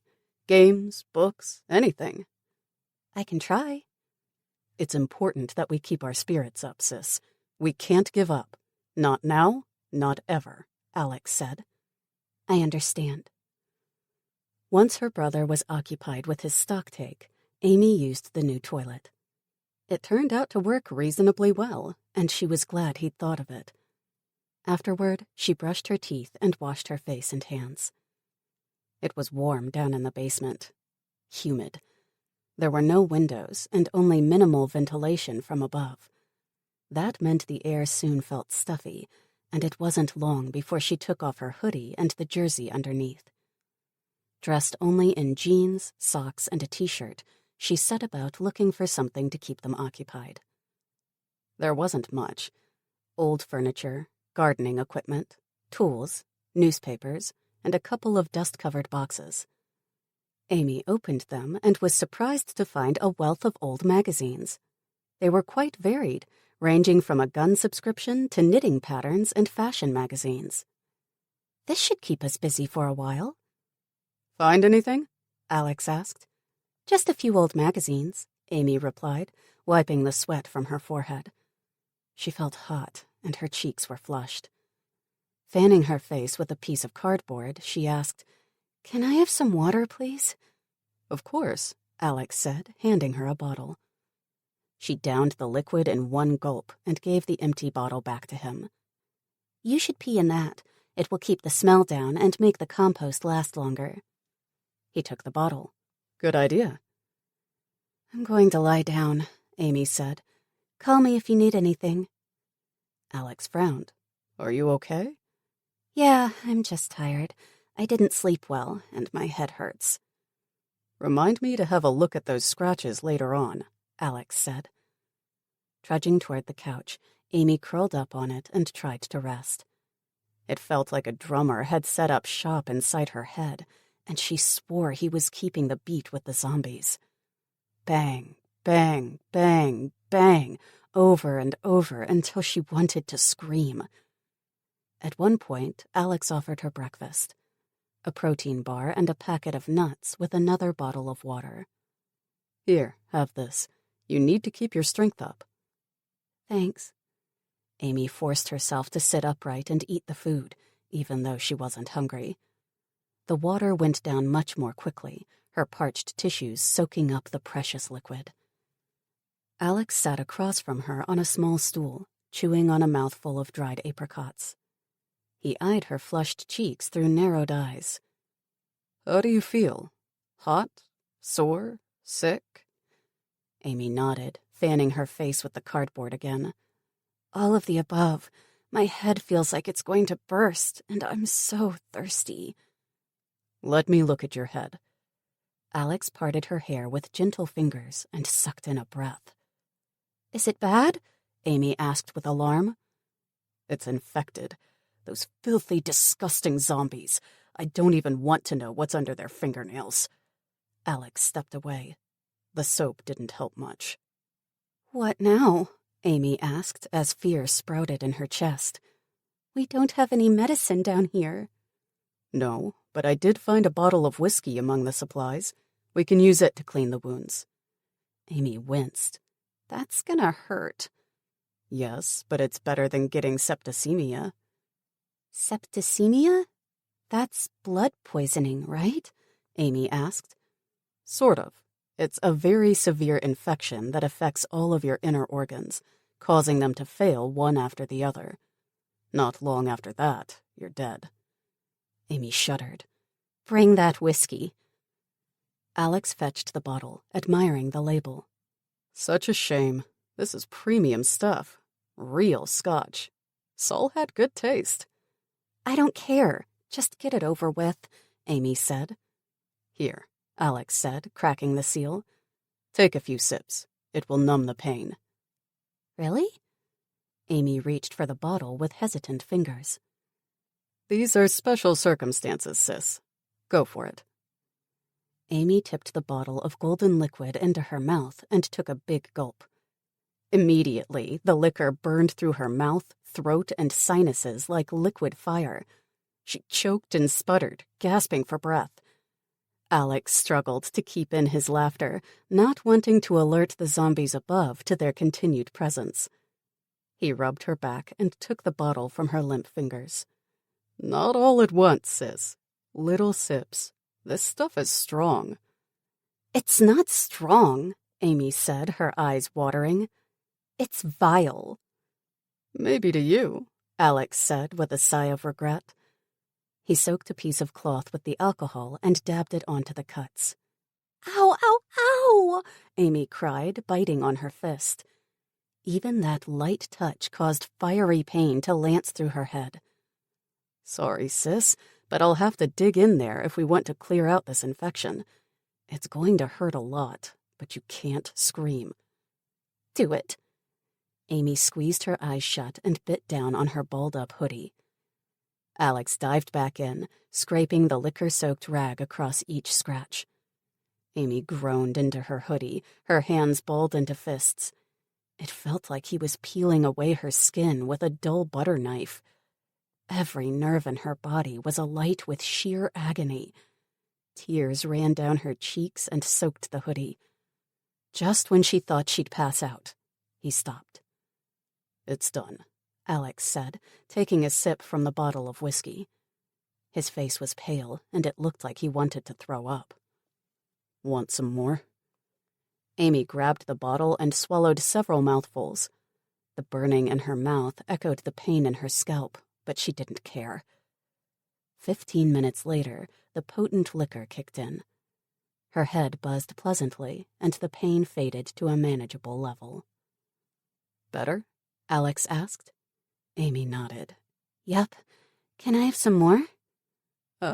Maybe not. You don't want to know what a hangover feels like, Alex said. Besides, you're already far beyond tipsy. Amy pouted, but her eyelids dragged, and she didn't have the energy to argue. Whatever. Alex snorted. The mantra of teenagers everywhere. Amy ignored him and curled into a ball on the couch. She tucked her knees to her chest. "Good night, Alex." Good night, sis, Alex said. But you know it's just after 9 in the morning. "I don't care," she mumbled, watching him through slitted eyes. He folded up her hoodie and tucked it underneath her head before draping the jersey across her shoulders. Do you want my jacket too? "No, it's okay. I'm not cold." All right, get some rest then. I want you to wake up infection-free, okay? And here's some water for when you wake up," he added, placing a bottle next to the couch. "Thanks," she replied, drifting off. Amy slept like a log, only to wake up hours later with a stabbing headache. Her joints ached, and her tongue clung to the roof of her mouth. She uncurled her body from the couch, but paused when a wave of dizziness hit her. Ugh, I don't feel so well. What's the time? Her watch told her it was past midnight. They'd now been stuck in the basement for just over a day. Remembering the water Alex had left her, she picked up the bottle and took a few sips. Her stomach twisted into knots, and she was afraid of vomiting. "Alex?" Amy looked around and spotted him sleeping on the floor with his head tucked into his arms. She didn't want to wake him and walked on silent but unsteady feet toward the toilet. After doing her business, she washed her hands before picking up the sliver of mirror.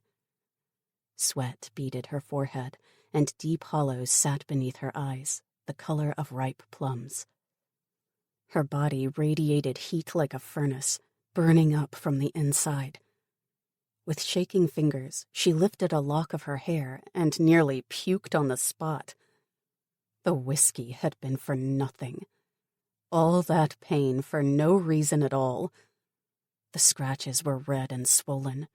Green pus oozed from the wounds, and it stank.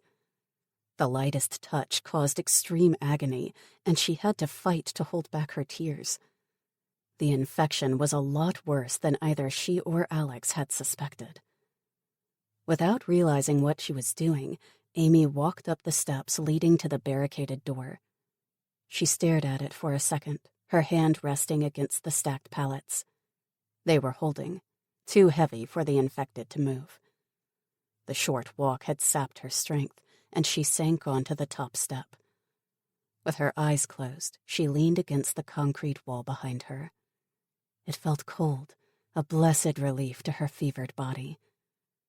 The zombies hadn't let up for 1 second. They banged away at the door without pause.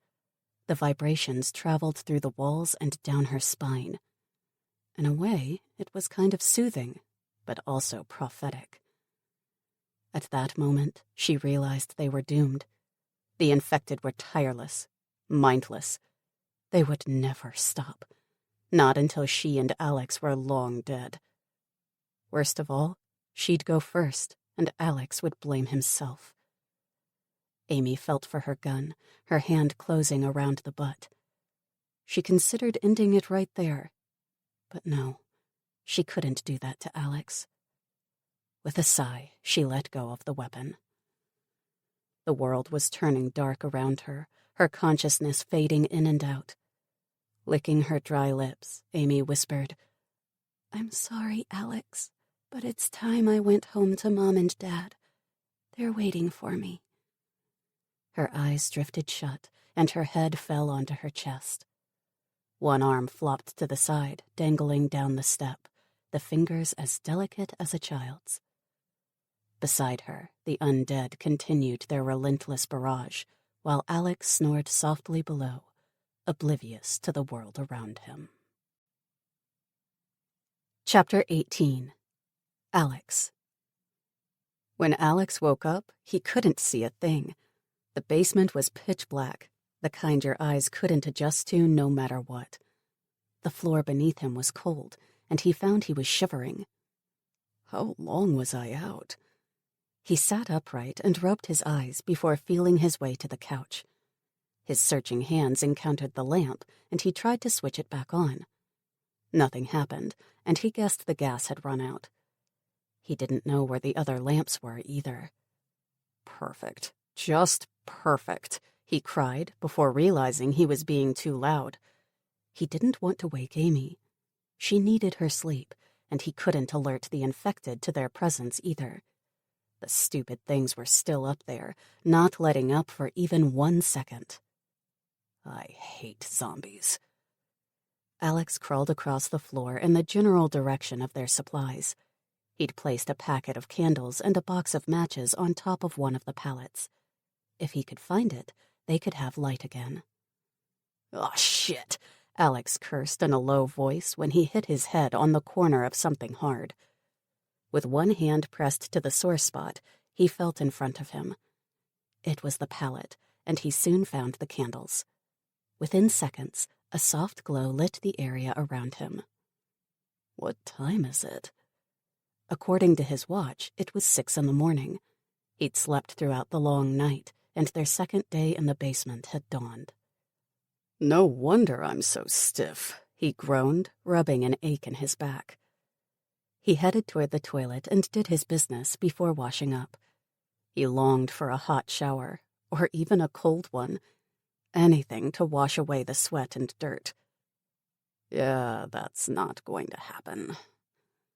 After completing his ablutions, Alex headed back to their supplies. His stomach rumbled, reminding him that he hadn't had a decent meal since the night they fled from the horde. Pancakes would have been lovely, but he settled for a couple of granola bars, water, and dried fruit and nuts instead. With an armful of his chosen breakfast, he trudged toward the couch. "Amy, are you awake? I've got food." No answer. He rounded the corner and stopped abruptly. It was empty. Amy was gone, and he hadn't even heard her get up. That's weird. Sis, are you there? Alex whirled in a circle, searching for her, but saw nothing in the gloom. The candle only lit a small area, which left the rest of the basement in darkness. Dropping the food, he looked for her in earnest. "Amy, where are you?" he asked as loudly as he dared. When she didn't answer, he began to panic. Finally, after fine-combing the room, he found her at the top of the stairs. Amy sat with her head slumped onto her chest, one arm dangling to the side. She didn't move, didn't even seem to breathe, and for one awful moment, he thought she was dead. No, no, no, not you, not like this. Alex bounded up the steps and pressed 2 fingers to her throat. Please be alive. Please, please, please. After a couple of seconds, he felt a faint flutter beneath his fingertips. A heartbeat. He sent up a silent prayer of thanks and gathered her into his arms. Come on, sis. Let's get you down from here. I'll look after you, I promise. He laid her on the couch and tapped her cheek, alarmed when she didn't wake up. Come on, Amy. You're scaring me. He pressed a palm to her forehead. Jeez, you're burning up. Lifting a lock of her hair, he examined the scratches on her scalp and swore. Fucking zombies! The wounds were ugly and inflamed. Green pus oozed from the edges like slime. Alex sank back onto his heels, at a complete loss. He wasn't a doctor or a medic. He didn't know what to do. Even if he did, he lacked the medicine to treat her. The infection had moved beyond the wounds and into her bloodstream. With shaking hands, he grabbed a clean cloth and the rest of the whiskey. It was all he had. After disinfecting the scratches once more, he tried to coax a few sips of water into her mouth.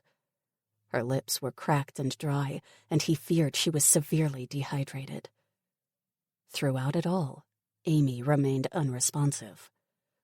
With a groan of despair, Alex tore into the stacked supplies. There has to be something I missed. After half an hour of fruitless searching, he admitted defeat. Besides food, water, and toiletries, there was nothing he could use for wounds. With a sense of hopelessness, he pulled up a stool and sat next to the couch. Amy, please wake up. You can't give up. You have to fight. Amy's eyelids fluttered open, and her blue eyes stared up at him. Alex? You're awake. I'm thirsty. Here, drink this, Alex said, lifting the bottle of water to her lips. With his help, she managed to drink it all before slumping back down. How do you feel? I'm cold. So cold. The next moment, she began to shake. Her limbs shuddered, and her teeth chattered so hard he thought they'd break. Alex dropped everything and scrambled to find her jersey and hoodie. He wrapped them around her body before stripping off his clothes. Dressed only in a vest, he tried to warm her as best he could. Even then, she continued to shiver violently for several minutes. Then, as quickly as it began, it stopped. Her cheeks flushed, and sweat burst from her pores while her skin radiated heat. With a cry, Amy struggled to throw off the clothes that covered her. Hot. Too hot. Alex grabbed another bottle of water and poured it over her body. Dragging up a chair, he fanned her face with a piece of cardboard in an attempt to cool her. The entire time, Amy moaned, her face contorted. It hurts, Alex. It hurts so much. I know, sis. I'm here for you. I'm here, he said in a soothing voice. Never in his life had he felt so helpless. Please, God, don't let her die. I'm begging you. After a while, Amy quieted and fell into a deep sleep. But it didn't last. The cycle repeated itself over and over again. Throughout the long hours of the day, Alex sat by her side. When she shook and shivered, he held her close. When she grew hot, he cooled her with wet cloths and the crude fan. He forced her to drink water, though she refused to eat, and disinfected her wounds again and again until the whiskey ran out. It wasn't enough. She was wasting away in front of his eyes. The infection was too strong for her to fight. Alex hardly dared to leave her side, afraid that if he did, she'd slip away. An entire day and night passed without any change for the better. Every time he looked at her, she was a little weaker, a little frailer. Finally, he was forced to accept the inevitable. Unless he could get her the care she needed, Amy was going to die. Alex jumped up, ready to scream with frustration. His sister was dying, and there was nothing he could do about it. At the top of the stairs, the undead remained tireless in their efforts to break down the door. Twice he'd had to reinforce the barrier to ensure they couldn't break through, and the constant noise was driving him insane. 3 days. 3 fucking days, and they're still there. He paced up and down, refusing to give in to the fatigue that dragged at his limbs. He was hungry and tired and thirsty, but none of that mattered. Not when his sister lay dying in front of his eyes. This can't be happening. I have to do something. Anything. Alex? Amy whispered, her voice so soft he could barely hear her. Alex rushed to her side. Yes, sis? It's not your fault. You can't blame yourself. Alex shook his head. It is my fault. We should have gone with Dylan, Tara, and Saul.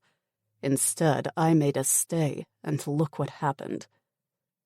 Amy reached out her hand and gripped his, her touch as gentle as her smile. You didn't know. How could you know? You're my responsibility, Amy. Not anymore. You've done all you could, and I love you for it, Amy said. I'll always love you. Remember that. Alex leaned forward, alarmed. No, Amy, you can't give up. Fight, damn it! She sighed. I can't. I'm done, Alex. It's time for me to go. Mom and Dad are waiting for me. I'm begging you, sis. Fight. Do it for me, Alex said, crushing her delicate fingers between his. I can't live without you." Amy blinked and replied with a touch of her old spirit. "Of course you can, you stupid man. But if it makes you happy, I'll hang around a little bit longer." Alex nodded. "That's all I ask." Her eyes drifted shut, and she said, "I'm going to sleep now. You should too." "Okay," Alex replied, though he had no intention at all of sleeping until she got better. But despite his best intentions, exhaustion won out, and he fell into a deep slumber. Outside the house, Gloria Bernstein milled about on unsteady feet. Her clothes hung loose on her body, torn and stained with the blood of her victims. Her hair was a mess, and the expensive gold rings on her left hand had been ripped away along with her fingers. If Gloria could have looked in a mirror, she would have been shocked. All her life she'd been vain. Only the best clothes would do, and she never set foot outside her house without every hair in its place. It was the reason she'd disliked her daughter-in-law so much. The woman had no sense of style, no class. She wasn't good enough for Gloria's only son. Then again, nobody would ever be good enough for Kevin. He was her baby, her little boy. It was too bad that he fell ill, and when he turned on her, she couldn't believe he'd hurt her. It proved to be her downfall, and now she was just one of the crowd. Another zombie in 1,000. Gloria would have hated that if she could still use her brain. But she couldn't. Now she waited with the endless patience of the dead for the survivors inside the house to emerge. They were there. She knew they were because the rest of the horde knew it. She wasn't strong enough to push her way to the front. Instead, she lingered on the edges of the crowd, hoping for scraps. Then a flash of light caught her attention, and she turned around in time to see a minivan pass by on the road. It was heading back the same way she'd come. Fort Knox. Galvanized by the thought of fresh meat, she ran after the vehicle, determined to catch it. While she might not comprehend what the shiny metal box was, she knew it meant people, and people equaled food. A couple of others joined her. They, too, had spotted the car. As more and more followed, the horde began to move. Its attention shifted from the silent house to its new prey. As one, they streamed down the highway, a shapeless mass intent on one thing alone: food. Chapter 19. Tara. Tara lowered herself into the chair Ethan offered with care. After a short examination, he had confirmed her suspicions. She was suffering from a mild concussion and 2 fractured ribs. There wasn't much he could do for either injury besides strap her chest and give her a cold compress. During this time, she'd given him an abbreviated version of the events that led to her capture. She also told him about Dylan and Saul. Judging from his expression, her story didn't come as much of a surprise to him. "Here, drink this," Ethan said, handing her a glass of water and a couple of tablets. "It will help with the pain." "Won't these make me drowsy?" she asked. "No, it'll just take the edge off. Nothing more," he said, sitting down across from her. "Thanks," she replied, taking the medication with a sip of the water. "I appreciate your kindness. Your friends aren't exactly the welcoming kind." "They're not my friends," Ethan said in abrupt tones. "I fell into the same trap you did." "How long ago was that?" "A couple of weeks, maybe more," he said with a shrug. "It's hard to keep track." "I'm sorry." "That's okay. Now that you're here, I can put my plan into effect." "Why do you need me?" "You've got a Humvee, and I assume you were heading to a safe place before you got caught. I have neither." "We were on our way to Fort Detrick. As of a couple of days ago, it was still operational," Tara said. "It's as safe a place as any in these crazy times." "Fort Detrick? I find that funny." Funny. Before this, Ethan said, waving a hand at his surroundings, I was on my way to Fort Knox looking for a friend. I got sidetracked and ended up going in a different direction. That's when this lot got hold of me. You're a lucky man, Dr. Hayes, Tara said. 2 days ago, Fort Knox was overrun. Ethan's face grew pale, and he stared at her for a couple of seconds. Are you sure? Positive. My friends and I barely escaped, and as far as I know, very few others did, Tara said. I'm sorry, but your friend is likely dead. Ethan looked away, his expression strained. I see. Thank you for the news. Now let's get to business. Tara understood his need to carry on. Grieving could come later. Of course. Right now, it's just me and one other girl, Mara. Ethan sighed. The rest are either rotten to the core or cowards willing to go along with whatever Seth and Lila decree. Even James. James? He was a victim like us, captured in a raid. They tossed him into the stocks and made him fight his friends, Ethan explained. Did he? He killed them. Every single one. Now he's the last man standing. From what you've told me, he'll become one of them if he wins tonight. I can't believe that, Tara exclaimed. He killed his own people? Believe it. Fear of death can bring out the worst in people, and he wasn't a shining specimen to begin with. Is that what they'll do to my friends? Make them fight to the death? Yes. Once they're in the ring, one, or more likely both of them, will die, Ethan said. Lila will make sure of it. She's a cruel woman who delights in causing pain. Aren't they worried about drawing zombies with all the noise? Tara said. And where did they get their electricity?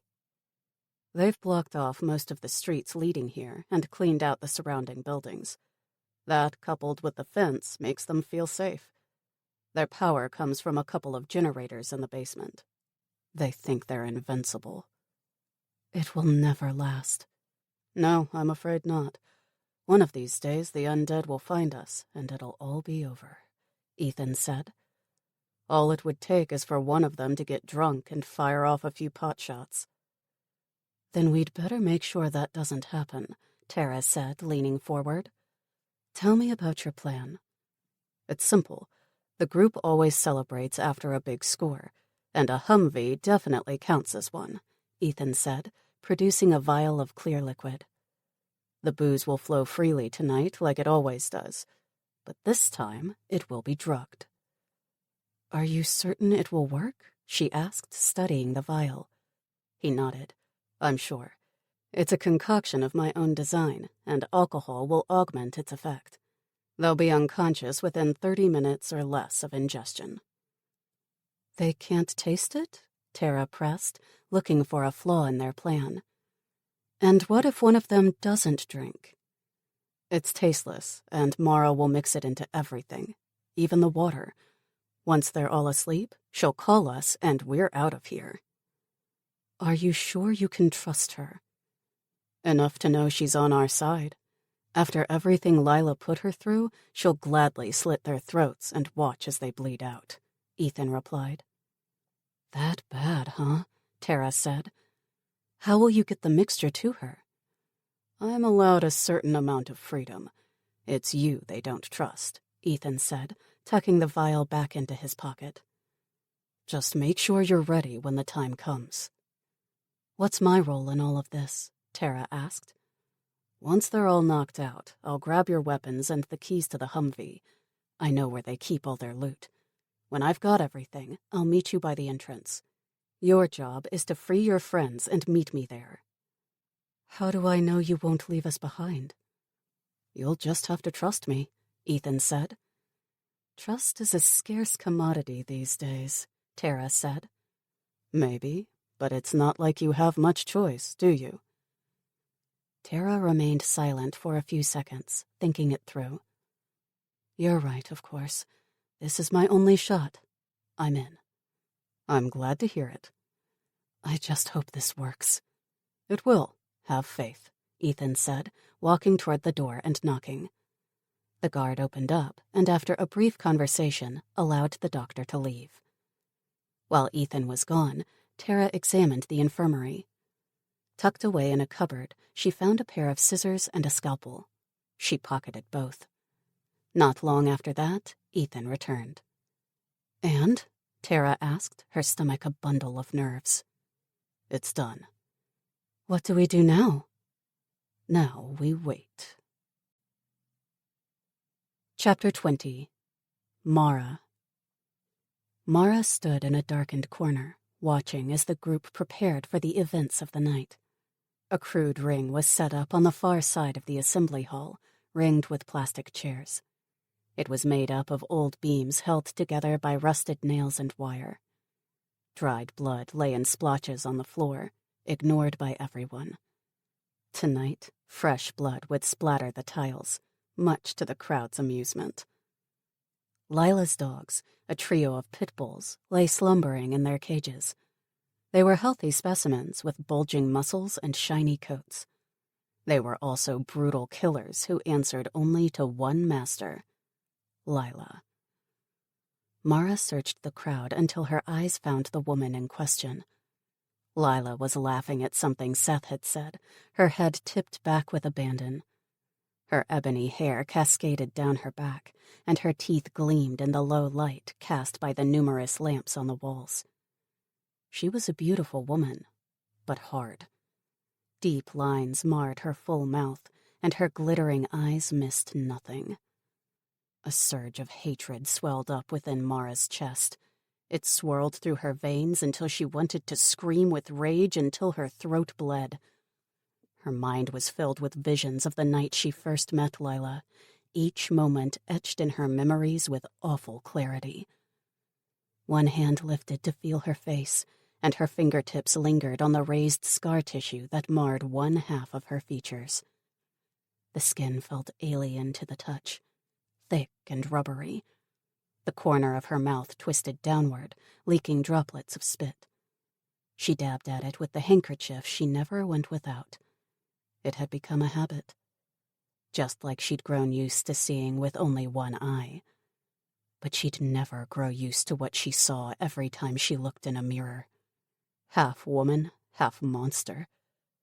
Unable to resist, she gave in and allowed the past to enfold her in its chilly embrace. Seth found her scrounging for food in a nearby supermarket. His eyes had lit up at the sight of her rich auburn hair, green eyes, and lithe figure. Barely 21, she was a looker despite not having had a bath for several days. He wasted no time trying to convince her to join his group. She should have listened to her instincts, to the jangling alarm that went off in her head despite his wide smile and smooth words. His fellow raiders didn't inspire much confidence either. They looked cruel and heartless, the strong preying on the weak. But she dismissed her fears, seduced by the thought of not being alone anymore. On her own, she wouldn't last very long. That much she knew for sure. Shouldering her bag of meager supplies, she followed them back to their base at the school. Along the way, Seth never left her side, and she soon relaxed in his company. Her worries faded into the background as she basked in the warmth of his gaze. He was a handsome man, and it had been a long time since she felt desired. And he wanted her. That much was clear in the way his eyes lingered on her full figure and bottom lip, in the way his hands lingered on the small of her back when he guided her across a patch of strewn rubble. When they reached the school, she hesitated. "Are you sure your people will accept me?" "Of course I am," he said. "I'm their leader, after all." She nodded, but didn't move. "Don't be afraid," he said, coaxing her into the yard. "You'll love it here, I'm sure of it." Mara smiled at him, reassured by his words. Maybe this was a new beginning for her, a fresh start after all the horrors of the apocalypse. "Thanks for bringing me here." He winked at her. "It's my pleasure."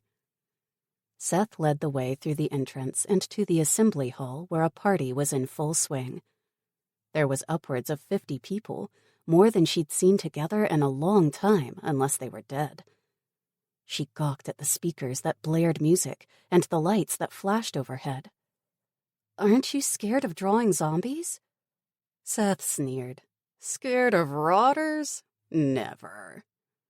"But they're everywhere, and they're drawn to noise," Mara protested. He glanced at her. "Look, sweetheart, you don't have to be scared anymore. I promise." Mara drank in his words. As hard as it was, she desperately needed to believe in something other than death again. "Are you sure?" "Of course I am. Now stop worrying and come meet my friends," he said, guiding her into the hall. The crowd roared with approval when they saw Seth, and a bottle of beer was shoved into his hands. He passed it to Mara, who took a tentative sip, amazed at the cold brew. She hadn't had a drink in weeks, especially not a frosty one. Alcohol was the last thing you worried about with the dead beating down your door. Unable to help herself, she tipped her head back and swallowed the entire beer in a few gulps. Seth whistled. "Thirsty, are we?" Mara blushed. "A little." He tossed the empty bottle into a flaming drum before handing her another. "There's more where that came from. Have fun." "Thanks," she said, accepting her second drink. "Who is this?" a strange man asked, eyeing Mara with a look of open appreciation. "This is Mara. She's joining our group," Seth answered, one hand lingering on her back as if to claim her for his own. The stranger nodded. "She's a rare beauty. But what about Lila?" Seth's expression darkened. "I can handle Lila." The strange man laughed, his head tipped back as he roared with amusement. Finally, he straightened up and said, "Good luck with that, Seth. Don't say I didn't warn you." The stranger disappeared back into the crowd, and Mara frowned at his back. "Who's Lila?" "She's nobody. Don't worry about what Donnie said. He's just jealous." "Jealous of what?" Mara asked with a teasing note in her voice. Seth squeezed her hand. "That I've got the prettiest girl in the world all to myself." Mara couldn't help but return his broad smile and allowed him to introduce her to all the people in the hall. The next 30 minutes passed in a blur of new faces and names until she thought her head would explode. As she finished one beer, another took its place until her veins buzzed from the alcohol. The room began to spin, and she shook her head when Seth pressed a shot glass to her lips. "No thanks." "Oh, come on, don't be a spoil-sport," he said, winking at her. Unable to resist his charm, Mara tossed back the fiery liquid. He offered her another, and another. It didn't take long for the shots to kick in, and she lost all sense of time and reality. "Let's dance," Seth cried, dragging her into the throng of bodies that crowded the hall. Together they swayed to the music, limbs intertwined as sweat poured down their skin. Their gyrating hips snaked through the air in a rhythm as old as time, and the lights above pulsed in time to the beat of their hearts. It was both scary and intoxicating. When Seth leaned down to kiss her, Mara didn't protest. Instead, she closed her eyes and returned the kiss with wild abandon. Around them, the crowd cheered, but she paid no attention. All that mattered was the absence of fear and loneliness, and the presence of hope. "This is like a dream come true." But a sudden shriek tore Mara from her fugue state, and she snapped back to reality with the suddenness of a rubber band. An iron grip took hold of her hair, and she screamed with pain when her head was yanked backward with brutal force. "Don't move, you little slut," a low voice growled in her ear, and Mara froze when the blade of a knife was pressed to the sensitive skin of her throat. Who are you?" Mara whimpered, trying to make sense of the situation through a haze of alcohol. She spied a dark-haired woman from the corner of her eyes, though it was hard to make out any details through the pulsing lights above. Her question was answered when Seth spoke. "Lila, please, let her go." "Lila, this is the woman Donnie spoke of earlier," Mara realized, though she dared not make a move for fear of getting her throat cut. "Who is this, Seth?" Lila asked. "A new whore for your amusement?" "No, Lila, it's nothing like that. I swear it. We found her in the supermarket," Seth said. "Her name is Mara." "Mara, you say? What a pretty name for such a pretty girl," Lila mused, her hand twisting Mara's hair into a knot until her eyes brimmed with tears. "Please don't hurt me. I didn't know," Mara said, her voice rough with fear and horror. "Shut up, you little slut," Lila hissed. "Didn't know what? That you were fucking around with my man?" "Lila, please," Seth began, raising his hands in a placating manner. "It's not like that. I thought she could join us. We could use the extra hands." "Did you?" Lila asked, her eyes narrowing. "And I bet you also thought she could warm your bed at night, hmm?" "Of course not," Seth said, reaching out to her. "You know you're the only woman for me, babe. I'd never touch another." "Liar!" Lila slapped his hand away. She began to walk backward, dragging the hapless Mara with her. "I saw you two kiss. Don't take me for a fool." "I'm sorry," Mara said, desperate to placate the murderous Lila. "Oh, you'll be sorry, all right," Lila murmured in her ear. "Once I'm done with you, no man will ever want you again." "No!" Mara cried as terror spurted through her veins. She began to struggle despite the knife pressed to her throat. Seth followed, still pleading with Lila, but his pleas fell on deaf ears. Ignoring him, Lila forced Mara to her knees. Mara's eyes fixed on the object that loomed in front of her face. A burning drum. Flames licked from the top, throwing weird shadows against the wall. Even from a distance of 3 feet, she could feel the heat emanating from the sides. Horror suffused her brain. "She can't mean to. It's not possible. No one could be that cruel." Before Mara could utter a single protest, Lila shoved her forward. As the delicate skin of her left cheek made contact with the molten metal, Mara's entire nervous system exploded with pure, raw agony. Her muscles seized, and her body went rigid with shock. A sizzling noise filled her ears, quickly overlaid by the awful sound of her screams. She struck out with her arms and legs, desperate to get away from the heat. But Lila was relentless. With both hands, she pressed Mara's face into the drum, her cruel laughter ringing in Mara's ears. Unbelievably, the pain grew. It rose and rose until it crashed before rising in pitch again, over and over again. A few seconds became an eternity, and all other thoughts faded into oblivion. Nothing mattered but the sensation of her skin melting like wax. Finally, it was over. Lila tossed her to the floor like a rag doll where Mara lay broken, powerless to resist. Her screams didn't stop, nor did the agony. Instead, it grew until she thought she would go insane. The last thing she remembered before blacking out was the smell of burnt flesh in her nostrils. Mara shook her head with a wordless cry. As much as she tried to forget, that day still haunted her, and it always would.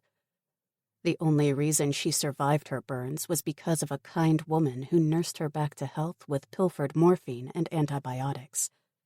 She couldn't save Mara's eye, however. She fed Mara through a straw, cleaned her wounds, and dosed her with the medicine she stole until Lila found out about it. After that, She was never seen again, and Mara later learned she was kicked out of the community. I hope she's still alive out there somewhere. Even so, Dr. Ethan Hayes was captured soon after, and he took over the care of her wounds until she could resume normal life again.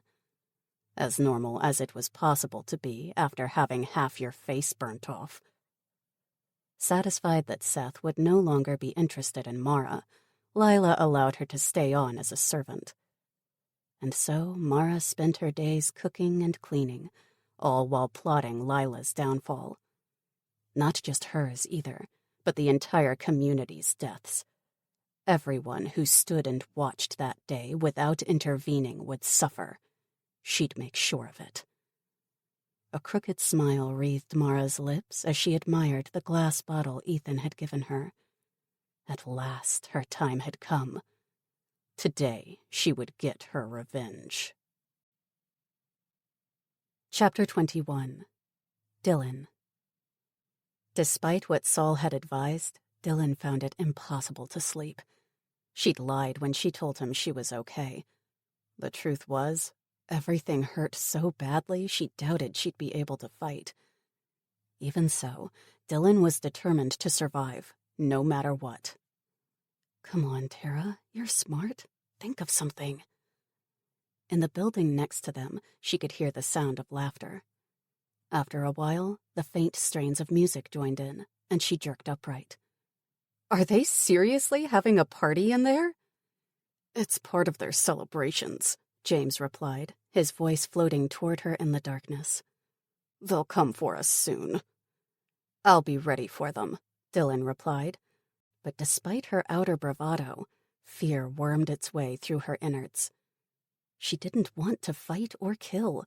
Nobody in their right minds did. It was the kind of thing you did for survival, nothing more. The minutes ticked by, and the party next door grew louder and louder. With each passing moment, Dylan's anxiety swelled until she thought she would burst. What are we going to do, Saul? We can't fight each other. I'm working on it, he replied. Somehow his words didn't bring her any comfort, nor could she think of anything useful herself. Suddenly, a door burst open and a woman ran toward them. Saul?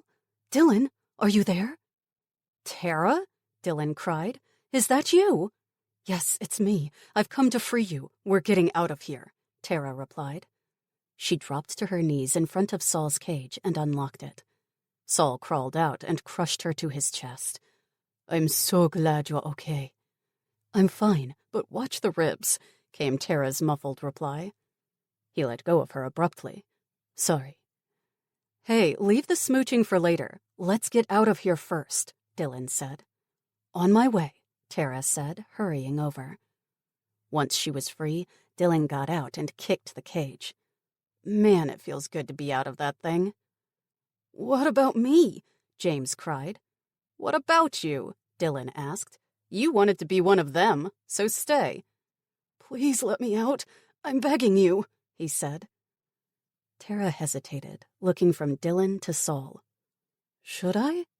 No, Dylan and Saul answered in unison. Unlock the cage. That's all I'm asking. You'll never see me again, I promise, James pleaded. Tara bit her lip, looking at the keys in her hand. Finally, she tossed them to James. Free yourself, but wait until we're gone, or I'll kill you myself. James scrambled for the keys. Deal. Dylan rolled her eyes. Softy. It will get you killed one day.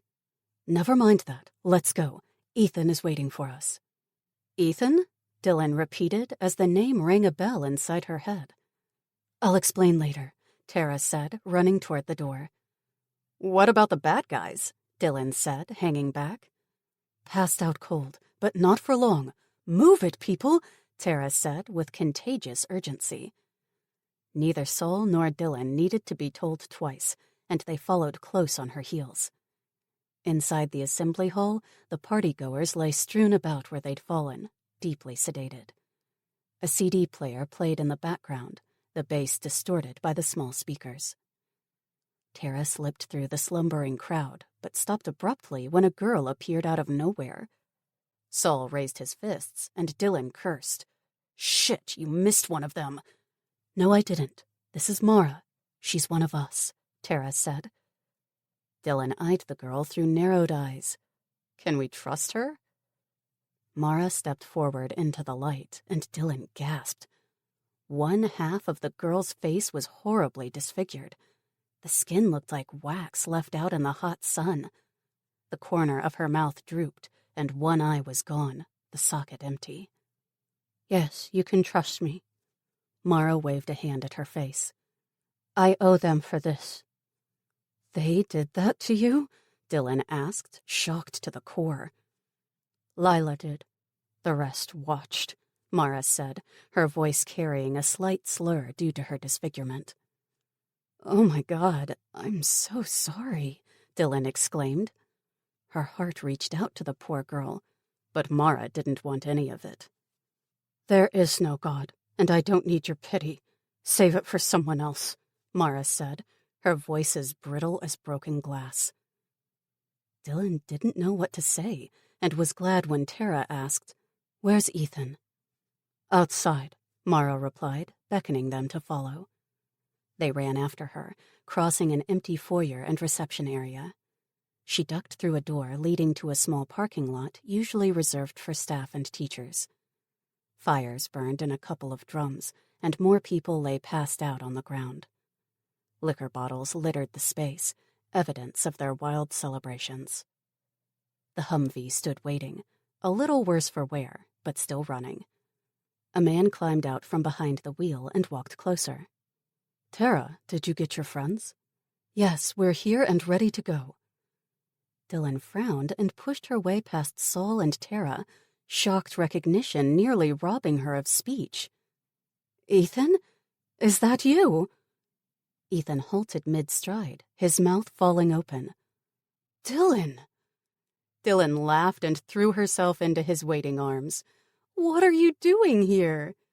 "You wouldn't believe me if I told you," he said, staring at her with shining eyes.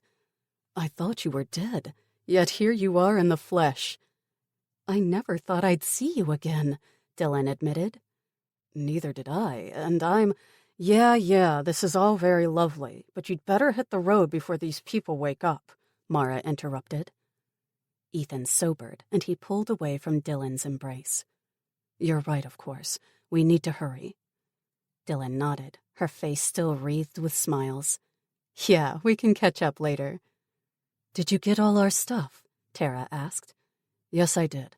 Most of it was still in the Humvee," Ethan replied. "I placed your weapons on the back seat." "What about the cure?" Saul asked. "Let me check," Tara said. She ran to the Humvee and pulled out a metal chest from beneath the front seat. "Got it." Ethan stared at the case. "That's the cure? The cure that Dylan told me about?" "Yes, Enough already. You can talk all you want on the road," Mara said, stamping her foot. "She's right. Let's move out," Saul said, climbing behind the wheel. "What about these guys?" Dylan asked, indicating the sleeping raiders. "Leave them," Ethan replied. "We can't do that. What if they hurt more people?" Dylan said with a pointed look. "Well, we can't murder them in their sleep," Ethan said. "You can't, but I can," Mara said, leaning down to grab a gun from the nearest sleeping form. She tucked it behind her belt before producing a wicked-looking knife from her pocket. "Mara," Ethan protested. "What are you doing? We need to leave." "You can go. I'm staying," Mara replied. "I've got plans for these people." "Plans? What plans?" Ethan asked with a stupefied expression. "Why do you think I helped you escape?" Mara asked with a sigh of exasperation. "Out of the goodness of my heart? It was for revenge, you dummy." "Revenge?" Ethan repeated. "Exactly. Now get into your car and fuck off. I want to do this alone, please." "I'm not leaving you here," Ethan protested. "You'll die." "You know what's funny? Mara asked with a crooked smile, walking toward the closest raider. She knelt down next to him and admired the knife in her hand. With the other hand, she lifted the raider's head and cradled him in her arms. "No, I don't. Nothing about this strikes me as even remotely funny," Ethan replied. "The name Mara means bitter, and I've always wondered why my mother called her only child bitter." The girl shook her head, a sad smile hovering on her lips. With one swift move, she cut the raider's throat. His blood spilled onto his chest in a crimson river, and his steady breathing turned into a wet gurgle. "Now I know." "Oh my God, you killed him!" Ethan cried, taking a step back. "And I'll do worse to the rest of them, especially Lila," Mara replied, her lips twisting into a sneer. "Mara," Dylan said, reaching out to the girl, "you can't mean that. Come with us, please." Mara shook her head and stepped away from the limp corpse at her feet. "No, I can't. There's nothing out there for me. Nothing." "You're young, and you still have so much to live for. Revenge isn't everything," Dylan pleaded. "Let me show you." "You're kind," Mara said as her face hardened. "And naive. Some things you can't come back from. Leave before it's too late. I'm staying." "Mara, come with us," Ethan said, adding his pleas to Dylan's. "It doesn't have to be like this." "Oh, but it does, Doctor. Thank you for giving me this opportunity," Mara said, her expression as bitter as her name. Dylan stepped forward. "Mara, Suddenly a figure appeared in the school's doorway and pointed an accusing finger at Mara. "You! I knew I should have killed you right from the start, but Seth felt sorry for you. He wanted to keep you as a pet." Mara bared her teeth and dropped into a crouch, the knife blade winking in the light from a nearby fire.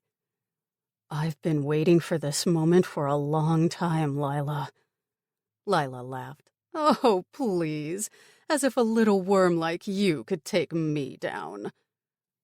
Before anyone could move a muscle, Lila flung herself at Mara. The two crashed to the ground and rolled around, each trying to gain the upper hand. Mara elbowed Lila in the face, and the woman's head snapped back. Rich blood flowed from her split lip, but she only laughed. "I'll make you pay for that." She punched Mara in the face and grabbed for the knife. Mara reacted by thrusting her knee into Lila's stomach and throwing her to the side.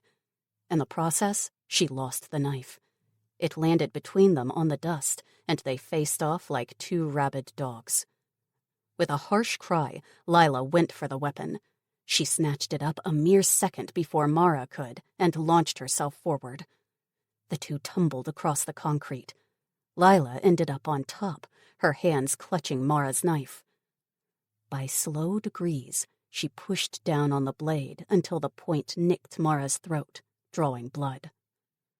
"Now you die," Lila said, her lips pulling back in a predatory smile. "Never," Mara cried, her single eye flashing with defiance. "Do you remember when I scarred your pretty face? When I melted away your skin? No!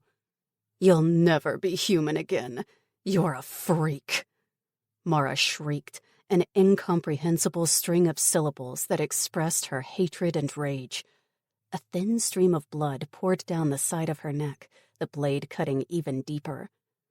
"Do something!" Dylan cried, though she didn't know who she was talking to.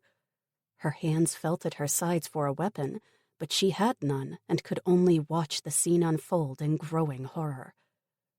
A single gunshot echoed through the air, and Lila froze. A hole appeared between her eyes. With a grunt, she toppled sideways, and Mara scrambled to her feet. Saul dropped his arm, the smoking barrel of a Beretta between his fingers. "Why did you do that?" Mara screamed, her eyes wild. "I had plans for her. Plans!" Froth appeared on her lips, and Dylan thought she'd gone mad. "Mara, please," He saved your life." Mara remained crouched like a wild animal, heaving for breath. Suddenly, her face cleared, and she straightened up. "You'd better leave before the zombies show up. They'll be drawn by the shot." "What about you?" Dylan asked. "It's not too late. You can still come with us. Lila is dead now." Mara pointed her knife at the nearest person, who happened to be Seth, the leader. "I've got unfinished business with him. With all of them." "Mara, no! You're not a killer!" Ethan cried. "Leave them!" Mara smiled. It was a cold smile, and she dropped to her knees beside Seth. Her knife hovered above his jugular. "Leave now, Doctor. You don't want to see what I'm about to do to this man." Ethan shook his head. "This isn't you, Mara. You're better than this." "Not anymore," Mara said, her voice dropping to a low whisper. "Please, Ethan, I'm asking you to leave." "Mara." "Go away!" Mara screamed, her expression growing wild once more. Dylan stepped back with a shudder, drawing Ethan with her. In Mara's gaze, she saw a reflection of herself. She saw madness. There was no going back. Not for Mara, and maybe not even for herself. "Come on, Ethan. She's made up her mind." "We can still save her," Ethan insisted. "No, we can't," Dylan said with cold finality. Saul stepped forward. "Dr. Hayes, it's time to go. She's made her decision. Respect it." Without looking at Ethan, Mara took out her gun and got to her feet. She weaved through the passed-out partygoers, pumping bullets into each of their chests. "You'd better run before the nasties get here," Mara said. She pointed at Seth. "I'll leave him for last." The shots rolled around them like thunder, and Dylan knew they were out of time and options. "Come on, Ethan. Let's go." "But what about Mara?" he asked, still unwilling to give up on the girl. "You heard Saul. The only thing we can do for her now is to respect her decision," Dylan said, tugging on his arm. She led him toward the Humvee, and he followed like an automaton. They squeezed into the seat, clambering over the bags and other supplies, while Tara got into the front. Saul jumped behind the wheel and reversed out the gate. As they exited the school, the first infected ran howling across the road behind them, heading for the entrance. Dylan looked away, fixing her gaze onto the distant stars. They were cold and distant, much like Mara's single remaining eye had been, and she could only hope that the girl's death was swift and painless. Ethan reached out and gripped her hand, his face stricken. She squeezed his fingers, offering what little comfort she could. Beneath his breath, she heard him utter his parting words to his former patient and friend. "Goodbye, Mara. I'm sorry I couldn't save you." Chapter 22. Alex. When Alex woke up, it was to complete and utter silence. He frowned, trying to pinpoint the lack of sound. Then he realized what it was. The zombies were gone. "Amy!" he cried, shaking her shoulder, afraid she'd slipped away while he slept. To his immense relief, she stirred and muttered something incoherent. She was still alive. "The zombies are gone. We can leave," he said, a grin plastered all over his face. She didn't answer, and it dawned on him that he'd better hurry if he wanted to save her life. Without wasting another moment, he jumped up and ran to the top of the stairs. After listening at the door for several minutes, he removed the barricade, one piece at a time. With his rifle reloaded and on full automatic, he cracked open the door. Sunlight flooded into the gap, and he was nearly blinded. After more than 3 days spent in the basement, his eyes needed time to adjust. Alex stepped into the kitchen, not surprised to find it wrecked. The zombies had gone wild, trashing everything in sight. The front door hung on broken hinges, and all the windows were out. Blood and gunk decorated every surface, and the yard was trampled to dust. The walls hadn't escaped punishment either, and had been pushed over in several places. Holy crap, is nowhere safe anymore? There was no time for sightseeing, however. He needed to move and move fast. After a quick recon, he determined that all the zombies were gone. Not a single one remained. Alex ran back into the basement and loaded up a few packs with everything they needed, including plenty of weapons and ammunition. He carried it to the spare truck that stood parked in the garage. It was the only place the zombies hadn't broken into other than the top floor. Grabbing a blanket and cushion from upstairs, he prepped a bed for Amy in the back seat. Her body felt as light as a feather when he carried her out of the basement, wasted away by fever and illness. "Hold on, sis. Don't give up yet." Once she was tucked in, Alex jumped behind the wheel and reversed out of the driveway. He headed straight for Radcliffe, praying he could find what he needed to save his sister's life. He also hoped the horde was gone, and that they hadn't moved into the city. If that was the case, they were both doomed. Alex entered the town with caution, slowing down despite his urge to race to the nearest pharmacy. He had to play it smart. But he'd driven scarcely a mile when 2 police cars pulled out of a side alley and forced him off the road. Boxed in, he had no choice but to pull over. Men dressed in full uniform scrambled out of the police vans and hunkered down behind them, their weapons trained on him. 4 guns. Too many for him to take down. Nonetheless, Alex was prepared to fight.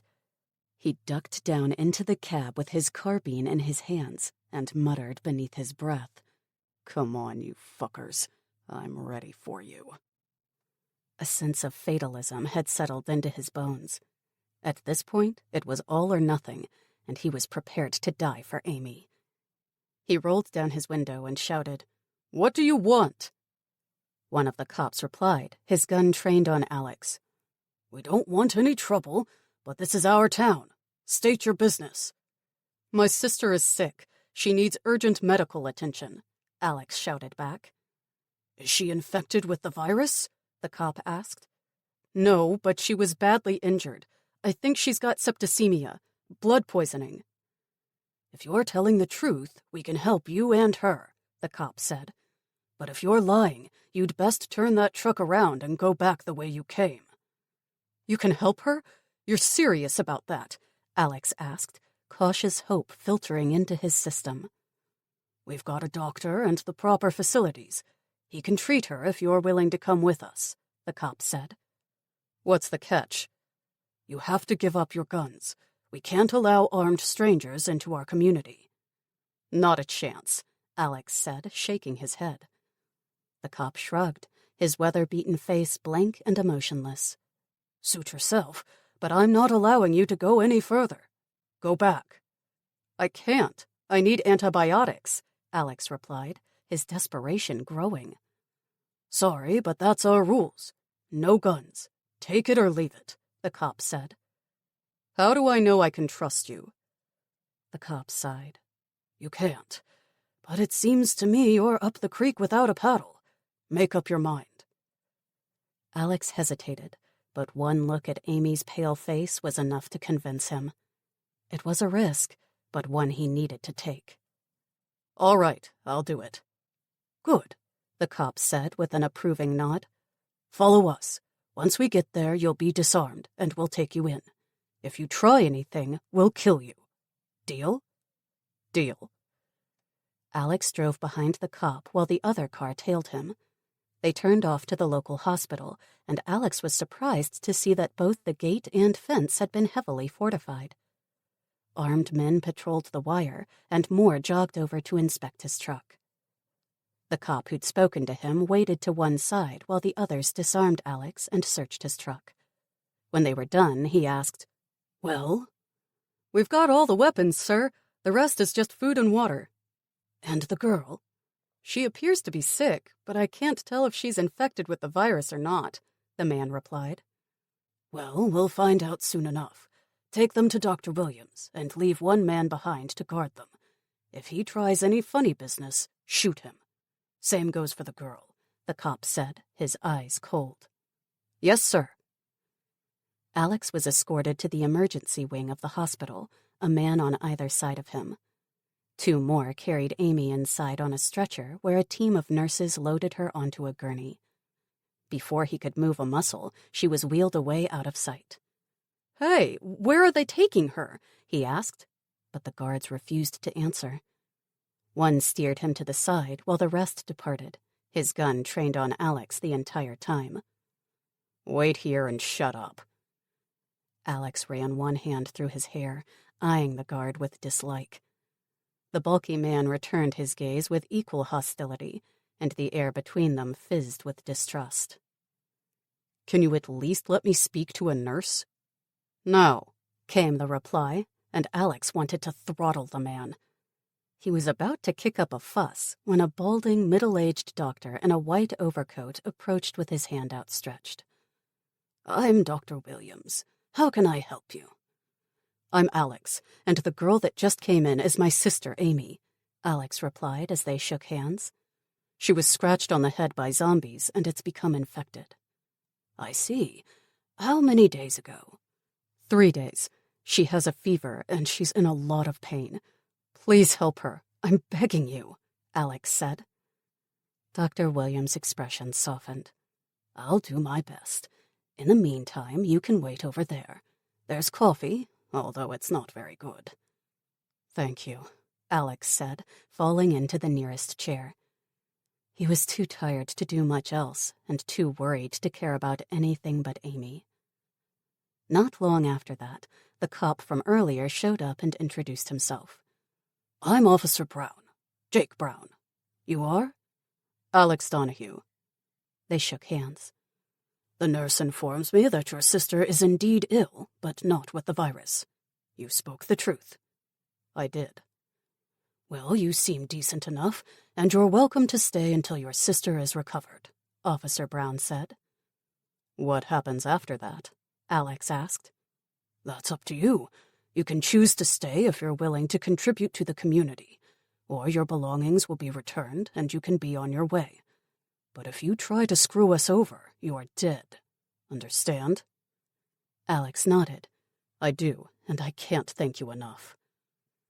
Officer Brown shrugged. "In these times, good folks should stick together." "If you don't mind me asking, did you run across 3 people in a Humvee?" Alex asked.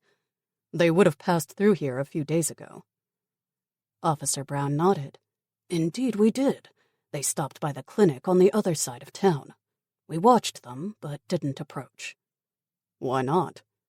"We don't bother the Army folks, and they don't bother us unless we need something," the officer replied. "They weren't with the Army," Alex said. "Fort Knox was overrun." "Yes, we found that out a couple of days ago. There's very little left of the place," Officer Brown said as an expression of sorrow flitted across his face. It was gone as quickly as it came, however, and Alex got the impression that Jake Brown was a man of controlled emotion and zero tolerance. "The people in the Humvee did us a favor, though," Officer Brown said. "What favor?" "They wiped out a group of bad apples on the other side of town that have been causing us no small amount of trouble," Jake Brown said with a faint smile. "For that, we owe them." "I see," Alex replied. "Are they friends of yours?" "They are. Were any of them hurt?" Alex asked. "Not that I know of. They appeared fine when they left." "That's good news." Alex tipped his head back. "It's been a rough couple of days, so any good news is welcome at this stage. Anyway, I've got work to do, and you'd better get some rest. You'll be expected to join on a supply run tomorrow," Officer Brown said. "Do I get a gun at least?" "Of course. I'm not sending you to your death, just making sure you earn your keep." "I guess that's fair." "Once your sister is stable, Tony will show you to your room, and supper is served at 7 in the cafeteria," Officer Brown said. "Thanks," Alex replied. "One more thing," Jake Brown said, pointing at Tony. "Don't piss him off." "I'll try," Alex said in dry tones. The cop left, and Alex returned to the waiting room. The next hour passed in a blur as he watched people come and go. It looked and functioned like a typical hospital. Every surface gleamed as if freshly scrubbed, and the smell of bleach hung in the air. Nurses went about their business, and he was even asked to fill in a form with Amy's particulars. The only difference lay in the guards stationed at every entrance and the burglar proofing that covered the windows. He was beginning to grow impatient when Dr. Williams returned. "How is she?" Alex asked, leaping out of his chair. "Your sister is very sick.